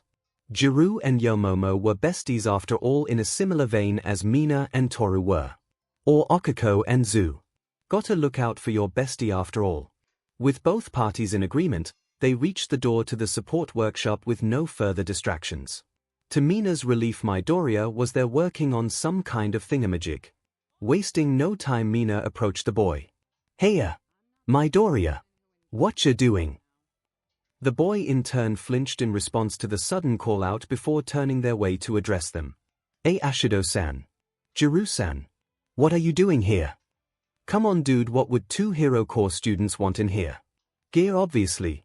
Momo is always going on about how good you are at not just making gadgets but also in giving advice on how to get the most out of our quirks with the right items. Jiru explained. Oh my gosh. Clients. Was the sudden call from the only other person in the workshop. Within the blink of an eye, that pink-haired girl that had visited their classroom earlier last week had appeared right next to Jiru. Dibs on the purple one. What the hell? Wait. I wanted to talk to Midoriya about new gear. Jiru protested as she was being dragged away with surprising strength by the other support course girl. You can't now, I already called dibs. Also, Izuku is already making stuff for Momo, he can't take on too many clients in addition to that. Don't you worry, Hatsumi has everything you could ever need. The pink-haired girl explained while continuing to nonchalantly drag Mina's classmate away. I'm sorry Jiru-san, but Mai is kinda right. Don't worry, she'll be able to make you whatever you need, just remind her to properly go through all of the required testing stages beforehand. If you still need any advice on your quirk afterwards, I'll help you out after I'm done with Ashido-san's request. Midoriya called after Jiru-san in an apologetic fashion. Here. Mina had wanted to find a way to ditch Jiru, but had not expected it to be that easy. Maybe she should ask Midoriya about Hatsume's favorite snack or something before leaving, depending on how her questioning will go, since any progress in her investigation today might have been impossible without that girl. So, what can I do for you Ashido-san? Midoriya asked awkwardly. Mina had a hard time suppressing the borderline predatory grin showing up on her face before getting in close and addressing him. Why so formal? Ashido-san is my mom, just call me Mina. Sounds way more cute. While we're at it, would you mind me calling you Midori? Any friend of Momo is a friend of mine, and I love giving nicknames to my friends. Unless their names are short and cute enough already. Oh okay, I don't mind Ashi. I mean Mina. The boy stammered out, looking like he was on the verge of having steam come out of his ears. Mina couldn't help but giggle a bit at the boy's awkwardness. She started to see now why Momo liked him. He was adorable when he got nervous. If she played her cards right, then there would be lots of entertainment in her future from teasing the couple. Even if he was so easy to fluster that it almost took all the fun out of it. Almost. But of course that wasn't the reason for her showing up here today, so Mina quickly took a step back to give Midori some room to breathe and told him her request. Well, I was thinking of getting something to increase the attack range of my acid, you know. Maybe something throwable like water bombs. Okay, going with that lame idea was not her proudest moment, but Mina had to establish her alibi, so to speak, before she could start digging. Don't think that's your best option. While you could carry around a lot of balloons thanks to them being small and lightweight, they might end up being more of a liability than an asset. When they pop, the acid gets splashed everywhere in very difficult to predict ways, increasing risk of collateral damage if they don't get popped before you throw them. Midori responded. Yeah, I know. Not my best idea. I was just thinking about them cause I was really good at throwing them back in middle school when I hung out with my friends at the pool, you know. Do you even need something like that? You were able to flick your acid pretty far in the festival against that blonde boy with the belt. You mean the match against AMR? That was a pretty finicky move. If I had hit him anywhere else but his belt, I might have hurt him pretty badly. Acid strong enough to dissolve metal is not good for your skin and stuff. I'd rather have a more reliable and precise ranged option. What is your limit on your acid production? If you can produce enough and send it through a nozzle, you might be able to create enough pressure for it to shoot out like it would from a fire hose. Midori mused. I never tried to see how much I can produce at once, since it's not good for my skin when I overuse my quirk. Also, how am I supposed to shoot the acid through a nozzle? Would holding my hands like that work? Mina said, folding her flat hands together while keeping her index fingers apart, forming a nozzle-like shape. Yeah, that could work. You should try that during quirk training. If that doesn't work out like you imagined, just come back and let me know and I should be able to work out something else. Maybe a wrist-mounted spray gun and, Midoriya affirmed, starting to mumble at the end. Wow, barely 5 minutes and you already got a solution for me, even one where I might not need any new gear. You work fast, Midori. I'm starting to see why 𝐻𝐻𝐼𝐺 likes you so much. Mina commented teasingly, ripping the boy out of his mumble trance and sending him sputtering. What? The green-haired boy stammered, his face being almost the same shade of red Kiri uses to dye his hair. You know what I mean, silly. Mina answered in a more joking fashion while staying ambiguous with her words. Gotta remember not pushing him too hard too fast. Me and the girls got curious what our class rep has been doing all those long hours after school she has spent with you in the workshop. Whenever we asked her, she never had anything but the highest praise for you. Honestly, it was starting to get pretty easy to tell whenever she had a session planned on a given day, since she would grow really excited towards the end of last period. Is that true? I always worried we might be boring her a little bit. It's not like there is a lot of new stuff I can show her, since she is already so smart. She could easily make her own gear if she wanted to. Funny that you're saying that, since 𝐻𝐻𝐼𝐺 has been worried that she has been dragging you down. She believes you would be able to work faster if it weren't for her needing to have your ideas explained to her at every step first. Teacher, that's not true. Having to vocalize my ideas helps me a lot with double-checking everything, and even in case I missed something, she'll be there to catch up on any flaws. I've been able to do a lot better work on the gauntlets and the boots thanks to her help. Well, I can relay the message if you want, or better, you can tell her yourself next time you see her. I know that 𝐻𝐻𝐼𝐺 would really love it if you told her. Mina suggested in a coquettish fashion. Oh, okay.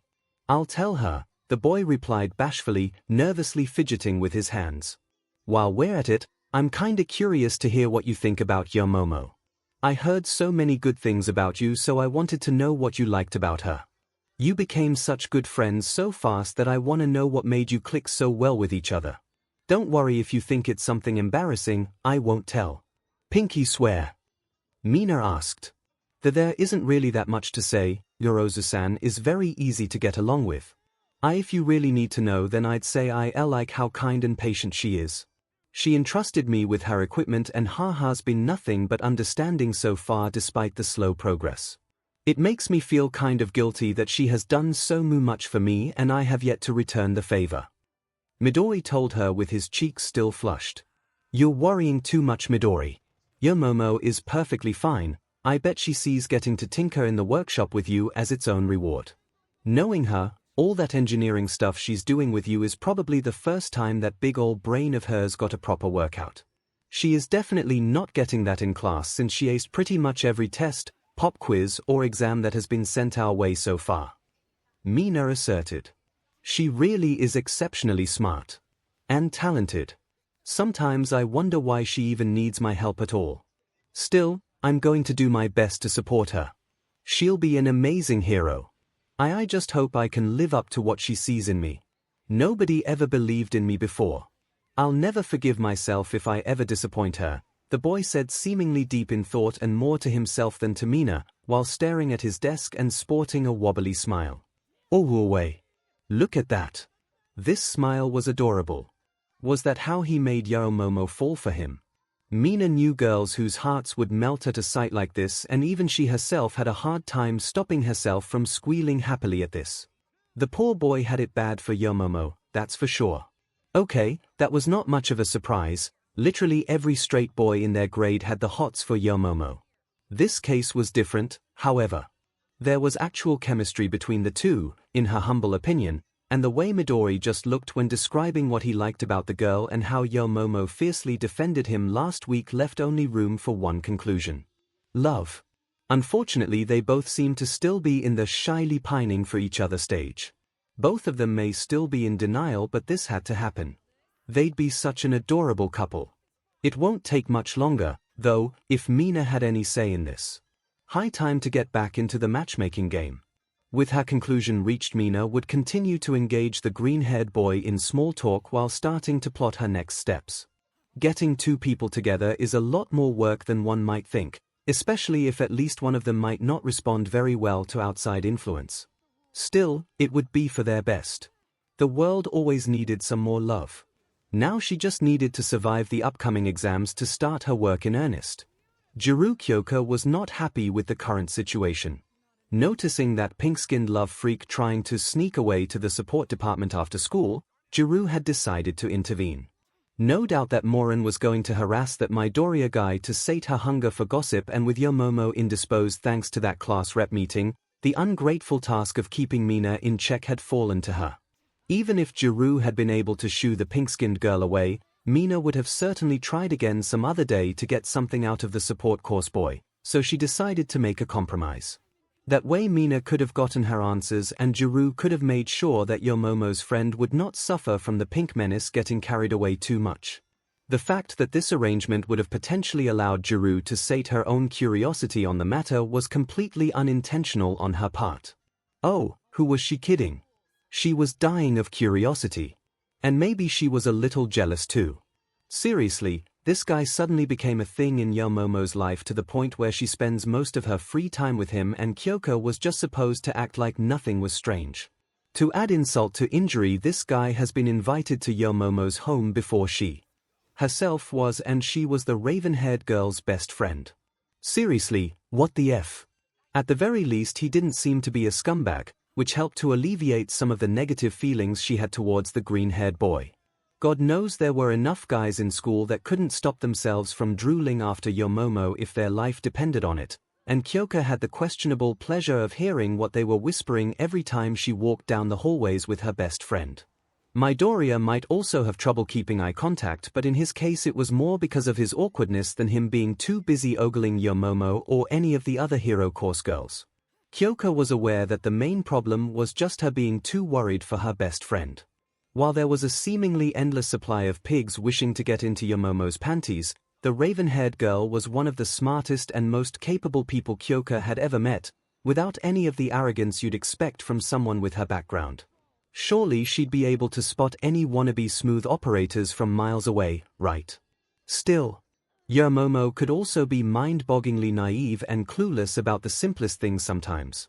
The girl had struggled to get a can of soda out of a thing vending machine one time cause she didn't realize it wouldn't accept 10,000 yen bills, for crying out loud. So, yeah, Kyoko was incredibly worried about her friend getting close to a guy she didn't know anything about, even if she was aware that she might be overreacting. Accompanying Mina has been the perfect opportunity to find out more and gain some peace of mind in return. Or it would have been if it wasn't for the fact that some support chick with pink dreadlocks was currently dragging her away from the answers she was seeking. Seriously, though, what was up with that girl? No matter what she tried, she couldn't get her hand out of the vice-like grip that 𝐻𝐼sum girl had on her hand. Worse yet, despite pulling and resisting with all her might, Kyoko was barely able to slow down the support girl's advance towards whatever destination they were going to. Was that chick on steroids or something, or was Kyoko just that scrawny? Unwilling to further ponder this, Kyoko yelled at her abductor. Could you let go of me already? I need to talk with Midoriya. Weren't we over this already? Izuku is busy with your friend, so I'm gonna take care of whatever you need. 𝐻𝐼sum replied without missing a beat. I did not agree with that. 𝐔𝐬 shot back. Don't be silly. Izuku is amazing and all, but he can't take care of several clients at once. Also, the girl said before stopping for a moment and turning around, sporting an unsettling fake smile that did little to hide the angry glint in her eyes. Izuku does not like being crowded by strangers. So, no more discussion. You either come with me now or you leave the workshop empty-handed. We clear? Unwilling to F around and find out what 𝐻𝐼sum would do if she refused to comply, Kyoko answered with just 2 words. Crystal clear. Excellent. I've got so many amazing babies you could use. You looking for anything in particular? 𝐻𝐼sum asked, back in the bubbly excited mood she had displayed before. Yeah, I'd like to have some impulse filter earplugs. I've got very sensitive ears thanks to my quirk, which is pretty helpful for scouting, but it makes me vulnerable to sudden loud noises. I got screwed over by that weakness enough times by now, so I hoped you guys could help me out. Kyoko explained. That's all. I mean, sure, we got loads of those so you can have some, but there's gotta be more you need. 𝐻𝐼sum said as she grabbed a set of earplugs from her workbench and handed it over to Kyoko. Wait, you just have those things lying around here? Yeah. We are working around heavy machinery, if you haven't noticed. It can get pretty loud in here. The pink-haired girl answered. But back on topic, that can't be all. Maybe something for your quirk. Those headphone cable ear thingies aren't just for show, right? You can use them to interface with equipment, right? Well, I guess I can. I've only ever plugged them into my phone to listen to music or into the speakers from my costume to amplify the sound of my heartbeat for attacks. Why are you asking? So, you really can. You're not just saying that. 𝐻𝐻𝐈 asked again after suddenly getting right up into Kyoka's face, making her stumble a step back in surprise. I just told you, why would I lie about my quirk? Kyoka shot back out of annoyance. 𝐻𝐻𝐈 for her part reacted by starting to jump up and down excitedly while squealing like a little girl that just found the present she had always wished for under the Christmas tree. Oh my god. This is gonna be amazing. Just gimme a sec, I gotta go and get a box real quick. Were the first coherent words out of the mouth of the excited inventor before she ran off into the storage area. Shortly afterwards 𝐻𝐻𝐈 returned, carrying a large and very heavy-looking metal box with her. This action paired with the fact that 𝐻𝐻𝐈 was wearing just a simple tank top which completely exposed her arms, gave a very conclusive answer on why Kyoka has not been able to escape the pink-haired girl earlier. No wonder she had been tugged along as if she was just a misbehaving toddler by that chick if she had guns like those. Hell, even Mina, the most athletic girl in 1A, had nowhere near that amount of definition. Maybe Kyoka should get some dumbbells and add them to her workout routine. The support course girl brought down the box with a heavy thud before addressing Kyoka again. So, before we begin, are you familiar with the term BMI? Body Mass Index. Kyoka guessed, slightly confused what that had to do with whatever the other girl had in mind. What? Well, I guess it fits the acronym, but no, it's not what I was talking about. I meant BMI as in brain-machine interface.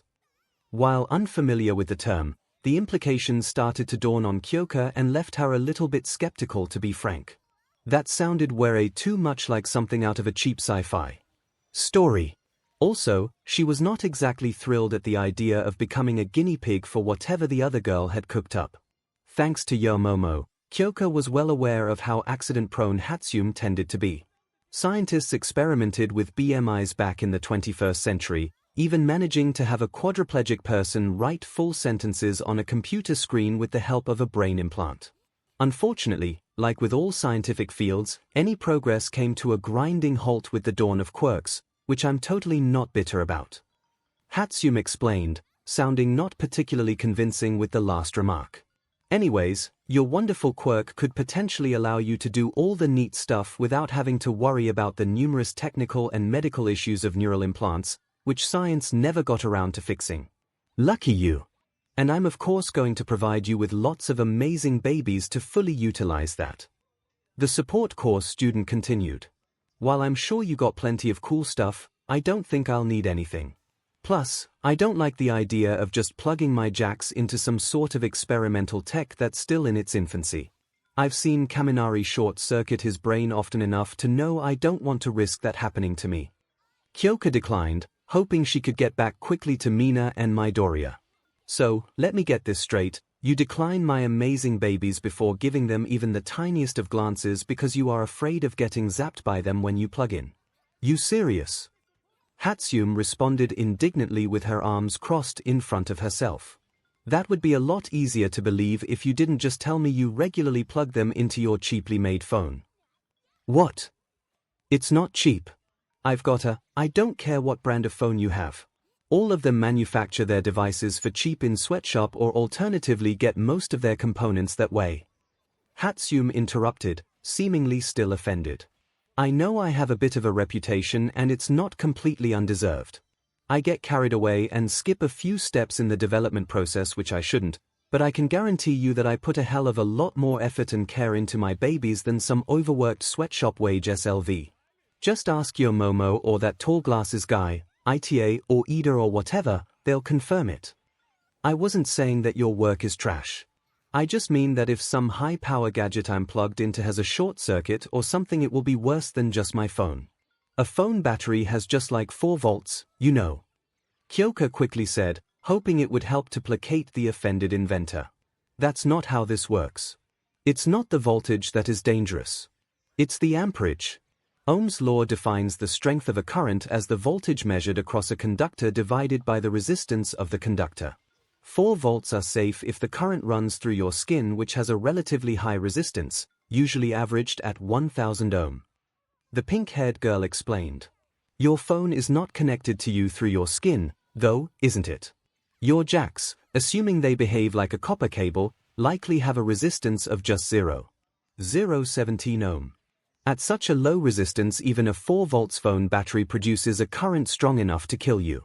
But I guess some big corner-cutting corporation is way more trustworthy than silly old me who works her butt off for her clients to provide them with quality support gear. The indignant support course girl ended angrily. Okay, that was not the kind of physics lesson 𝐒𝐽𝐽 had wanted to have today or like ever. She also seemed to have struck a bit of a nerve with that lame excuse she had tried. She kinda felt like an but now, so 𝐒𝐽𝐽 decided to relent and hear the inventor girl out. 𝐻𝐻𝐈 was a friend of 𝐿𝐿𝐵 too, which meant she deserved the benefit of doubt. Okay, I'm sorry. I didn't mean to be a beach and doubt you. Just show me what you got, it can't hurt letting you make your pitch. Jiru offered, hoping it would make the pink-haired girl chill out. That seemed to have the desired effect. Sort of. 𝐻𝐻𝐈's mood certainly improved as a result, but her frantic rummaging through the metal box was pretty far from being something she would consider chill. I knew you'd see reason. Believe me, I've got so many ideas on how to utilize your quirk. Way more than would fit in this box actually. But without further ado, 𝐻𝐻𝐈 started as she pulled the first thing out of her box. Drones. With that, the support course girl held up what looked like a souped-up version of those commercial camera drones with her right arm. Opening the palm of her left hand, she also revealed a really small spider-like drone. You said you had good hearing, but what about visuals? Whether it's Overwatch from the sky or stealthily scouting a suspected villain hideout with these babies, nothing will ever escape your sight. Thanks to your quirk's mutations, there will be no awkward fumbling around with remote controls necessary. I also have a few shelved ideas for remote-controlled combat drones that could work really well once I iron out a few cases. 𝐻𝐻𝐈 started off her presentation. Next we got my hydraulic braces backpack from the sports festival. You remember how that Ida, ITA or whatever guy kept trying to charge me but always failed because I dodged? This baby, or more specifically the motion sensors in it, were the reason for that. Connecting this baby with your quirk would not only help you dodge better, it would also allow you to manually control the metal poles it can extend, making it a pretty useful mobility tool. The girl continued quickly before taking a breath. Last but definitely not least is this, the support course student proudly announced while holding up what looked like some jumbled together computer parts. Jiru raised a questioning eyebrow at that, but before she could say anything, 𝐻𝐻𝐈 continued. Okay, I know it doesn't look like much, but it's what's on the inside what counts. This little baby here is loaded with a shitton of malware, spyware, and every other type of hacking software I could think of. That should be everything you need to hack into most modern computer systems with your brain just by plugging in. Holy SHT, that last part sounds like something straight out of some cyberpunk story. Honestly, if she thought about it, it would go really well with her current style. 𝐒𝐽𝐽 had the punk part down pretty well already, after all. Getting some of those toys to fulfill the cyber part wouldn't hurt her aesthetic and help her be a more effective hero to boot. 𝐒𝐽𝐽 should ask 𝐻𝐻𝐈 if it would be possible to outfit the gadgets with some neon lights. That'd be dope as hell. Wow, Yamomo wasn't kidding when she said you've made an insane amount of stuff. Will it work like you described it though? Again, I've never used my quirk in that way apart from listening to music on my phone, and the only signal I'm able to send down my jack so far is my heartbeat. Dunno if I can control your gadgets that way. 𝐒𝐽𝐽 stated, hoping the enthusiastic inventor had an answer for that. Well, only one way to find out, the girl replied as she pulled out another item from her box, surprising 𝐒𝐽𝐽 with how ordinary the object in question looked compared to the other gadgets. 𝐻𝐻𝐈 had pulled out what seemed to be just a simple black laptop. Neat, I was thinking of getting a new one for myself, but, how does this one fit into everything? In response to 𝐒𝐽𝐽's confusion, the support course student opened the laptop, revealing that the entire keyboard and the touchpad had been removed before explaining. That's not a simple laptop. This is a training device. With this baby you'll be able to practice controlling electronic devices with just your thoughts. You should get the hang of it eventually. Meanwhile I'll be able to make a proper adapter for your earphone jacks to ensure compatibility. What if it won't work? What if my quirk just doesn't behave the way you think? Unlikely, but not impossible. Considering we already have proof that your quirk can both emit and receive electrical signals, there shouldn't be any logical reason for it not to work. Quirks do have the annoying habit of treating the laws of nature just as suggestions, though. 𝐻𝐻𝐿 mused. How about a first test right now? Plug into the socket for the earphones and try opening one of the files on the desktop.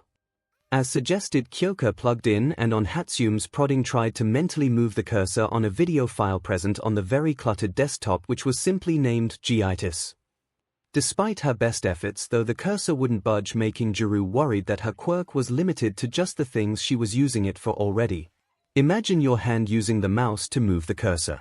I roughly based my software off from what they used in that experiment with the quadriplegic person, and he was able to write by imagining the hand motions he would do to use a normal computer. 𝐻𝐻𝐿 suggested helpfully.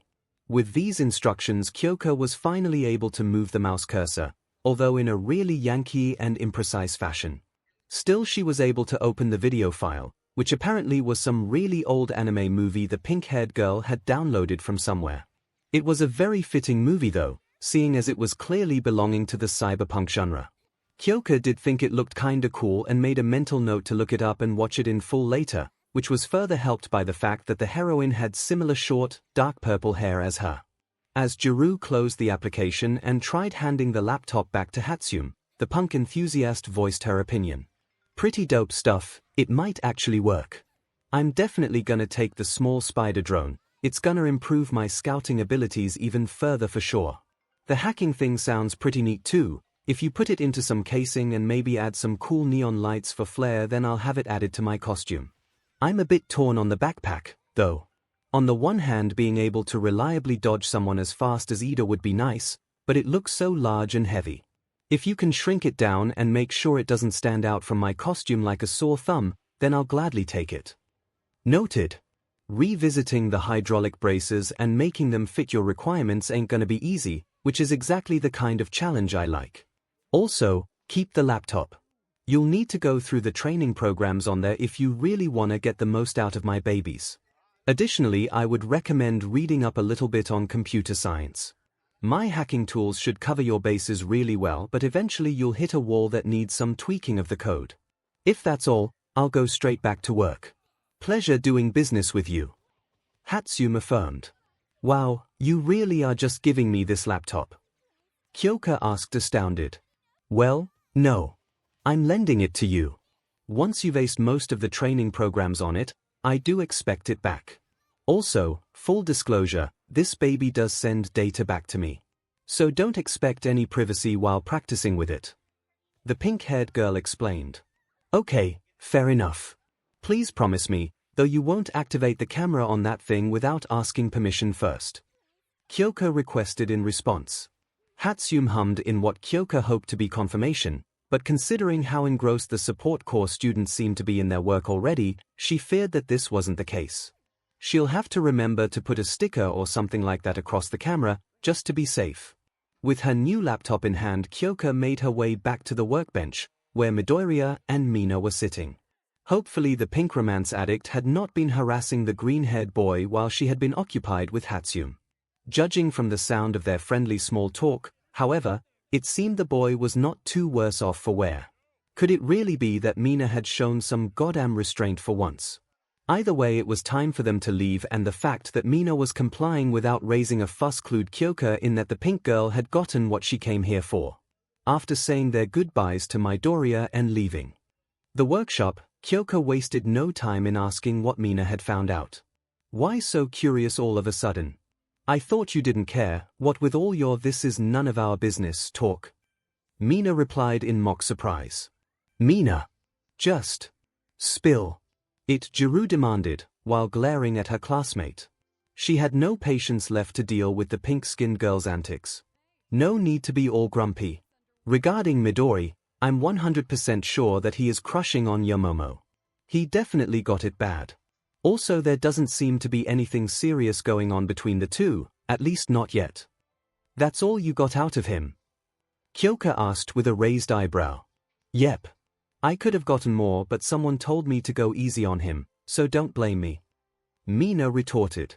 Doesn't matter, though, I got enough to confirm my suspicions. Now I can start planning for the next step. What? Mina, please, don't tell me it. I'm boarding the shipping train now. This has to happen. Just imagine how cute those two will be together. Mina announced excitedly. Goddamn it. That was definitely one of the things 𝐭𝐻 had wanted to avoid. Why does this stupid romance-obsessed moron insist on meddling with other people's love life? It's not even like she got much to go on. Literally everyone attracted to girls in their grade had some sort of crush on Yamomo.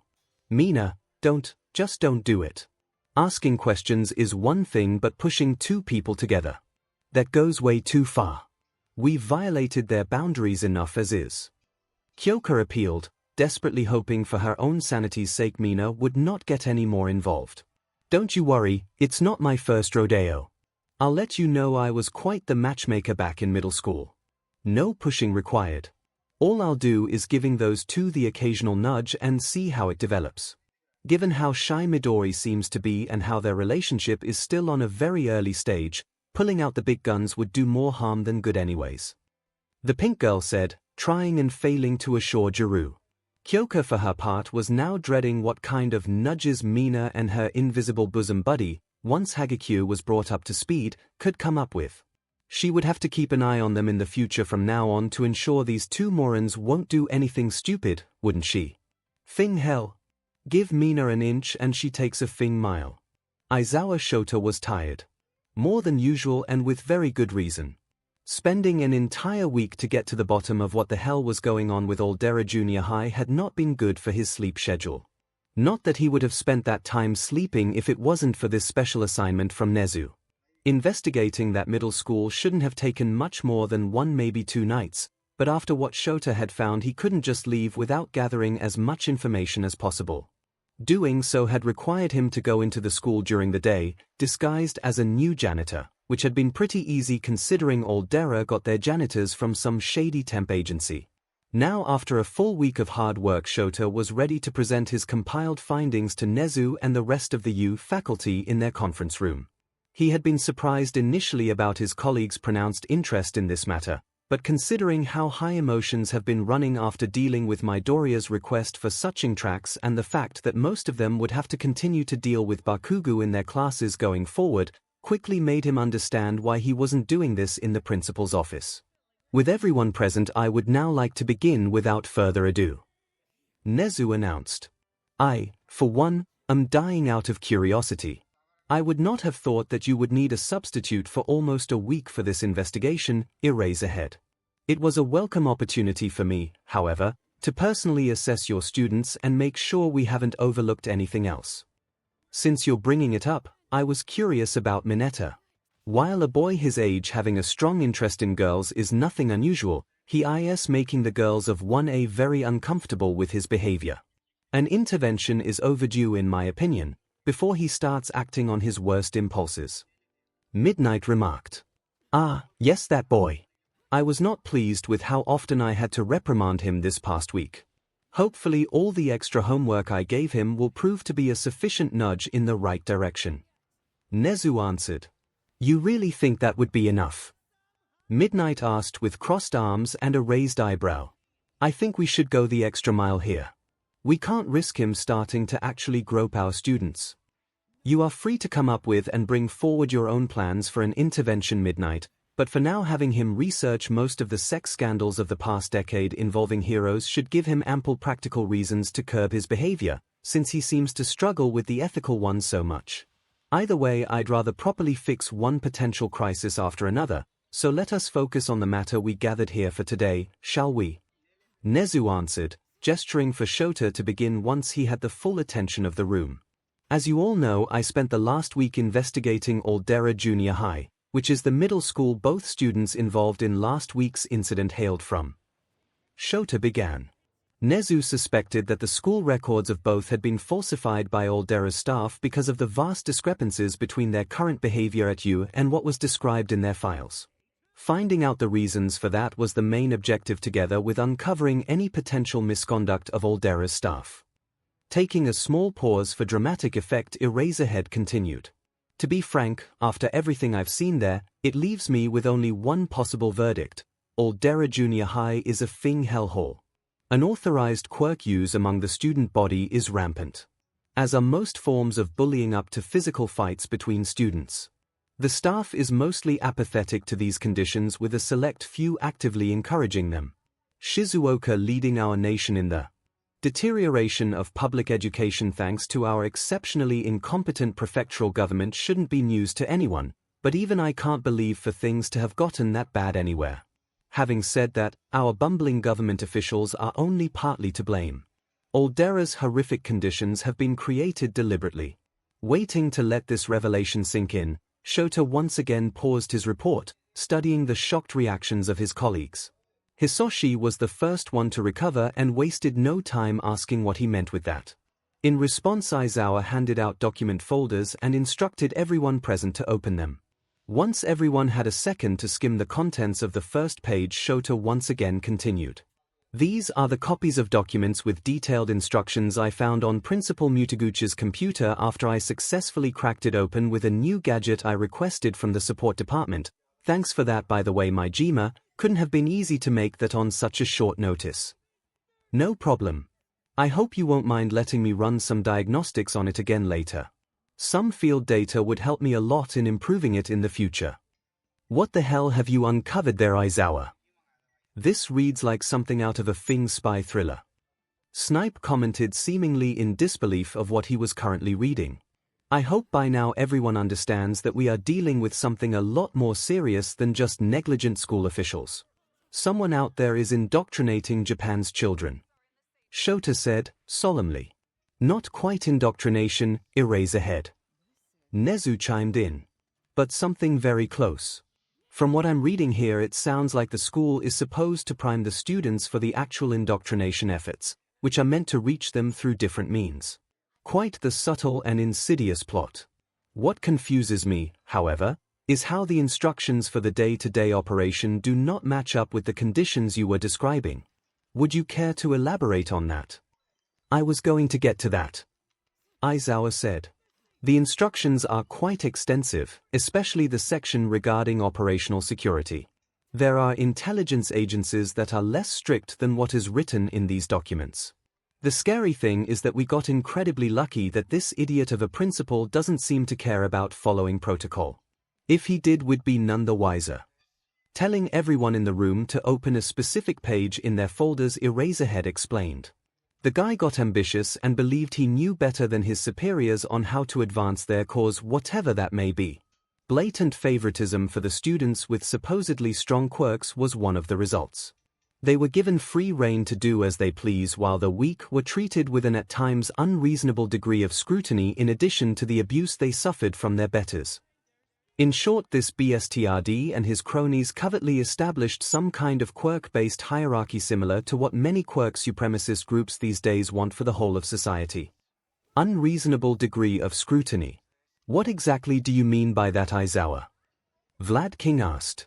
Exactly what I said. For those with weak quirk, school rules are enforced very strictly, borderline unreasonable at times. This is where I suspect Midoriya's countless supposed infractions come from. If I heard right, the boy has a habit of mumbling to himself when he is deep in thought. In 𝐿DERA, just dropping your DMN pen on accident is enough to get you written up for disturbing class. Thankfully, this heavily differs from teacher to teacher, with most being too lazy and apathetic to enforce the principal's ridiculous standards. The few staff members I identified as members of this cell, however, are going out of their way to punish whoever they have dubbed weak. Worse still, Shota took a deep breath as he put some of the upsetting things he saw while posing as a janitor in that DMN school back to the forefront of his mind. The worst thing he remembered was when he observed some third years during PE and their gym teacher, who was the right-hand man of the principal. This piece of SHT had gotten under Shota's skin because the way he had abused and belittled one of his students hit awfully close to home. Unfair. Unfair. Life is unfair, you little SHT. Natural disasters, accidents, villain attacks, and much worse is what you'll have to face if you really want to be a hero like you said. What are you gonna do in a crisis? Beach and whine like you're doing now. You've got a weak body, a weak quirk and zero potential. No hero school in this country is gonna waste their time with you, so do yourself and everybody else a favor and drop this pipe dream. Suffice to say, Eraserhead was not happy about the fact that a bigoted prick had chosen similar words as him to address a student he didn't believe to be suited for heroics. At the very least, his standards for measuring potential were logical in comparison. Although he might have to re-evaluate some points and be more careful with his assessments in the future, both to avoid another mistake like with Bakugo and to not end up like those BSTRs. Bigots always believe their stupid hierarchies to be natural and logical too, after all. The teachers in league with the principal really like belittling and talking down to the weak students up to the point of verbal abuse. Believe me when I say you don't want me to recount what I saw and heard. Shota concluded his explanation wearily, while sagging back into his seat. How? The voice of All Might boomed as he transformed into his muscle form for a moment before deflating back again and continuing angrily. How is it possible for such a despicable state of affairs to continue for years without anything happening? By now countless parents or some of the other teachers should have come forward already with complaints. I believe I should be able to answer that. 𝐒𝐻𝐿 chimed in while closing the folder that he, no doubt, had just finished reading. According to his report here, Eraserhead took the liberty of breaking into the principal's home as well and was able to recover the suspects' emails from their private computer, thanks to myheroacademia's nifty little hacking gadget. The correspondence with two individuals stood out, the first of which explaining why our suspect has been able to act with impunity. 𝐿𝐷era's principal is the brother-in-law of Tsuji Renta, who I had the displeasure of meeting a few times in the past, as did you, All Might. That name does ring a bell, but where did All Might started, his face scrunched up deep in thought before he started to look even more sickly than usual when it dawned on him. The assistant of the governor. Officially yes, unofficially his right-hand man. 𝐒𝐻𝐿 added before going further into detail. Mr. Tsuji's involvement explains the lack of consequences for Principal Mutaguchi. He has connections to many local school boards within the prefecture and worse even to MEXT, undoubtedly enabling him to bury any complaints, prevent potential investigations and take care of any teachers causing trouble for 𝐿𝐷era or any other school this nebulous organization is involved in. One school being run by horrible people like that is bad enough, but the idea that there might be more, and even the Ministry of Education being compromised. I'm without words, Ishiyama said, clearly hoping what he just learned wasn't true. There are almost certainly more schools influenced by those spooks out there. All this effort for just one shitty public school would hardly be worth it. Myheroacademia noted. That leaves the question, to what end? Nemurai mused. Nefarious ends, that is for sure. These activities are undoubtedly part of a sophisticated long-term strategy. That's the only explanation I can think of for such a ploy that brings no immediate benefit. 𝐒𝐻𝐿 remarked, causing an uncomfortable silence to take control of the room. Who was the second individual our suspect was in contact with? Khan asked, breaking the silence and no doubt trying to distract everyone from the worst-case scenario they were imagining. His handler. Unfortunately, they are taking all the OPSEC guidelines very seriously, so I was not able to find out who they are. Most of the mails were them reprimanding Mutaguchi for breaking protocol and trying to rein him back in without success. Seeing that their last mail is over a year old, it's safe to assume that they have put that cell under quarantine and are likely trying to have the loose ends tied up. I bet Tsuji is the only reason Mutaguchi and his cronies have not yet disappeared under mysterious circumstances, as he is likely higher in the food chain than this handler. Shota explained. Which most likely means we don't have much time to properly investigate them. 𝐒𝐻𝐿 stated. I'll have to cash in quite a lot of favors and the HPSC needs to be informed too. As much as I personally dislike them, investigating government officials without their knowledge and permission would be very unwise. Their own investigation might also unearth more about this shadowy cabal, but either way I'm most concerned over what we stumbled here. Another villainous organization plotting against society from the shadows is the last thing we needed right now, while the League of Villains is still at large. That sentiment was certainly shared by Shota and the rest of UA's faculty, but before another heavy silence could assert itself, 𝐒𝐲 announced in a markedly more chipper tone. Well, I suppose some good news is in order for a change, and thankfully I'm able to provide. I have been able to talk with the parents of the involved students from last week's incident and convince them to allow me to personally handle Bakugu's punishment instead of having to resort to expulsion. That was good news, even if it paled in the face of the fact that they had another dangerous enemy lurking in the shadows. Shota was curious how 𝐒𝐲 has been able to convince the Midoriyas and the Bakugas, considering the latter family might share their son's indignant response to the prospect of punishment in addition to the former's justified anger over the perpetrator seemingly getting off the hook. In response to Shota asking, 𝐒𝐲 answered, "Funnily enough, Mrs. Midoriya and Mrs. Bakugu were very amicable to my proposal. It appears that both women share a quite strong friendship with each other, which greatly helped with resolving the issue. Less pleasant, however, is the fact that Mrs. Midoriya's experiences with Aldera's staff has left her positively surprised that any action is being taken at all by us, which unsettled me until your report just now delivered answers, Aizawa. Likewise, Mrs. Bakugu was very upset over what happened and was very eager to do anything she could to help correcting her son's behavior. From her statements I was able to infer that she was suspecting but never able to confirm her son being involved in any misbehavior, which we now know was because of their former middle school's meddling. So the families are close, and Bakugu still ended up going after Midoriya like that. Must have been rough for the parents to learn that their children are on bad terms that way, Hisashi noted in a saddened fashion. Well, at least something is going our way for a change. Snipe chimed in. With that settled, what exactly are we going to do with Bakugu? I'm still hashing out some of the details, but in broad strokes young Bakugu will be spending most of his heroics classes under my personal supervision. 𝐒𝐲 started explaining. He has already shown a far greater aptitude for combat than most of his peers and arguably some of the older students, so I think working on his glaring weaknesses would be a far better use of his time. Of course, he'll still be allowed to participate in any heroics classes that deal with non-combat related topics like rescue training, although I might have to pull him out of other classes to compensate on these days. I'll make sure to properly update the lesson plans as soon as possible to keep you all informed. Are you sure that is a good idea? Combat training is a big chunk of heroics for a reason. We could risk stifling his growth, which would make him a far less effective hero in the future. Shota argued. It is a risk, yes, but one I'm willing to take. It should not prove to be too much of a problem, however, considering the talent for fighting he has displayed so far. Even if it does, a mediocre fighter who is a decent hero apart from that is better than an exceptional fighter who is borderline villainous, at least in my opinion. 𝐒𝐲 replied. What exactly do you plan to do with the boy during all those classes, if you don't mind me asking? Nemurai inquired.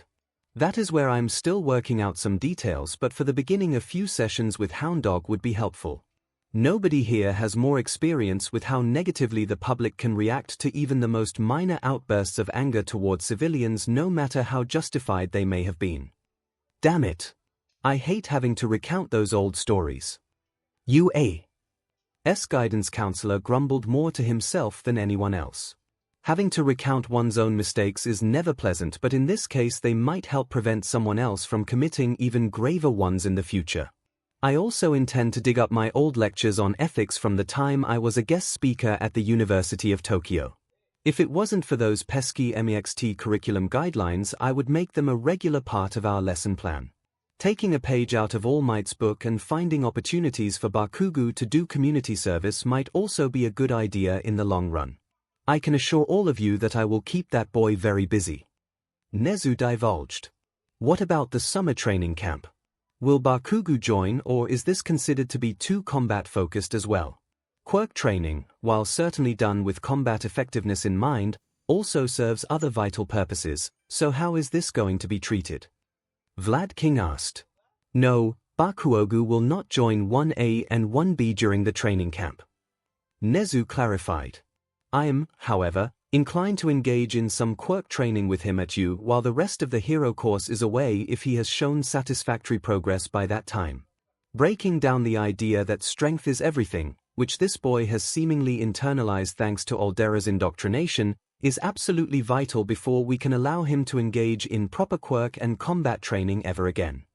I hope this works out the way you intend and makes Bakugo finally cool down. It would be a shame to let his fighting instincts go to waste. It takes most students a good chunk of their first year to get anywhere near the level he was at the entrance exam. Shota noted. I'm not under the delusion that this is going to be easy, but this course of action should lead to the best potential outcome. I'll do everything I can to ensure this boy gets back on track. Nezu proclaimed. Before we adjourn this meeting, there is one last point left to discuss, however. While the Bakugas and Mrs. Midoriya were amicable to my plans, the last family I reached out to proved more troublesome. The Gyarus were quite displeased that the boy that caused their daughter so much pain would still be allowed to attend our school.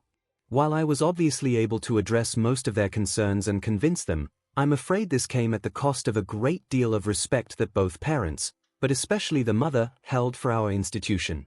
As a result, I decided that we should take care of some of the other concerns they voiced in hopes that resolving them will allow us to regain some of their trust. Turning to Power Loader, Nezu addressed the head of the support department. When it comes to improving security to ensure incidents like the USJ won't repeat themselves, I'm confident the new upgrades for our security system will be well up to the task. Can you provide any estimates when the upgrades are going to be complete, Power Loader? No, was my Jimmy's terse reply. Not at all. Mostly because someone tends to make more and more changes out of the blue that I then somehow need to integrate into our existing security system without talking to me first. I see. I suppose that means we'll need a proper meeting just between the two of us before the end of the week. Nezu replied, causing Power Loader to groan and slam his face into the table in front of him. Clearing his throat, Nezu continued. The other big factor is the appearance of our staff lacking in professionalism. Mrs. Giroux was very vocal in her displeasure of, and I quote, some no-name hero that is looking like he was thrown out of several homeless shelters being allowed to teach. That caused some people in the room to snicker, especially Nemurai and Hisashi, which in turn made Shota seriously contemplate replacing the latter's hair gel with super glue and adding some skin irritant to the latter's moisturizer. They of all people should know by now how little tolerance he had for any hobo jokes. Suffice to say, she has a point. If even I can tell that you are looking shaggy and disheveled, then something needs to change. I'd recommend you make whatever grooming routine you used in preparation for any press conferences we had in the past part of your daily routine. No journalist ever complained about you looking unprofessional at these occasions after all. Oh my God. Does that mean we get to see handsome Shota as a regular thing now? Nemai is gonna lose her SHT once she hears that. Nemurai commented excitedly. I'm afraid there was another much more serious complaint still. I can no longer in good conscience tolerate your habit of sleeping in class. Nezu said, his tone taking on a serious edge he usually reserved for reprimanding someone. You are spreading yourself too thin by working full-time as a teacher and an underground hero. If current trends continue, it won't be long before you become a serious liability both for the people that rely on you out in the field and your students who trust you for guidance. You have to take a long, hard look at your current career and your aspirations for the future and make a choice. What is more important to you? Teaching the next generation or patrolling the streets? I'm not asking you to sacrifice anything here, I merely want you to reevaluate how you are allocating your limited time. You'll help nobody by wearing yourself out the way you are doing now, so make sure you get sufficient rest at home. Did I make myself clear? Yes, Shota answered laconically, balling his hands into fists while working hard to remain calm and professional. Getting reprimanded like that in front of everybody because some ungrateful Karen had badmouthed him was unsurprisingly not how he liked spending his afternoon. He almost died protecting her daughter, and in return that woman beaches about him, thinking she knows better how to train future heroes than him. It wouldn't be of any use to try and argue with Nezu. The rodent has made his decision and those tend to be final. Thankfully there wasn't any more opportunity to even try since the principal ended the meeting, not that he had gone through all the points of the agenda had planned. All that was left for Shota to do was go home and drop into his bed now. Whatever issues would arise from the more professional appearance that was required from him now would be the problem of his future self. Shota Aizawa was very tired after all, and he had the ominous feeling that even a more healthy sleep schedule won't be able to fix that in the near future, not with all the headaches he had to deal with. Yorozu Momo was determined to get answers. The announcement that Bakugu's suspension was about to end and that the student in question would join them in class again on Monday had caused mixed feelings to say the least. The majority of her classmates had reacted with caution and worry to the news.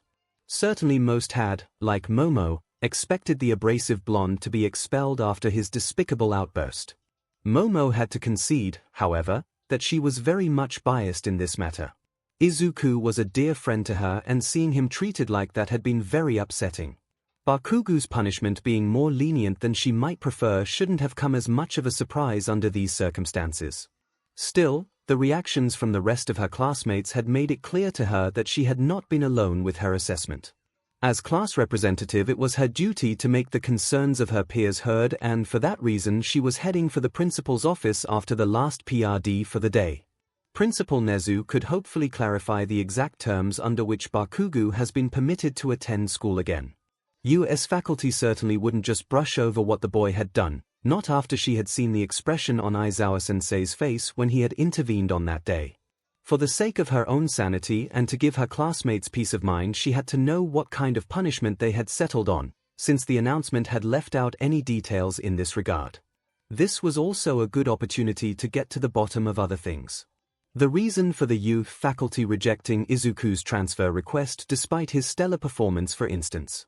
According to her green-haired friend, his quirklessness had been the linchpin for his rejection, and Momo did not like at all what that implied.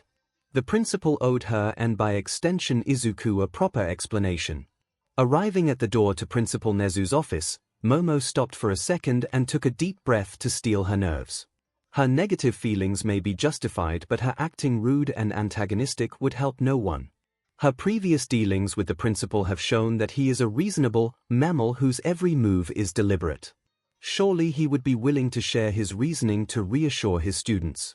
Having achieved a proper state of mind for accomplishing what she had set out to do, Momo attempted to knock on the door.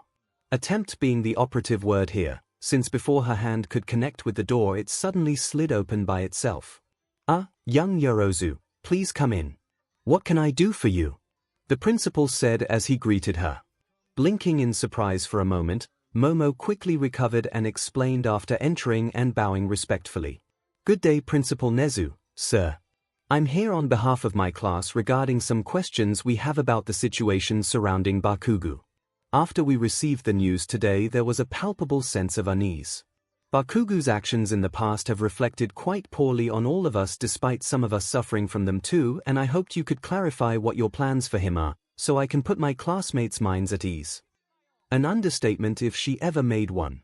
Bakugu's dismissive attitude towards their fellow students in the run-up to the sports festival, and especially his openly displayed arrogance at the opening ceremony, harmed one's reputation among the students of their grade considerably. Even their sister class would likely share Monoma's view on Class 1A if it wasn't for Momo's good rapport with Kendo and Kirishima's friendship with Tetsu. Convincing the other class representatives that Bakugu was the exception and not the rule had taken considerably more effort. The rest of the first years likely still judge her and her classmates by this bad example. I see. That is quite the serious topic, but I suppose I can share the broad strokes with you if it helps things go along in a smoother fashion.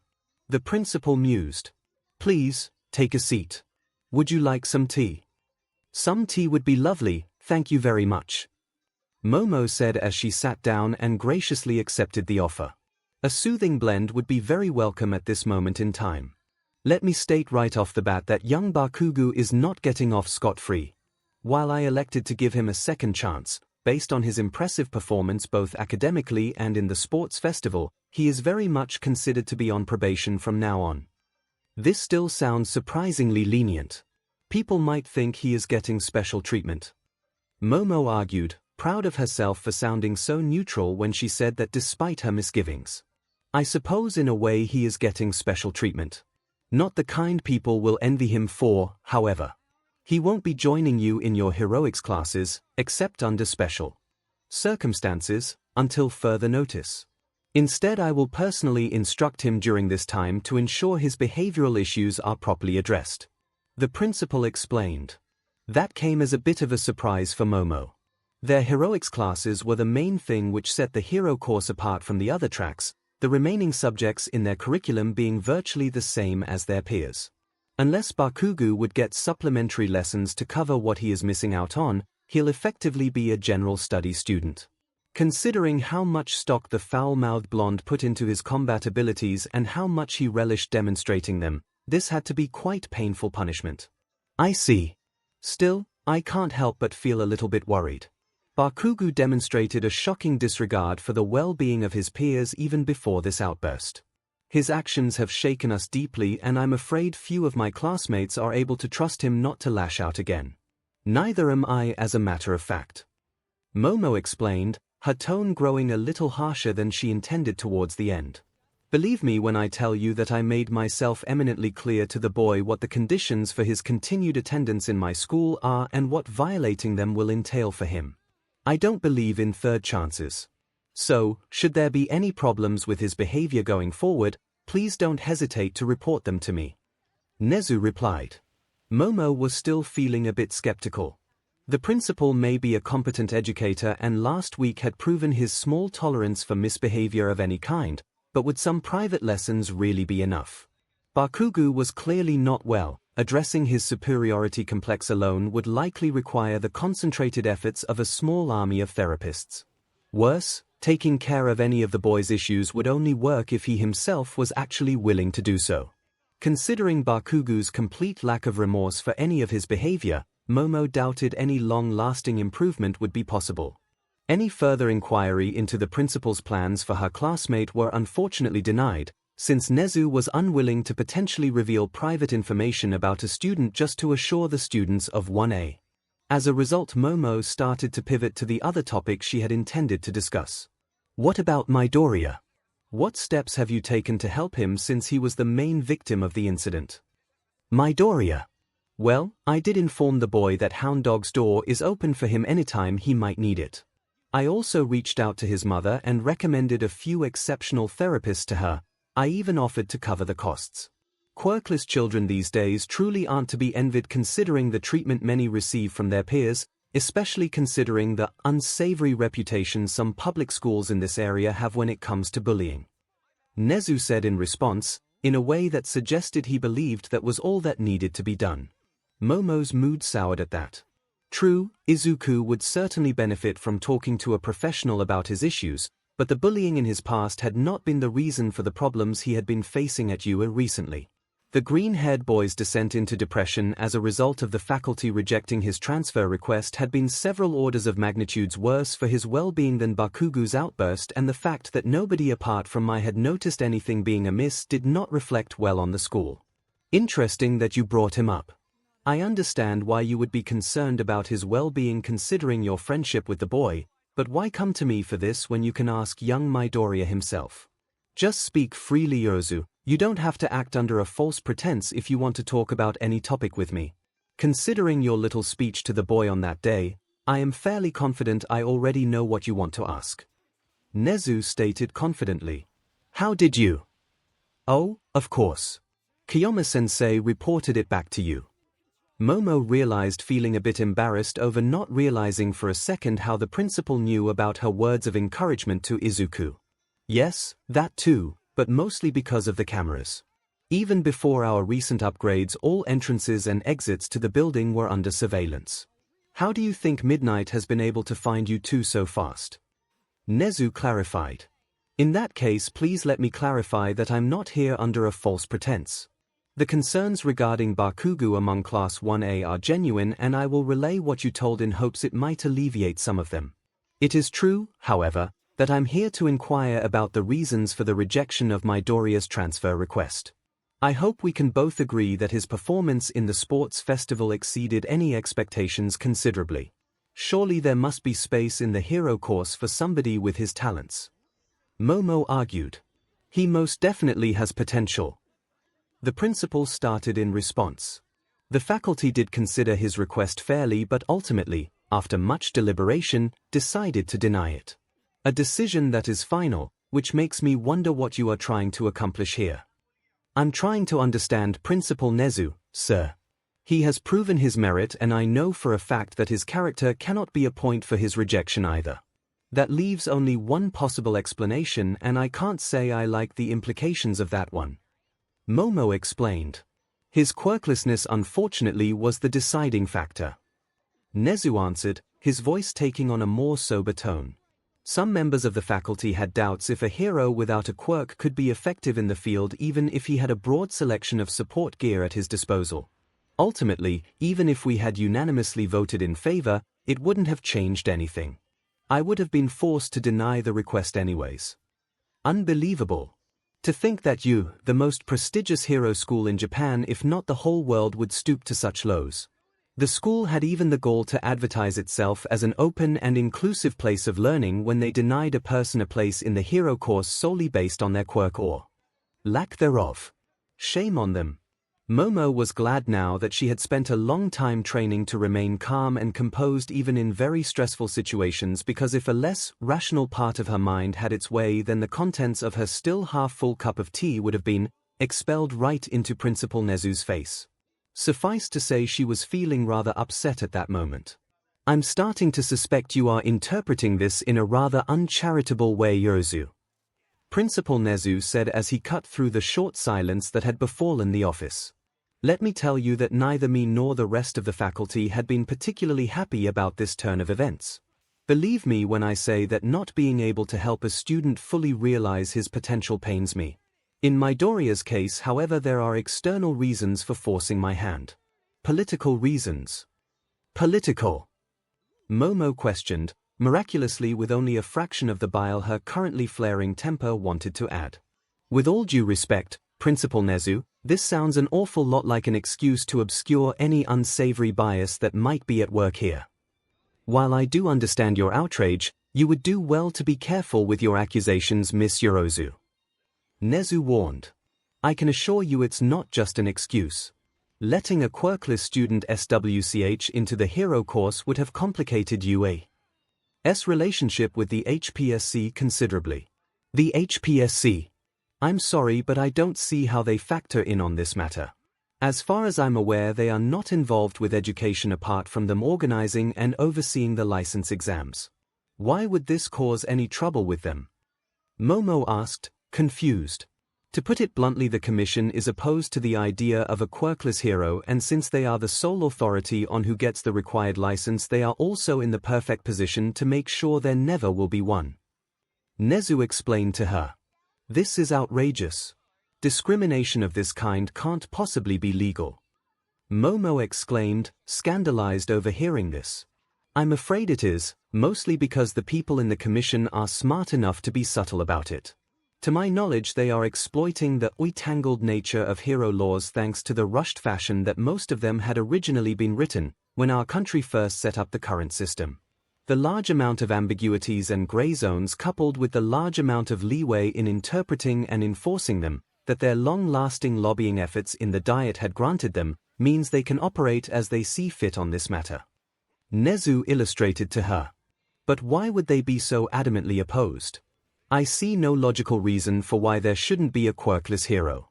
Plenty of heroes already heavily rely on support equipment to cover for their quirks' limitations and weaknesses. Momo argued indignantly. I wish I had a more in-depth explanation, but in my experience, logic and rationality need not apply in places already dominated by dogmatism. Dogma being the one thing the HPSC has in abundance. A dogma which demands to maintain stability at all cost, resulting in them seeing any kind of change of or deviation from current norms as threats to be opposed. The fact that there never was a quirkless pro-hero before will be reason enough for them to oppose the idea. These words truly sounded disheartening to Momo. She knew that getting Izuku the license would be a difficult task considering the lack of precedent, but the knowledge that the institution itself would actively oppose her efforts at every turn was a bitter pill to swallow. Be that as it may, it doesn't really explain the reason for the rejection. Even if Midoriya is not eligible right now for a hero license, laws and guidelines may change in the future, so why not let him join the hero course to properly train and prepare him now? The HPSC has no authority over you or any other hero school for that matter. Momo contended, questioning why they should deny Izuku proper hero training to appease an institution that had no recourse beyond denying him the certification he needed to start working as a hero. I'm afraid things are not that simple. Thanks to prior disagreements I had with members of the former and current leadership of the Commission, they will see letting a quirkless student into the hero course as an open declaration of war. As response, you will be the target of measures designed to inconvenience us and disrupt our operations. Messing with the scheduling of the licensing exams of our students hoping to graduate this school year, for instance. These measures will continue to escalate until we either fall back in line or the president of the Commission decides to make an example out of you and by going for the nuclear option. Nezu expounded. Momo didn't like what she was hearing. The HPSC started to sound less like the civilian oversight institution it was supposed to be and more like a club of incredibly petty control freaks. She was certainly not looking forward, now, to having to work under their supervision once she graduates. Hopefully she would remember to invest in a larger-than-usual legal department once she had her own agency. The nuclear option being a lawsuit in which the Commission is going to argue that you admitting a student into the hero course, who is not eligible for a hero license, is equivalent to supporting vigilantism. This legal battle is likely going to drag on for years and will severely harm UA's reputation no matter the outcome. Worst of all, it would be a tremendous waste of time and resources which would be of better use fighting the League of Villains. I hope you understand now why I'm not willing to take this risk. The principal concluded. So Midoriya is not worth taking any kind of risks for. Momo noted bitterly, this time unable to keep all of the venom in check. Yet Bakugo seems to be, or are you trying to say your plans regarding his punishment are not risky? I can't even begin to imagine what the public reaction would be if the families of any of the victims from his outburst would come forward complaining that he was being treated too leniently. I doubt that the kind of scandal the yellow press is going to spin out of this is going to be any less damaging to UA's reputation than whatever the HPSC could do. From a PR standpoint you might be right, having said that it is unfortunately not the lens through which I am judging this situation. Nezu retorted. Then please enlighten me. What could potentially justify this double standard? The only explanation I see is, as you said, uncharitable. Momo countered. The principal sighed heavily before answering. A storm is coming, Miss Yorozu. A tremendously large one. You should know, you and your classmates had to face the first gusts of wind it was sending forward. Are you referring to the USJ incident and the League of Villains? I admit they made quite a stir, but don't you think you are being a bit dramatic? Villain groups surfacing and trying to gain notoriety through daring attacks is sadly not a new thing. True, but they are different. Nezu responded immediately with a seriousness and intensity that surprised Momo. You are young and you have grown up in an era of peace and stability Japan hasn't known since the dawn of quirks, so I don't blame you for not seeing the signs. But make no mistake, the current rise in villain activity is no coincidence, he continued intensely. Taken aback, Momo thought hard about what the principal could possibly mean with this cryptic statement before she addressed him in realization. All Might. If I recall what some of my classmates said correctly, then Shigaraki was ranting and raving about All Might having supposedly grown weaker, which was likely the reason why he made the attempt. That being said, hasn't All Might's sound defeat of that Nomu creature proven this point wrong? You are on the right track, and I hope it goes without saying that everything I'm about to tell you stays between us. I'd rather avoid worrying any more students than necessary with this knowledge. Nezu confirmed as he swore her to secrecy. Ever since All Might announced his new position as heroics teacher, rumors have been floating around about his imminent retirement. Not without good reason. All Might is in his mid-50s, which is even among top heroes considered to be way past one's prime, after all. Most pro heroes that make it to this stage will have to grapple with the fact that their bodies and quirks are likely no longer able to keep up with the demands which this profession puts on them for much longer. The only heroes that stay in the industry their whole lives are unfortunately those that die in the line of duty. Everybody else will need an exit strategy eventually, and All Might asked me to help him with his. The principal explained. All Might really is going to retire? Momo exclaimed, shocked. Not anytime soon. Nezu quickly assuaged her. But someday he will. The overwhelming power of his quirk seemingly still allows him to perform as he's used to if his fight in the USJ is any indication. Still, All Might is no fool and he expects time to catch up with him eventually. Considering how much modern society relies on him to keep the peace, I hope I don't have to tell you what his sudden departure from the scene would mean for our country. To say that this was an unpleasant thought would be an understatement. All Might was the undisputed #1 hero of Japan, if not the world, even though Endeavor had surpassed him in the sheer number of incidents resolved years ago. The heroes of Japan would have to increase their collective efforts by at least multiple orders of magnitude to make up for All Might retiring. To avoid the worst possible outcome from coming to pass, I hired him as a teacher at my school. His new duties are a convenient excuse for reducing his time spent on patrol, so he can save his strength for when it is truly needed, while at the same time helping to raise a new generation of heroes to whom he can pass on his torch. If everything goes according to plan, then society should have plenty of new pillars to rest on once All Might retires. Until then society remains vulnerable. Yes, Momo understood perfectly well the argument her principal was delivering to her. The needs of the many are more important than the dreams of just one.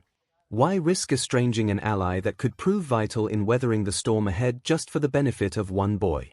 Sometimes sacrifices must be made, can't save everyone after all. Life is not fair and sometimes you're stuck in a situation where all you can do is make the choice that harms the least people, and Izuku just happens to be the unfortunate soul that got the short end of the stick. But Izuku will be fine. It's not like he is at risk of falling into a deep depression like the one he was descending into when she first met him, which nobody apart from me seemed to have noticed. Surely a resourceful man like him won't be starved of other lucrative career choices even if none of them are what he wants or deserves.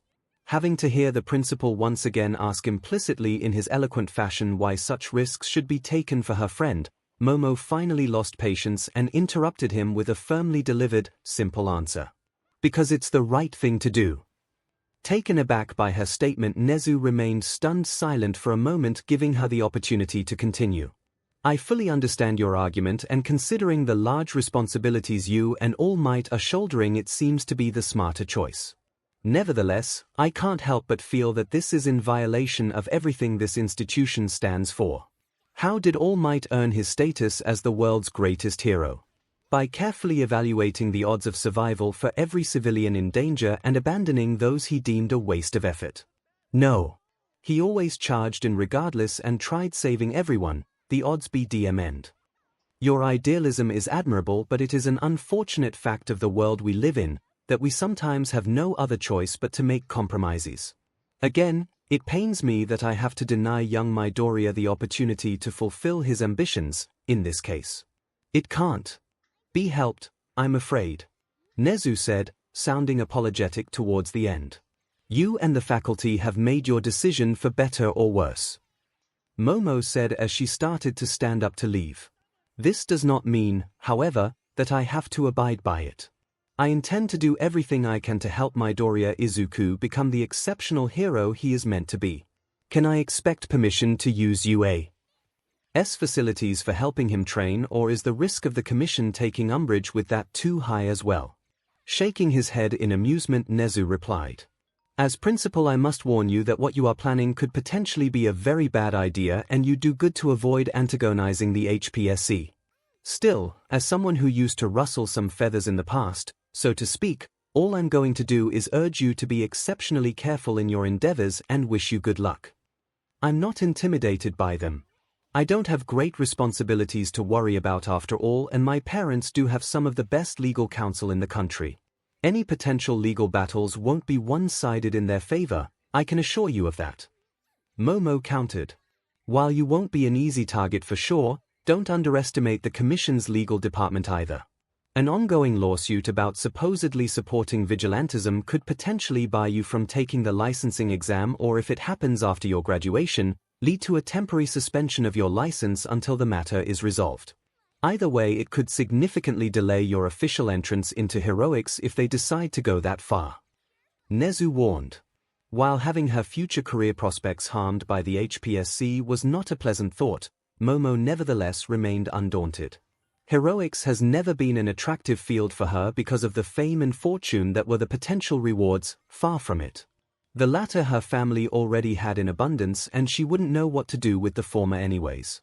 Helping those less fortunate than her has always been her main goal. Regarding the use of US training facilities, I can confirm that there shouldn't be any issues.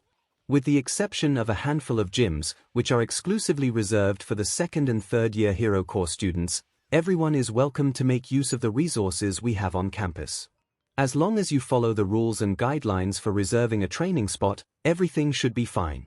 Even so, I would still recommend you do your little extracurricular training sessions under the guise of equipment tests. We do want to avoid setting off any potential alarm bells too soon in case there's a surprise inspection, don't we? The principal continued. Thank you. I'll keep that in mind.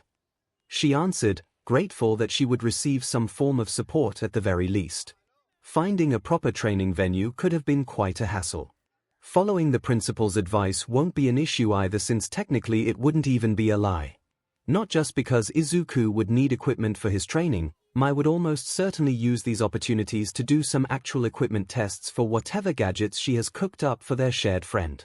Any training plans would have to wait until next semester, however. She just didn't have the time to get started right now. At least she could use the delay to prepare a proper training plan for him over the summer. With that, I have to take my leave. Thank you for the tea and being open with me, Principal Nezu, even if I can't say that I'm pleased with everything I heard. The information you provided me regarding Bakugo should be sufficient to reassure my classmates. I sincerely hope the risk you are taking with him will pay off, not just for the sake of Yui's reputation but also for the sake of his potential future victims should you fail.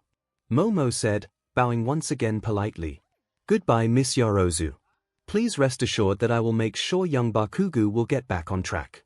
As for young Midoriya, I sincerely hope both of your efforts bear fruit. Don't get discouraged if progress is slow. Always remember it's little strokes that eventually fell big oaks.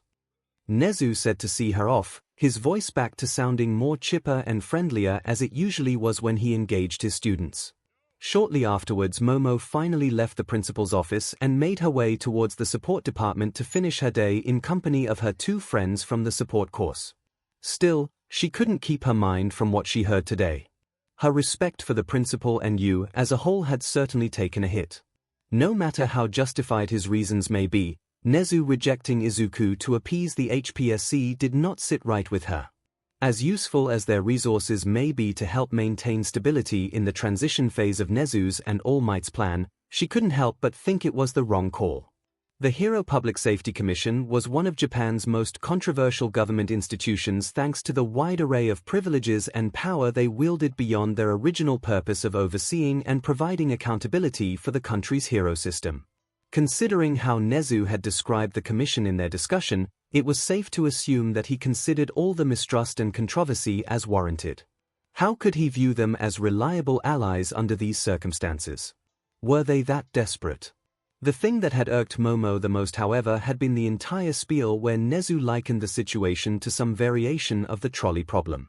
Maybe it was Momo's personal bias at work here, but sacrificing Izuku for the needs of the many didn't sit right with her, especially since the threats, for which the Commission's assistance might be required, are for the most part just hypothetical in nature. It also didn't help the matter that Momo considered only one answer to the trolley problem acceptable for a hero. Instead of playing moral calculus and judging who gets to live or die, a hero should always opt for stopping the trolley altogether no matter what the odds are.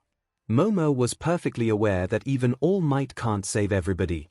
Yet, could she, or anybody else for that matter, truly call themselves a hero if they are not trying to at the very least? Midoriya Izuku couldn't help but feel a little bit melancholic today.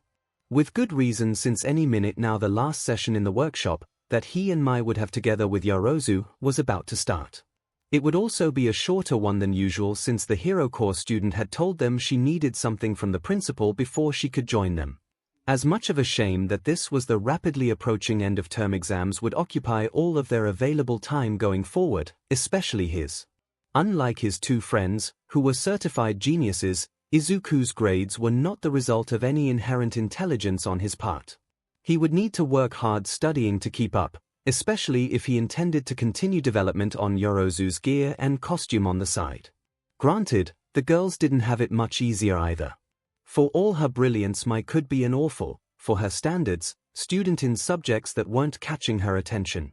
History and especially modern literature are topics Mai occasionally struggled with. Hopefully heeding his advice of asking Cemento-sensei after school for some pointers before 𝐤𝐻𝐼𝐳 shows up would help her. She should be fine either way, though, considering she never got worse than an average grade in these subjects.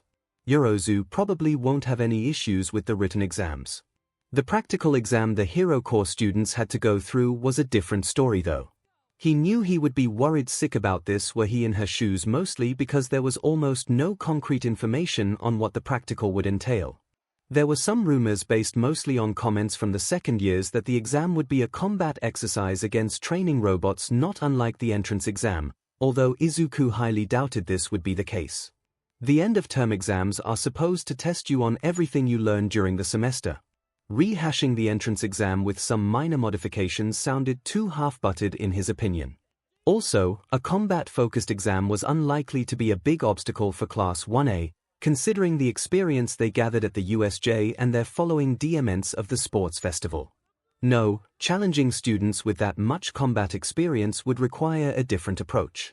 Something that would test their ability to plan and make decisions under pressure as much as their fighting prowess maybe. Whatever it might be, in the end 𝐤𝐻𝐼𝐳 would be too busy preparing for it going forward. Which would mean no more sessions in the workshop until the start of the next semester. Izuku sincerely hoped that wouldn't mean that he would have to wait till fall to see his raven-haired friend again, however. Even if he and Mai would be busy with their summer job and 𝐤𝐻𝐼𝐳 would attend training camp sometime during the summer, they surely would be able to find a few opportunities in their schedules to meet up and just hang out with each other, right? Although that would lead to the question of what they would do.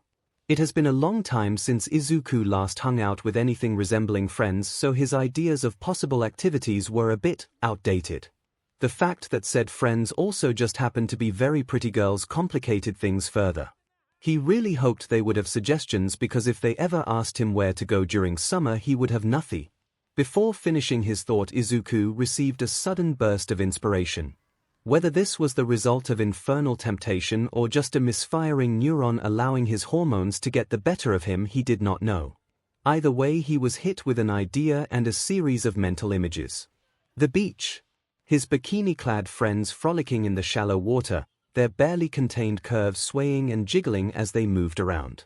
Both of them lying on their bellies as sunscreen is reapplied to their backs by him, with them sweetly cooing as their soft and supple skin yields under his touch.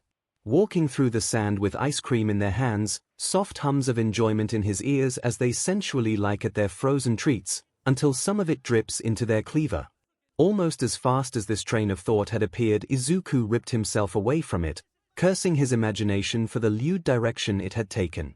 Even with how gorgeous they were looking, there was no excuse for fantasizing about them like that. Desperately trying to redirect his mind, Izuku returned to the practical exam 𝐤𝐻𝐼𝐳 would have to face and his worries of what it would have in store for her. As well-trained as she may be, her physical fighting strength was still limited to that of a teenage girl, which left her very vulnerable to overwhelming force. Sure, her quirk could theoretically allow her to turn any situation around in her favor, but her struggles with doing so fast enough under combat conditions is precisely the reason she had ordered gear from him. It was such a shame that with how things were going, getting at least the gauntlets finished in time for the exams won't be possible. The sound of the doors opening ripped Izuku from his thoughts, as he turned his head toward the entrance, expecting to see either of his friends entering the workshop. Instead, he was treated to the sight of a different girl entering, which filled him with an immediate sense of dread. Said black-haired girl spotting him and wordlessly approaching him sent his mind racing once again. What was Chibana doing here now? To his knowledge, she had already finished all of her projects for the semester, so there was no logical reason for her to be here today. The presence of a malicious glint in her eyes, which he recognized thanks to his experiences during his Aldera days, clued him in that whatever she wanted, it would not be pleasant. Midoriya. You're still here. Good. I feared you stopped doing your little after-school work now that the exams are getting close. His classmate said, doing a reasonably good job at coming off as casual and nonchalant.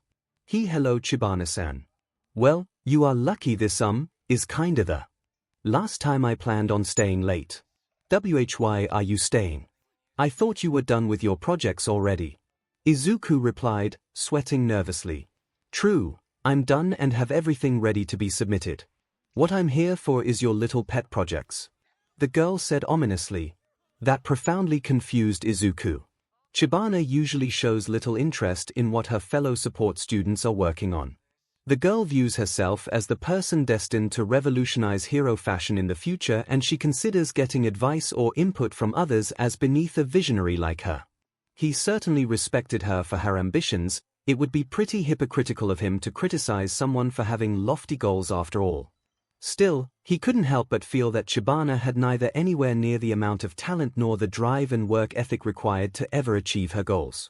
Chibana's work, or at least what Izuku has seen of it, made it pretty obvious why Mai in particular hated the girl. From an aesthetic standpoint, Chibana was doing fine. Her designs were usually quite bold and eye-catching. Unfortunately, they also tended to be woefully impractical. Form over function was the girl's design philosophy, and every time she received criticism specifically for that, even from Power Loader Sensei himself, she just shrugged it off as people being unable to understand her genius. Unfortunately for everyone, Chibana's ability to brush off everything that contradicted her lofty picture of herself had limits. Every time she gets, as Mai likes to put it, brought back to reality some unfortunate soul, which Chibana felt undeservedly overshadowed by, would get to find out how nasty the girl and her clique of friends could be. With him having consistently scored higher grades than her and his performance in the sports festival, Izuku had good reason to fear that he was about to be her most recent target. Yes, I know, under normal circumstances I wouldn't care what you and the gremlin are up to after school. Izuku balled his hands into fists at that. He didn't care what Chibana and her pack of hyenas thought or said about him. He had gone through way worse at Aldera, but her insulting comments about Mai were already wearing his patience thin. But hearing about you effectively getting a client from the hero course forced me to act. Let me be frank, a plebeian like you is beneath someone like Yorozu Momo. Honestly, you are not even worthy of breathing the same air as her, let alone work on her costume. I had no idea how she got the idea to turn to you of all people until I witnessed that little spectacle between you and the last person whose coattails you tried to ride. I'm kinda disappointed in myself for not realizing it sooner. It's so obvious in hindsight. What do you mean? You're blackmailing her, you creep. Chibana spat.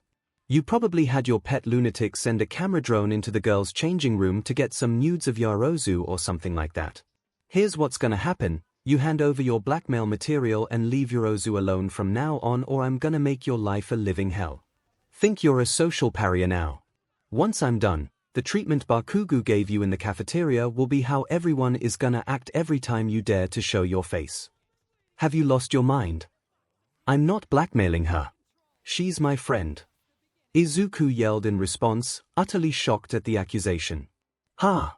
As if someone as refined and sophisticated as Yorozu would ever willingly associate with vulgar commoners like you and that crazy Hatsune Beach.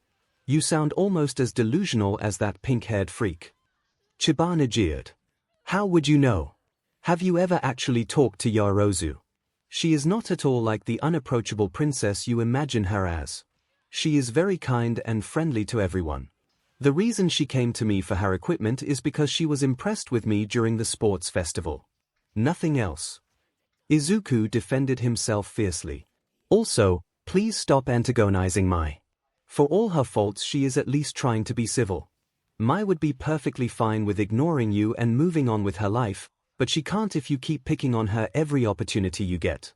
Like it or not, we are classmates for the next 3 years, so it would be best for everybody if you stop being at each other's throats.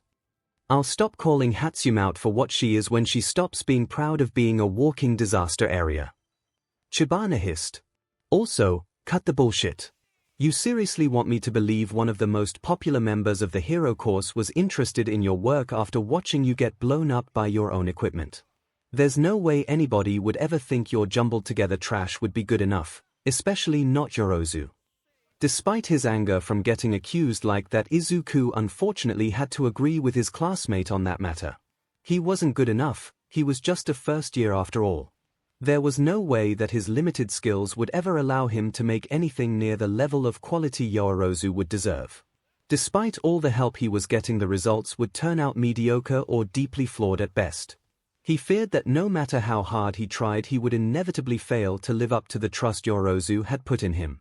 Still, he was determined to see it through. He owed it to the hero corps student for how kind she had been to him. Why so silent all of a sudden? No more unconvincing lies to defend yourself. Don't test me, Midoriya. I don't need the teachers to make you regret your tricks to get ahead of the competition. Hand over your blackmail material and make way so someone with actual talent can take care of Yoorozu's new costume. Final warning. Chibana barked at him. So that was the reason why the girl charged in here with those ridiculous accusations.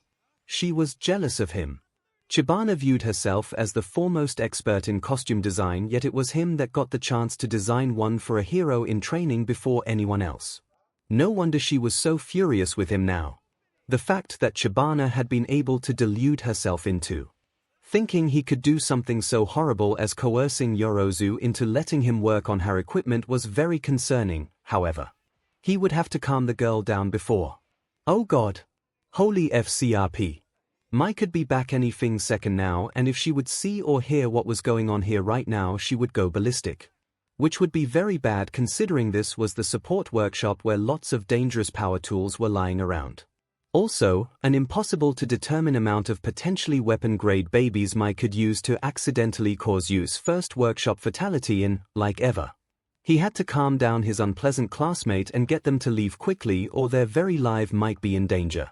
Realizing his sudden panic, Chibana sneered at him. Is it finally sinking in? Good. You should have known your misdeeds would catch up with you sooner or later. May I inquire what any of these misdeeds might be? This sounds like a big misunderstanding which I'll gladly sort out, a new voice called out. Turning towards the door, Izuku was filled with a great sense of relief as he saw that Yoorozu had just entered. If there was someone that could make his delusional classmates see reason and avert my induced pandemonium, then it was her. Yoorozu-san. What a pleasant surprise. You're just in time to witness me putting an end to that living nightmare this miscreant has put you in. I'm afraid I don't follow. Izuku, would you kindly explain what is going on? Yoorozu asked, making the other girl flinch in surprise. Chibana-san here thinks I'm blackmailing you, and Izuku tried to explain. I don't think you are forcing her, I know. Chibana interrupted. You don't have to pretend and defend him anymore, Yoorozu-san. I'll make sure he'll never bother you ever again. What in the world makes you think such a horrible thing? The hero course girl asked, completely aghast at what she was hearing. I'm here on my own volition. Izuku would never stoop to such appalling lows. Now it was seemingly Chibana's turn to be shocked. The girl had definitely not expected Yoorozu to back him up. Izuku could understand why an unremarkable guy like him being friends with someone as amazing as Yoorozu was hard to believe. Hell, he himself still caught himself wondering whether all of this was just a dream his comatose self was having. Still, it saddened him to learn that there were plenty of other people beside his former childhood friend that despised him so much that they would assume the worst about him. Chibana-san, you are from Class 1H2, I presume? Yoorozu inquired after she calmed herself down from the initial shock. Yes. I guess my reputation precedes me. Would you like to see some of my... Chibana started out almost giving Izuku whiplash from how fast her demeanor had changed from shocked silence to excited enthusiasm. Silencing the other girl again by raising her hand, Yoorozu continued while her eyes visibly narrowed. So, you should know just from proximity alone how ridiculous your claims are. Would you care to elaborate on what it was that convinced you into making these serious accusations? Looking noticeably paler than before, the other girl stammered out her response. I kinda heard some rumors. Rumors? You don't happen to remember who you heard those from? Yoorozu immediately followed up. And no. I just overheard them in the hallways recently. Chibana answered in an awfully nervous fashion. But I mean, come on. Just look at him. What could a nobody like him ever have, other than some form of leverage, that would make a recommended student want to spend time with them? Plenty. Yoorozu immediately countered, saying it in a nonchalant way like she had just explained something painfully obvious.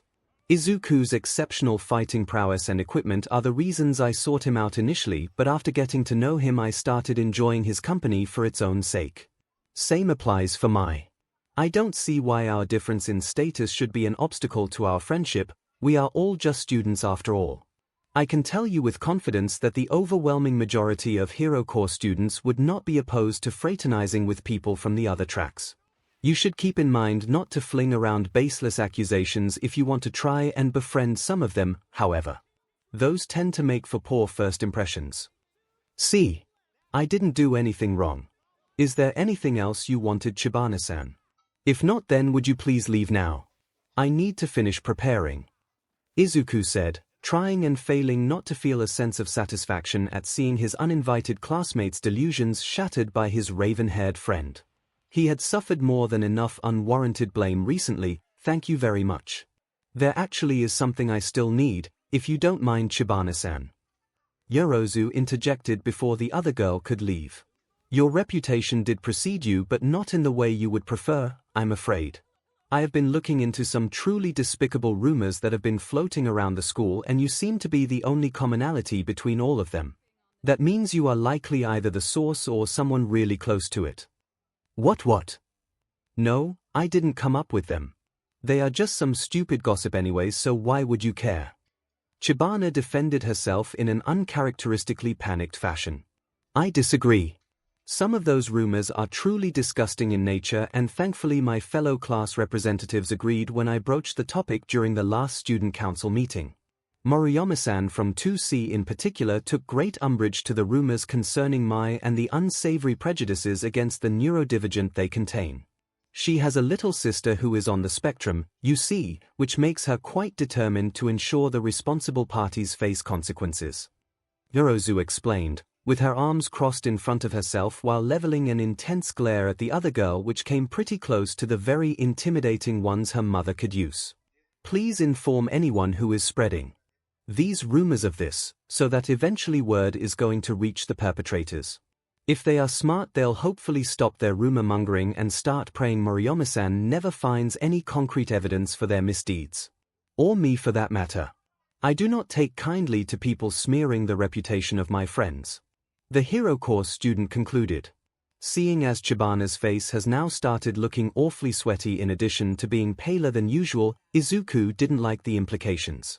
He knew the girl was a gossip hen, but the fact that she might have anything to do with the really ugly ones that were floating around was a low even he would not have expected from her. He certainly did not appreciate what people were whispering about Mai thanks to those rumors.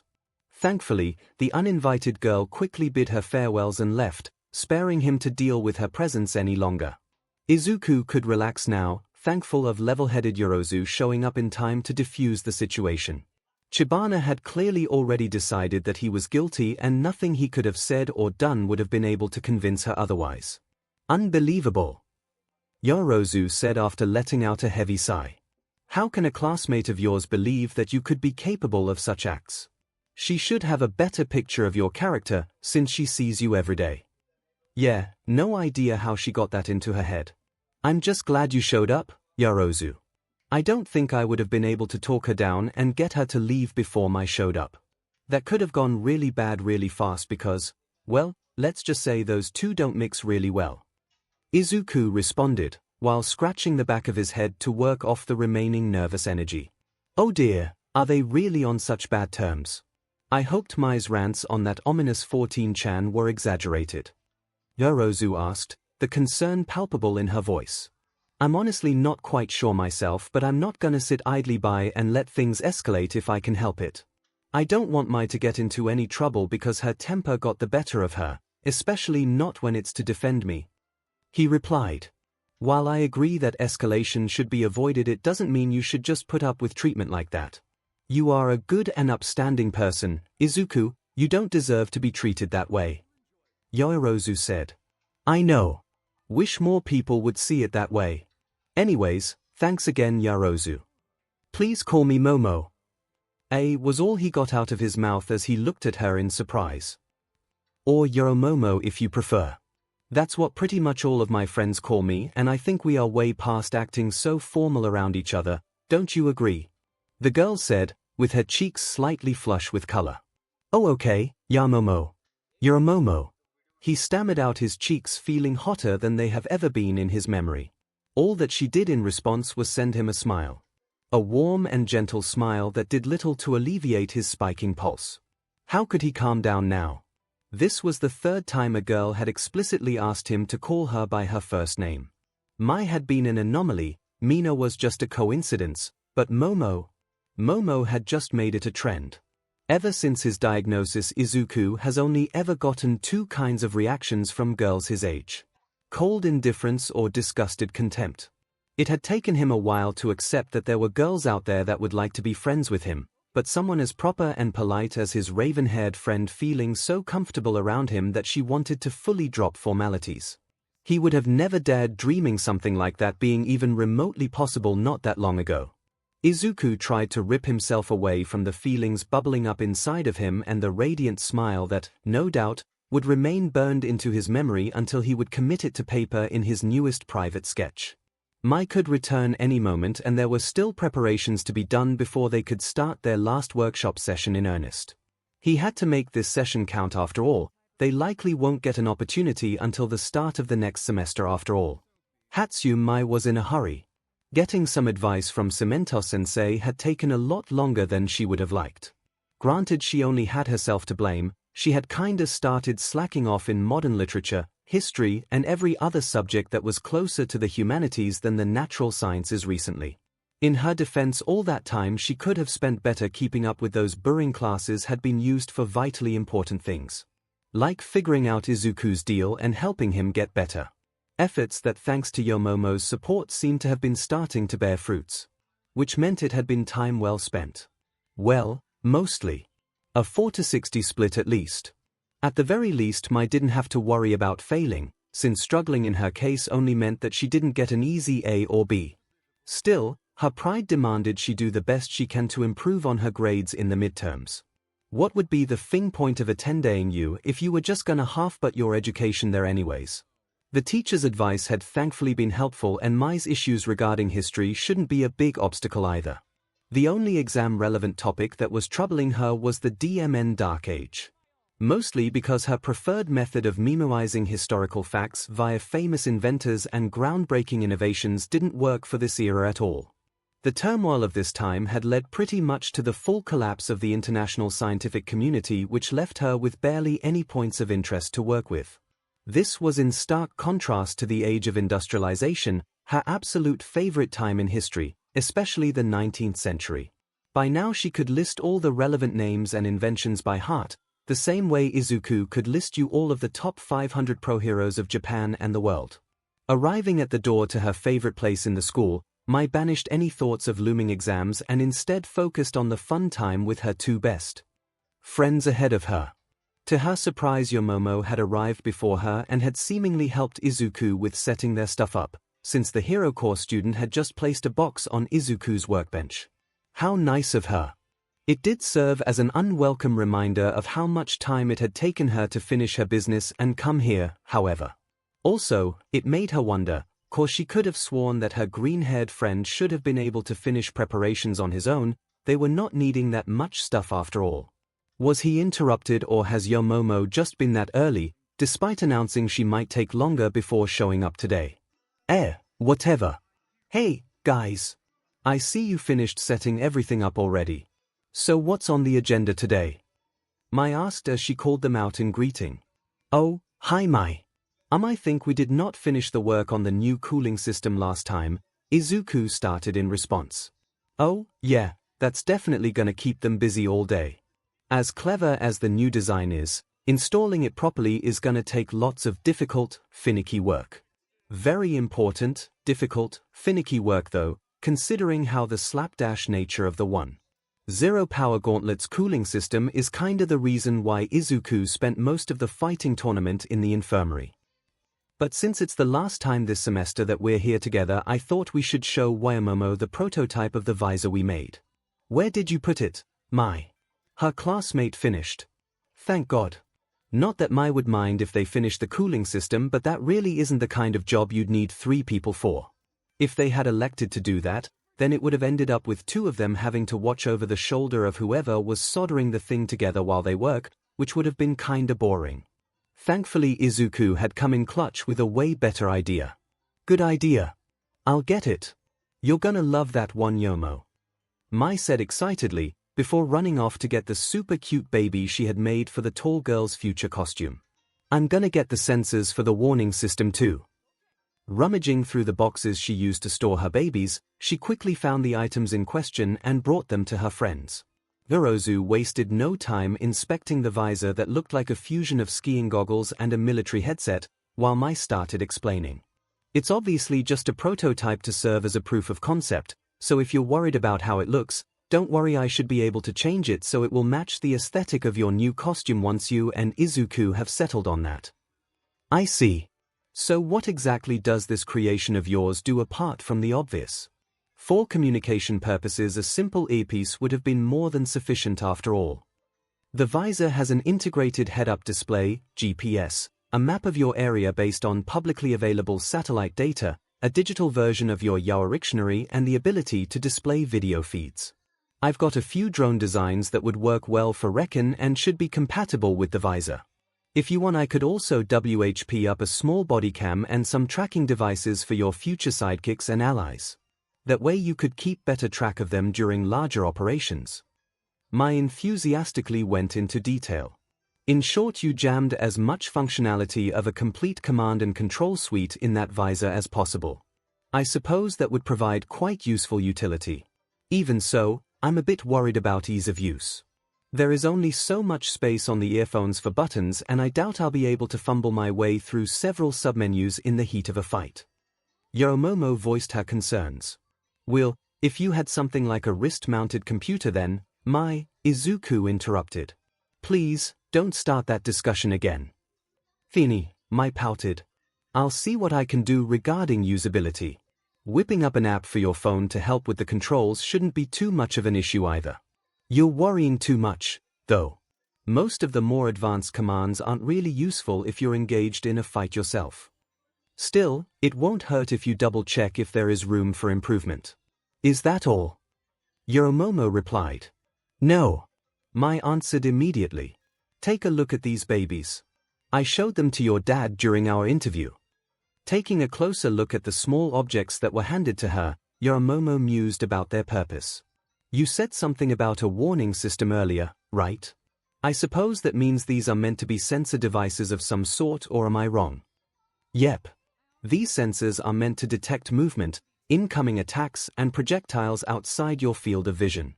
You remember the backpack I used in my match with the speedy guy? I used the predecessors of those in that baby. If we place them on your new costume and link them with the visor, you should have an easier time dodging attacks since you'll get early warning. Your choice whether you want the warning indicator to be visual, audible, or both. Mai explained. I remember. Ida-san wasn't able to touch you at all. I do believe, however, that this had more to do with the fast reaction time of the computer that controlled those retractable poles your backpack was extending to push you out of harm's way. Yomomo pondered. Yeah, my baby was doing pretty much all the work for me, but still the sensors and the software that detected the attacks and correctly anticipated the trajectories are still gonna be useful, right? Also, it's a pretty small addition to your costume, with a lot of potential benefit, Yomomo. I don't think I'll have many issues finding spots to fit those tiny sensors on your costume. Izuku helpfully chimed in. I reckon you two are right. Still, I think some tests are in order, since I believe these sensors require the right placement to achieve optimal coverage, do they not? The raven-haired girl suggested. We should definitely do that. You did mention that the backpack had more than just 3 sensors, didn't you, Mai? Izuku asked for clarification. Yup. We definitely should double. Check how different placements affect the system's efficiency. I'm gonna set up diagnostics. Will you get Yomomo something to fix the sensors on meanwhile, Izuku? Mai said in response, already halfway there to get her equipment. With that, the 3 students started their series of tests mainly by having Izuku and Mai throw tennis ball to each other or directly at Yomomo, who was standing in between them while wearing the visor and the sensors. They did lose some valuable time, though, because Mai's friends insisted on first putting away any objects that could be potentially dangerous if hit by a stray tennis ball.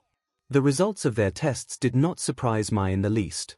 She had done extensive testing on the predecessors of this particular baby after all. Still, they were able to learn the best placement to gain optimal coverage and even a few good positions for some additional sensors to add some redundancy to the system. 𝐒𝐿 herself would definitely need some time to train with this gear and tweak the settings to her liking, though. She herself had admitted to taking too long to properly react to the warnings, but that was to be expected. Fine-tuning specialized equipment like that always took some trial and error. Mai herself had received countless bruises doing exactly that with her gear in preparation for the festival, and the less is said about Izuku's visits to Recovery Girl during his own preparations the better. With those tests out of the way, Izuku proceeded to show them another set of design sketches he had prepared.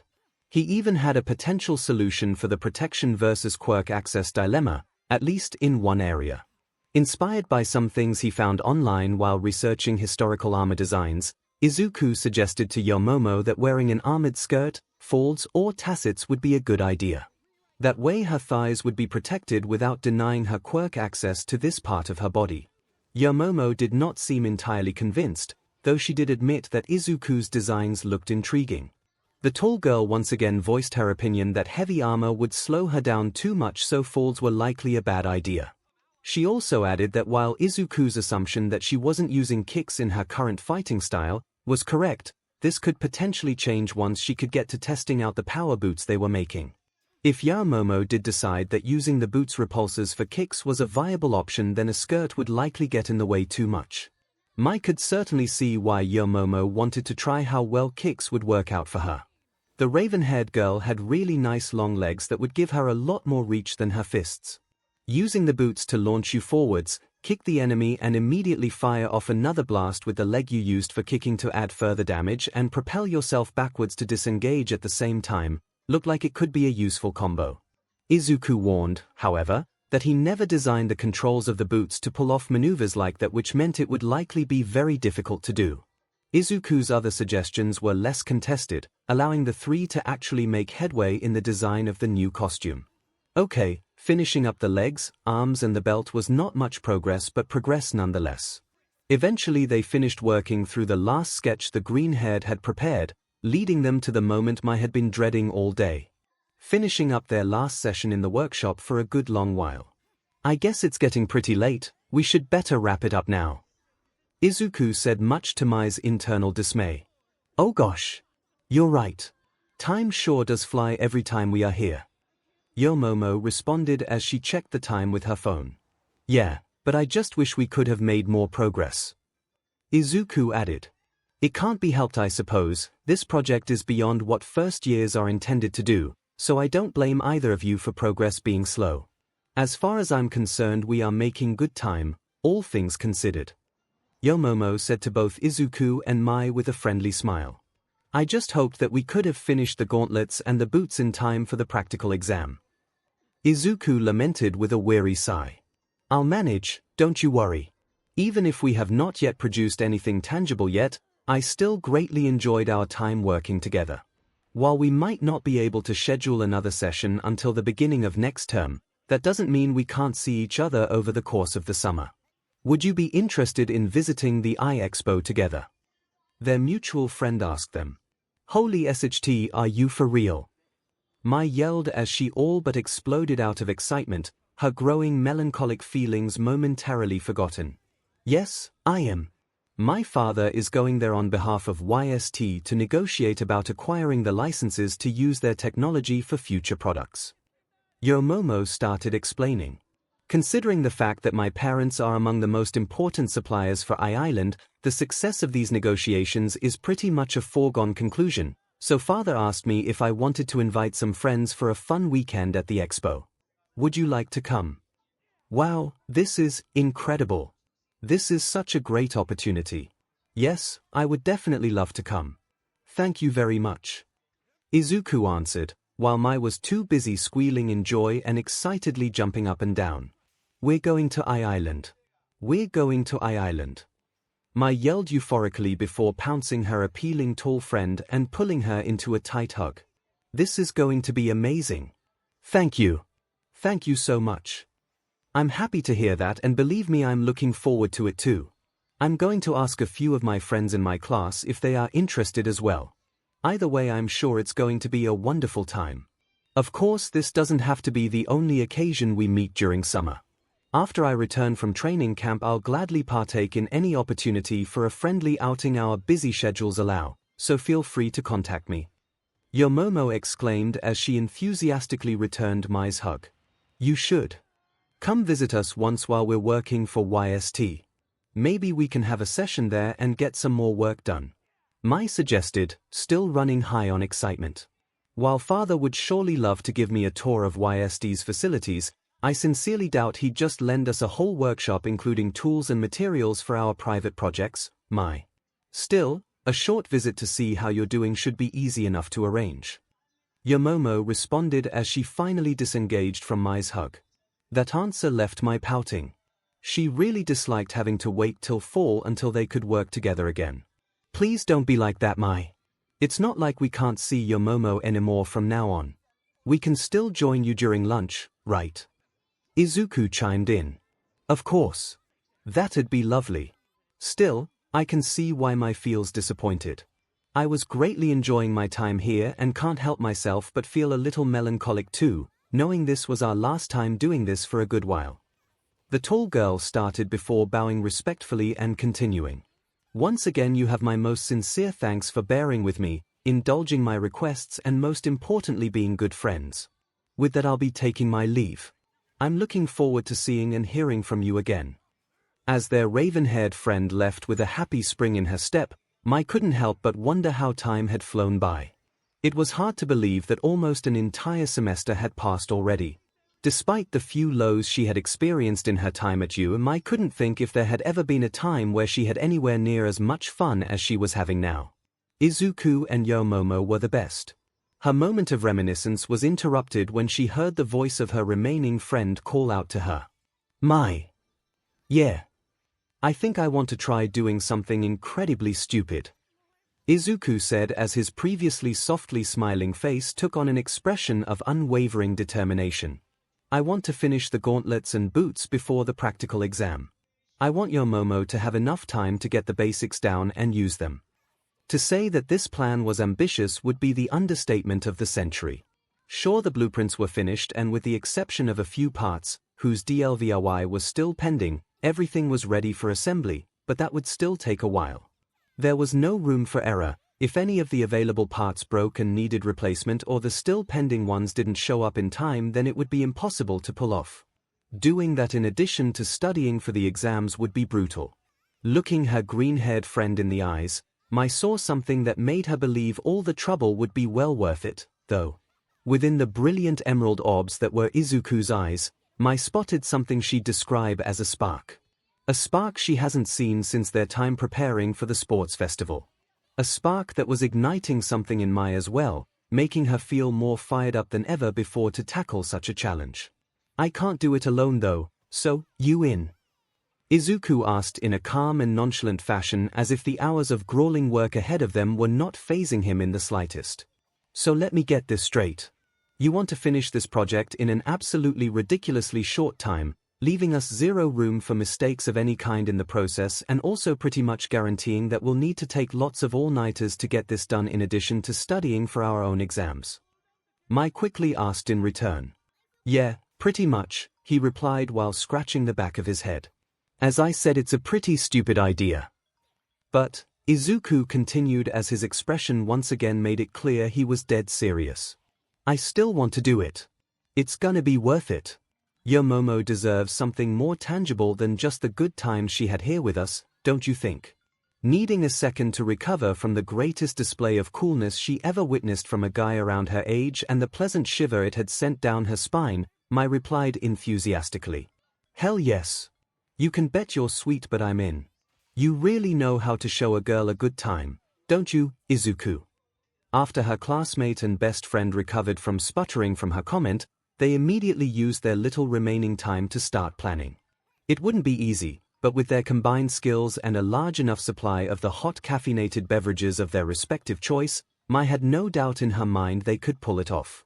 Yomomo would completely lose it when they delivered her the gear she ordered earlier this semester. Then she could kick the butt of whatever you might throw at her and ace the practical exam. That would be the proper send-off for an amazing semester.